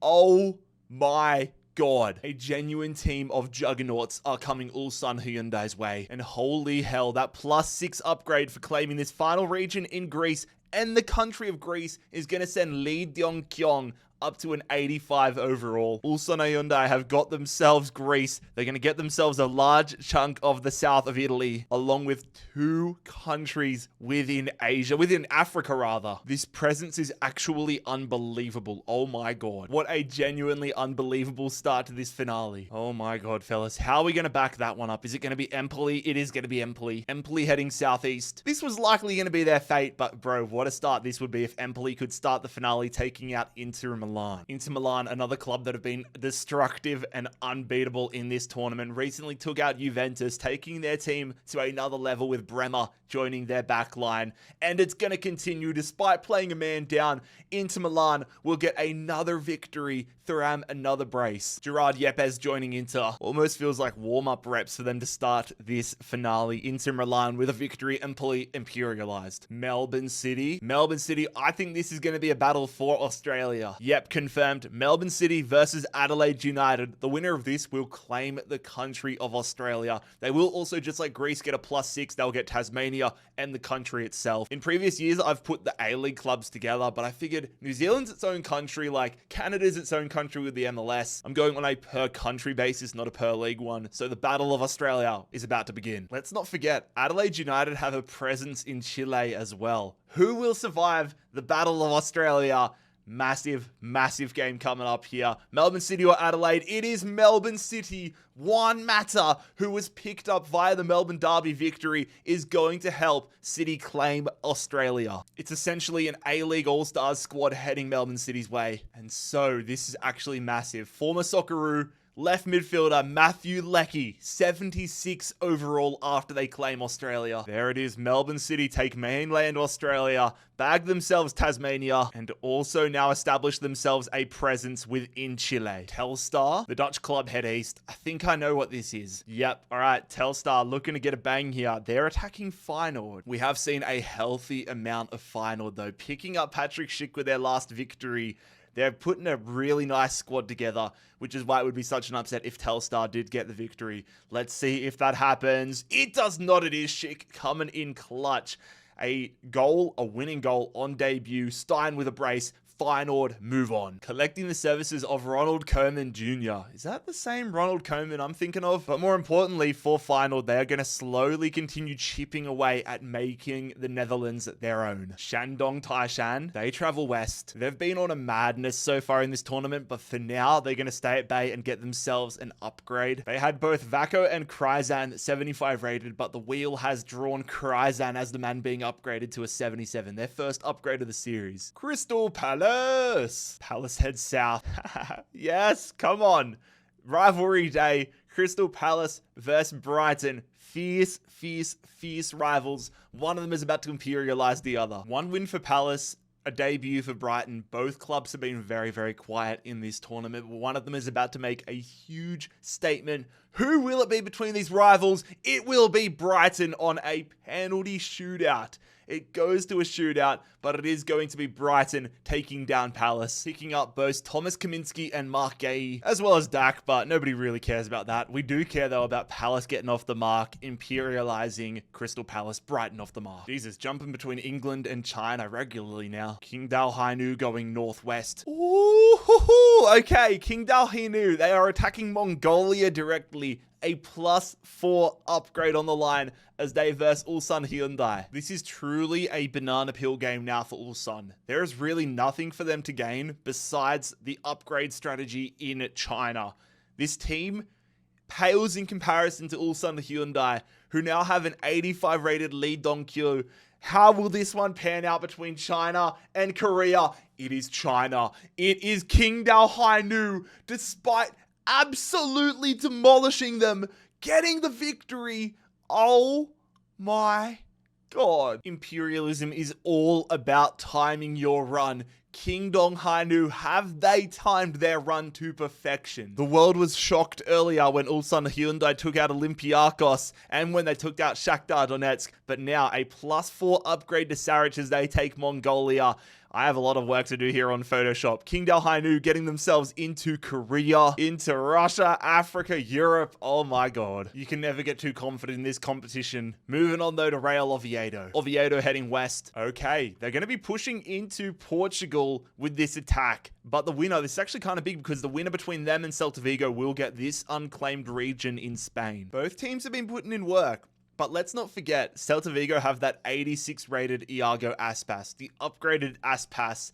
This is a big one. Santi Cazorla and Real Oviedo, will they move on? Yes, they will! Oh, bro, dude, they got a red card in the first minute and still were able to get the victory here.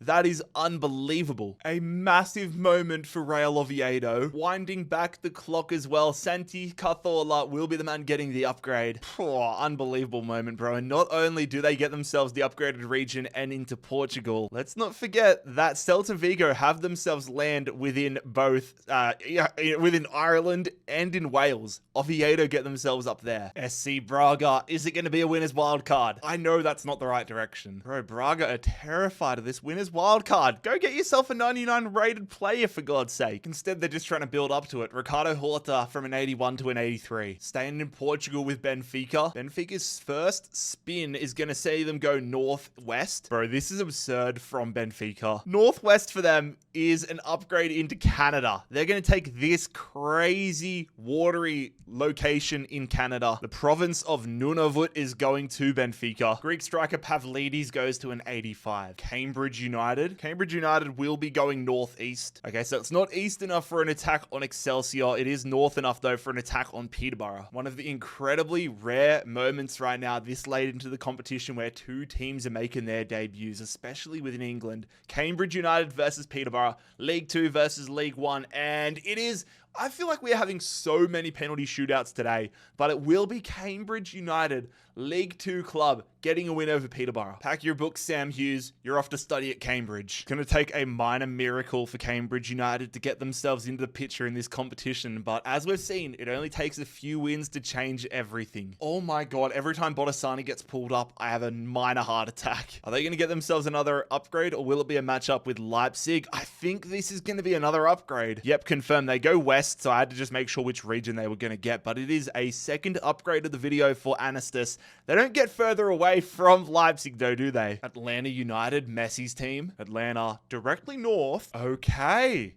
This is one of the rare spins where it could happen, but Atlanta United are going to be attacking Charlotte FC. The winner will get an upgrade here, taking South Carolina for the winner. Both these clubs have been on an absolute heater. Charlotte last time taking out Sporting KC, picking up Berkey and Jevelic. They took out Nashville before getting Mukhtar. If they beat Atlanta, like whoever wins this team will have an MLS All-Star team. This could be unbelievable. Who's it going to be? It is going to be Charlotte. Wilfred Zaha misses a penalty, but scores the winner. Messi's gone quiet. And that also now means Messi is going to Charlotte, North Carolina. Charlotte's also going to get themselves into Africa. They're going to get islands here, but we need to quickly figure out who their upgraded player is going to be. Okay, yep, this is fun. It's Wilfred Zaha, who's going to go to an 80. I mean, Charlotte already do have this territory off Portugal, but now they're going to get themselves, what is it, Mallorca? No, Ibiza? And on to Africa with Western Sahara. Keeping it rolling with Union Espanola. The Chilean club will be going east, a little bit south. Oh, imagine, okay, they're going to be playing Boca Juniors in what is going to be an absolutely insane game. Imagine if they managed to skim them and get an upgraded region, but Union Espanola versus Boca Juniors could be a battle for all of South America. Both of these clubs have had storied imperialism runs. We can't forget Union Espanola, after claiming the bottom half of Chile, Aaron Gaze is up to an 87. They've picked up a 74 rated midfielder, 74 rated striker, 74 rated midfielder. They are doing bits. Let's not forget Boca Juniors have upgraded Paredes. They've picked up so many players within Argentina, and that will be enough for them. Boca Juniors are going to move into Chile. A lot of these additions aren't going to do too much for them except an 87 left winger. That'll do a lot for most clubs in the world. Boca Juniors now move themselves into Chile, taking basically the entire southern coastline. And with Union Espanola's departure, that means, just like the Greeks, there will be no winner from Chile this year. And if they can get themselves a win against Sarmiento or vice versa, if that matchup happens, then there's going to be upgrades galore. Philadelphia Union are up. Philly will be going north. Hold up. Okay. Yep. Winners wildcard. Winners wildcard. Winners wildcard for Philadelphia Union. Oh my god, here we go. Imagine the scenes if Christian Benteke, Kai Wagner, and the Philadelphia Union could imperialize FC Porto and get the final winners wildcard. Oh my god. Here we go. Philly versus Porto. Porto are going to win a 2-0 victory there. Porto's dream of going back-to-back, or winning their second title rather, not back-to-back, but becoming the first team to win a second title stays alive. I mean, this is good news for FC Cincinnati, my MLS team, because now we share a border with FC Porto. If Cincinnati end up winning the winners wildcard, there is going to be claims in the comments of match fixing. I just know it. Circle Bruges. Bruges heading west, southwest. Okay, so they're going to be trying to jump the border between Belgium and France, attacking Dunkirk. Dunkirk, 1 win next to their names. Circle Bruges making their debut for the tournament. Who survives between the French and the Belgians? It is Dunkirk. Again, so many penalty shootouts. A 3-all draw. Bardelli gets a hat-trick here for Dunkirk. Goddamn, hat-trick on both sides, but Dunkirk stay alive. Umar Diakite joins Dunkirk. They might have survived till the finale, but ultimately Circle Bruges are a one and done. Wolfsberger AC, a team we haven't seen in a minute. They will be going southeast. Okay, I had to double check, but they actually thread the needle with the amount of southern easternness, and they end up directly attacking Hajduk Split and Croatia. Sorry, Croatian club within Serbia. So if Wolfsberger do win, a +4 upgrade will be on the line. Both of these clubs were super busy in the early stages of the tournament, but have been really quiet in the past few episodes.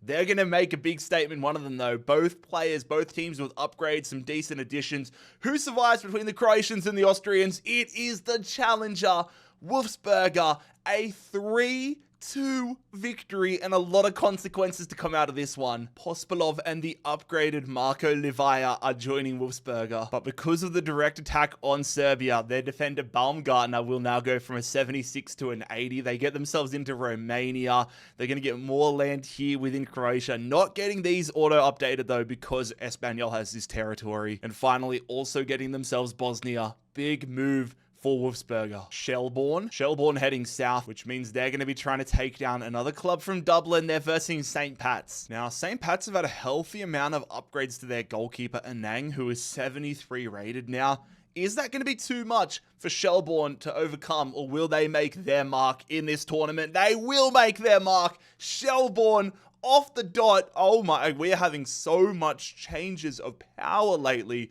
Shelbourne, a 3-2 win over St. Pat's. Joseph and Nang, you are now a Shelbourne player. And Shelbourne are going to get themselves not just more land here in Ireland, but they're also going to get themselves across into Wales. Sharing a border now, though, with Liverpool. Yeonbuk Hyundai, they'll be going southwest. How the hell have they not ended up playing Qingdao Hainu? Yeonbuk Hyundai are going to get themselves onto mainland China. Now sharing a border as well with FC Dallas. Surprising to see this is their first upgrade, but it's Park Yin Sob going to a 76. Elversberg heading east. Jammed in between Stuttgart and Mainz. Elversberg, if they'd gone west, it would have been a +4 upgrade for Luxembourg, but instead, they are attacking Mainz. Totally conflicting attitudes going into this one. Mainz have got a few wins, have not really picked up anything, and they're not going to pick up anything else if they beat Elversberg. Meanwhile, Elversberg, they would get a lot of nice talent for their squad if they won this one. See how it plays out within Germany. It is a win for Mainz, a 2-1 victory again, despite playing a man down. Yeah, 71 rated goalkeeper. That's the way the cookie crumbles in Imperialism. With that being said though, Mainz now share more of a border with Stuttgart and get another win next to their name. Okay, moving into France with Havre. Havre heading east, a little south. Alright, Stuttgart might have dodged a game with Elversberg, but they get one right here with Havre. Havre do have the upgraded Toure, but when you speak about upgrades, you speak about Angelo Stiller at Stuttgart. 97 overall, 1 upgrade from joining the 99 club. Is that run going to continue? Havre versus German side Stuttgart. Here we go. Stuttgart win it. They win it late, but it is Zerdan Shaqiri, who they picked up from Basel, scoring the winner. Collecting more midfield firepower in Toure. And a potential path off of mainland Europe as they take out Havre. SC Braga. Again, are they going to dodge the winner's wildcard, or will they get the opportunity? I think they might have pulled it. Ladies and gentlemen. We have got a winner's wildcard. Once again, Braga, they will be attacking Porto. Braga have been on a healthy run in this tournament, but beating Porto and claiming the winner's wildcard, along with all the players Porto have, would send them into a different stratosphere. Is that going to happen? Porto versus Braga. It will not. Porto are going to stay alive. Again, a 2-0 victory. They are genuinely putting themselves in the shop picture for winning a second title. The additional upgrade for Horta immediately pays dividends for Porto. And there we have it, ladies and gentlemen. FC Porto claiming land here, both in Portugal and in the United States. They are going to get themselves an upgrade, getting this region right here. Again, this could get dangerous, but that sends Diogo Costa to an 86. Silkeborg off to Denmark for the first time today. Silkeborg heading south. Okay, they're going to be trying to reclaim some land off of a foreign enemy. Silkeborg attacking FC Twente. Look, Silkeborg are another team that we saw a lot of in the early stages of the tournament. They once held the win record, but we have not seen them in a hot minute. FC Twente have been putting the work in. Who's going to win this one? Between Dutch and Danish, it is Silkeborg! Silkeborg, welcome back to the show! The early heroes have woken up. Adamson with a brace. What a return to the competition for them. They're going to pick up players including the upgraded Lars Unerstal and Leicester's Fatawu. And so they get not only more land here in Denmark, Silkeborg moved down into Germany, into the Netherlands, and into England. Welcome back. God, I don't even know how to react to that, but Chengdu, we're going to China. Chengdu going northwest. Okay, I thought it was going to be a matchup with Northeast United, but it is going to get them officially into India, getting this most northeastern region of India. Chengdu's designated upgrade man is 75 rated Romulu. Oh no. FC Dallas shook up the world last time when they beat Chinese Super League side Shanghai Port, but for now they're going southeast, which we've brought out the compass for. Very interestingly, is going to see them hit Cuba. FC Dallas expanding their territory, taking control of Cuba. Another club yet to receive an upgrade, so their dedicated man is going to be Peter Musa. Staying in America with the Chicago Fire. Chicago heading northwest. Oh, I thought it was going to be for a second there. My heart not dropped, but got excited. I thought they were going to challenge Benfica, but the Chicago Fire will get another upgrade to Hugo Kuipers. I believe that gets him now to an 81. Off back to the subcontinent, Kerala Blasters, southwest. All right, so Kerala are on the coastline here, and southwest for them is actually going to be an attempt. It is going to be an all-Indian affair, but they're attacking Somalia. Kerala, a +4 upgrade if they take down FC Goa. What an entrance into the tournament this could be for Kerala. They got, is that Luna, the old Melbourne City guy? Regardless, FC Goa versus Kerala Blasters, a +4 upgrade on the line, and it will not matter. FC Goa are gonna go ahead and get the victory. Yeah, it was Adrian Luna, former Melbourne City man. Another victory and another way to build out the legacy of FC Goa imperializing Kerala. Speaking of Melbourne City, the team that claimed Australia, where are they off to? Melbourne City will be going west, a little bit north. And so, Melbourne City are going to get themselves the island of Madagascar. I think Perth Glory did this in like the first ever, like 2 years ago or something. Melbourne City moving to Madagascar. That's going to be another upgrade for Matthew Leckie. Nacional, I was actually thinking before, we have not been to Colombia in so long. Nacional traveling west, only like a millimeter north. And yeah, that's why I raised an eyebrow, because I knew they were on the west coast of Colombia. So they're going to jump across. Where's this going to end up on? It's going to be FC Dallas. Oh my God. The little bit of north works out because it's the Philippines. We are going to have FC Dallas versus Athletic Nacional. We've already seen an MLS club fall to South American competition. Let's see if FC Dallas can stop that trend. Don't forget as well, for Athletic Nacional, they do have the upgraded Ospina in their squad. Cardona in behind, and it's Nacional taking the lead in this one. This is one-way traffic. What a move! What a goal! Nacional, this is impressive.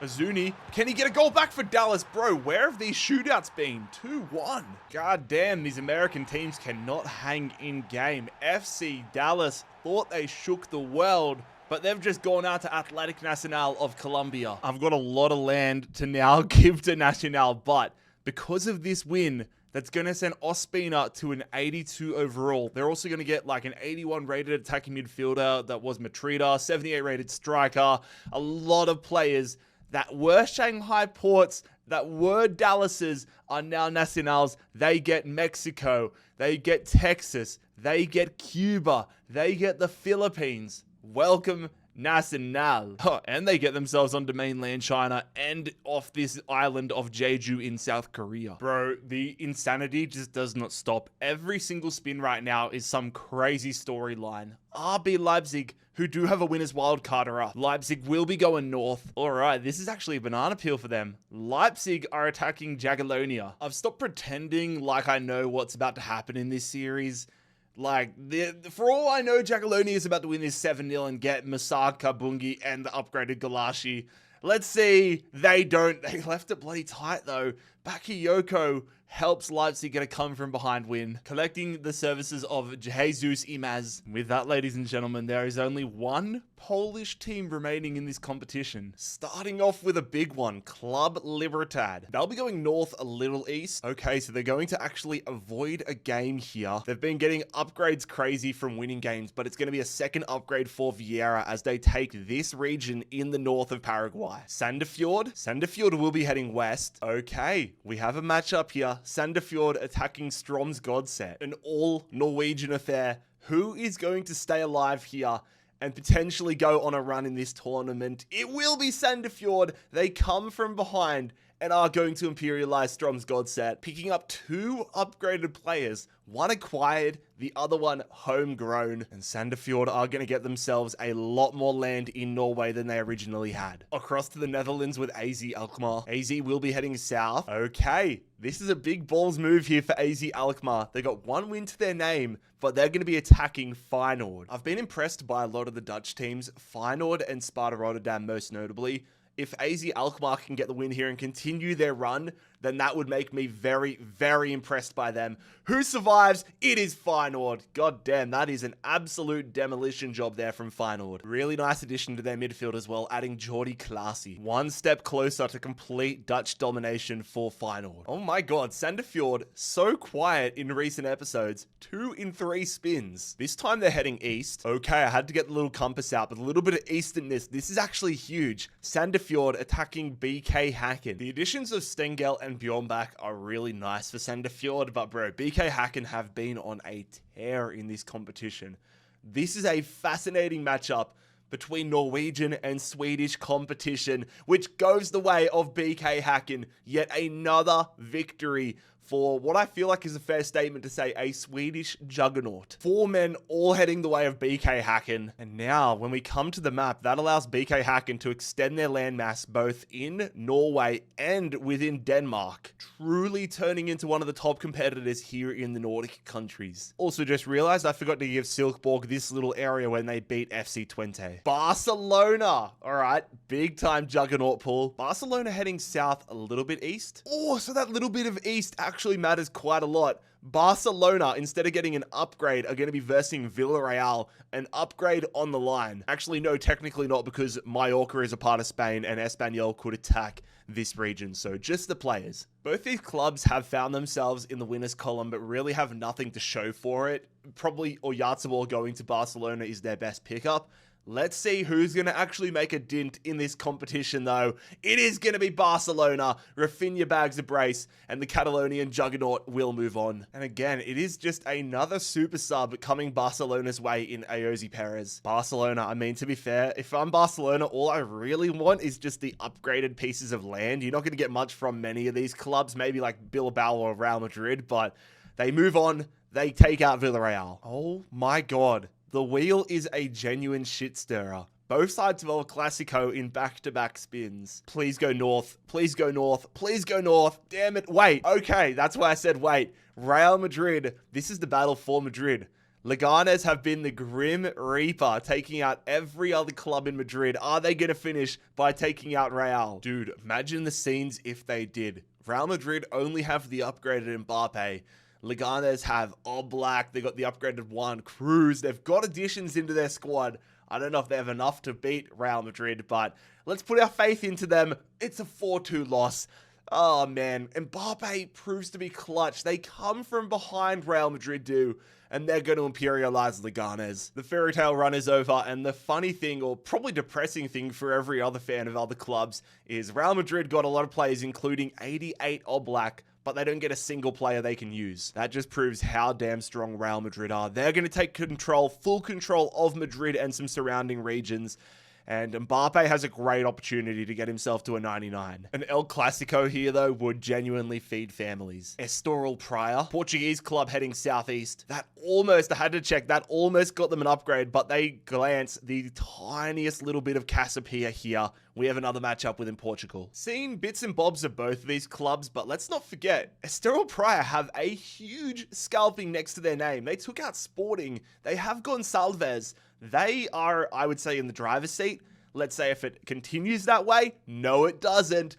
Oh my God. They take out Sporting, but then they go and lose to Casapia on a penalty shootout. A monumental win for Casapia. They pick up Pedro Gonçalves and the upgraded Rafik Gaetan. So, more land, not just in Portugal on the mainland, but they will also be picking up this island system that Casapia got, that Estoril got rather, which got them the upgrade for Gaetan. FC Midtjylland, they will be heading southwest. All right. FC Midtjylland will be attacking Bradford City. Bradford City have been on an incredible run. I think we're all starting to adopt them as a second team, an underdog team. They're putting piece by piece, and after beating Hamburg, we're starting to get a little bit of confidence for them. But we have seen teams fall at the height of their glory. Will Bradford City be able to continue this incredible run, or will it be Midtjylland getting themselves a lot of territory? It will continue! Oh my God, the run for Bradford City will continue. Amora, an 82nd minute winner. And again, they collect a smorgasbord of talent, which is going to put them into another tier. And so, Bradford City are going to get themselves more land here in Denmark, but they officially get themselves into Norway, both on the west coast and the northern coast. And they get themselves Greenland. Not a direct attack, so not a +4 upgrade. But this is unbelievable. Bradford City versus the world. Real Oviedo. Oviedo heading southeast, northeast rather. Okay, they've benefited from having a long logo. Real Oviedo are going to be getting themselves another upgrade for Santi Cazorla. Up to a 79 now. They do share a border, more of a border now though with Barcelona. Bolivar. It has been a minute since we've seen the Bolivian side. Bolivar heads southeast. They're not silly. They know what they're doing. They're going to get themselves another upgrade here, hugging the border between Bolivia and Brazil. Cataricio, I believe it is, now to a 79. Staying in South America, Puerto Cabello. Puerto Cabello heading west, southwest. Again, another club that is not silly. They got themselves the win over New England. They got themselves upgrades. They're going to get another one here. If they keep heading west, they could have a super team. Their man Paredes from a 70 to a 72. Newport County, the Welsh club heading southwest. Okay, I thought it was going to be Swansea for a second. Not west enough though. They're going to be attacking Millwall. Millwall ascending into relevancy after getting that victory against Bristol City. Will they be able to continue this run though? This is a banana peel. Only thing on the line is the upgraded Smith in the midfield there for Newport. Are they going to get themselves into Wales? Yes, they will. Ivanovic and Damsgaard, another goal there for Mikkel Damsgaard. Millwall imperialized Newport County, collecting the upgraded Matt Smith and officially entering Welsh territory. Elfsborg heading northwest. Okay. We have got a fun game on our hands, ladies and gentlemen. Elfsborg will be attacking Mulder. Mulder's only involvements in the competition have come via upgrades to Ikram. He's 78, so he is the highest rated player between the two sides, but I would say Elfsborg have a more well-rounded side. See how this one plays out. It will be Mulder. The upgrades help them. They play a man down, but an Ikram brace gets them their first victory, and a whole host of players headlined by the upgraded Zanelli heading Mulder's way. Mulder pushing back. We've seen an invasion of Norway by Swedish clubs. Well, Mulder are going to officially invade Sweden. Applewell, the Cyprian club, for them they head directly east, and so they're going to continue their presence building within the Middle East, and so they're going to continue building their presence here in the Middle East, moving through Syria and taking control of Iraq. That is another upgrade to Marquinhos. The Belgian club, La Louvière. La Louvière heads southeast. Okay, they're trying to get that upgraded Apollo. I love saying their name. La Louvière are attacking Standard Liège. And with Stuttgart both on these teams' southern borders, both of these teams need to get improvements if they're going to have that matchup come to fruition. Apollo upgraded to a 77. La Louvière's team, nothing impressive. and it's not going to get them any further in this competition. Standard Liège with a 3-2 victory. Mohamed Belkhair joining Standard Liège. And for the final time, I'll be saying the satisfying words, La Louvière. You have been imperialized. Norwich City, the Canaries into the action. Norwich will be taking a trip directly west. Oh, I'm glad I checked that. They're going to be versing Cambridge. For a second there, I thought they were going to be attacking Silkeborg. I don't know which one you want more if you're Norwich, though. Look, we've seen Cambridge already punch up a division in this series and take out Peterborough. Norwich is another level, though. If they can get past Norwich, that would be incredible. Norwich versus Cambridge United. It goes the way of Cambridge United. Oh my God. The man that they got from that victory against Peterborough, Smith, is going to be the hero. Cambridge United with their second victory, taking out championship side Norwich City.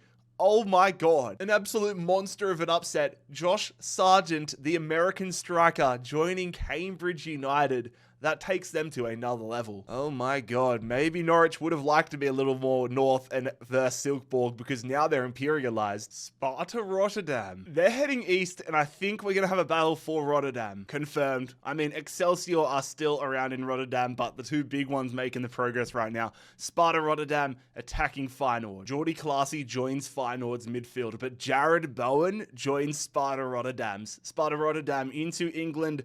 Will they be able to take down their crosstown rivals? They will not.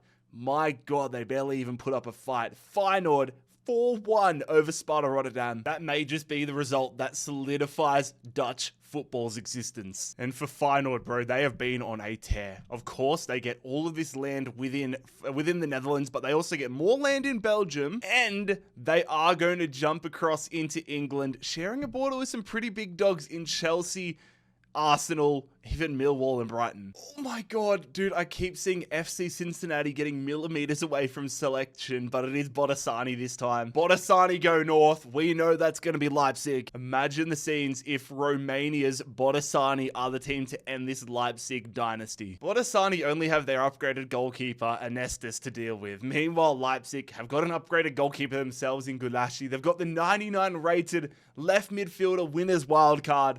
Leipzig, overwhelming favorites. Can we see a game-changing result? No, we can't. Masanki Bungi gets himself a brace. Leipzig 4-0 winners. And with that, Leipzig, they don't even need to get the upgraded goalkeeper because they already have an upgraded goalkeeper. They just get themselves into Romania, which could work out a dream if they're able to get these upgrades. Cristiano Ronaldo's Al Nassr have been drawn for the first time. They're going to be going west, so it will not be a dream matchup with Al Hilal. Al Nassr are going to be versing Al Shabab. Al Shabab have been making things happen for them. They've built a good team, but bro, do they have enough to get past Sadio Mane, João Felix, Inigo Martinez, Cristiano Ronaldo, a star-studded Al Nassr side?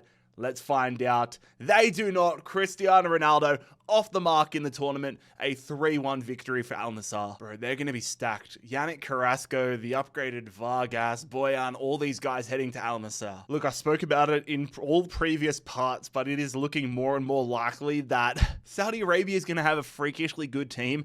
Al Nassr, Al Ittihad, and Al Hilal, 3 of the remaining 5 clubs left in the region. FCV Denda. Denda head north, where everybody is coming at Feyenoord right now in this region. Denda attacking Feyenoord. It happened a minute ago, but Denda are no slouches. They beat Lille. Like, their team is progressing in a nice way. Talvin, Alexandro, Ehrenberg, Flukel. But bro, Feyenoord adding Bowen, adding Classy recently. Like, their team is good. Their team is really good.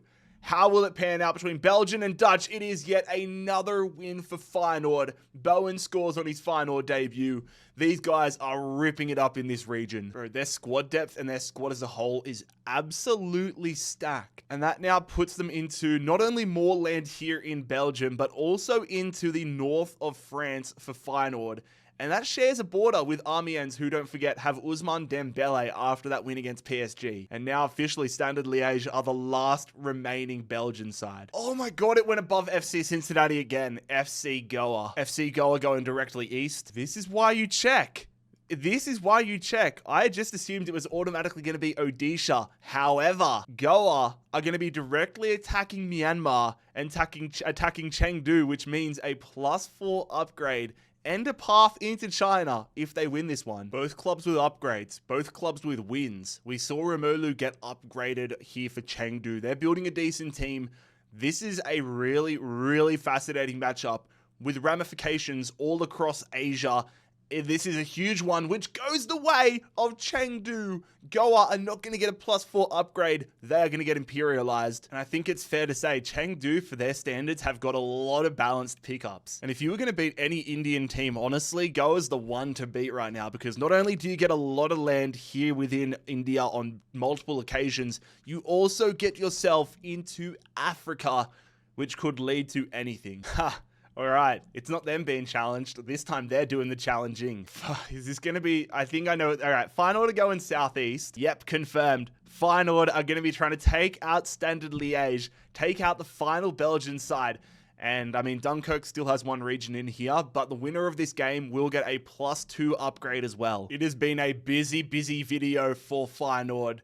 They are overwhelming favorites into this one, but are they going to fall down? Standard Liège, we've already seen it get a victory over La Louvière, Apollo up to a 77. How will this one end? It will be another victory for Feyenoord. Bowen, Schick brace.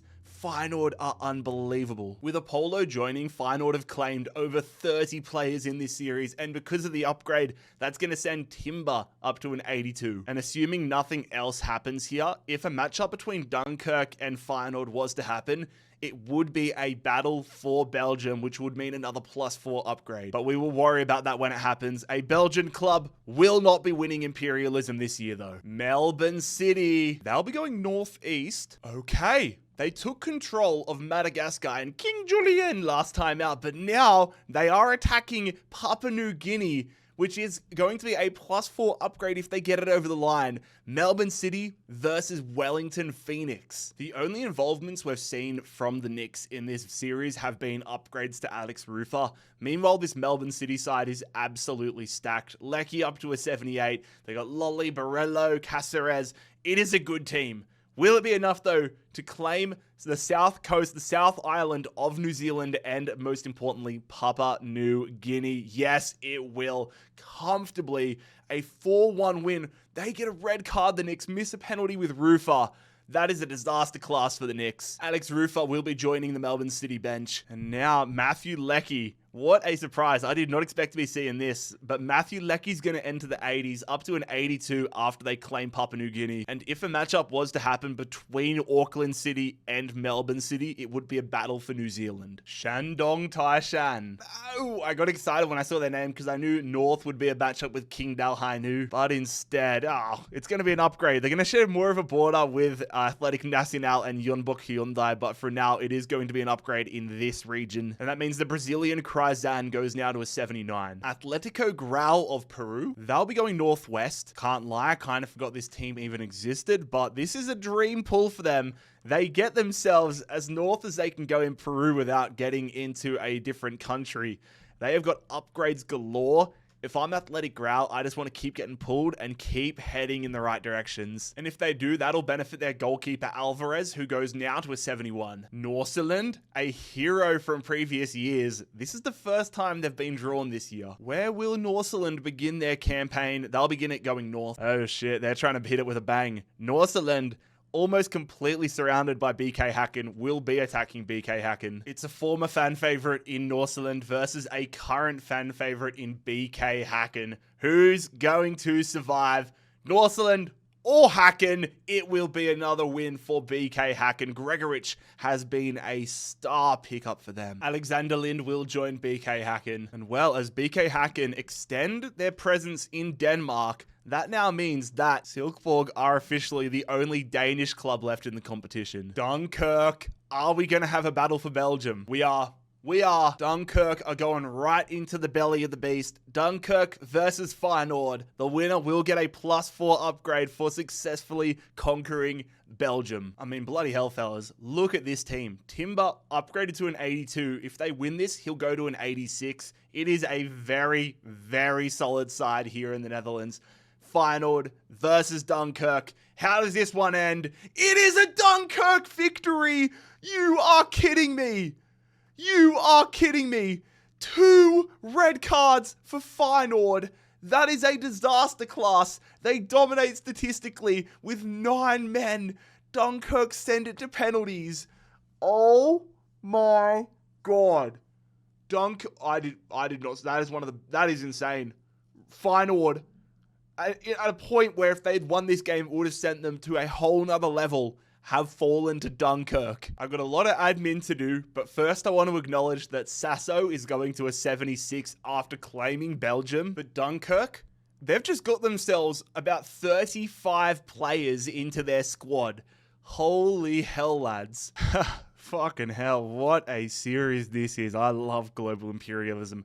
Dunkirk get themselves land in France. They get the entire country of Belgium, a large chunk of the Netherlands, into Germany as well, and into England. Oh my god. Dunkirk, you are incredible. Oh my god, this series just keeps on giving. Who's up? It is Club Libertad. Libertad go northwest. Yeah, okay. That could have been double up for them. They are going to take this region within Chile here. If they'd gone directly west, though, and taken this region, they would have got a +4 upgrade. Vieira with his 3rd upgrade, though, +6 now to an 82. Oh, okay, it's the club that has it. Ousmane Dembele. It is Amiens. Amiens are going southwest. Oh, okay. All right, they've already taken down 1 Juggernaut in PSG. Can Amiens take out Stuttgart? Having just seen Feyenoord fall, nothing surprises me anymore. However, Ousmane Dembele will have to do some heavy lifting for Amiens if they're going to move on in this competition. Having already beaten PSG, can they also beat Stuttgart? It will happen! What is this tournament? What is this tournament? Ousmane Dembele scores the winner. Amiens have beaten Stuttgart. Another juggernaut has fallen. French football is fighting back. Stuttgart, another contender, has fallen. 97 rated Angelo Stiller falls just short of the 99 club, and he moves to Amiens. Holy shit, Amiens. They've had 2 wins, and they are 2 of the most impressive wins in the entire series. PSG and now Stuttgart. Not a direct attack on some of these territories, but they are going to get themselves in an incredible position. Fucking, what is the wheel on? Amiens have just been drawn. Amiens heading east, a little south. Oh no. Oh no. Amiens versus Inter Milan. Holy shit. All right, they're immediately getting put to the test here, clipping the top of this region. A +2 upgrade for the winner in this region in Switzerland. Amiens versus Inter Milan.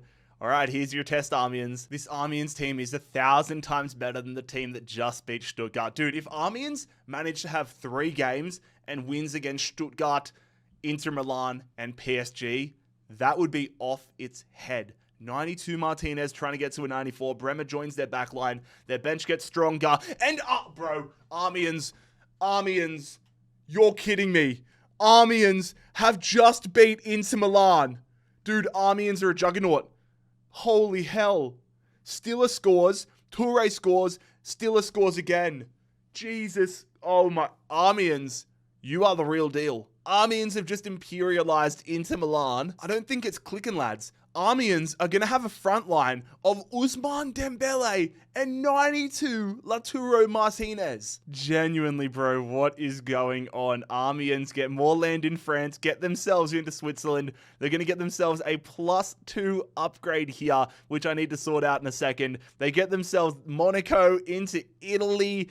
Holy hell, Corsica. That is how quickly global imperialism can change. Amiens are a legitimate contender. Not many Amiens default players even remain in the squad now, but it will be their goalkeeper, Bernardoni, getting upgraded to a 73. He has a lot of work to do, though, if he wants to start ahead of Mike Mannon. Aston Villa, bro, I don't know what's going to happen next in this series. Villa will be going south. Okay, a little bit of calm for the time being, but Aston Villa are going to get themselves an upgrade here. So for Villa, that will see Yuri Tielemans to an 87. Cienciano of Peru. Cienciano heading south. Okay, a little bit of west almost resulted in it being an upgrade, but this is actually a friggin' huge matchup. Cienciano attack Melgar.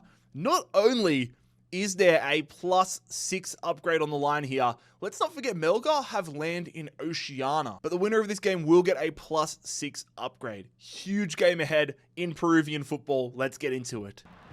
Melgar, that's a great ball. Martinez is going to give FBC Melgar the lead.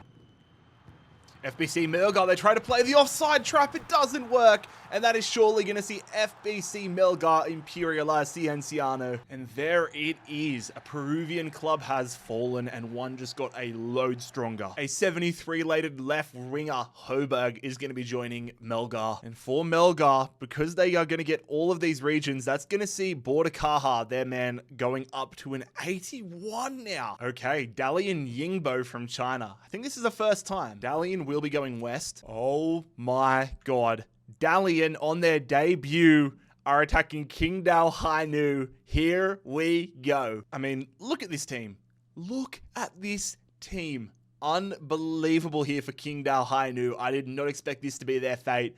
It's only within China, this matchup, so Dalian Pro not pushing for a top 4 or anything, which is unfortunate for them. But if they can get over this, I think they will be happy with it regardless of a +4 or not, which they do not. Osimhen and Bondarenko are going to get another win for Qingdao Hainu. And Qingdao, just like that, are going to extend their lead here. The entire eastern part of China, basically, the northeastern part at least, belongs to them. Staying in that region, Punjab are up. Punjab heads southeast. Again, it's looking good for them. They're going to get themselves another upgrade. They are going to now share a border, though, with Chengdu. That could be a phenomenal matchup. But for now, Santos with his 4th upgrade up to a 78.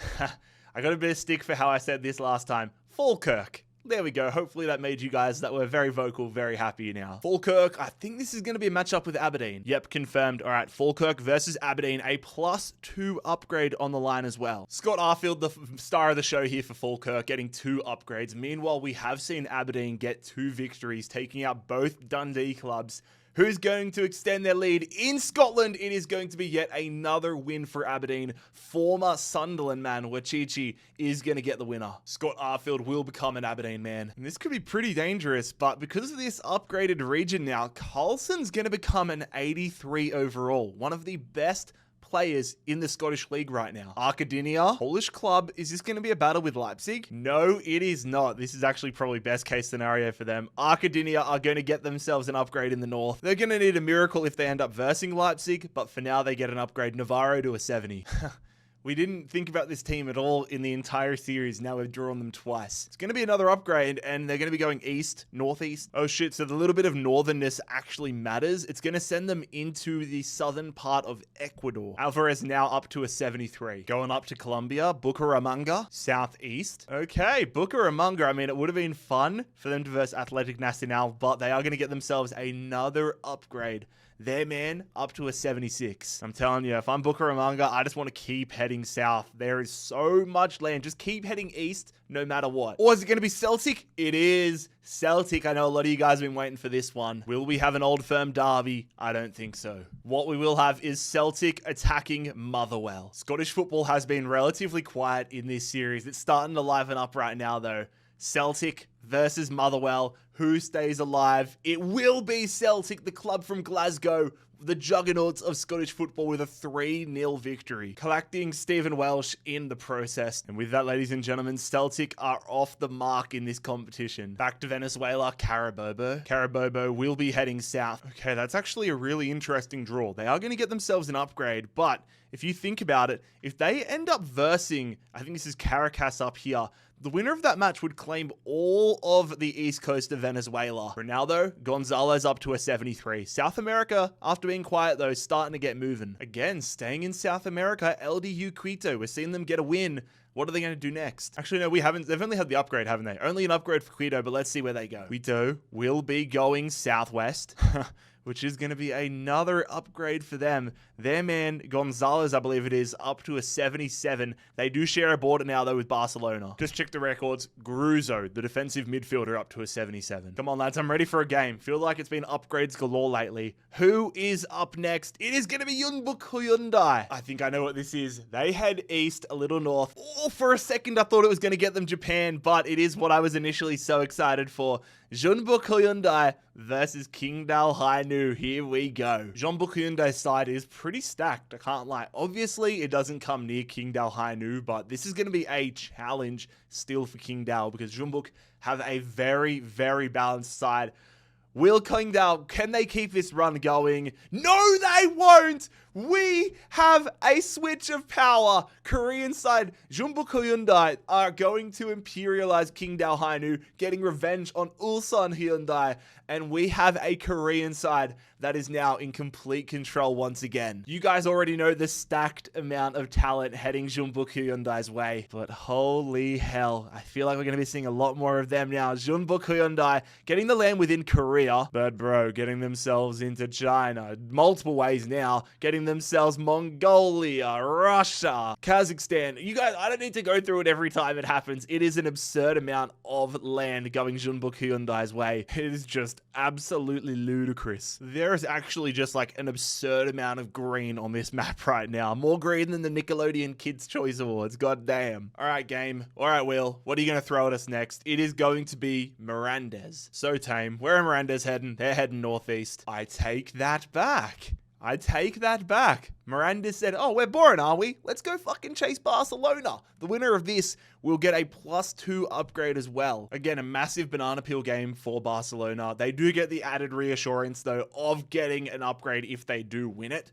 They have to actually go ahead and win it, though. Versing Mirandes, they get the job done. 1-0. Araujo, of all people, is the goal scorer. Rafinha will be the recipient of their upgrade. It could have been Lamine Yamal, it could have been Pedri, but Rafinha goes to a 91. And so for Barcelona, that upgrade is going to be quite nice for them. They get past the banana peel of Mirandes, and we get closer and closer to an El Clasico. Alrighty, who have we got next? It is going to be the Scottish club St. Mirren. St. Mirren will find themselves heading east. Okay, St. Mirren, they're going to be attacking Rangers. Can they get themselves into Glasgow? We have seen St. Mirren once in the form of an upgrade, but both of these clubs are making their first matchups of the tournament. Who's going to survive here in Scotland? It is a comfortable 4-1 win. Gassama with a hat-trick for Rangers. Mark O'Hara will join Rangers. And that now means that both Glasgow clubs are officially in the winners column. Cassiopeia heading southeast. Okay, southeast is going to be an upgrade for them. Going to be now sharing a border though with Santa Clara as they get this region in Portugal. We've seen them pick up a bunch of players, but their first upgrade goes to a familiar face. Jose Font is going to get upgraded to a 74. Auckland FC. It's about damn time. The Kiwis are heading north. Is this going to...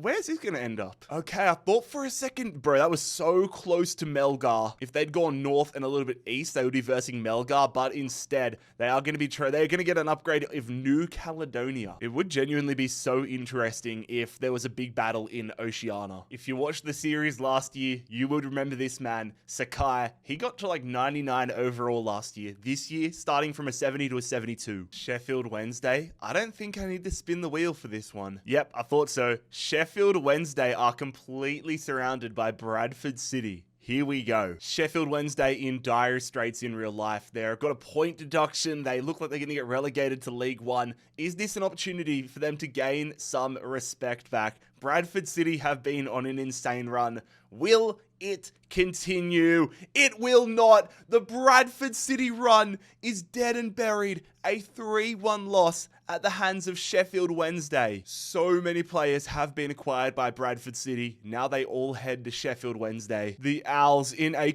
incredible position. They've timed their run late, but they might have just timed it perfectly, taking all this land in England. But the biggest story is they get themselves into Germany, Denmark, Norway, and Greenland. Bradford City's run is over. Bradford, I want to take a moment. Fair play. What a run it was. Atletico Grau. These guys are genuinely feasting. They're heading northeast. Okay, that's going to be more land for them inside of Ecuador. I'm not sure, honestly, if this is the right move for them, but their keeper Alvarez now goes to a 75. Club Libertad, they're going north. They couldn't be playing this any better. Club Libertad continue to move further into Bolivia, but have so many upgradable regions still around them. I believe it's Vieira. He'd be an 84 now. Libertad, if they weren't already, are quickly turning into a contender, not just in South America, but the entire world. Off to the US with the Colorado Rapids. Where will the club from the Rockies go? They'll be going, is this a matchup with LAFC? No, it is not. They're going to get this state here. Paxton Aronson goes up from a 75 to a 77. Off to India. Chennai head northeast. Okay.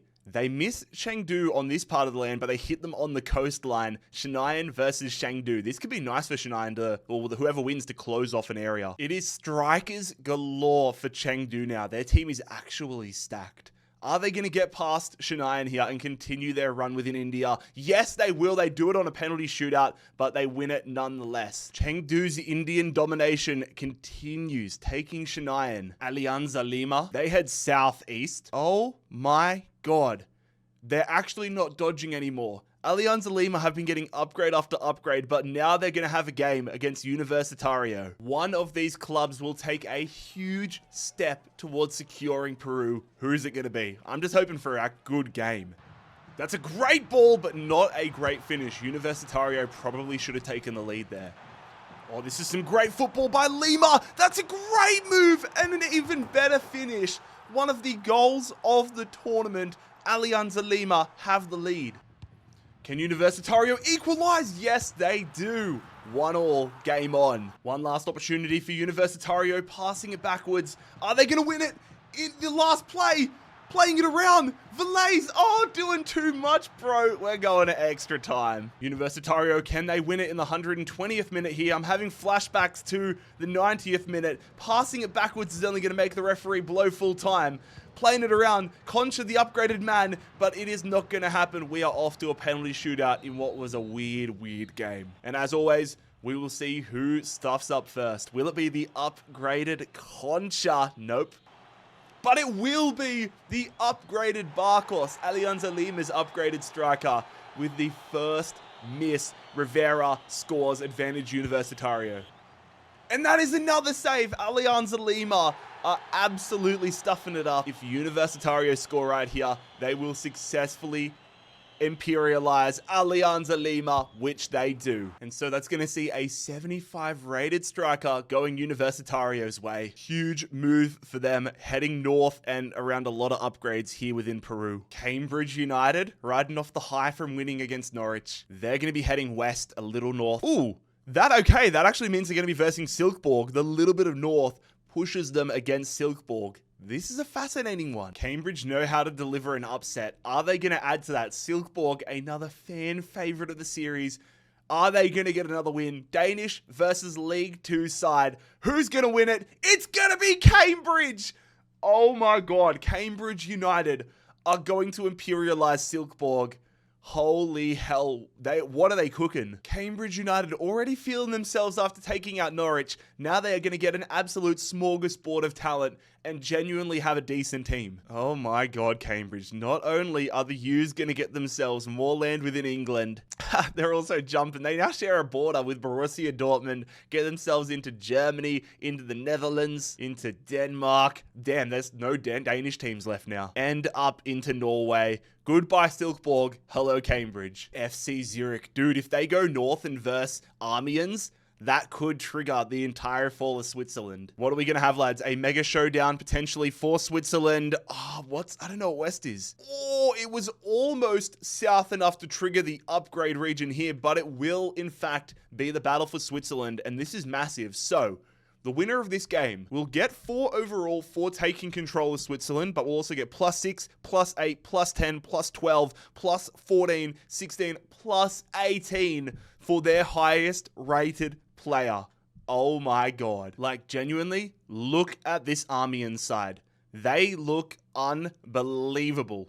If they win this, that might put them in an incredible position. They will potentially have somebody getting into the 90s. Got to figure that one out. I think it's Bernardoni, but I got to figure out what it would be. Regardless, though, Armians versus Zurich, the battle of Switzerland goes the way of Armians. Orsolini, Stiller, and Zapata are going to score the goals. Armians are rolling. Adding the striker Zuba. And yeah, Bernardoni is the man. He already had one upgrade from a 71 to a 73. Now, because of the +18, he goes up to a 91 overall.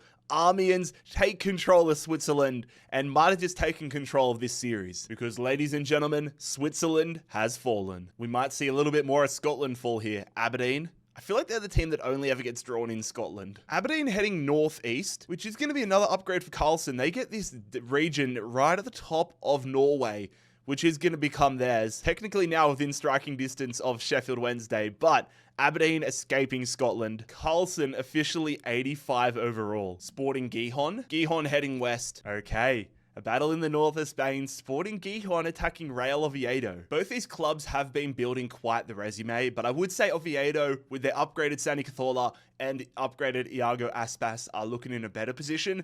Let's see if Gijón can swoop in and steal that. They do not. It is actually the upgraded Santi Cazorla who is going to be the hero for Oviedo in extra time. Again, more men, none too insane heading the way of Oviedo, but it feels like a lot of the wins that you will get at this stage of the competition have ramifications in multiple countries because yes, they get land in Spain, but now Oviedo have a presence in France as well, and technically a shared border in 2 territories with FC Porto. Borussia Dortmund, where will they be going? It is going to be a trip northeast. Borussia Dortmund versus Sheffield Wednesday. Oh my god, bro. Alright, fellas, what ludicrous scenes are we about to witness? Are we really about to see Sheffield Wednesday take out Borussia Dortmund? Oh my god, here we go. Who's it gonna be? Oh my god! Bro, I'm never gonna beat the match fixing allegations. I am never gonna beat them. How can you tell me that Ollie McBurney has just gone and helped Sheffield Wednesday beat Borussia Dortmund? What is this series? Oh my god. Sheffield Wednesday are actually the real deal. Sheffield Wednesday, bro, we're going to have a Sheffield Wednesday, Cambridge United, Armians, and Dunkirk final, aren't we? Holy shit. How the hell does Garassi now play for Sheffield Wednesday? Oh my god. Sheffield Wednesday out of nowhere. Oh my god, how the hell does Sheffield Wednesday and Cambridge United share a border in Germany? Oh my god, if Frankfurt go west, I think we might be seeing Sheffield Wednesday immediately trying to defend. Frankfurt will be going south. Okay, it's not going to be a matchup between the two of them, but Frankfurt are going to get themselves the final upgradable region within Germany. The Japanese superstar Ritsu Doan goes from an 82 to an 84. Espanyol going basically directly north. I can't lie. For shit-stirring purposes, I was kind of hoping they were going to go anywhere west so they could have Barcelona, but they are going to get themselves an upgrade. Upgrades galore. Only one remaining now with inside of France. But yeah, despite how busy Espanyol have been, this is their first upgrade. Their keeper, Dimitrovic, goes to an 81. Real Madrid. Are we about to have an El Clasico? Oh, that is not the direction we needed them to go. Oh, this is probably the direction they wanted to go, though. It's going to be yet another upgrade for Kylian Mbappe and Real Madrid. Mbappe, 95 overall. LDU Quito. Quito will be heading southeast. Bro, are we ever going to see another game? Quito are going to extend their border with Barcelona and IDV, but this works out for them. Their man goes now to a 79. Come on, lads. Give me somebody where we know it's going to be a game. Give me someone in England. Burnley will do. Burnley will be heading west. So it's going to take them what I assume is to Ireland, and it's going to mean, okay, they could have just gone north. I mean, if they'd gotten a little bit more north, they'd be attacking Northern Ireland directly, but instead, Burnley versus Fleetwood Town. Fleetwood have been in a terrific run of form. They're getting the job done, but bro, if they could beat Burnley, that would take them to a different level, which they do! Bro, what is this little run of form? What is this little run of time? Premier League clubs falling to Fleetwood Town. Upsets galore lately. Burnley dominate, but the Clarets are gone. Happy days for Fleetwood Town. They add Honeyman and Florentino. They have an 80 rated midfielder. And so with that, fair play to Fleetwood Town. They're going to share a border with Man United and Liverpool, but they are making a name for themselves in this competition. Castellón head west a little south, and the little south is actually important. Instead of them getting an upgrade, they're going to be versing Elche. Both these teams with decent starts to the tournament. Castellón probably the bigger moves, picking up Matty Ryan and Jose Gaia. Meanwhile, the upgrades there for De Silva at Elche, a couple of players, Vallejo joining the back line. Who's going to move on within Spain? It will be Elche, the La Liga club, the La Liga, La Liga's Elche taking down Castellon. And I'm sure they're not going to be upset about Jose Gaia, Matty Ryan, these guys joining their squad. That will be another victory for Elche, sharing a border now with Barcelona. Hoffenheim. All right. Hoffenheim heads south. Okay, yeah, that is going to be a matchup against AC Monza. Okay, here we go. I genuinely couldn't tell you what direction I think this one's going to go. You've got both clubs have some very high-rated players, some highs and massive lows. You got Carnaseshi here for Monza. You got Harry Kane for Hoffenheim. Hoffenheim picked up a lot of players after that last victory, but it didn't necessarily give them a lot of changes in their starting 11. So it's open season in this one, which goes the way of Hoffenheim. They end up getting a 3-1 victory, but now they're starting to get stronger and stronger. Carnaseshi and a whole range of players coming their way. And that victory will allow Hoffenheim to move further into Italy and also share more of a border with Armians. That game almost looking inevitable at the moment. Waterford of Ireland. Waterford heading east. That is going to result in their second upgrade of the series. Amond now to a 67. Gwangju FC. Don't say it's going to be so. Gwangju are going to head... Okay, maybe not. Oh my god. Gwangju almost had a matchup with Nacional, but this little peninsula here is clipped, and it's going to be a huge matchup here. Not quite South Korea on the line because Jeju is still there, but it is going to be Yeonbuk Hyundai versus Gwangju. Yeonbuk Hyundai's side is just unbelievable. It's kind of like a mixed match there to get everybody in, but surely they're not going to fall at their first test. Yeonbuk Hyundai versus Gwangju. It is Gwangju! Bro, nothing is safe in this game anymore. Nothing is safe in Imperialism. Gwangju have just taken out Yeonbuk Hyundai. What the hell? The fact that there is still over 130 teams remaining in this competition and we're getting results like this, I don't know how this competition is going to end. And now begins the long pilgrimage to give Gwangju all of the other Yeonbuk Hyundai territories. The world is about to get a lot more maroon. Am I going to have to book a flight to bloody South Korea, to Gwangju, South Korea? That would be actually electric. Puerto Cabello, the Venezuelan club, will be going north. Once again, bro, they are not stupid. They are playing, with all the spins they've had, they are playing a near perfect game, getting another upgrade here in Venezuela. Their man Paredes now to a 74. No! FC Cincinnati, my last remaining team is up here. Bro, if we go east, oh my god, I don't know if I want us to... if we draw Porto, it's a winner's wild card on the line. What's it going to be? What are we going? Where are we going? Oh my god, all right. It's now or never, boys. It is now or never. FC Cincinnati are going to be attacking FC Porto. Oh my god. Winner's wildcard on the line. Firstly, with a winner's wildcard on the line before the game, I would like to say that I am upholding the integrity of this competition. Zero match fixing will be tolerated, and I am prepared to take my licks. With that being said, let's fucking go FC Cincinnati. I'm about to do a front flip in this room if we get the final winner's wildcard. FC Cincinnati versus FC Porto. No! Oh, Samu gets a hat-trick. Denke gave us the lead. No! All of my teams, the Western Sydney Wanderers, Fulham, and FC Cincinnati are all imperialized. No! The upgraded Evander and Darlington Nabby both heading to Porto. Oh, FC Cincinnati are out of here. And the winner's wildcard remains alive. Off to Cyprus, Apoel. Are they going to continue moving into the Middle East? No. For Apoel, it is a direct attack here on Libya.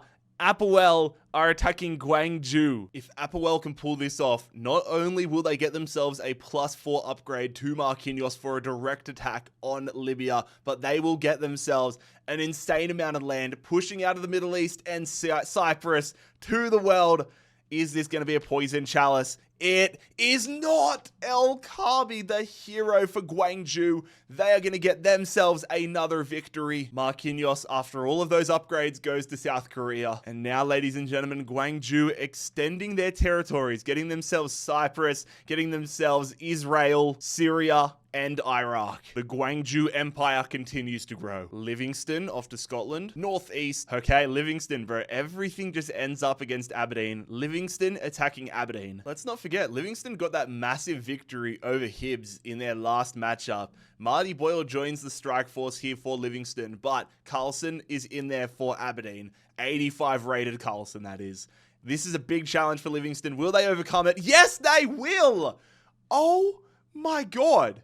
Carlson scores, but a Pittman brace and a Martin Boyle winner is going to see Livingston upset Aberdeen. And to get an 85 Carlson, get Fish as well, Livingston have hit the jackpot. I did not see that coming, but now Livingston are going to get themselves into the north of Scotland and into bloody Norwegian territory. Hello, Livingston. Santa Clara, the little old island, are going to get themselves west, a little bit south. And I wanted to clarify that because I know it's nothing but water. So whatever is west of them is going to be a little bit south from that. Okay. Okay. It was almost a winner's. It's almost an upgrade here. But because they travel so far, it slowly, gradually goes down, meaning Santa Clara will be versing Charlotte FC. Are we about to have another Portuguese side push further and take up a lot of land in America? Or will Charlotte get themselves into Portugal?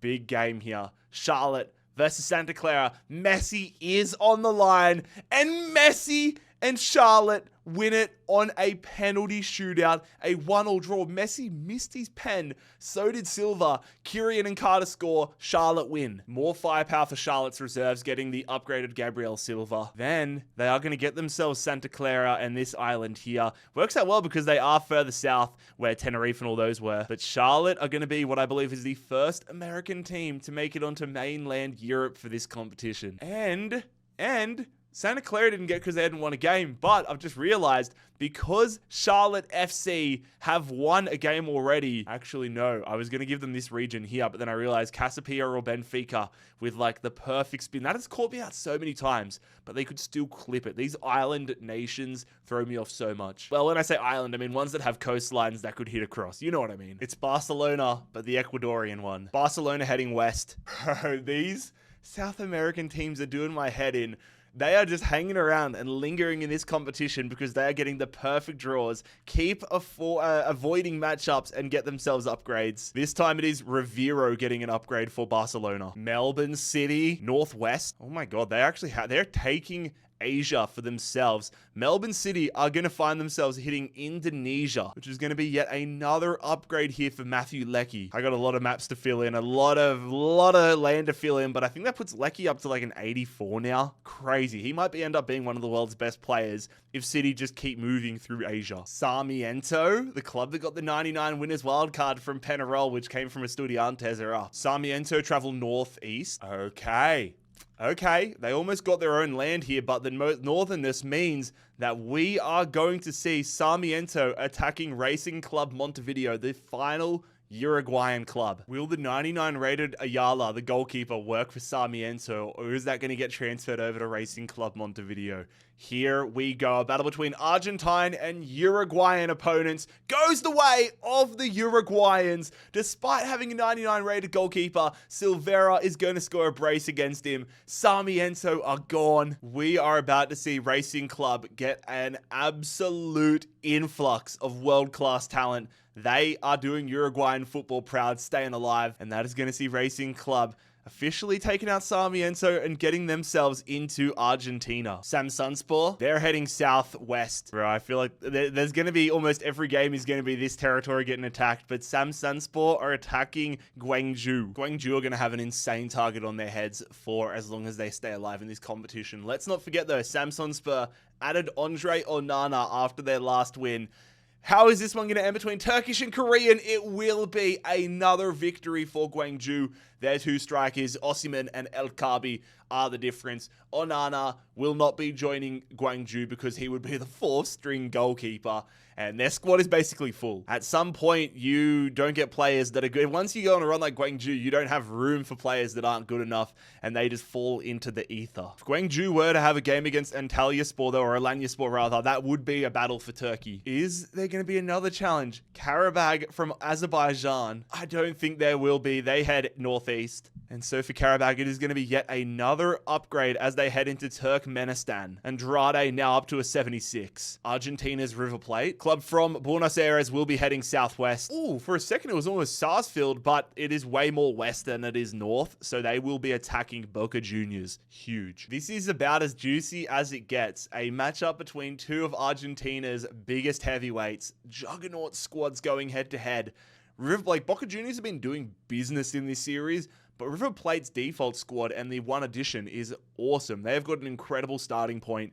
Who's going to survive in Buenos Aires? It will be River Plate. Driussi, the former Austin striker, I want to say, bags a brace. That upgraded Ezekiel Palacios is going to be going to River Plate. Oh my God. River Plate are going to get themselves like 15 players here. The upgraded Paredes, they're going to get the 87 rated left winger among numerous players. Insane. And now River Plate have gone from having just their original land and one other additional land in Buenos Aires to now not only just the large chunk of Argentina, but the entire southern portion of Chile. Off to Sweden with Djurgårdens. Djurgårdens going southeast. Okay, that's going to get them another upgrade here. Getting this little island off the, not so little island, off the coast of Sweden. That's going to get Neuen. They hit up here. That's going to hit Neuen up to an 82 or an 84, I believe. Aston Villa. Villa head north, slightly west. Ooh, okay. That slightly west matters a lot. This is a big one, boys. Aston Villa are attacking Liverpool. Both clubs have wins, but nothing to change their starting 11s. Tielemans up to an 87 is the only differentiator to make this not a default Premier League game. Let's see who moves on and will get a huge upgrade within England. It will be Liverpool comfortably. Holy hell. Mo Salah, a red card for John McGinn. God damn, dude, they're going to get even stronger. That upgraded Yuri Tielemans. How the hell did Liverpool lose to Preston, beat Preston North End on a penalty shootout, but then absolutely demolish Aston Villa? This might be a problem, bro. Off to Brazil for the first time in a long time with Botafogo. Botafogo travel north. That will be another upgrade to Cabrias. I want to say he's 89 rated now. Yeah, 89 rated. And honestly, if they get drawn again and are able to get 2 to the left, 2 to the west, they will claim all of these upgrades and that would get him to the 99 club. They're almost in a race with Sao Paulo at the moment. Moenbagen heading east. Okay, the slight little bit of easternness almost helped them thread the needle, but they are going to get the country of Bangladesh. Alberto up to a 75. Nottingham Forest. Forest head south. All right. How good are you actually, Cambridge United? After taking out Borussia Dortmund, their next challenge is Nottingham Forest. Stolen valor. It was Sheffield Wednesday that beat Borussia Dortmund. Put some respect on Silkeborg's name. Cambridge United beat Silkeborg. Will they be able to continue though after taking down Nottingham Forest? Let's find out. This one is a 2-0 win for Nottingham Forest. Cambridge United's dream run has come to a halt. Hudson-Odoi with a brace. Couple of nice additions coming Nottingham Forest's way though. Forest continuing to get some wins under their belt. Decent land here within England. And as we know, into Germany, into the Netherlands, into Denmark, Norway. And Nottingham Forest, I could genuinely see just tearing up through these regions. Back to Uruguay with Racing Club. They will find themselves going northwest. And so they're going to continue hugging the coastline here. Contugnu now to a 75 overall. Vitoria. Southwest. I think this is a winner's wild card. Will this be the time? All right, winner's wild card. Vitoria attacking Porto. The winner, of course, if Vitoria win, winner's wild card, but whoever wins will get a +2 upgrade for this northernmost Portuguese region. I'm low-key going to be so salty if FC Porto went and beat FC Cincinnati and then immediately lost in the next game. If Vander comes in at striker, it's actually an upgrade for them. Porto versus Vitoria. Who wins it? It is another win for Porto. Horta and Mihailovic scoring the goals. Porto move on, collecting the upgraded Samu. And because of the region win, that means that Costa is going to go up to an 88 overall now. FBC Melgar heading east, a little south. Okay. The Peruvian club will be jumping the border, versing Bolivar, and just like that last matchup, a +2 upgrade for this northern region in Bolivia. Seeing a decent amount of both these clubs. Bolivar have the upgrade to Catariccio, the striker, and then it's Catarino or something, the right midfielder for Melgar, who's up to an 81. So we'll see who can take a big step and jump the borders between these two clubs. It is going to be Melgar. They defend their land. Cuesta gets himself a hat trick, and they're going to now move into Bolivia. A 79 rated striker coming their way. And for Melgar, I think I've butchered the name, but it's Bordacaja. He's going to get himself now to an 83. Fair play. Staying in South America with Fluminense. Fluminense head directly east. And that's why I was kind of squinting. I'm going to have to follow the line here. So they skip Botafogo. They're going to be hitting Africa. Which club in Africa? Okay, this actually works out better for them. They're versing Botafogo, but it is for Namibia, which means a +4 upgrade on the line if Fluminense can win this one. Will that 89 rated Cabrias be able to stand and deliver for Botafogo once again? Or will Fluminense disrupt all of Brazilian football and even Africa? Oh my god, Botafogo. Bro, I thought they were going to actually get a shot. There has been 0 shots in this game. One of the worst games of football I have ever seen. And it looks like, for the millionth time in these South American games, that it's going to be a shootout. And Botafogo are the first team to miss. If Meltinho scores, then Fluminense will have the lead. That is a world-class penalty. Botafogo miss again! And so now, if Fluminense score, they will have a huge shift inside of Brazil and inside of Africa, which he does. Fluminense are going to end Botafogo's run. And fair play, honestly, Fluminense, their headline is an 89 rated attacking midfielder, along with a smorgasbord of other players getting upgraded. But because of their direct attack, bro, they are going to have so many good attacking midfielders. Santero goes up to an 84. Fluminense, a club that I have a soft spot for, given Luciano Acosta plays for them in real life. Used to be the FC Cincinnati captain, MVP. I named my bloody cat after him. My cat's name is Lucho. They're going to claim all of this land in Brazil, and they're going to move over, taking Namibia, which is why they got the +4, along with Angola. Botafogo's run is over. Oh, it's one of the Manchester clubs. It is going to be Manchester City. They head southwest. Oh, it was almost Liverpool by the skin of their teeth.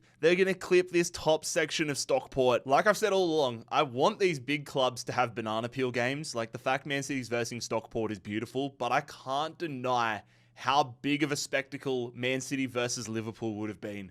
Here we go, though. Man City versus Stockport. Who's going to survive within England? It is going to be Manchester City. Oscar Bob, Jeremy Doku with a brace. Again, a nothing pickup for Man City, getting the former Sheffield United midfielder Ollie Norwood. But bro, the map is getting closer and closer. Man City, Liverpool, and Man United all within striking distance of one another. Al Nassr, Cristiano Ronaldo's side, they head directly south. Okay. Directly south through their territories means they are going to be attacking Somalia, attacking Chengdu, a +4 upgrade on the line. Will Al Nassr be able to get themselves into Somalia, India, China? This would be a big one. Vargas is in the squad. Let's see how it plays out. Al Nassr versus Chengdu. Al Nassr are going to win it 2-0. Cristiano Ronaldo and Sadio Mane with the winners. All of Chengdu's good loot gets transferred over to Al Nassr. And who else but Cristiano Ronaldo up to an 89. An absolutely massive move here for the Saudi side. Taking Somalia, West Somalia. Getting themselves a large chunk of India, Myanmar, and a southern part of China. Welcome to the show, Ronaldo. Once Caldas, have we seen them at all? Once Caldas will be going northeast. Okay. That means, this actually could be a great way for them to introduce themselves. Once Caldas attacking Athletic Nacional. Let's not forget, Athletic Nacional took out FC Dallas previously. Hugely upgraded squad. Let's see how this one pans out. Nacional in the box. Oh, it's straight at the keeper. In the box. Once Caldas. Are they going to? They are. They get it past the upgraded Ospina. Oh, we might have a huge upset here in Colombia. That, ladies and gentlemen, is unbelievable. Let's go see the players once Caldas are about to get. Dude, they're going to get themselves an 82 rated goalkeeper, which was Ospina. Peter Musa, who was 78. An 81 rated attacking midfielder that was Matrida, along with a whole host of other players, as well as getting themselves, oh my god, Cuba. I forgot about Cuba. Mexico and Texas. Once Caldas, welcome to the world. Let's move over to Asia and give them, holy hell, bro. They're going to get themselves the island of Jeju. They're going to get themselves into China, as well as the Philippines. I did not see this coming. Keflum, who the hell is this? They're going north. Bro, there are just some teams that I haven't even had a game yet. KFUM are attacking Valerenga here in Norway. Two teams that are making their debuts this late into the competition. I really have no input on either of these teams. I know nothing about them. They look pretty crap on paper, but that hasn't stopped some of these teams in the past. KFUM, the challenger, will get the win.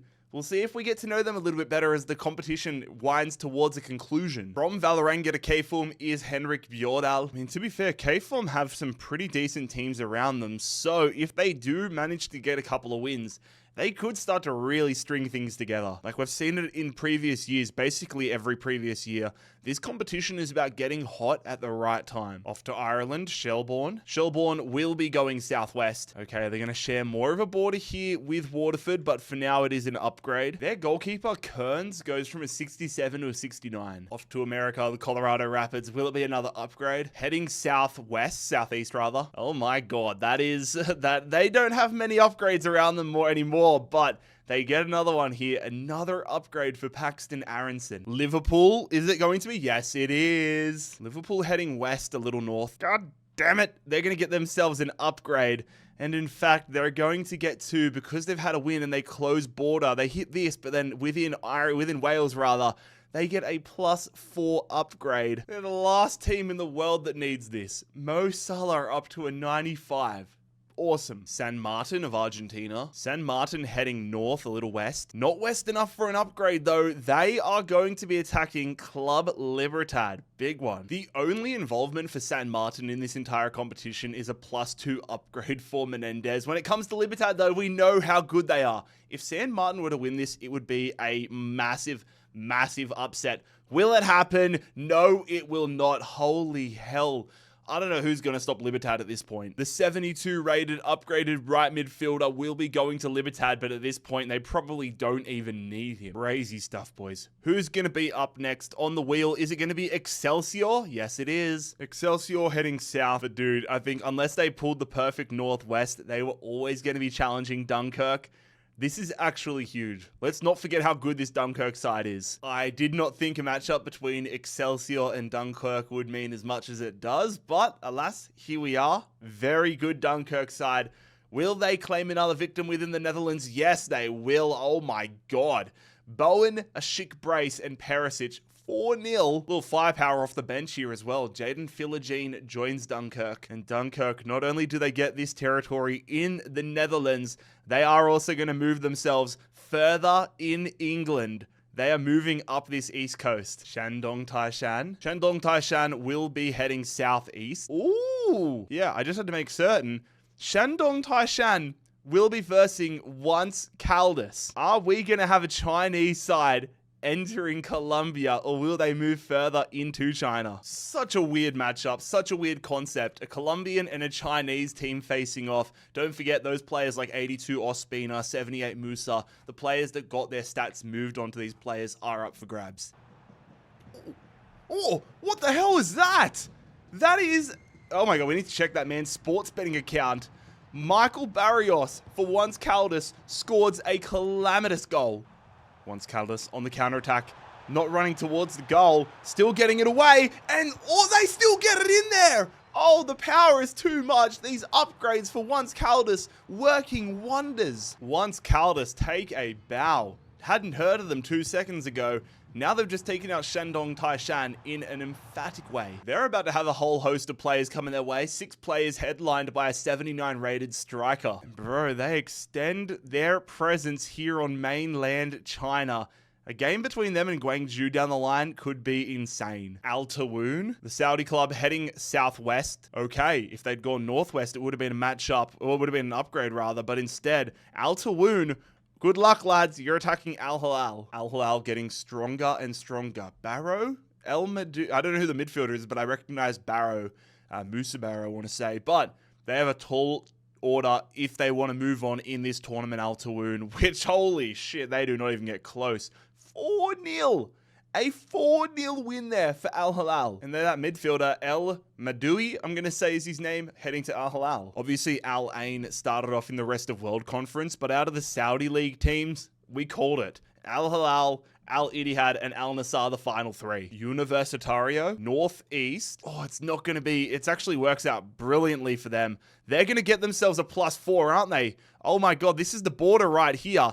And because they take this region, they get this as well. Concha, I need to double check. But if I don't correct myself, it means he's gone to an 84. Yep, 84. That's how relevant Universitario are becoming. I remember their random upgraded player name off the top of my head. Brighton. The Seagulls head northeast. Is that going to send them to like Denmark? No, it is going to make them hug the coastline of England. They nick the coastline.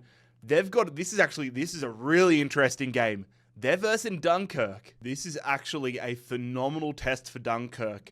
They are on a great run of form. If they manage to beat Brighton, then I genuinely would take their chances quite serious. Dunkirk versus Brighton, an opportunity to solidify themselves. Brighton are going to get past them. Dunkirk, you are nothing but frauds. Brighton and Hove Albion have just ended one of the great runs of this tournament. And just like that, Brighton and Hove Albion are going to find themselves in an incredible position. Again, time your run perfect. Credit where credit's due. Dunkirk shook up this competition out of nowhere. A club that I had really never even thought of in my life went on an insane run. Brighton and Hove Albion have ended that run though and got themselves into an incredible position here in Europe. I'm getting whiplash. We're going back to South America. San Antonio, not the Spurs, not Wembanyama. It's of Bolivia. And so for San Antonio, it's going to be a trip south. Okay. San Antonio are going to be attacking, trying to get land back in their nation. They're getting surrounded, the last standing Bolivian club, and they're coming after the big dogs. They're taking on Club Libertad. Our introduction to San Antonio, and if I'm being honest, they look even worse than San Martin did. I expect another big win for Club Libertad, but I would be welcome to see an upset. Here we go. San Martin make it more of a game, but ultimately the run continues for Club Libertad. They get stronger and stronger, and they're taking out the final Bolivian club. A 67 rated attacking midfielder coming their way. But the big thing for Libertad is an opportunity, the 3 remaining land masses available inside of Bolivia. If a matchup happens between them and Melgar, it would be a showdown for the country of Bolivia. Blauwies Linz. Bro, it has been so long since we've been to Austria. Blauwies Linz heading east. Bro, you just forget. I forgot that teams like Sparta Prague and Austria Vienna were still in it, but Linz are going to be attacking Austria Vienna inside of Austria. Austria Vienna are another club that fall into the category of sides that started pretty damn encouragingly, but then just went missing and haven't had the opportunity to improve in a long time. Let's see if they can get back on the horse, or whether the slow period will kill them. The slow period almost kills them, but Noah Bodic, former Western United striker, is going to get Austria Vienna back in the winners column. Their newest addition, so close to having a goated name, but it's Ronaldo. When you can't decide whether you want to be Rivaldo or Ronaldo, you get Ronaldo. One and done for Blauwies Linz. Austria Vienna, more land inside of Austria. Another club we haven't seen in a long time. We're going to Germany with Fürth. Fürth will find themselves traveling west. All right, they're going to be attacking Mainz. Mainz are another side that have been in the winners column quite a lot, but have done absolutely nothing to get good players into their squad.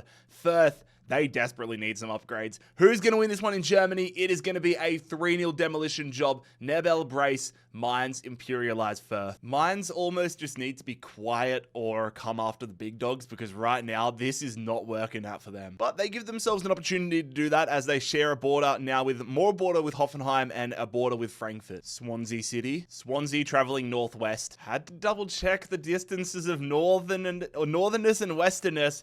A little more north and they would have had a showdown with Liverpool, but instead it is going to be another upgrade for Manuel Benson as Swansea take this territory inside of Wales. I don't even want to pronunciate these guys' name. I get bullied for it every year. Kilmarnock, northeast. And so the team who shall not be named, they end up clipping the top section of Newcastle. They almost threaded the needle to get themselves to the Nordic lands, but it will be a matchup with Newcastle. Good luck. We're about to have our first Scottish-English border crossing. I think I know which way it's going to go. Let's see if the upgraded Watson can do a solid, though, for Kilmarnock. Newcastle versus Kilmarnock. Who survives? It will be Kilmarnock. Oh, my God. Oh, my God. I might need to put some respect on this team's name and actually practice the pronunciations. Killy have just beaten Newcastle 4-3 in extra time. Holy shit. Their midfield's gonna be really strong now. Upgraded Watson along with Granit Xhaka and Bruno Guimaraes. Holy hell, we needed a little bit of something out of these Scottish teams.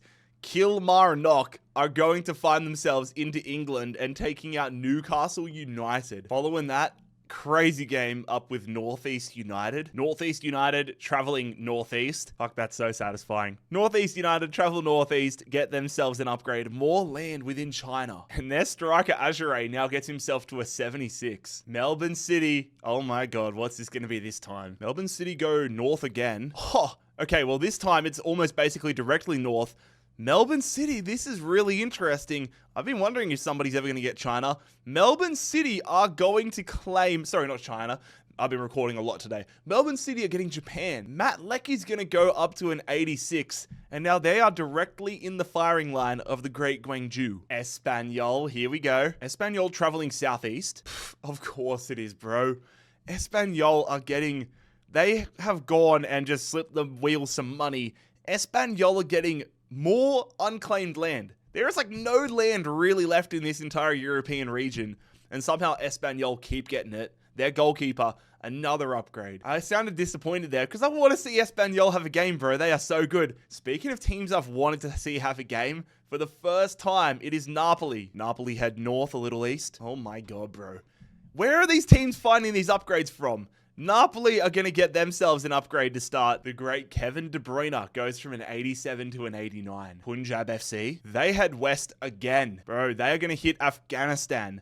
They are doing so well claiming all these countries. It's going to be Santos now taking Afghanistan and going up to an 80. The Vancouver Whitecaps, they've made the MLS Cup final, playing this weekend against Inter Miami. Let's see if there's an omen ahead. They're going northeast. Oh my god, we are currently allergic to a game. Bro, it's going to be another upgrade for Thomas Muller. They're going to take this province within Canada. I almost said within China. Thomas Muller now 84 rated. Come on, time for a game.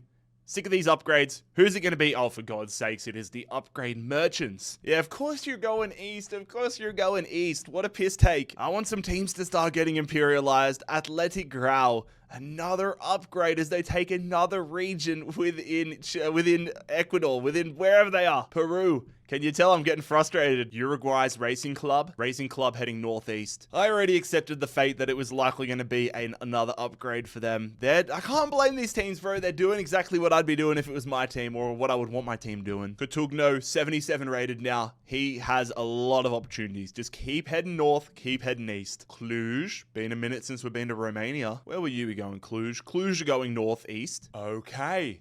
It is. Wait, no, it's not. Oh, let me double check. This one was so close that I couldn't even get the compass. I had to figure it out. I had to actually take a screenshot of the arrow. But yeah, it's going to be an upgrade for Cluj. This is maybe the last face I expected to see getting upgrades for Cluj. Kurt Zuma.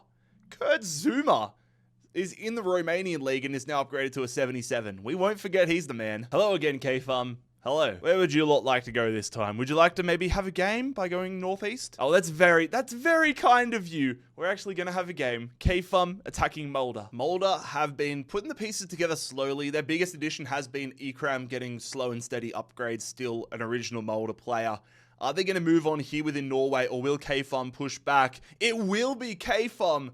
Okay, that's actually pretty big within the context of Norwegian football. K-Fum imperializing Mulder. 4 players heading K-Fum's way, headlined by Magnus Wolf Ikram. And there we go. We were joking about how they'd been so quiet this entire series, but now they are one of the top dogs here within Norway and get themselves land in Sweden. Waterford. For Waterford, it's going to be a trip northeast. Okay, so that's actually, I thought for some reason, I don't know, I'm very tired right now, but I thought Waterford were going to get themselves into the Nordic countries for some reason. I thought England and Ireland were flipped around, but they're going to get an upgrade in this region. Amond now 69 overall. Universitario. That's, I don't know why I'm getting mad. Like, fair play. Concha's going to get another upgrade, surely. Yeah, and that's actually going to tuck them in the corner. I think that puts Concha to an 86 now. This gets them a huge plot of land here within Peru. Not too many upgrades remaining in Peru. Okay, Wolfsberger AC. Wolfsberger AC head northwest. Okay, this is going to be a direct attack on Hungary and Austria Vienna. a +4 upgrade on the line between two Austrian clubs. Ronaldo into the striker role for Austria Vienna. We forget though how good Wolfsberger AC side is. If they win this game, Baumgartner, their centre-back, will go to an 84. They've got Busio, Benacer, Livaya, Soleil. They're building a decent team. Will they continue that progress? No, they won't. It is going to be Ronaldo proving his worth.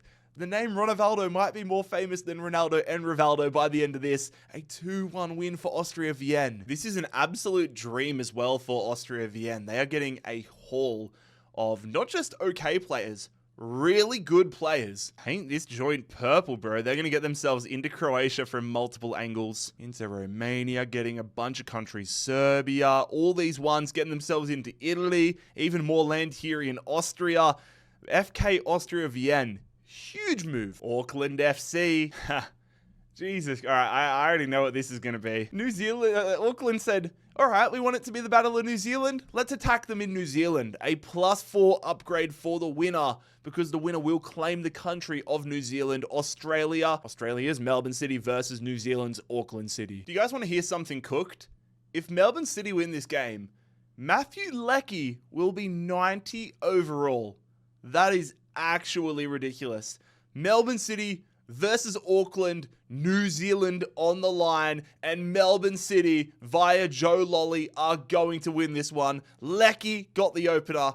He's about to be 90 overall. Hiroki Sakai, a 99 last year. This year, transfers to Melbourne City as a 72 overall. But sweet baby Jesus, Melbourne City have claimed New Zealand, and that's going to send Matthew Leckie to a 90 overall. They're also going to claim New Caledonia, but of course, not a direct attack. Caracas FC, they head southwest, which means we have a matchup here within Venezuela. Caracas attacking Carabobo, and holy hell, there is a lot more on the line. The winner will get all of these Eastern upgrades in Venezuela. Oh my God. Lock in, fellas. This is going to be a big one. Both of these teams have upgraded players, one up to a 71, the other up to a 73. One of them's probably going to hit the 80s and beyond after this. Carabobo in behind here. They're not looking to run towards the goal, though. Oh, my God. What is that attempt from Carabobo? They could have brought it down and had a one-on-one in the 90th minute. Instead, we're heading to extra time with another scoreless draw in South America.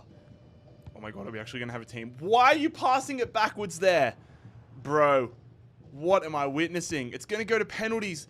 Oh, I hate this game. I hate this game. Carabobo, stinker of a first penalty. Holy shit. Nobody wants to score in this game. I told you guys to lock in on this game. Clearly the memo didn't get through to the Caracas and Carabobo attackers. All Caracas need to do is keep on scoring. If this is saved, Carabobo will be imperialized. It is not. But if Caracas score in this one, they will successfully imperialize Carabobo. They don't!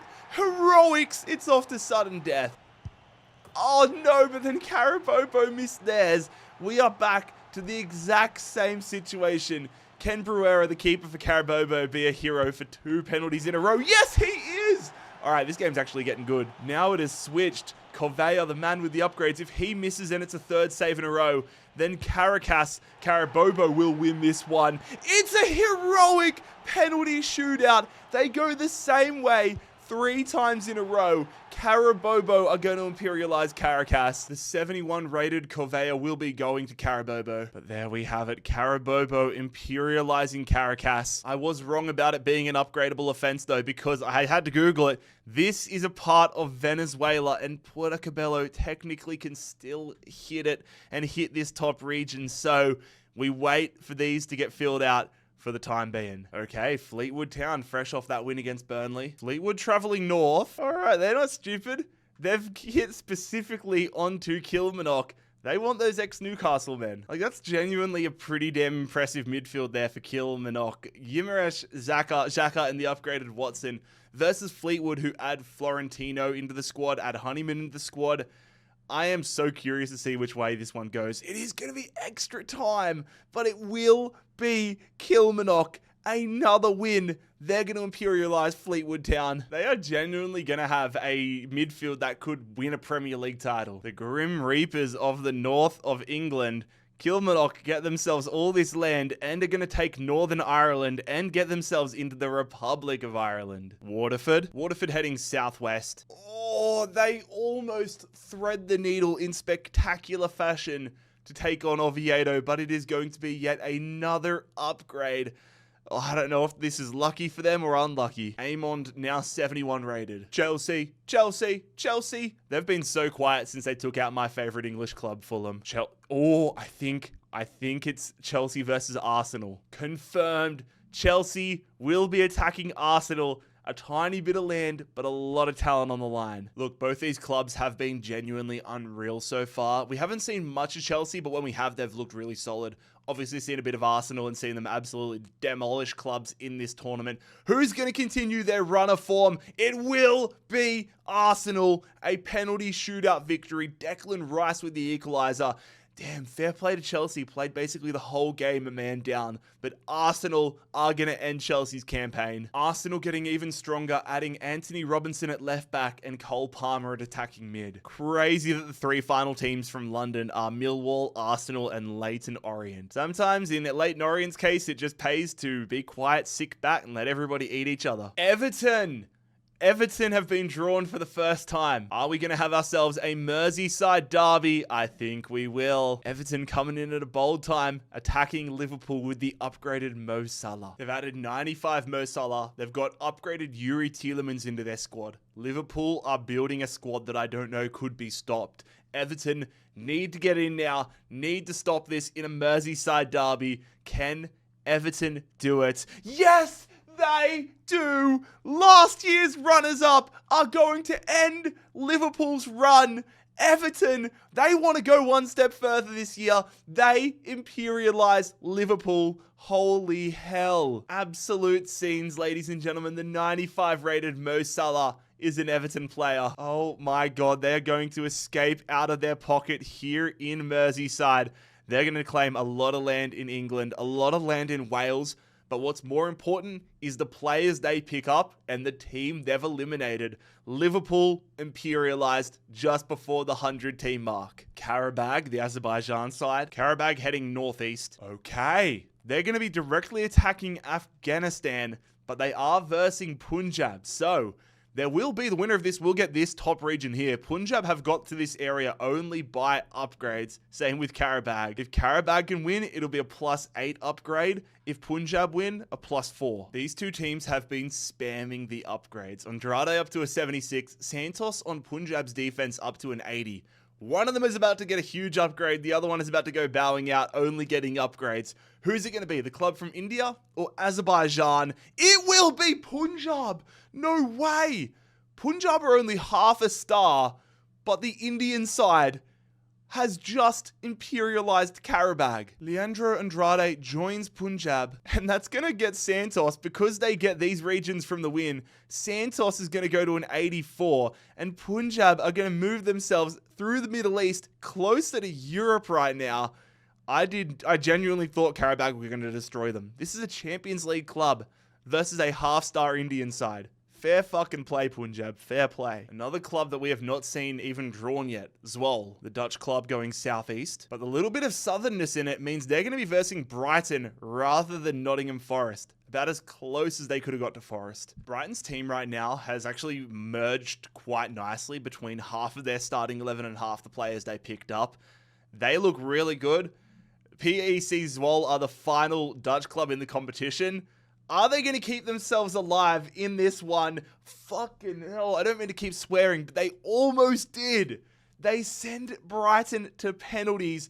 Brighton, with Jared Bowen, are ultimately going to move on in this competition. A nothing addition in Schendela. But a matchup, assuming Mönchengladbach or nobody moves across the border, a matchup between Forest and Brighton would result in the Netherlands falling and a +6 upgrade for this region and the country. See if that one happens. Back to Italy with Juve Stabia. They're going to be heading west. Time for Napoli to put that upgraded Kevin De Bruyne to the test. Juve Stabia attacking Napoli. What's Juve Stabia's logo? Like a bee, a hornet, something, whatever it is. They're going to have to sting Napoli because they have a huge, huge challenge. Upgraded Kevin De Bruyne. Bloody hell, they almost did it, but Napoli are going to get off the mark. Gutierrez, Neres, McTominay on the scorer sheet. Napoli, again, not players that they even need. They're going to get more land in Italy, though, but they are going to get themselves across here. Not a direct attack, but Albania is now Napoli's. Hearts. Here we go, back to Scotland. Hearts heading north. All right, they want that Martin Boyle. They are attacking Livingston, who now are so much more dangerous, having picked up the 85 Carlson. Hearts are absolutely killing it in real life. Livingston absolutely killing it in this series, but only one of them is going to make it as we near the 100s. Who is going to survive in Scotland? It is Hearts. Damn, Livingston played 87 minutes a man down. Braga gets the goal. Hearts imperialize Livingston. And there you have it. The 85 Carlson, now a Hearts man. They're going to get a boatload of players and a boatload of space here in not only Scotland, I only just remembered that they also get to move to the north of Norway. Vancouver, are we finally going to see a game? I think we are. Bloody hell, it came close to it not happening, but they're going to skim the corner, the coast, the Pacific coast. It is going to be Vancouver versus Seattle. There are not many American or MLS teams left. Vancouver, the final Canadian club, the upgraded Muller. Vancouver and Seattle, two of the strongest Western Conference teams in the MLS. Who's going to stay in the competition? Holy hell, Seattle have rocked them. Rodriguez, the man who was picked up from Portland, proving his worth. Thomas Muller is a Seattle Sounder. And now Seattle jumping the border into Canada, taking the Pacific Northwest and this other region, and they also take Alaska for themselves. There will not be a Canadian winner of Imperialism this year. Vancouver, gone. Swansea City, are they going to dodge again? I guess they don't have to dodge Liverpool anymore, do they? They will be heading north. They just really want to make Manuel Benson a superstar, don't they? Swansea are going to get this region here, the final one available on the west coast of Wales. Manuel Benson will be going to a 79. Manchester United. The Red Devils head east. Oh, okay. Manchester United attacking Sheffield Wednesday. What is about to happen? Sheffield Wednesday are riding the insane high of having just beat Borussia Dortmund. If they can follow that up with beating Man United, that would be incredible. Garassi and Boniface join the starting 11. What's going to happen here? Come on, the Owls. Come on, the Owls. No, the Owls are going to lose. Oh, Bruno Fernandes is going to help Man United come from behind. Oh, Sheffield Wednesday's dream run is over. And this may have just kick-started Manchester United's. That puts Man United in a terrific position.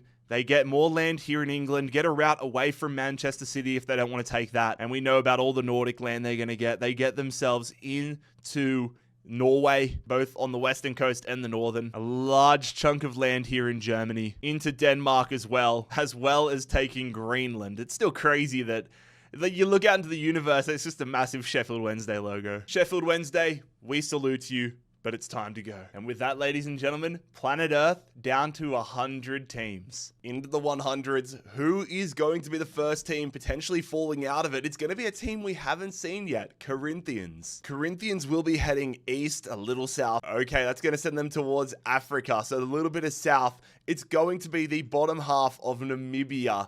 Fluminense just picked it up off Botafogo. Corinthians going to get it for themselves. Let's not forget, Fluminense's team is stacked after that win against Botafogo. 81 rated left back, 89 and 84 rated attacking midfielders, 79 rated striker. They took huge steps here, but Corinthians are no slouches. Corinthians playing it around nicely, and Corinthians, that is one hell of a finish. They give themselves the lead just before halftime. Oh, Fluminense, are they going to get an equalizer? A near post save. Corinthians at the death. I don't know how that guy got in behind. The goalkeeper for Corinthians is a hero. Fluminense, one and done. They got the one win against Botafogo. Now they are done. They've been imperialized. Corinthians are going to have a stacked squad. Going to be getting an 89 rated, 84 rated attacking midfielders. But because they are taking Namibia, Dorado, their defensive midfielder, will go to an 85. And so, Team 100 to go, or the team that came in 100th place, is going to be Fluminense. Corinthians going to get themselves in 2 different areas in Brazil, and they now get 2 countries in Africa. Angola and Namibia have become a bit of a revolving door ever since Botafogo left. Millwall, they're going to be heading south. Okay. Millwall are going to be trying to take out the big dogs. Millwall attacking Amiens. Bro, Millwall have been good, but this might be a step too far for them. They're going to have to be near perfect if they want to get past what is an insane Amiens side.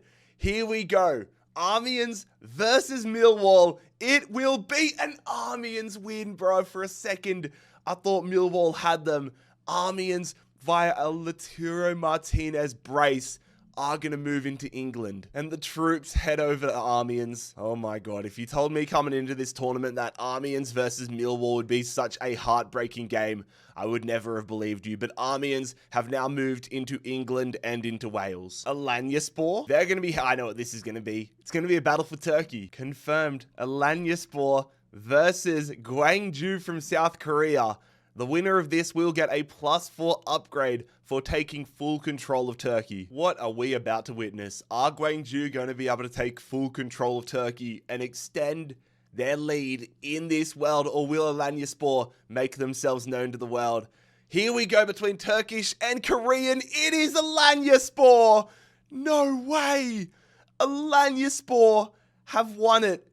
Osimhen and Wejo. Gwangju absolutely dominate them, but they are going to go out of this tournament. First things first, their goalkeeper, Paulo Victor, is going to go to a 79 for the official conquering of Turkey. But at this point, that is basically a redundant upgrade. They're covered at goalkeeper. Hell, they're covered basically just about everywhere. Sweet Jesus, boys. Alanyaspor. Oh my god. All right, let's change the entire landscape of the world again. I still think this is going to change like 10 times between now and the end. And the crazy thing is, despite how prevalent South Korean football has been in this tournament this year, there is no South Korean teams remaining at 0.98. All right. Oh my god, are we going to follow that with FC Porto? Yes, we are. FC Porto heading southeast. Okay, we will have a winner's wildcard. FC Porto are going to be attacking Real Oviedo. Real Oviedo have handled every single challenge put in front of them, but FC Porto, bro, Costa's up to an 88. They basically have the MLS All-Stars. They have the winner's wildcard in their pocket. Is it going to be going to Oviedo? Yes, it will! Brekalo in the 89th minute is going to get Real Oviedo the biggest win you could imagine at this point of the competition. The final winner's wildcard has been surrendered, and it goes the way of their left back, Fala, going to a 99. But dude, this haul going Oviedo's way is about to be insane. They get the MLS All-Stars, basically. They get my boy Evander. And Real Oviedo get themselves not just land here in Portugal, not just the winner's wildcard. Oviedo are also moving into Canada and the United States of America. Oh my god. And with that, FC Porto's dreams of becoming the first 2-time champions of Imperialism has been dashed. We're going to have a new champion this year. Oh my god. Amiens, they're up. Amiens heading south. The little bit, okay, it was either going to be Grenoble or Lyon, but the little tiny bit of westernness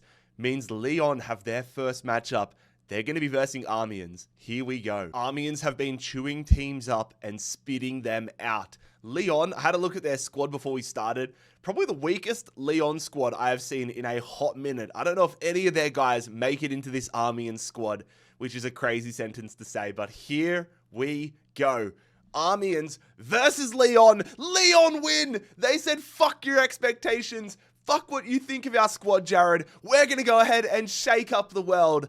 Amiens' reign is over. And if things didn't look good for Lyon in real life, They are definitely looking good right now. They get a smorgasbord of Armians talent. Leon officially off the mark and in a big way getting all of this land in France, Monaco, Switzerland, get themselves into Germany, get themselves a lot into Italy, get themselves Corsica. You guys know the drill right now. And they also now get themselves, well, I was going to say England. They get England, obviously, and into Wales, but they also get Luxembourg. Oh my God, there is so much blue on this map right now. You can't get too comfortable with any team in this competition.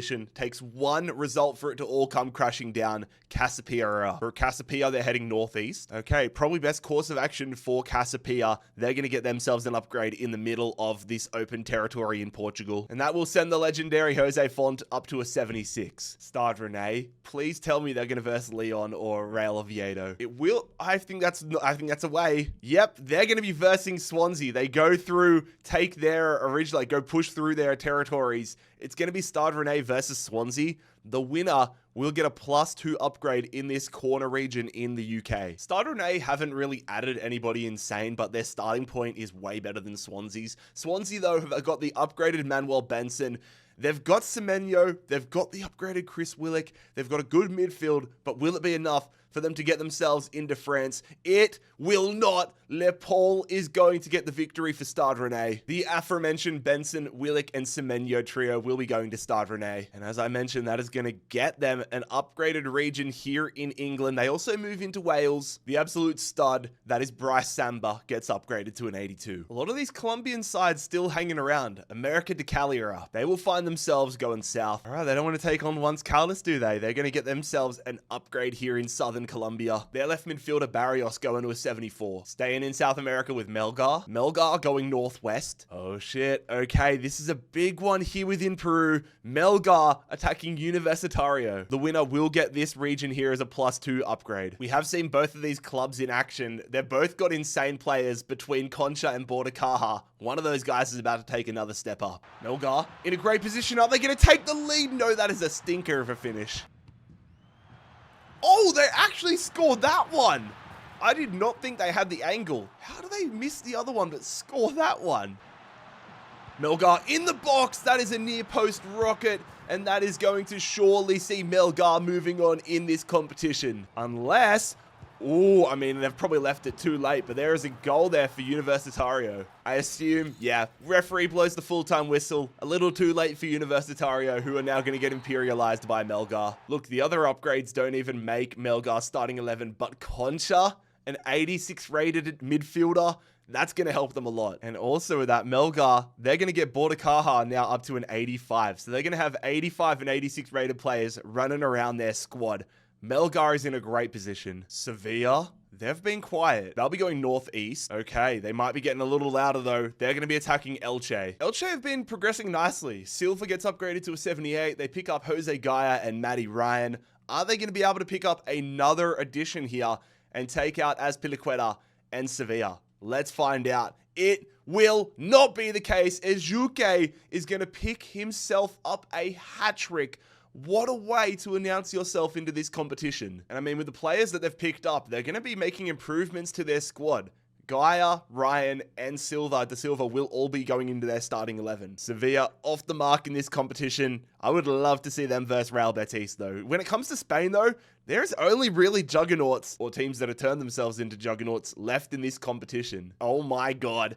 Well, we're about to get one of them pulled now. Real Madrid. I want El Clasico. I want El Clasico. We're not going to get El Clasico. That's the wrong way. Oh my God. That's going to be yet another upgrade for Kylian Mbappe. They took out Leganes. They get another upgrade to Mbappe. Now at a 97 overall and very, very close to joining the 99 club. Off to Romania. Odolel Galati. Galati head north. Okay, they're going to get themselves another upgrade here. That's going to be the final unlockable region in Ukraine taken care of. I suppose they need all the help they can get, though, if they're going to make a move in this competition. Andre Zinho now to a 72. Arkadynia back to Poland. They'll be going northeast. I had to get the compass out there because I thought, were they going to hit this little bit of Russian territory? But they are going to be attacking Leipzig only just. Imagine the scenes if Arkadynia, the final Polish team in the competition, were the ones that were able to take out Leipzig and get that 99 Masanka Bungi. This would be massive. Polish and German, it goes to extra time. It goes to extra time. Romulu with a brace, but ultimately Shaparenko scores the winner. The upgraded Navarro and Paulsen will join Leipzig. And Leipzig now only a game with Sparta Prague away from claiming Poland for themselves. Villiers Sarsfield don't even need to spin the wheel on this one. Sarsfield completely surrounded here by River Plate. We're off to a huge game in Argentina. I mean, bro, after that win against Boca Juniors, River Plate's team is actually cooked. They get Aguiar, the 87 rated left winger. They get 83 Paredes. This is a big game. Are River Plate going to keep their run going? They do. A 3-1 victory over Sarsfield. Getting even stronger as they add Mamana to their squad. And there we go. Buenos Aires has officially been conquered by River Plate. No more remnants of that with Sarsfield leaving. Once Caldas, what are you doing, lads? Once Caldas heading east, a little south rather. I'm getting excited because I think this is a big one. I know this is a big one. All right. Once Caldas versus Bucaramanga here in Colombia, but this would close off this entire northern region of Colombia. So the winner is going to get a plus 14 upgrade. Riquet, shoot that! Oh my god, keeper looked like he was in slow motion, but once Caldas are going to take the lead.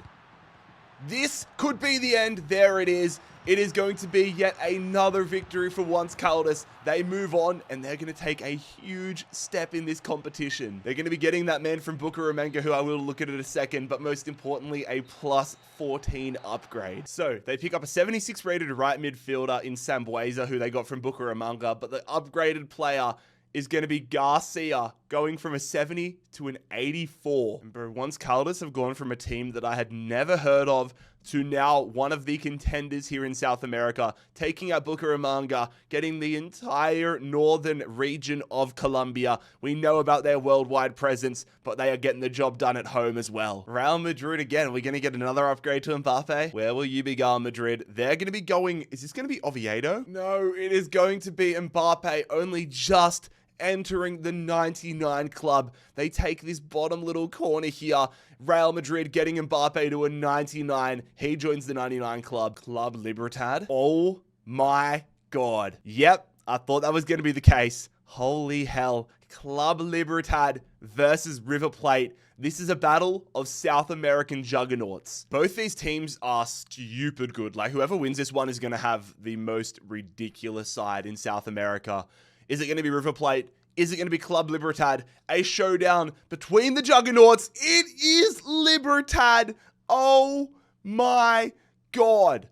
The run is going to continue. Libertad imperializing River Plate.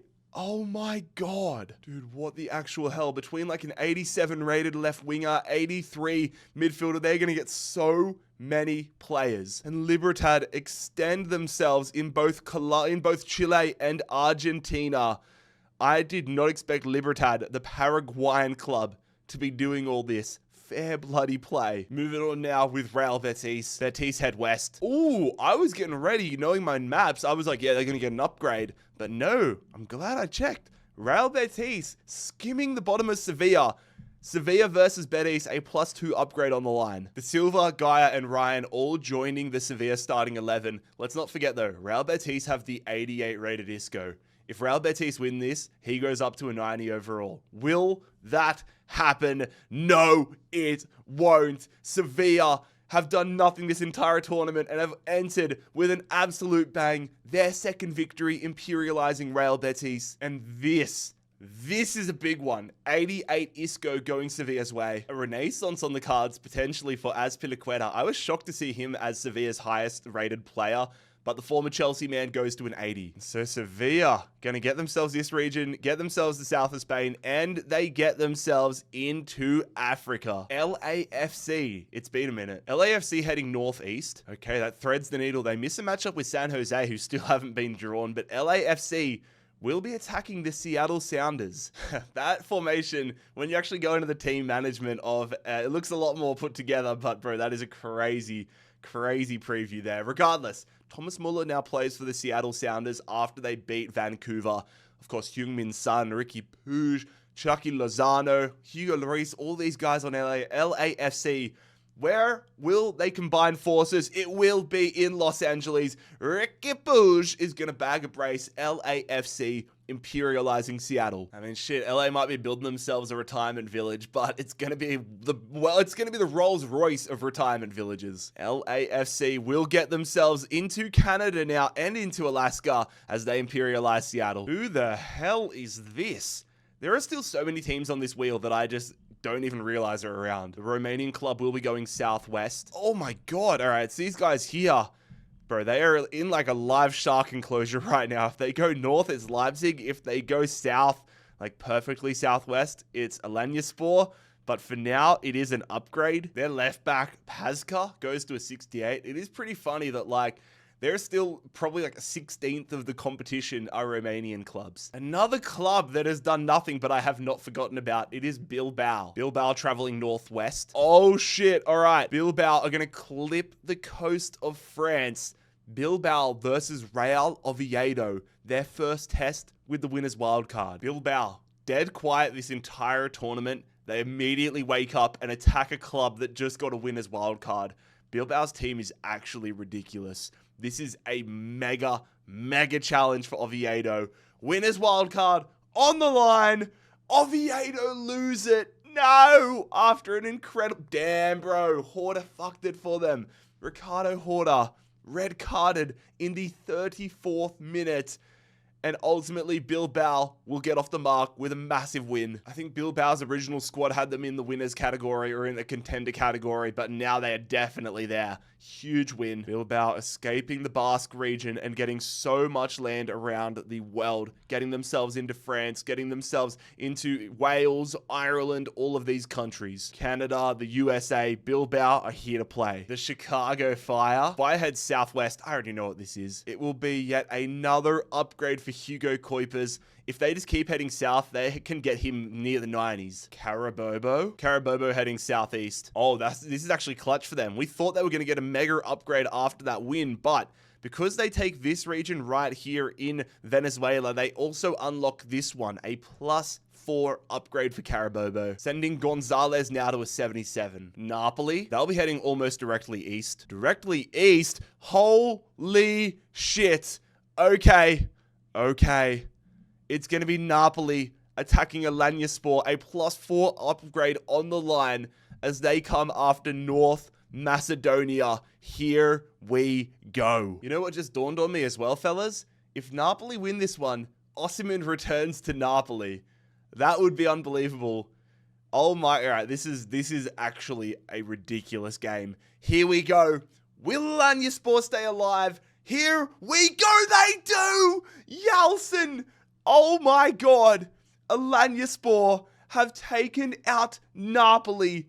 Are you kidding me? And dude, they get the 89 rated Kevin De Bruyne into their squad. KDB is going to take their midfield to another level. I cannot lie, fellas. With how much this region has been changing hands recently, I thought Napoli were a shoo-in. I thought Napoli were going to win this game, but Alanyaspor proving themselves that they are here to stay. They take out one of the big dogs in Italian football. And that now means that we have one team in Italy remaining, and it is Avellino. Who would have thought it? What do we got next? It's a trip to Ireland with Bohemians. Southeast for Bohemians. All right, we have got an all-Irish affair here. Bohemians attacking Shelbourne. It's not too often we're seeing one-star versus one-star matchups this late into Imperialism, but here we go. Bohemians versus Shelbourne. The 73 Anang in goals for Shelbourne. An absolute beast.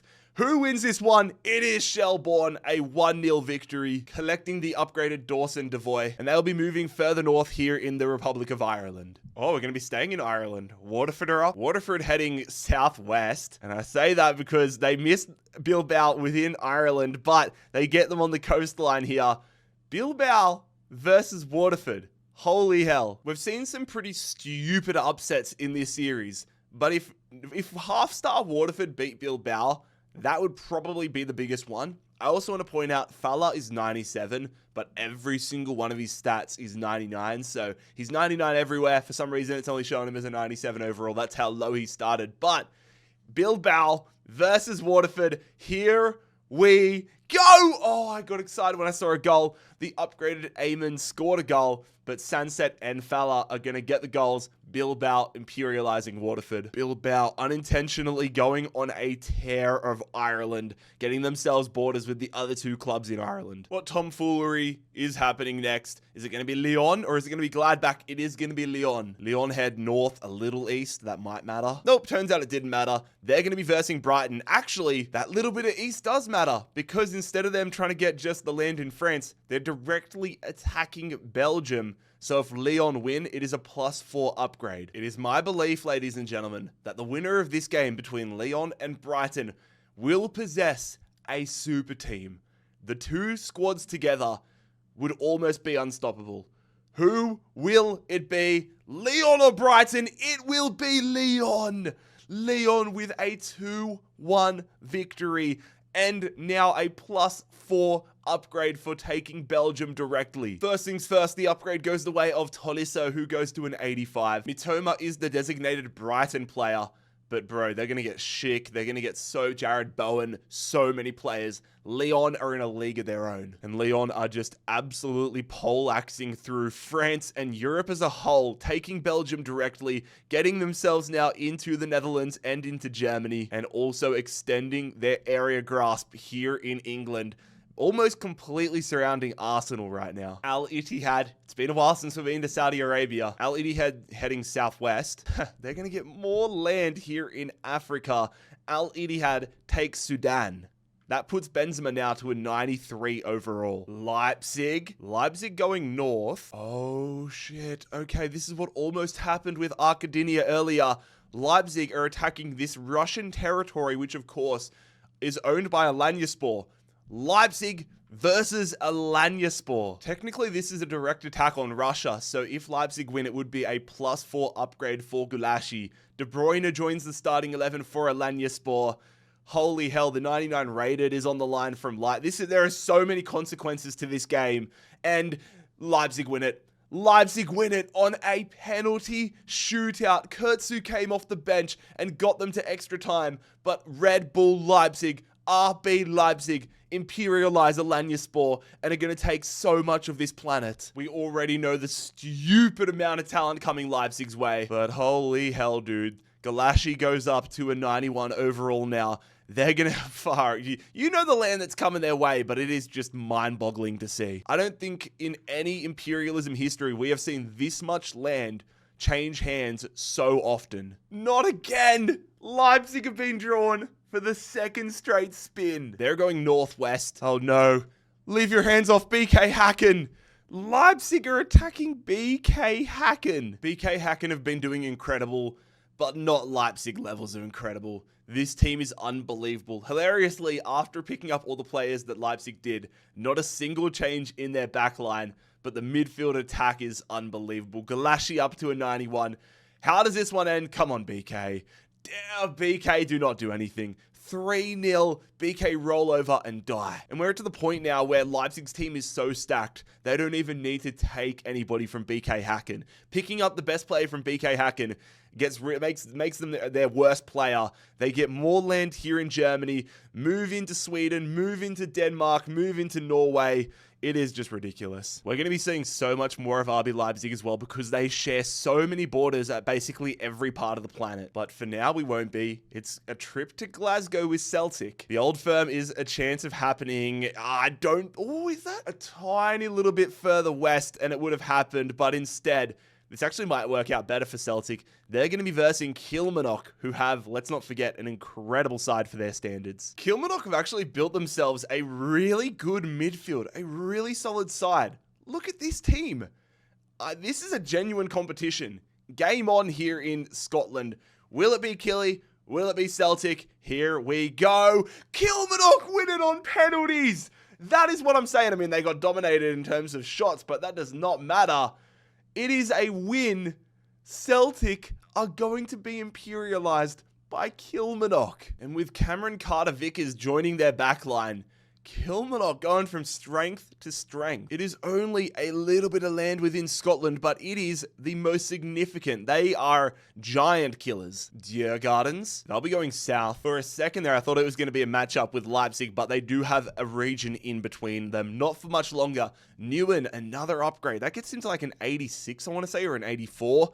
It's a +2 upgrade for Newen regardless. Hello again, Corinthians. Corinthians heading west. For a second, I thought it was going to be a matchup with Sao Paulo, but it will be another upgrade for Corinthians. I mean, bro, we can't sleep on some of these South American teams. They get Dorado up to an 87. Oh, I've been wondering when these guys were going to get called. 80 Queta. Really depends on what way the arrow goes. I think this works out better for them. And I say that because they were going to be likely versing Sevilla regardless, but instead of them trying to push up into Spain, they're technically attacking Morocco, which means if this tiny little club can get a victory here, it will be a +4 upgrade and a lot of loot. I think earlier I said that there were only Juggernauts left in Spain, completely forgetting about 80 Queta, but if they can beat Sevilla here with Isco and Azpilicueta, then that would put them potentially into Juggernaut status.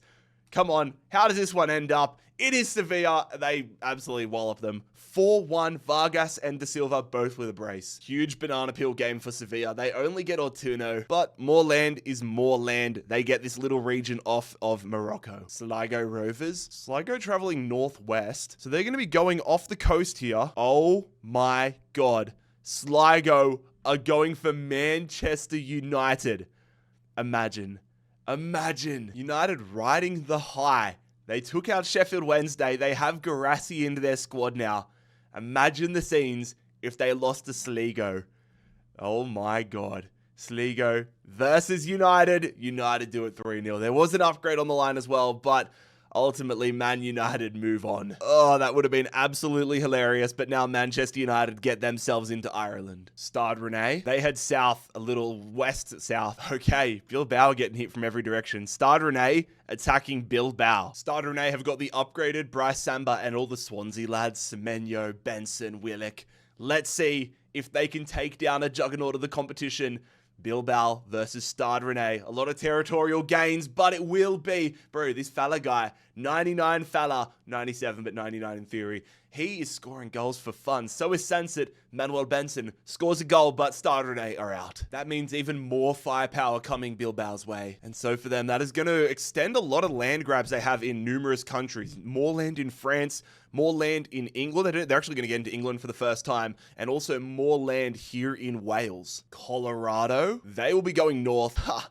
The west, the easternness of it means another upgrade for Aronson. Bro, they are getting their money's worth out of Paxton Aronson. I believe that gets him to either a 79 or an 81 now. FBC Melgar. FBC Melgar heading north a little east. Okay, so that's actually going to send them into Colombia. We have a border breach into Colombia for the first time. FBC Melgar. Border Caja, fair play to him. He's now 87. Libertad go east. Okay, I've kind of been waiting for this one for a minute. Libertad attack Platense. The winner will get these two regions here in Argentina. After that win against River Plate, Libertad is cooked. Their team is cooked, bro.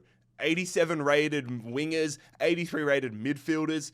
Platense have been doing decent. They've added Di Maria, they've added Benega, but this is a different level, bro. Who's going to win this one? The run is over. Angel Di Maria puts Platense on his back and is going to make it a 3-1 victory. Oh my God. I've got a lot of maintenance to do, but basically all of the River Plate guys that were lost come back into circulation because they lost to an Argentinian team. And now I get to I'll look at the Club Libertad guys like Vieira, and that'll make the Platense center back go to an 84, for example. We've already seen Vasquez getting upgrades though for Platense. He's going to get 2 more, going from a 76 to an 80. But holy hell, Platense have just reclaimed Argentinian football.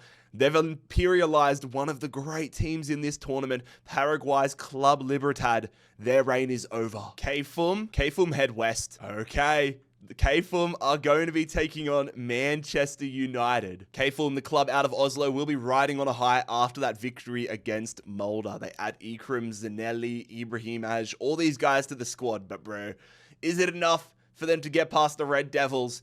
This is a big one. Man United, another win. 3-0. Man United are the kings of the 3-0 right now. Magnus Wolf Ekram might end up being a decent addition for Man United, but the Red Devils ultimately are going to extend their land in Norway and enter Sweden. Oh, they can't keep dodging. They can't keep dodging. Swear to God, Aronson's going to be a Ballon d'Or winner by the end of this. This has to be a game. The time for dodging is over. The Colorado Rapids attacking LAFC. To be fair, I keep calling Colorado Dodgers, but they did get a win early days against Utah, Real Salt Lake. So Olatunji's in there. Rob Holding in the back line. Stefan, few familiar names, but LAFC's team is ridiculous. This is a huge task for Colorado, which they fall victim to. Muller, Rusnak, the two men that were picked up in that last win, are going to be the difference makers. And that just makes LAFC even stronger as Aronson and Olatunji both join them. And LAFC taking a large chunk, basically the entire west coast of America. Manchester United. The Red Devils head south. Okay.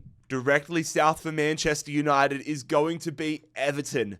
Manchester United versus Everton. Here we go. What a challenge for last year's runners-up. Everton. They've already added Mo Salah and Yuri Tielemans to the side. Arokadere up top as well. Are they going to be able to take down Manchester United, though? Oh my God. Here we go. Everton versus United. Everton win it! Oh my God. Everton are on track to get their revenge and go one better than last year.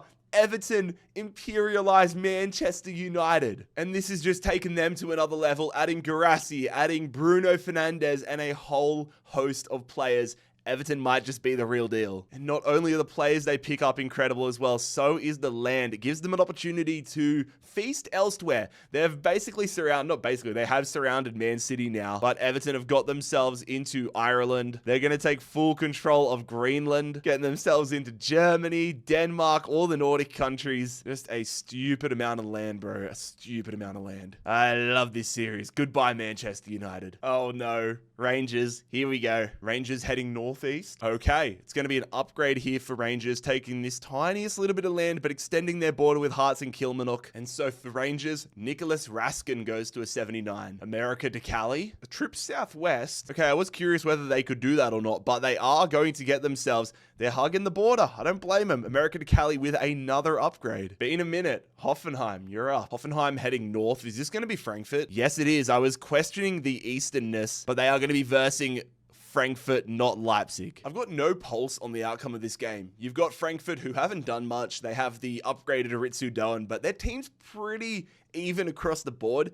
Meanwhile, you have Hoffenheim, who have the highs of Harry Kane, Karnaseshi, Kramaric, but then their middle base, like their lows are a lot lower. So let's see whose team superstars step up in this one.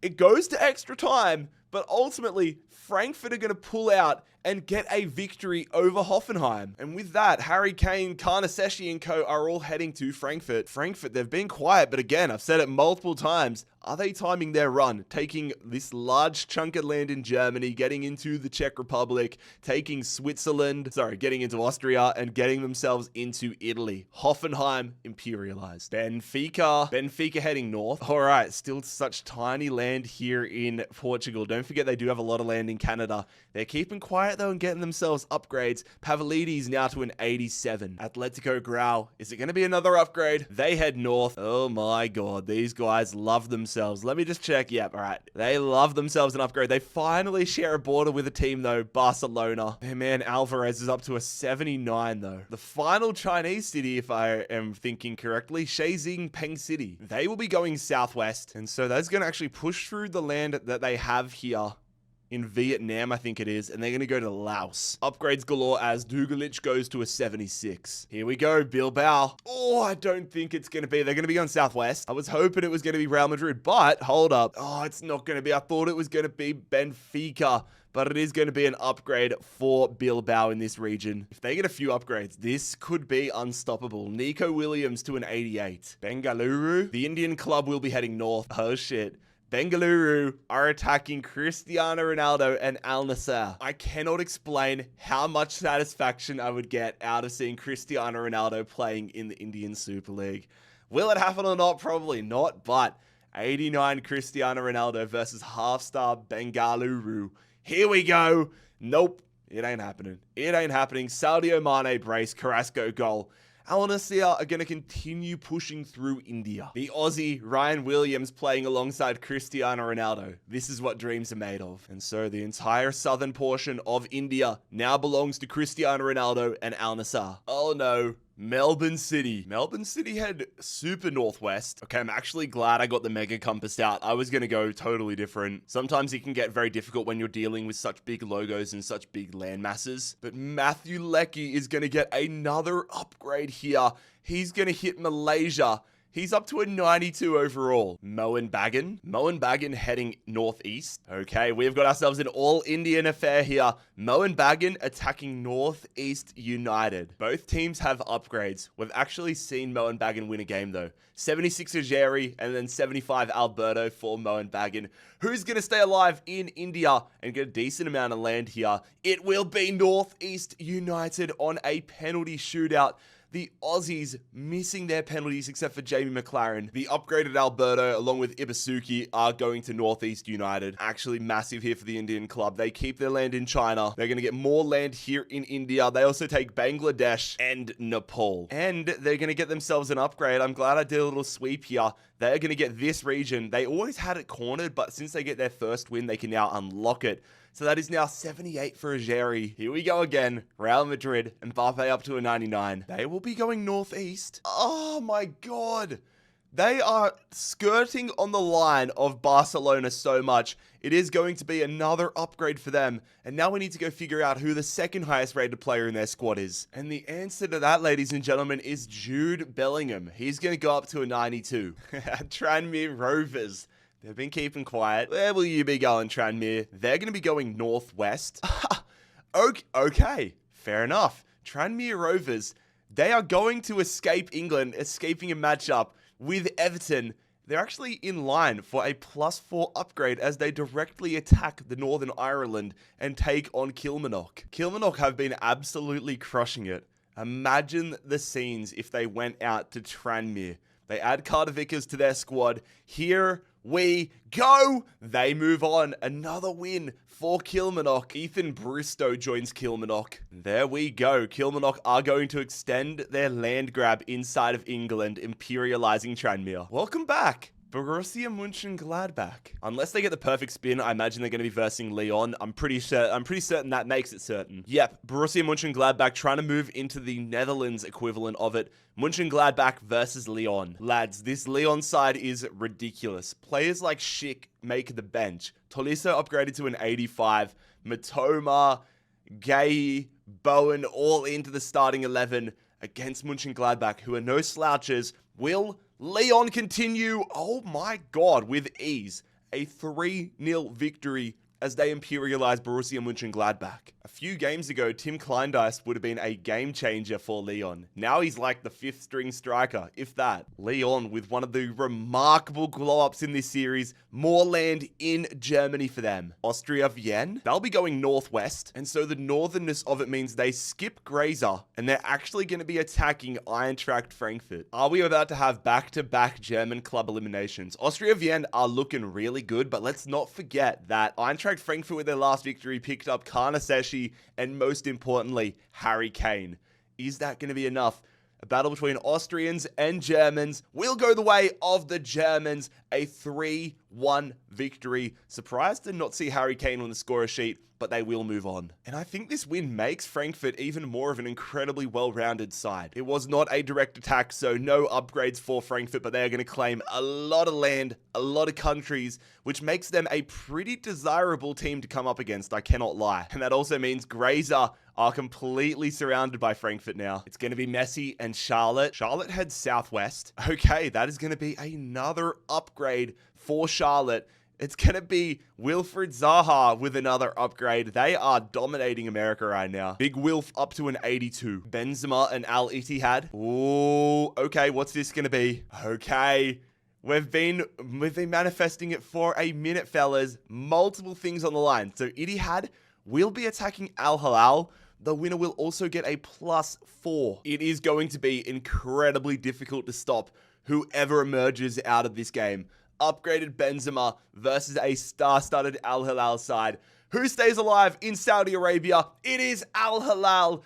Theo Hernandez, of all players, is the goal scorer. God damn, bro. 93, Benzema, Riyad Mahrez, all these guys heading to Al Hilal. And so we're going to figure out who's going to be getting the upgrades here for Al Hilal. Going to be a +4, but that is also going to see Al Hilal getting themselves 3 countries inside of Africa here. A huge advantage is they now share a border with Leipzig. Milinkovic-Savic is the upgradable player from an 84 to an 88. Next team up is Shelbourne. This is such a contrast. Shelbourne heading northeast. Okay, so they're technically, this would have been like Fleetwood Town back in the day, but Shelbourne are attacking Kilmarnock. Shelbourne are the final remaining Irish team. Are they going to be able to defend their nation? They've added Devoy. Will he be enough to help them get past a rampaging Kilmarnock side? Here we go. No, he's not. Florentino, the Burnley recruit, is going to be the difference maker. There will be no Irish winner. Kilmarnock will pick up Anang and co. And so for them, it is 2 types of successes here. They get more land in Ireland, which could be incredibly lucrative, and it gets them into Wales. Staying in this part of the world, Hearts going southwest. Okay, that's going to get them an upgrade. It's going to increase their border with Rangers. Shanklin, the striker, now up to a 78. Oh my god, the wheel is in love with Scotland right now. Rangers. Oh my god. All right, Rangers. I already know it's going to be Rangers versus Hearts. That upgrade to Shankland better come in clutch for Hearts. Here we go. Upgrade v upgrade. Shankland versus Raskin. Let's see if this 85 Carlson can get involved as well for Hearts. Here we go, ladies and gentlemen. Hearts versus Rangers. Big one in Scotland goes the way of Rangers. Ant-Man with the winner. Tell you what, lads, Rangers have themselves a pretty unbelievable team. And a matchup between Kilmarnock and Rangers would be absolute cinema. If it stays this way, a battle for Scotland would be on the hands. Rangers also getting themselves this northernmost land in Norway. Okay, next up is Racing Club from Uruguay. Oh, I already know what this is going to be. I was hoping for a spin somewhere to the west so they could take on Platense, but it is going to be yet another upgrade for Racing Club.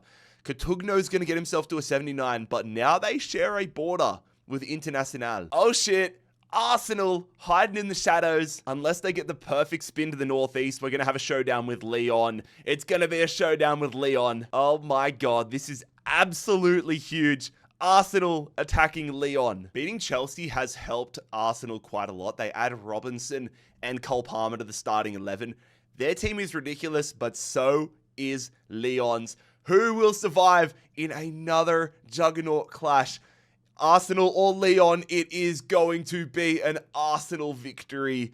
I can't lie, my heart just sank a little bit. Leon imperialized. With this victory, Arsenal might be the new team to beat. Escaping their London bubble and taking on the world. They get more land in England, get themselves into Wales. And yeah, this is where it gets ridiculous. I don't even need to tell you all of the countries in Europe they now have. Please, Leyton Orient, please. You're our only hope. Oh no, it might just go from bad to worse. Man City. I don't even need to spin the wheel. If we lose Leon and Everton in back-to-back spins and increase City and Arsenal's odds, I'm going to be so depressed. This Everton team is good, but I don't know if it's good enough to beat Manchester City. The attack is off its face. The defense has me nervous, though. Come on, Everton. Please. For the sake of us. Everton versus Man City. Everton lose. Man City, they didn't even score a goal, bro. Mikalenko, what are you doing? Mikalenko gets sent off. Last year's runners-up, Everton, are going to fall at the feet of Manchester City. Mo Salah was once a beacon of hope. Him joining Everton represented an opportunity for one of the big dogs to take out the other big dogs, but instead, he has fallen right back into the hands of the last team we wanted, Manchester City. Oh my god, ladies and gentlemen, will anybody be able to take out Manchester City? They're going to get their grasp on this world, getting themselves into Ireland, taking over Greenland. It is just so damn depressing. Man City are going to swoop in this last 60. We have not thought about these guys in a minute. Puerto Cabello. They're going to go directly east. And so for Puerto Cabello, they actually get this little region that we were talking about, which stopped Carabobo from taking all of these other regions. Puerto Cabello, they took out New England nice and early, and they've just been minding their business since. Paredes now to a 76. Speaking of teams minding their own business, Atletico Grau. I was hoping they'd go perfectly north. I wanted a matchup for them, but they are going to get themselves yet another upgrade. This time, though, they get themselves a border with Melgar. Okay. Once Caldas go northeast. Again, bro, they are another club that just know exactly what they are doing. They're going to get themselves, oh my God, they're going to get themselves Haiti, which is going to see that guy go up to an 86 overall now. Getting a lot of South American spins. Next up, Corinthians. Corinthians go west. Yeah, Corinthians go west, northwest. That is going to be yet another upgrade for this Duardo, guys. They get this region in Brazil, which I've also just realized because they have this region up here. Oh my God. Okay.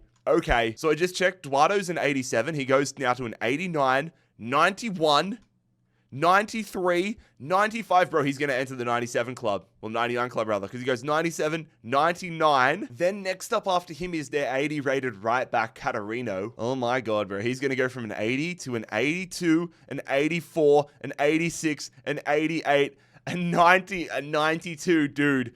South America just got a lot more red. This is crazy, bro. Corinthians have just made their squad absolutely unbelievable, but at the same time, they've opened themselves up to attacks from a million different directions. Diergardens head southwest. Okay, it's time for them to stop upgrading Neuen and put him to the test. Diergardens attacking Leipzig. There is going to be a lot of heavy lifting from Neuen. 86 Neuen if they want to beat Diergardens. Diergardens have been on an unreal run, but Leipzig's run has been world class. How will this one end? Will the Swedes be able to get an upset? No, they don't. They lose it late. Xaver Schläger is going to get Leipzig yet another win and even more land. And all of these upgrades fall directly into Leipzig's hands. Diergardens, hell of a run, my friends, but ultimately, you have been imperialized. There will not be, not even just a Swedish winner, there will not be a Nordic winner. All the Nordic nation have their clubs imperialized. Off to India. Crazy that teams like Odisha are still around. Odisha heading southeast. Okay, Odisha. There was like 99% chance they were going to be versing Al Nassr, but they said, let's go and try versing them in Myanmar. So, Odisha versus Al Nassr. If they can pull off this crazy result, they'd get a +4 upgrade for directly taking Myanmar. Look, Odisha's starting striker is 49 overall, and he's the only striker they have on their entire squad. So all I'm saying is they could probably do with the 89 rated Cristiano Ronaldo, but I don't know if Cristiano Ronaldo could do with being an Odisha player. Is that going to happen? No, it is not. A 3-1 victory for Al Nassr. Another Indian team taken out by them. Al Nassr racking up the wins here in India, but right now, they don't really mean much to them. Nobody worthwhile coming their way. It'll all pay off if they end up claiming India. Staying in the UAE, it is Al Ain. Al Ain heading southwest. All right, they're coming after Al Nassr. Al Ain, it's back-to-back games now for Al Nassr. We have not seen Al Ain since the early stages of this competition where they picked up Gini Wijnaldum. He was a good pickup at the time, but everybody has had way more action just about than them since then, so let's see if Gini Wijnaldum can do the heavy lifting. Al Nassr versus Al Ain. Who wins it? It is yet another win for Al Nassr. Cristiano Ronaldo, the hero this time, an 89th minute winner. Gini Wijnaldum and Kaku joining Al Ain. And with that, ladies and gentlemen, I think Al Ain were the final team that had Rest of World League designation. Al Nassr taking them out and extending their reach. And if there were to be a showdown between Al Nassr and Al Hilal, Saudi Arabia would be claimed by somebody. A +2 here and a +4 for the country. So a +6 if that happens. If that happens. Oh, we're going to get a team we have not seen yet. Viking FK. Viking head northeast. Oh, I need to relook at this. Okay, so it is more east than north. Viking attacking Nottingham Forest. I'm pretty sure that I saw Viking won the Norwegian League in real life this past week. If that is the case, they're going to be coming into this full of confidence. Nottingham Forest have been getting wins, but they've only made upgrades to their bench. The starting 11 stays exactly the same. Can they keep winning with this core? No, they don't. Oh my God. Yeah, we were right. Confidence galore for Viking. Viking have just taken out Nottingham Forest. Oh my God. I had genuine hopes that Nottingham Forest were going to have a run at this competition. Viking have just came in and destroyed them, breaking Nottingham hearts. And just like that, I've said it a million times. You guys are probably sick of it, but time in your run is everything. Viking, hiding in Norway, beat Forest, and are going to get themselves into mainland Europe and into England, where they share a border with Arsenal and Man City. When Djurgårdens went out and I so confidently exclaimed that there would be no Nordic winners, Viking took that personally. They said, am I a joke to you? And they've just come in and reminded me that. Punjab FC, Punjab heading southwest. It is the bloody Al Nassr show. They're going to hit this part of, what is it, Bahrain or the UAE? I think it's the UAE. Punjab attacking Al Nassr, a +4 upgrade on the line. Wijnaldum makes it onto the bench and Kaku make it on the bench for Al Nassr. Let's not forget, Punjab have that 84 rated Santos. They also have a right winger in there. It's a huge task for them to get past Al Nassr, but let's see if Punjab can do it and shock the world. Oh my, no! Punjab have sent them to penalties. Oh my God. It went to penalties. They had a chance to win it in the 87th minute, missing a penalty. Oh my God, that is heartbreaking. And I can't believe I'm saying this, but beating Punjab from India is beneficial for Al Nassr. They pick up 76 rated winger and Pablo Santos. And also crucially for Al Nassr, if they end up getting drawn by Northeast United, then a battle for India, which would probably get like 15 overall, 14 overall off the top of my head, would be available. Vasco da Gama, they will be traveling northeast. Yep, I thought this was going to be the case. We've already seen Vasco da Gama get a win, but now they are attacking Corinthians. Vasco have one 81 rated striker. Meanwhile, Corinthians have 2 players in the 90s, multiple in the high 80s. Let's see how this plays out. Oh, it's a ball. Keeper hasn't come off his line. What a stinker of a header, though. And so after the worst game of football imaginable, we're off to a shootout. I mean, Dorado has 99 penalties. He has 99 everything. He should be putting this one into the top corner, which he does. Vasco are the first team to miss, and so it's now sudden death. If Vasco miss again, Corinthians will imperialize them and gain more land. So that one scored, but now all Corinthians have to do is score this goal. Delamy, can he move Corinthians on here in Brazil? He does just that. Horrible game of football. Really good shootout. Corinthians imperialize Vasco da Gama. An 81 rated striker coming Corinthians' way. And there we have it. Corinthians, only a tiny little bit of land, but they are going to take Rio all for themselves. Atletico Grau. Bro, I'm so sick of it. I am so sick of these guys. I rate the hustle. I rate the scam. But play a game already. Going to be yet another upgrade. They are running out of land, though. They are going to now share a border with IDV. Alvarez up to an 83, though. He might be an invincible by the time that he actually gets a game. Okay, I was wondering when this lot were going to get pulled. It's Grenoble foot. The French club will be playing Arsenal unless they get the perfect southwest pull, which they won't, directly east, which, yes, means they will be versing Arsenal, trying to divide the border here in France. Just stop what you're doing and take a gander at this Arsenal side. This team is so good that Erdegaard and Gyökeres don't even make the starting 11. Just a freakish team. The most well-rounded team remaining in this competition. Are they going to get past the banana peel? That is Grenoble foot. We will find out in 3, 2, 1. The winner is Arsenal. 3-1.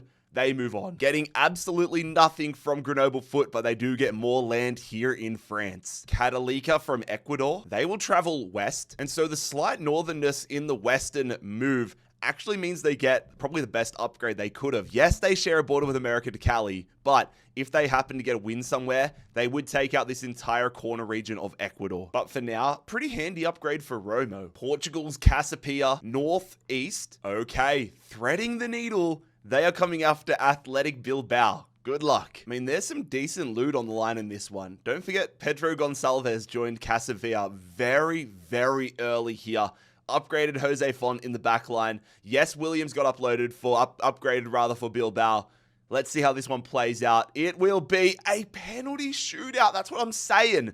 A penalty shootout. Ultimately, though, it is Bilbao moving on. Gonçalves and co are going to be terrific pickups for Bilbao as they extend their land control here in Portugal. Also getting themselves this little collection of islands off the coast. Barcelona travel east, slightly south. So, the slightly south, I thought for a second it was going to be an upgradable region, but they're only just going to clip Espanyol. So, what this triggers is A matchup between the two Catalonian rivals, and the winner will get this upgraded region right here. Been a minute since we have seen Espanyol. Their team is a hodgepodge mixed match of really good and really okay players. Upgraded goalkeeper, Paulo Dybala, but Barcelona's team is ridiculous. Upgraded Rafinha, some additions on the bench. Who will win the battle for Barcelona? It will be Espanyol! Get in there! Get in there! Lewandowski got a red card. Holy hell. Espanyol have just imperialized Barcelona. I am genuinely gassed about that. Holy hell. Come on, Espanyol. Espanyol breathing life back into this competition. We're getting down and out about the likes of Arsenal, Man City, the big dogs continuing to grow their empires. But this reminds us that on any given day, anybody can win this competition. And that means the goalkeeper as well goes from an 83 to an 85 for claiming this region. Barcelona imperialized by their little brothers Espanyol. No El Clasico, but you know what? Right now, I don't mind. And after that one, it is going to be Carabobo. Oh my, please tell me this is Corinthians. I knew they shared a border, but I am pumped it's actually happening. Carabobo attacking Corinthians. Carabobo have been massaging Gonzalez into being a decent player. They got Berrios, a right winger, 71 rated. Corinthians have been punching through the front door. 99, 92, 89, 87s, 84s. If Corinthians don't win this game 400-0, I am going to be genuinely shocked. Brazilians versus Venezuelans. Who wins? It is Corinthians. An expected 3-1 victory. The 99 Dorado gets a hat trick. And so, the 77 rated defensive midfielder and 71 rated right winger are going to Corinthians, but they don't really need them. And with that, Corinthians are the first team to make it into Venezuela. And not just make it into Venezuela, take almost the entire of the country. They take a large majority share. That didn't make sense. I meant to say a large land share. Give me a break, lads. I've been recording since 5 o'clock this morning. And it's currently 5 p.m. for context. God damn, I've been recording for 12 hours. Don't say I don't put my all into this Imperialism series. But with that, ladies and gentlemen, I say congratulations to you if you see your team still in this competition, because they've made it to the final 50. And if your team is still here, they are a genuine, serious shot of winning this entire tournament. If this was our NFL Red Zone, Scott Hansen would come on and say, "The witching hour starts now." And the first team drawn out of the top 50 will be LDU Quito. Quito heading northwest. Okay, not north enough for them to escape Barcelona. We have an all-Ecuadorian affair. Quito attacking Barcelona. All I'm asking for is some goals between these two Ecuadorian foes. We've seen them get some upgrades, but one of them is about to get some territory. Quito playing it around nicely. Oh, what? He was through. You've done the hardest work, you idiot. Falls back. Rivero shoots it. I thought he was going to take 10 business days, but we've seen a goal. Barcelona taking the lead. Oh my God. Quito pushing. Quito equalize in the 88th minute. Absolute scenes. And we are heading to extra time. Can Quito win this at the death? That's a great defensive header. Go for a long shot. Go for a long shot. Oh, good defense. See, I'm okay with this one going to penalties because these two teams actually tried to play football, unlike Corinthians. But ultimately, another South American game is going to come down to penalties. Let's see who blinks first. Oh, that is a save there. Quito have missed their penalty. Advantage Barcelona. But then Barcelona missed their penalty. If Quito score this, it will be an equalized game. Quinones is going to score his. Barcelona missed their penalty. We're here in sudden death. It has been an insane shootout, but this now means if Quito are able to score this goal, then they will imperialize Barcelona. That one is saved. Bro, this game is crazy. And now it's another save. Oh my God, Barcelona missing 2 in a row. Quito again have an opportunity to win this one. Are they going to do it? Bro, what is going on? This shootout has gone on so long that we are on to the goalkeepers. Barcelona's goalkeeper has his saved, and now it's up to the Quito goalkeeper. This is one of the greatest games in the entire series. Dominguez, can he win it for Quito? Yes, he does. Right up Main Street. Quito are going to imperialize Barcelona. Rivero was the upgraded man from Barcelona, 77 overall. That's going to send a 77 rated striker to Quito. And now, within a matter of turns, both the Spanish and Ecuadorian Barcelona teams are both out of this competition. Al Nassr, give us the Battle of Saudi. Give us the Battle of Saudi. Oh, I don't think this is going to be that. No, it is not. It is going to be another upgrade for Cristiano Ronaldo. Nassr clipping the top of what I believe is Bahrain. Sorry, Oman. They clipped the top of Oman, getting Cristiano Ronaldo now to a 91 overall. Bro, what is... The wheel wants the Battle of Saudi. Al Nassr again. I think we're going to have it this time. Yes, we are. Al Nassr versus Al Hilal, a +6 upgrade for the winner. Isn't it crazy how both of these clubs have got themselves like ridiculous upgrades, gone all around the world, got themselves world-class talent, but ultimately it's going to come down to what they do on their own doorstep that maybe defines their competition. Al Hilal, Al Nassr, we had an inkling it would come down to this, but who will claim Saudi Arabia? It is going to be Al Hilal. On debut, Karim Benzema is going to get Al Hilal a monstrous win. And with Ronaldo and all these players heading Al Hilal's way, they might genuinely be one of the favorites now. And after taking complete control of Saudi Arabia and getting this upgraded region, that will put Milinkovic-Savic to a 94. And Al Hilal, that's going to get them not only more land in Africa, it's going to get them through to Asia, more in the Middle East. They take so much control of this planet. Okay, next up we got Kilmarnock. Will we follow the Battle of Saudi with the Battle of Scotland? I think we might. Oh, we were so close. It's going to be an upgrade here for Kilmarnock regardless. Kilmarnock's done a hell of a lot since Watson last got an upgrade, but now he goes to a 73. It's going to be Ecuador's IDV. IDV, you can't get more south than that. And so you don't even need to figure out where that is. Oh, they're versing the Dodgers. Atletico Grau. I mean, they got a world-class player right now. Let's see if he can actually step up. Let's see how that 83 Alvarez plays out for Grau in goals for them. Sonozo and Guagua are the guys upgraded for IDV. Sonozo is their original player.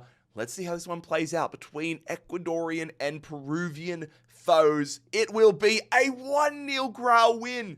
I mean, they kept a clean sheet, so Alvarez clearly proving his worth. Grau are off the mark and will be picking up a 74 rated attacking midfielder and 72 rated attacking midfielder. I gave them a lot of stick, but they're actually walking the walk right now. They move up into Ecuador. Puerto Cabello. They're heading southeast. Okay, that's actually different. I knew there was like a tiny chance. If it was a little more east, they would have been able to thread the needle, but Puerto Cabello would have ended up with this area, but they grazed the top corner here, which works out well for them. They don't get a new border, and they get themselves another upgrade. Eintracht Frankfurt. Frankfurt head northwest, which means we are going to have a battle for the Czech Republic officially underway, ladies and gentlemen. They're taking on Sparta Prague. Just like in Saudi Arabia, the winner will get a +6 upgrade. 99 Haraslan is on the line, ladies and gentlemen. This could be a game. This would be a game changer. Whoever wins is getting a game changer, but holy hell. All right, let's just do it. It's Eintracht Frankfurt versus Sparta Prague. Who claims the Czech Republic? It will be Frankfurt. Goetze, Kane, Harry Kane brace. Frankfurt win 3-1 and have made a huge step. They now join their countryman RB Leipzig in having a member of the 99 club on their squad. And because they claim the Czech Republic and this upgraded piece of land, they are going to get Ritsu Doan going from an 84 to a 90. They don't get the upgrade for this one, but they also now take control of Slovakia and get themselves into Poland. Sparta Prague, you were a pleasure. They were so fun along this journey, but they have officially been imperialized. Racing Club Uruguay, Northwest. Is this going to be Platense? Oh, I want a game between them and Platense so badly, because then it would close off so many pieces of land. But Racing Club do not want that, and I don't blame them. Another upgrade. Cotugno officially enters the 80s. Okay, back up to California we go. LAFC. LA head north? Can they do that? Yeah, they can. Oh, that actually works out brilliantly for them. LAFC, that's going to be another upgrade for Heung-min Son 89 off the top of my head. I think I was in full screen mode for the arrow, but I've cleaned it already. There was a little region here which they did take. Been a minute since we've had Cerro Porteño. Porteño travel northwest. His team's loving the upgrades. That's going to get them more of a border now with Platense. Dominguez up to a 79. Staying in South America, America to Cali. America to Cali heading southeast. God damn, these guys love an upgrade. We are getting so many upgrades. America to Cali. This is the move. Off to Romania. I'm ready for a game. Six Sarita heading north, a little east. Oh, they're going to get a game, all right. Six Sarita, almost an upgrade, but they are going to be versing Leipzig. Good luck. So Nguyen, who they got from Diergardens, actually can play left mid rather. So he's going to come into the starting 11. Masanka Bungi goes to the right-hand side of the midfield. Are Leipzig going to continue moving on, or will they fall to the banana peel here in Romania? They almost do a 3-2 scoreline. El Kabi, though, what a performance. Leipzig move on. Only upgraded to a 68, but Pazka will be joining Leipzig. They have the entire center of Romania. Oh, it's going to be Arsenal. Where are Arsenal headed? Oh my God. I think it's going to be Arsenal versus Man City. Here we go, ladies and gentlemen. It was almost Viking, to be fair. But Arsenal versus Man City.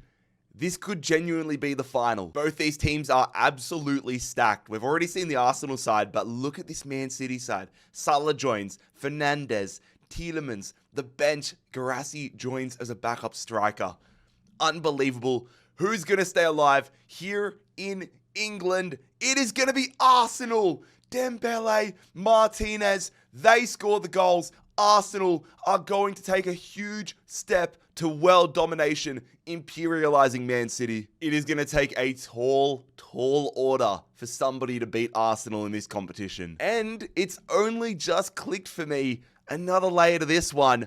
Two of the final regions in England are about to be unlocked here by Arsenal. That's going to send, if they needed any more help, Gabriel from an 88 to a 92. Who would have thought the final two English clubs in the competition would be Arsenal and Leyton Orient? Goddamn. Puerto Cabello. That'll be going north, slightly west. The slightly west is actually incredibly important. They're going to land on Haiti, which means that is once Caldas occupied territory.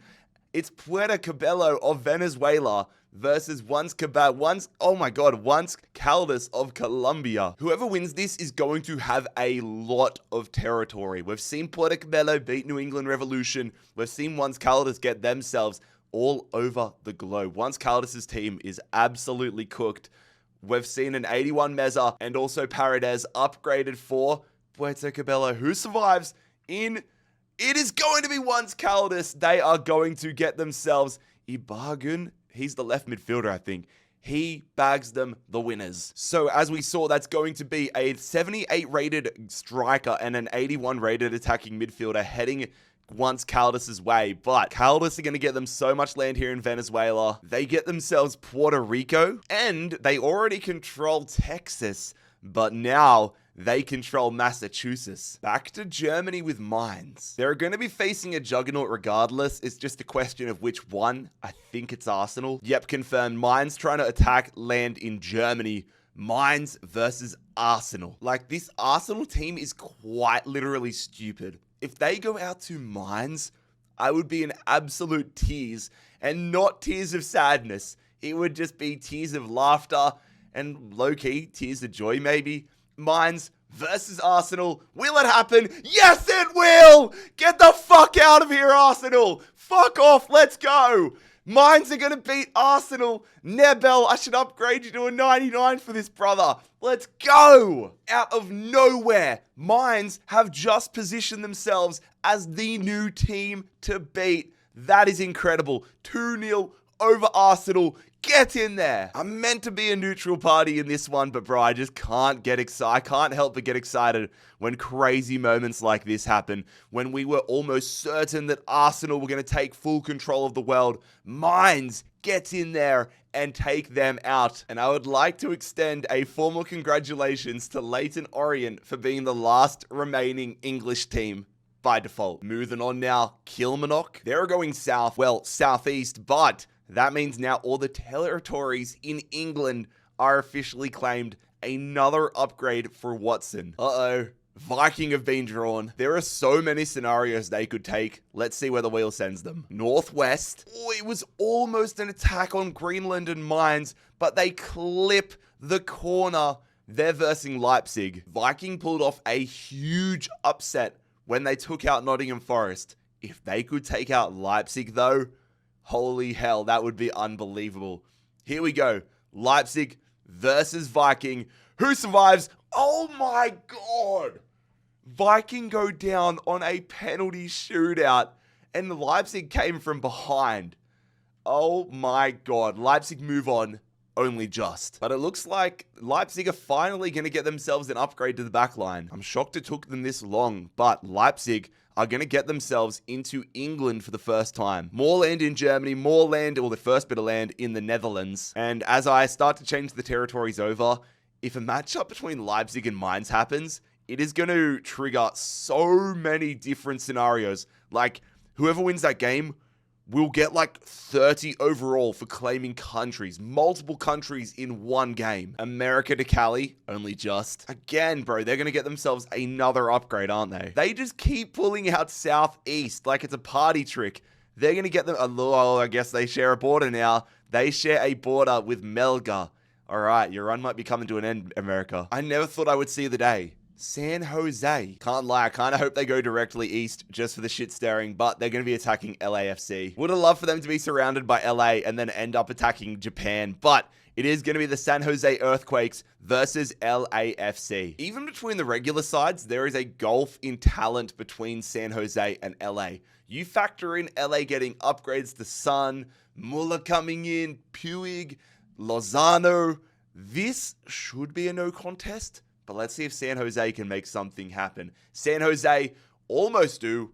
They really almost did. 86th minute equalizer for Chucky Lozano, and then Thomas Muller gets LAFC another win. Really nice super stub though for LAFC. Arango joining them. But California officially is owned by LAFC. The entire west coast of America owned by LAFC. Back to Romania. Rapid. Rapid travels southeast. Okay. I mean, they were almost always going to verse Leipzig, but this is the best case scenario for them. Rapid are attacking Bulgaria, meaning if they pull off number one, the miracle of beating Leipzig, they will also get a +4 for it. FC Rapid have had victories, they've had upgrades, but they're going to need a miracle if they want to beat the new and improved Leipzig. Milenkovic immediately into the starting 11.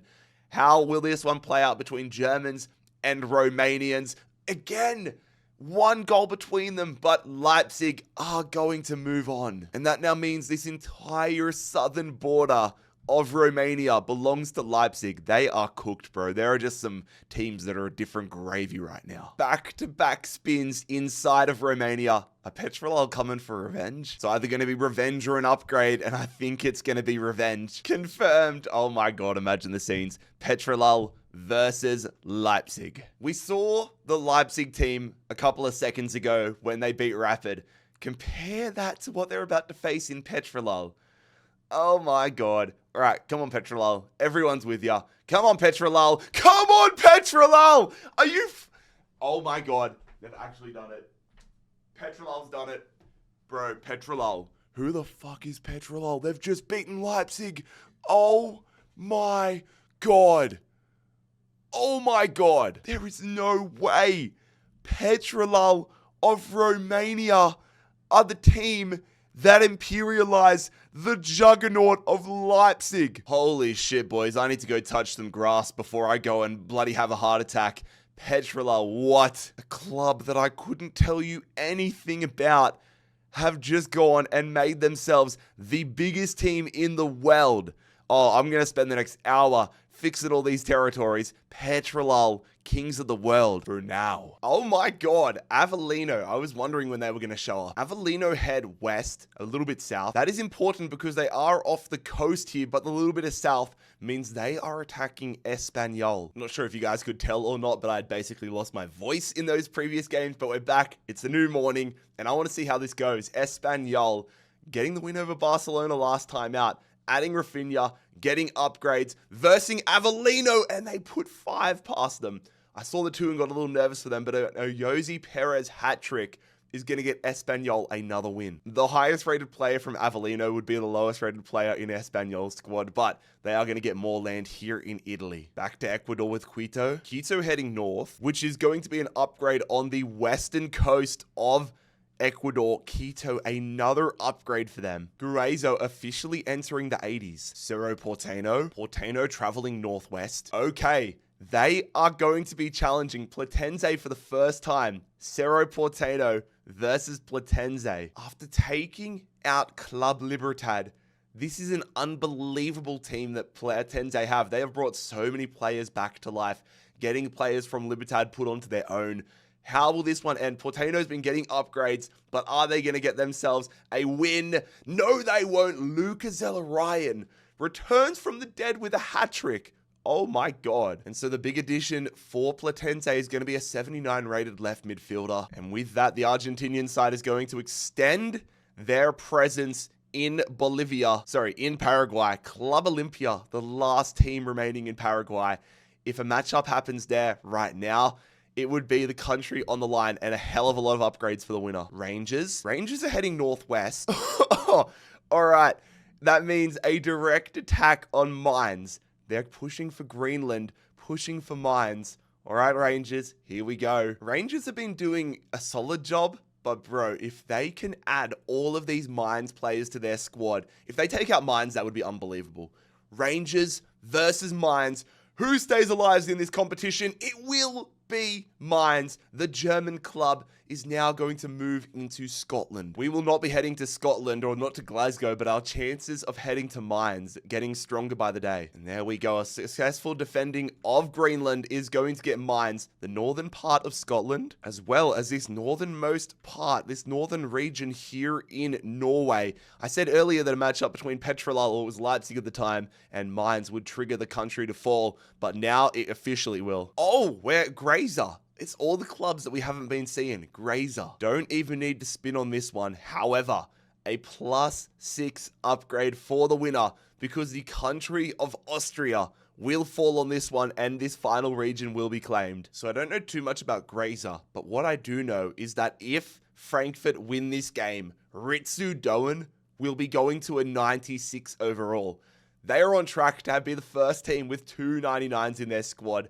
Is that going to continue to be the case? Yes, it is. Oh my God. Harry Kane with a hat trick. Frankfurt winning 4-0. Yeah, I'm not even bothering giving this guy to Frankfurt. Their squad is absolutely already jam-packed, but this means a successful imperialization of Austria for Frankfurt. Ritsu Doen will be going to a 96. Platense, they'll be heading directly east. What does the wheel make that out to be? Okay. Oh, I need to actually check this out. I think it's Internacional. I say that because it is a tiny little bit above Dead East. Right now, Dead East has them taking this region, but if you account for the little bit of northernness, it is going to be Platense versus Internacional. Internacional have added decent players when they've had the opportunity. A 77 rated defensive midfielder, an 82 rated Abranez, the centre back who got upgraded. Platense have just been crazy though. Is Zelarayan going to score another hat trick for the Argentinian side? He's not going to score a hat trick, but Platense are going to move on another 3 past Internacional. My voice is already going, but we're going to have an 82 centre back and a 77 rated defensive midfielder heading Platense's way. And that is now going to get Platense into Brazil and also extending their land in Uruguay. A matchup between Racing Club and Platense would again be an absolute haul of upgrades for the winner. Are Platense going to follow Estudiantes' lead and become the second Argentinian club to win Imperialism? Oh, we might be about to have it. It might happen. It might be about to happen. If they head west, it's going to happen. If they head west, it's going to happen. They don't want it. But that sends them directly into the bottom, into Antarctica, which cannot be claimed. So we spin again. West, west, west, west. Exact same way. Come on, bruh. The wheel is addicted to this bottom region. All right, it's not going to be west, but at least it's something. Oh, that was almost threading the needle, but it will be another upgrade here for Racing Club. Contugno has been absolutely braining it. He's 83 overall now. Atletico Grau. Grau heading north.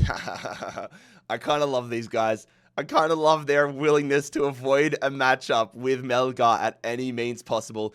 Another upgrade for their goalkeeper. Alvarez has gone from a 69 to an 85 merely just from them avoiding whatever they can. Oh, is Melgar about to challenge them? Melgar have been drawn. Melgar heading southeast. Okay, strap in, lads. Strap in.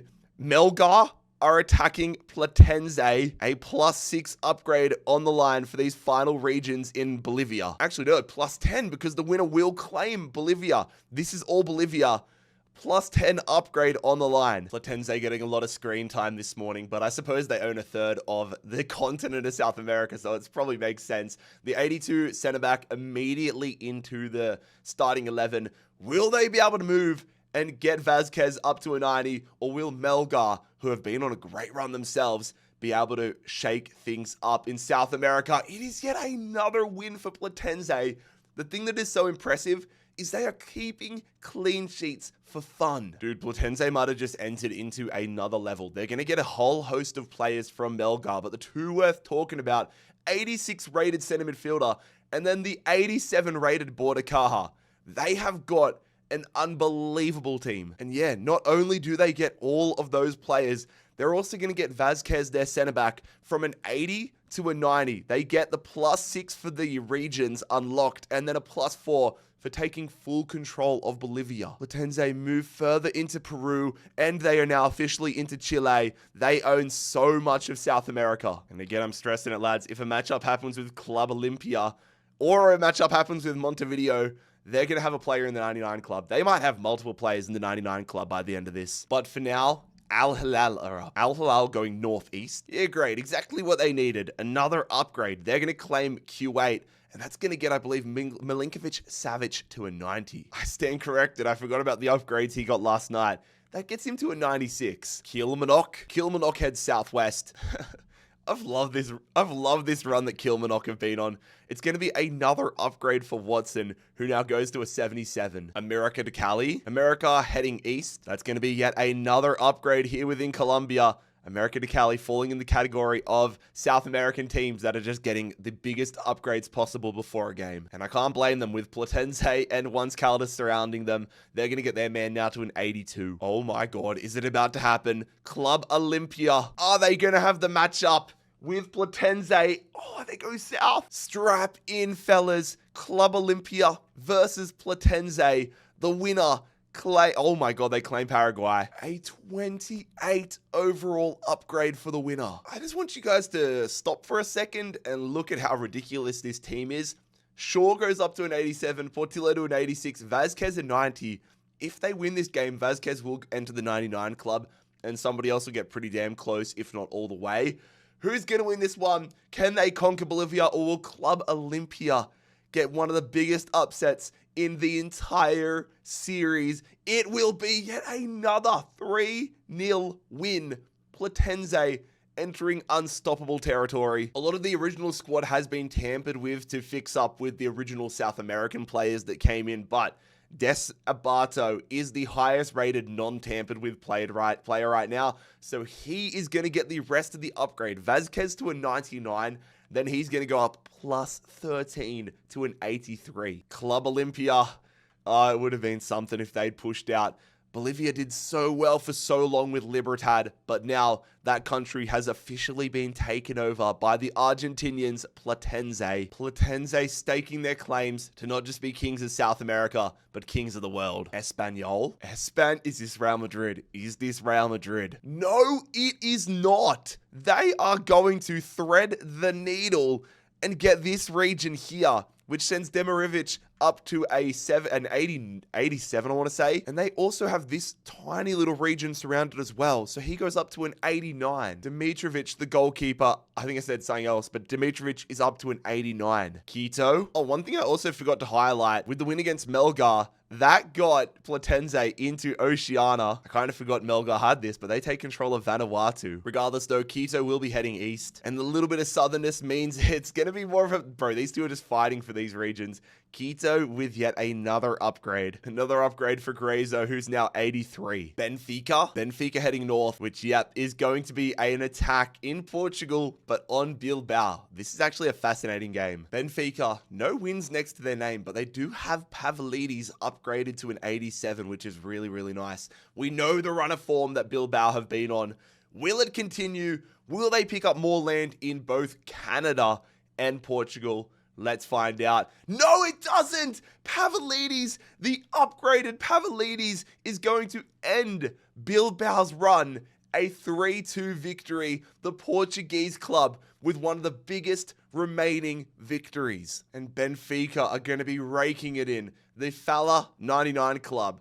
Upgraded Costa, upgraded Nico Williams. And the final remaining Portuguese club are going to get the lion's share of Portugal, getting themselves into the north of Spain, into France, into England, into Wales, into Ireland, into the middle of the bloody ocean. More land in Canada, which also is going to get them this last remaining region on the east coast of Canada. So another +2 for Pavlidis, and it gets them into the United States. Oh my God. Ooh, okay. Charlotte FC. Charlotte heading east, a little south. And so let's follow the arrow. Oh, okay.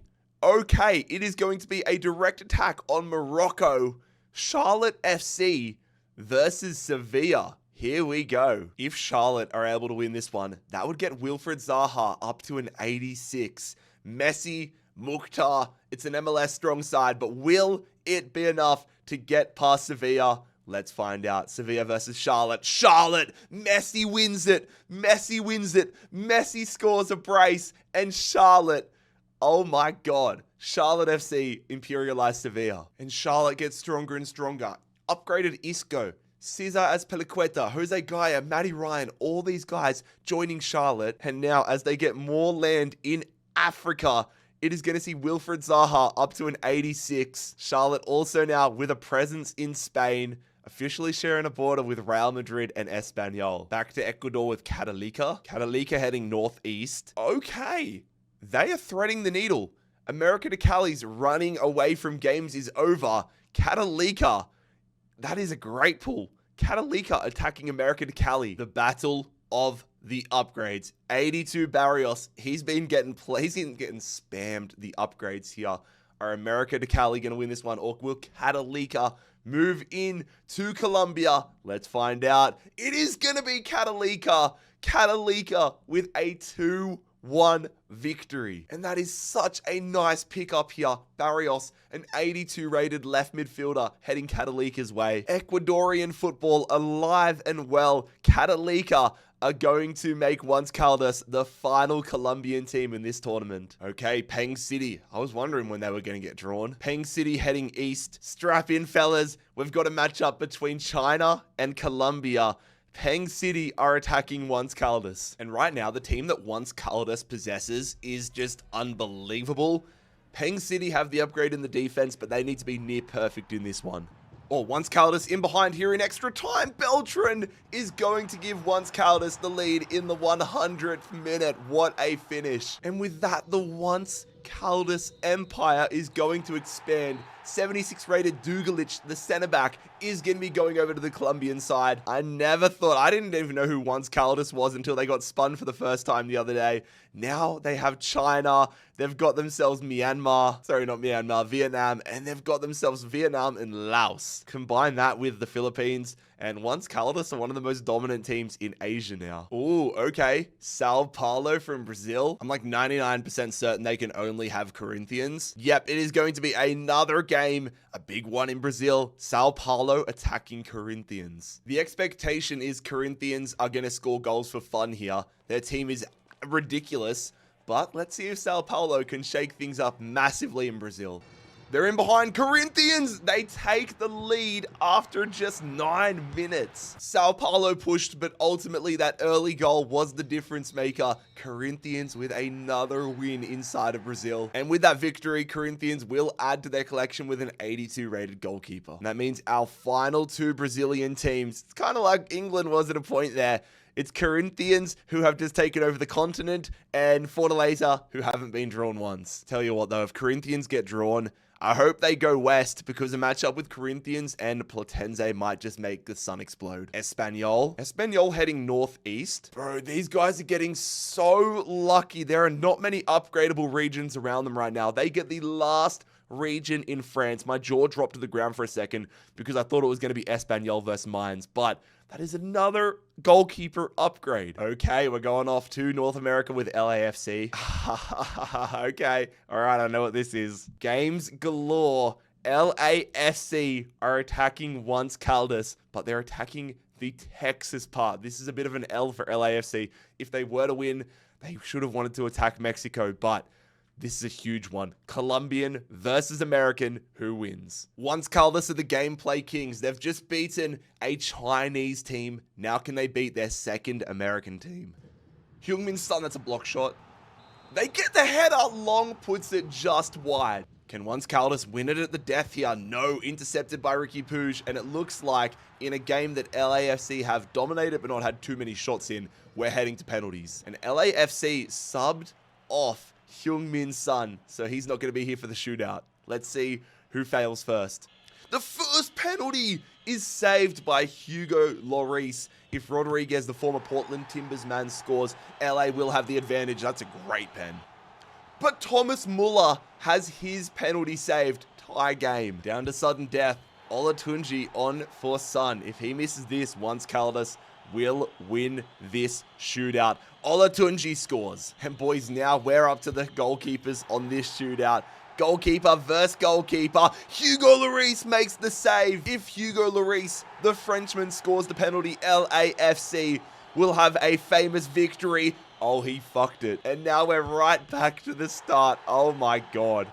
Once Caldas miss, Lloris with the save. Now if Denny Bouanga scores this goal, it's another opportunity for LAFC to win. Will they do it? Yes, they will. A 10-11 shootout. But LAFC are going to take so much of the world right now. A cataclysmic amount of players are coming LAFC's way. And after one of the most remarkable runs in this tournament, LAFC are going to end the campaign of Once Caldas. There will not be a Colombian winner in this tournament. They take Mexico. They take Haiti. They take Puerto Rico. They take Cuba. Into Venezuela. Into Chile, into Colombia. They take the Philippines. Oh my god, they're going to get themselves into the island of Jeju, China, Vietnam, Laos. LAFC are here to play. And once again, Massachusetts is American owned. You know what I've also just clocked? Because Puerto Cabello took out New England and Puerto Cabello were taken out by Once Caldas. That means Gil comes back into circulation with a club that's not South American. Okay, off to Romania, Cluj. Are we going to have a matchup with Petrolul? Can't believe that's a big talking point. They're going north. No, it will not be. Cluj are going to get themselves an upgrade here. There are still so many upgrades available in Romania. How has Romania become a stronghold in this tournament? Kurt Zuma gets up to a 79. Are we about to see a career renaissance for him? Uh-oh. Real Madrid. How long can they go dodging for? Oh my god, I think they can go dodging a little longer. Fucking hell, lads. Real Madrid. That's going to be a +4 upgrade for Jude Bellingham because they clip this region here, which means they surround this one. Jude Bellingham now to a 96. Kilmarnock. What, are they going to get another upgrade for Watson? Kilmarnock will be heading southeast. Okay, they're going to finally be attacking Mines, which means it is the battle for Scotland as well. The winner. In fact, it's a battle for a lot here. Okay, let me figure. Okay, so +4, +6, +8, +10 for the Scotland part of it. And then it will be another +4 for these two Welsh regions. So it's a +14 for the winner. As we near the 20s, one of these iconic sides will be saying farewell. Will it be Kilmarnock, who have shocked us numerous times? Or will it be Mines, who have turned into a juggernaut? Let's find out. It is going to be an absolute demolition job. Watson scores, but we're going to have to say farewell. Mines are about to go to another level, bro. These guys might not even make it the bench. Bro, you add that to Amiri. Amiri's going to go to a 95 overall now. Amiri and Stiller in the midfield is cooked. plus 14 upgrade. That is crazy. And the United Kingdom is about to get a lot more red, taking the north of England, taking all of Scotland, taking Northern Ireland, and a large chunk of the Republic of Ireland. Will we see a team able to stop Mines? Leyton Orient, I'm looking at you. Real Madrid again. Don't dodge. Real Madrid heading northwest. Okay, it is going to be Real Madrid attacking Benfica. I am fired up for this one. 99 Mbappe, 96 Bellingham versus this Benfica side. Upgraded Pavlidis, Iago Aspas, Nico Williams, 97 Falla. Let's see how this one plays out. Benfica or Real Madrid. It is going to be Real Madrid, a 3-1 victory. They're two upgraded players making the difference. Oh my God. And now a team that didn't really need help to begin with are going to get nothing but help. Their weakest position in the starting 11 was left back, and they add the 99 club, Omar Falla, win a wild card. And that's going to help them with territories as well. Real Madrid getting out of this Madrid Spanish bubble. They're going to get themselves more land in Spain, get themselves into Portugal. I really don't need to go through it every time because we've seen it a million times, but this is going to make Real Madrid get a lot more action. Into Canada, into the United States. Oh, God damn it. I got to fill in all these damn islands in Canada. Thanks a lot, Madrid. Atletico Grau, traveling northeast. Hey, they're finally going to have a game. For a second there, I thought they were going to get away with it again, but they clip it on the turn here. They are going to be versing Platense and... Okay, I feel like every game Platense's in has some sort of consequence, but the country of Peru will be solidified here. The winner will be getting a 2-4-6-10 upgrade. Alvarez has been an upgrade merchant for Grau. They got a 74 and a 72 rated midfielder, but bro, Platense, they're about to have two players in the 99 club potentially if they win this game. Let's see how this one pans out. Will it be... I'm just going to stop speculating. It is going to be Platense. Platense low-key dominate them. They concede 2 goals, but they are going to win this one 4-2. They're going to get an 85 rated goalkeeper, but right now that does not matter because their goalkeeper, I think it's Disbardo, is going to go up 10 overall to a 93 overall. They have claimed Peru. They're now going to get themselves into Ecuador. This is just ridiculous. Platense are everywhere. I also love how Melbourne City's one territory in Chile is stopping them from claiming Chile as well. Keep fighting the good fight. Racing Club from Uruguay. Or are Platense going to be back up to bat again? It is finally going to happen. Jumping across, it is going to be Platense versus Racing Club. Another country on the line. Racing Club have got their centre back Catugno up to an 83. But bro, like Platense, if they win this, Desibardo joins the 99 club and somebody else is going to be getting upgrades. Is it going to be another country claimed by Argentina's Platense? Only just. The upgraded Shaw gets himself a hat trick. That is another win. Bro, it just does not stop. And that means if a Banfield game happens, then it will be a battle for Argentina. But for now, Uruguay has been claimed. So that is going to be 4 for the country, 6, 8, 10, 12, 14, 16, 18. Holy shit, bro. Desibardo is going to go up to a 93. Next man up is the defensive midfielder Pico, who is going to go from a 70 to an 86 just like that. Oh my God, ladies and gentlemen. Racing Club Montevideo have been imperialized. Platense, they are one of the contenders. They have been for a while, but they continue solidifying it. Going to be staying there, going up to Ecuador with Catalika. Catalika heading east, southeast. And so for them, they're going to get themselves yet another upgrade. Would have had to be a perfect spin for them to get a game. They're good with these upgrades, though. Their keeper, Romo, now up to a 77. All back to Romania with Cluj. All right, are they going to dodge? Oh, they are again. They now share a border with Frankfurt, but Kurt Zuma is going to get another upgrade up to an 81 overall. Catalika again, bro. Are these two just going to keep jumping between each other? Catalika heading northeast. This is another upgrade. They share a border now with Corinthians. That is going to get Romo up to, what, a 79 now or an 81 or something? The Chicago Fire. Chicago heading west. I think I know what's coming up. Yep, they are going to be attacking LAFC. This upgraded LAFC side after taking out once Caldas. Let's see how this one plays out. The upgrades have been placed for LAFC. Igor Jesus, now 86 overall. Gil also joins the starting 11. We've seen Kuipers get upgraded. We've seen them take out Minnesota, but Chicago have some heavy lifting to do.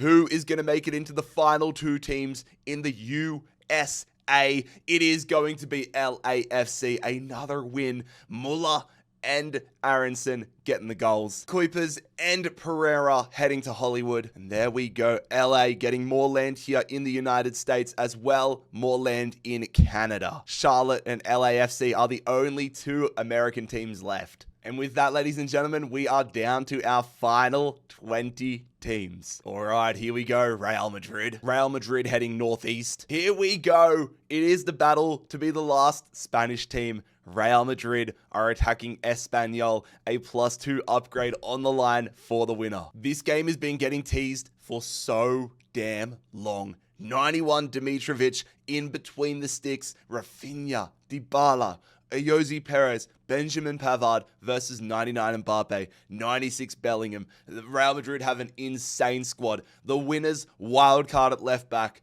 Who will survive and be the final remaining Spanish team? It will be Real Madrid.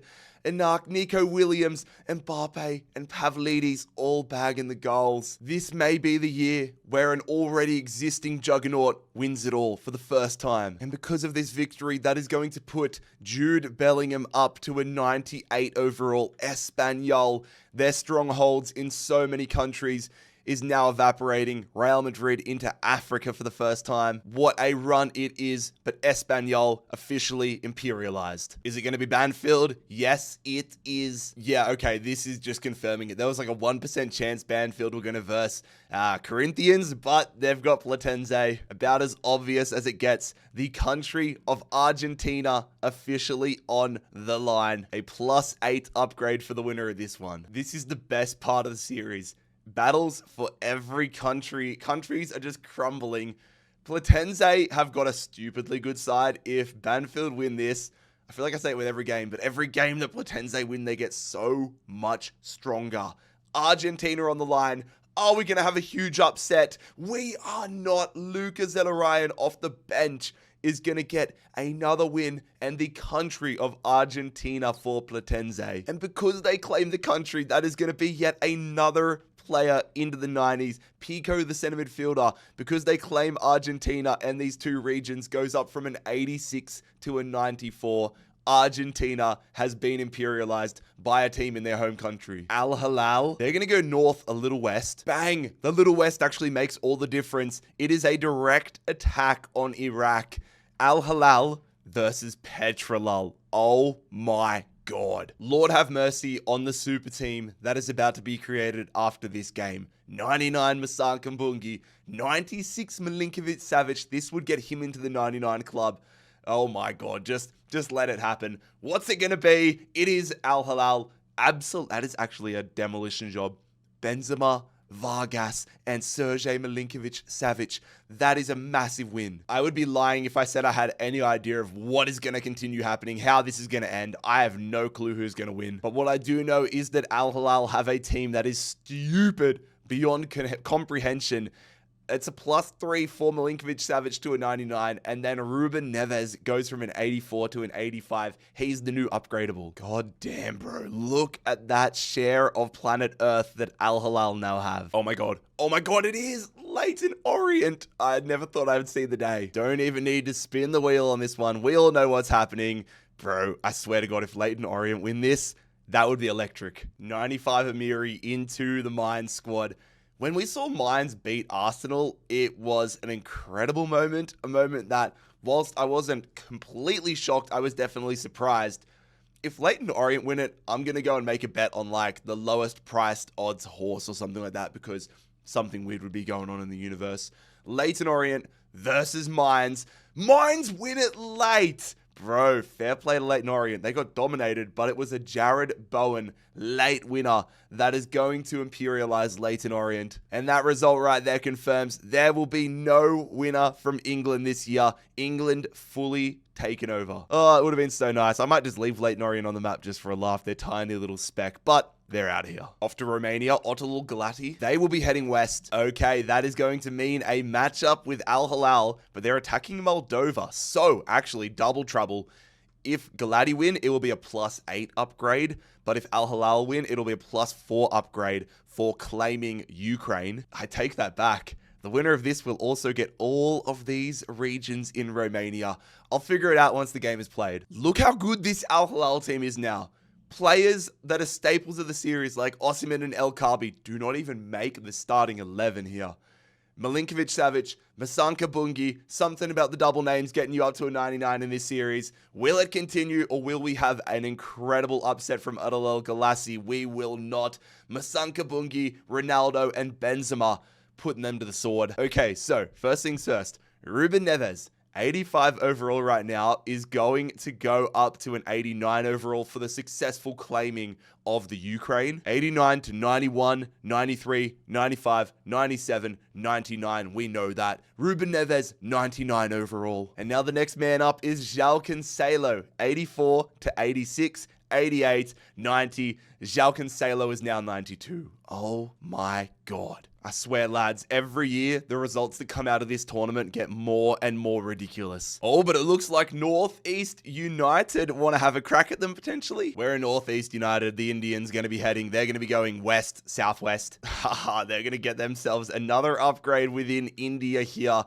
They share a tiny little border with Al Hilal, but that is an upgrade. Fortaleza, if they go west, it's going to be Corinthians rather. If they go anywhere else, it is going to be an upgrade. They're going to go, I actually don't know. Oh, hold up. So yeah, north, a little bit west is going to get them away from South America. Where are they going to land? Oh my God. So directly north is actually going to be mines. However, because they went slightly west, you add that all the way out here, they clip a little bit of Canada. It is going to be Fortaleza versus Real Madrid. Imagine the scenes if Fortaleza in their first game take out this stupidly good Real Madrid side. I'm fired up for this one. Dybala, that's a good save. Bro, Fortaleza in the box. Fortaleza could have taken the lead. Mbappe, that's a great ball through to Dybala. Dybala tries to be cute with it, though. Real Madrid did not look that incredible in this game. We are off to extra time. Fortaleza could do something incredible here. Oh, feed it. Pavlidis in behind. Real Madrid are going to take the lead in the 106th minute. The upgraded Greek striker from Benfica gets Madrid the lead. Pavlidis, what a super sub. Oh, Fortaleza held them off for so long. But Real Madrid are going to win this one. Williams ball in. They were looking for a third goal, but that is surely about to be full time in this one. Real Madrid, I thought Fortaleza were going to get it done over them. Oh, they want to put the exclamation mark on top. I thought Fortaleza were going to have the ultimate smash and grab, but not to be. That result means Real Madrid are going to be the first European team into South America in this tournament. It's going to be LDU Quito. There's no way. I just realized Melbourne City haven't been drawn in years. Quito going southeast, which means a matchup here with Platense, a +2 upgrade on the line. In their current form, Quito's starting 11 versus Platense's is like the Imperialism version of that coughing baby versus hydrogen bomb meme. I mean, Platense's team is cooked. Multiple 99+ players. They got the midfielder now into the 94. Oh my. Gruezo is going to have to do some heavy lifting here for Quito to keep them alive, which he is unable to do. This Platense team is stupidly good. Stupid. And because of that 83 Gruezo, an 83 defensive midfielder, which isn't even going to get into their starting 11, maybe not even their bench, goes over to Platense. And now that center defensive midfielder goes from a 94 to a 96.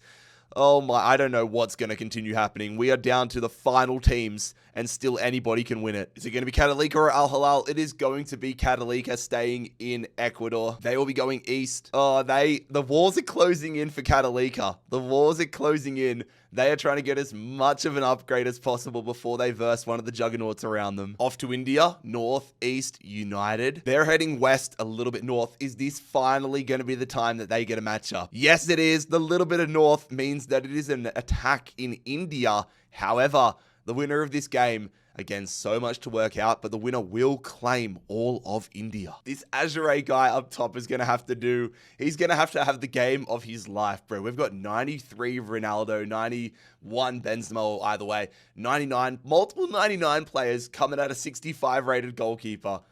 Lord have mercy on Northeast United. Fucking hell, 5-1. Ronaldo with another hat trick. Oh my God. So the 92 João Cancelo we're gonna have multiple players. So João Cancelo is gonna go from 92 to 94, 96, 98, 99. And then Theo Hernandez is the next. So he goes from 84 to 85 with this other one region. 87, 89, 91. And then for claiming all of India, 95 for Theo Hernandez. Al Hilal are genuinely well on their way. Like over half of their squad now is 99 rated. I think I've mentally started to get myself ready for Al Hilal to win this whole thing. It is going to be Eintracht Frankfurt, southeast for Frankfurt. Oh dear God. All right, what I've figured out here, Eintracht Frankfurt are attacking Bulgaria. Al Hilal up once again. What I've also realized is the winner of this game will get Poland. There is one open area in Poland as well, so it's +6 for whoever wins it for that region. Oh my God, Ritsu Doan up to a 96, Haraslan 99. There are going to be multiple 99s floating around on whoever's squad wins this. Frankfurt or Al Hilal. Who's going to stay alive? It is Al Hilal. Kevin De Bruyne and Benzema 3-0. Al Hilal unstoppable. I said it earlier that a team like Al Hilal, whoever came out of Saudi Arabia, was going to stand a serious chance in this competition, and Al Hilal are proving me correct. And so the next man up for Al Hilal is Koulibaly, 82 rated. He goes from an 84 to an 88 now. Al Hilal have complete control of Poland and the majority of Eastern Europe. Cluj completely surrounded. Oh my God. For the first time in a long time, I said it, but it's Melbourne City. Holy shit. Holy shit. Directly north. I already know what this is because I remember they got directly north before. That got them Japan, so they pierced through Japan. It is a direct attack on Russia, which means Melbourne City will be attacking Al Hilal. Oh, imagine the scenes. Imagine the scenes if Matthew Leckie can take down Al Hilal. Yes, I'm Australian. No, I do not like Melbourne City. But for this game, I think I'm a Melbourne City fan because I think we should all be Melbourne City fans. Because if Melbourne City can take out this juggernaut of a side, then it is game on again. So many 99s. The 96 Ritsu Doan doesn't even make the starting 11. Who's going to stop this Al Hilal side? Will it be Leckie and Melbourne City? No, it won't. Ronaldo scores a hat-trick. Melbourne City imperialized by Al Hilal. Matthew Leckie gets to hitch his wagon to Al Hilal. And so that is more territory for Al Hilal, taking my home nation of Australia. They get Madagascar, all these different countries, but they are also going to get themselves into South America now, getting this one territory in Chile. And with that, ladies and gentlemen, we are down to 10 teams. I cannot believe we're down to our final 10. LAFC are up. They will be going directly east. I think it's Charlotte. Directly east is going to be Charlotte. The winner of this will get a +8 upgrade for these 4 American states. Wilfried Zaha up to an 86 could get himself to a 94 if Charlotte win this. Matty Ryan in between the sticks. Azpilicueta, Isco. Big changes in Charlotte, but big changes in LA as well. Hugo Kuipers joining the starting 11 of LAFC.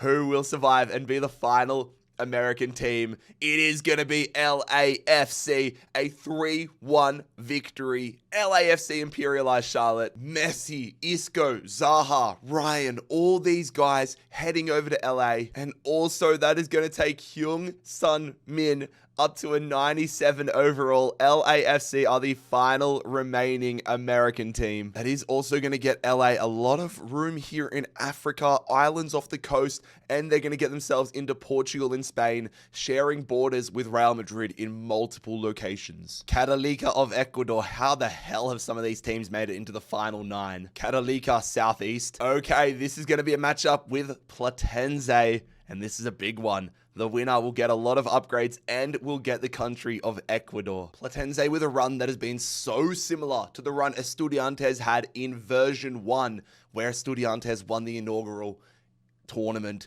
Will Platense be able to do the same? Catalika, some nice additions. 82 rated left midfielder. Romo upgraded to an 81.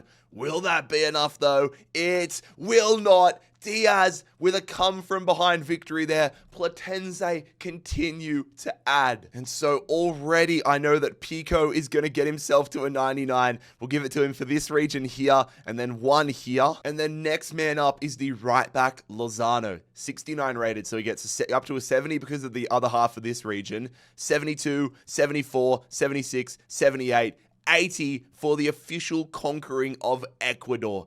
Platense and Al Hilal having such similar campaigns. Oh shit, and that's going to be another 2 overall for Lozano, who gets himself now because of this corner region in Colombia. That's a good grab. Platense is going to go west. Oh my god. Oh my god. It actually happened. I genuinely did not think this was going to end up happening. Platense attacking Al Hilal. The winner will get Chile and basically the entire world. This is about to be off its head, ladies and gentlemen. Look how many 99s are on this Al Hilal side. The other side on Platense are basically 99s in all the positions where Al Hilal doesn't have 99s. Whoever wins this team is going to have a team of 99s. Here we go. The Saudis or the Argentines. It will be the Saudis. It is Al Hilal ending the run, ending the empire of Platense. This world has just been blown into smithereens. And if we thought it was going to be tough to beat Al Hilal, after this, it might just be impossible. And now, because Al Hilal are going to claim Chile, it's Koulibaly who goes from an 88 to a 90, a 92, and then for claiming the country of Chile, a 96. Platense's run is over. Al Hilal now have a presence, a huge presence, a majority share presence in Africa, in South America rather. Oh, wait, no, they do in Africa as well. I mean, in the southern part of, they take over South Africa as well. God damn Al Hilal. Oh, Tashira. The first time Tashira are up. I think their only chance of a game was against LAFC if they went west. South is going to be an upgrade. Nope. I was wrong. I have not looked this close into Venezuela. I did not realize that Corinthians' land went this far west. Oh, Tashira versus Corinthians. Here we go. We have not seen this Corinthians side in a long time, but let's not forget how good it is. They've got a 99 Dorado, upgraded Donatino, upgraded Catarino. This is a good footy team, lads. Is it going to get past Tashira and make it into the final stages of this competition? Yes, it is a comfortable 2-0 victory for Corinthians. They move further into Venezuela, and that means that Corinthians will be the final South American team in this competition. Of our final 6, 1 is from North America, 1 from South America, 1 from the Middle East / Asian Football Confederation, and 3 are from Europe. Who's going to be the winner? We've got Real Madrid. Real Madrid traveling northeast. Ooh, okay. Real Madrid versus Mines. This is going to be huge, both for the players they could pick up and for the upgrades that come with it. Countries will fall. We will have different, little bits of land that finally get taken. Oh, this is huge. The winning team in this clash will have a player enter the 99 club. Will it be Amiri or will it be Jude Bellingham? Let's find out. This is such a huge game. Mines versus Real Madrid. Who stays alive into the final 5? It is Real Madrid. Paulo Dybala is the hero for Real Madrid. Bellingham on the scorer sheet. They are going to have, whoever's in the finals going to have a ridiculous team. Real Madrid are crushing it. What a ridiculous tournament it has been for Mines, but they're going to lose all of their best players to Real Madrid. And Real Madrid are going to conquer countries here, ladies and gentlemen.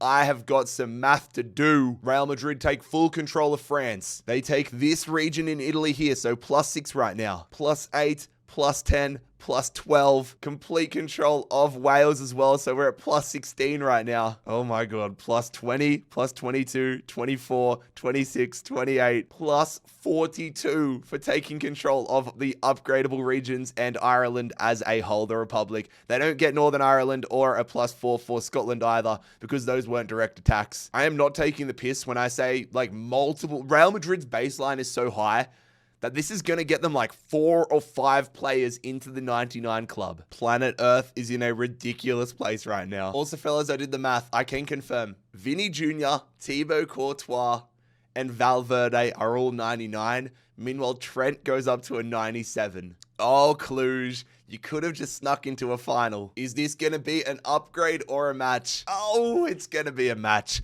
All right, there's a lot on the line. Romania and all the remaining regions in Romania on the line. Cluj versus Al Hilal. Koulibaly up to a 96. All of the Platense players that made sense to go in are into the squad as well. This team is all 99, except for the front two of Benzema and Ronaldo, basically. If Al Hilal win this, Koulibaly will go to a 99. Another player will go to a 99. This is set up as a dream for Al Hilal. Will Cluj be able to pull off a massive upset? Will they be able to do a Stephen Bradbury at the 2002 Winter Olympics and run in from 5th place with 0 shot to champions? Here we go. Al Hilal versus Cluj. Al Hilal moves on. Even my boy Matthew Leckie gets involved in the action. God damn, boys. Al Hilal are cruising right now, taking out Cluj. They're going to get Kurt Zuma, +4 for taking Romania, then a +6, 8, 10, 12, 14. It's going to be an 18 overall increase for somebody on Al Hilal. And the answer to that is going to be Al Dawsari. He goes from an 82 to a 97. Is it going to be Corinthians or LAFC? It is going to be Corinthians. Corinthians, we already know what this is going to be. The Brazilians, it is a direct attack on the country of, off the top of my head, I think this is Bolivia. So it is a +4 upgrade if Corinthians get this one. Al Hilal versus Corinthians. 99s here, there, and everywhere on both sides. Who is going to stay alive in this battle between Brazilians and Saudis?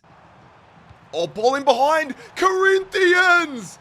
Corinthians! Oh my God, I'm going to lose my voice. Corinthians have taken the lead. Oh my God. The Brazilian club with a 1-0 lead over Al Hilal. Al Hilal need to step up. Ronaldo can't get his noggin onto it. It's now or never for Al Hilal. After this run, they might go out because João Cancelo passes it backwards. No way. Corinthians. I thought this was going to be a bloodbath. But Corinthians have just taken out Al Hilal, taking all of their players overalls, and Corinthians basically now have a full squad of 99s. Oh my God. This is about as ridiculous as it gets. Corinthians are going to take a +2 upgrade here. They don't need it. That's going to go to their reserves.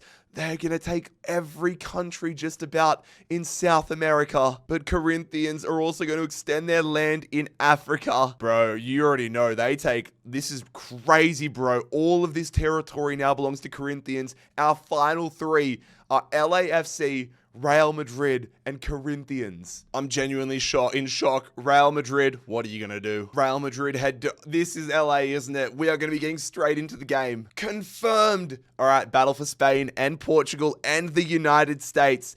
This final is going to be Corinthians versus either Real Madrid and LAFC. So LA's team is gorgeous. It is absolutely gorgeous. But Real Madrid's team is entirely full of 99s. Like Real Madrid, this is going to be a 99 versus 99 final, regardless of which team is in it. One team is going to be absolutely off their face. Will it be Ronaldo? Not Ronaldo. Will it be Real Madrid or LA joining Corinthians in the final? My brain is fried right now. It has been a long, long process, but we're about to know who is in the final of Global Imperialism Season 4. It is Real Madrid. The 99, Jude Bellingham, gets the goal. The 2 goals that brings Real Madrid from behind. The Galacticos have won every trophy in world football, but now they're trying to win Global Imperialism. And you want to know the most cooked thing, fellas? Leo Messi is going to end this tournament as a Real Madrid player. Real Madrid do not even need these upgrades. It is all just for show. It is all for ego. Real Madrid claims Spain, Portugal, and they're going to claim the United States and Canada. In previous years, we spin the wheel and teams can either attack or get the unclaimed territories. However, in this case, both teams, which is uncharted territory for imperialism, both teams are full 99s as we head into this finale. So, this will decide who has hosting rights in the final. The hosting team will be Corinthians. Ladies and gentlemen, it all comes down to this. Your Imperialism finale for season number 4. Corinthians of Brazil versus Real Madrid of Spain. Two absolutely freakish teams. 99s all across the board. Let's see who turns up today and becomes champions of the world. We have a Corinthians squad that we don't know any of the players. They are all 99s, but they have claimed them from other clubs versus a Real Madrid side who have done it on their own back, getting most of their players to a 99 and adding some of the best as well from around the world. Their bench is absolutely cooked as well. Some of the talent we had to leave in the reserves made my mind blow. It all comes down to this. Real Madrid versus Corinthians. Let's get going. Ball in behind. Lautaro Martinez hits the crossbar. They're moving it so well here, Real Madrid. Jude Bellingham outside of the boot. Golazo. What a finish. Bellingham, that is beautiful. Madrid take the lead. Corinthians desperately looking for an equalizer, but they force the save out of Courtois. Bellingham in behind to Lautaro Martinez. This could be 2. Martinez, what a block. Bellingham in behind. Vinny, good skills. Good defense, though. It still falls to Mbappe. Good defense again. Mo Salah. Kylian Mbappe goes to Jude Bellingham. Martinez, that is 2-0. Have Real Madrid just scored the goal that is going to claim the world for them? Can they get something at the end here, Corinthians? No, it's a huge tackle, and that should be it. Real Madrid are your global imperialism champions for season number 4. But after starting with 660 clubs, only one remains. Congratulations, Real Madrid. Lads, what a series. The best imperialism series so far, if you ask me. If you stayed to this point, you are a real one. I fucking love you. This has been a marathon, but holy hell, what a ride it has been. We will be returning next year. I love this series, even though if it takes away my ability to speak by the end of it. If you guys did as well, make sure you leave a like on the video, subscribe down below. Once again, if you want to get the map and do your own imperialism, click the link in the description. But fellas, I got a flight to catch. Let's go to Madrid. Come on.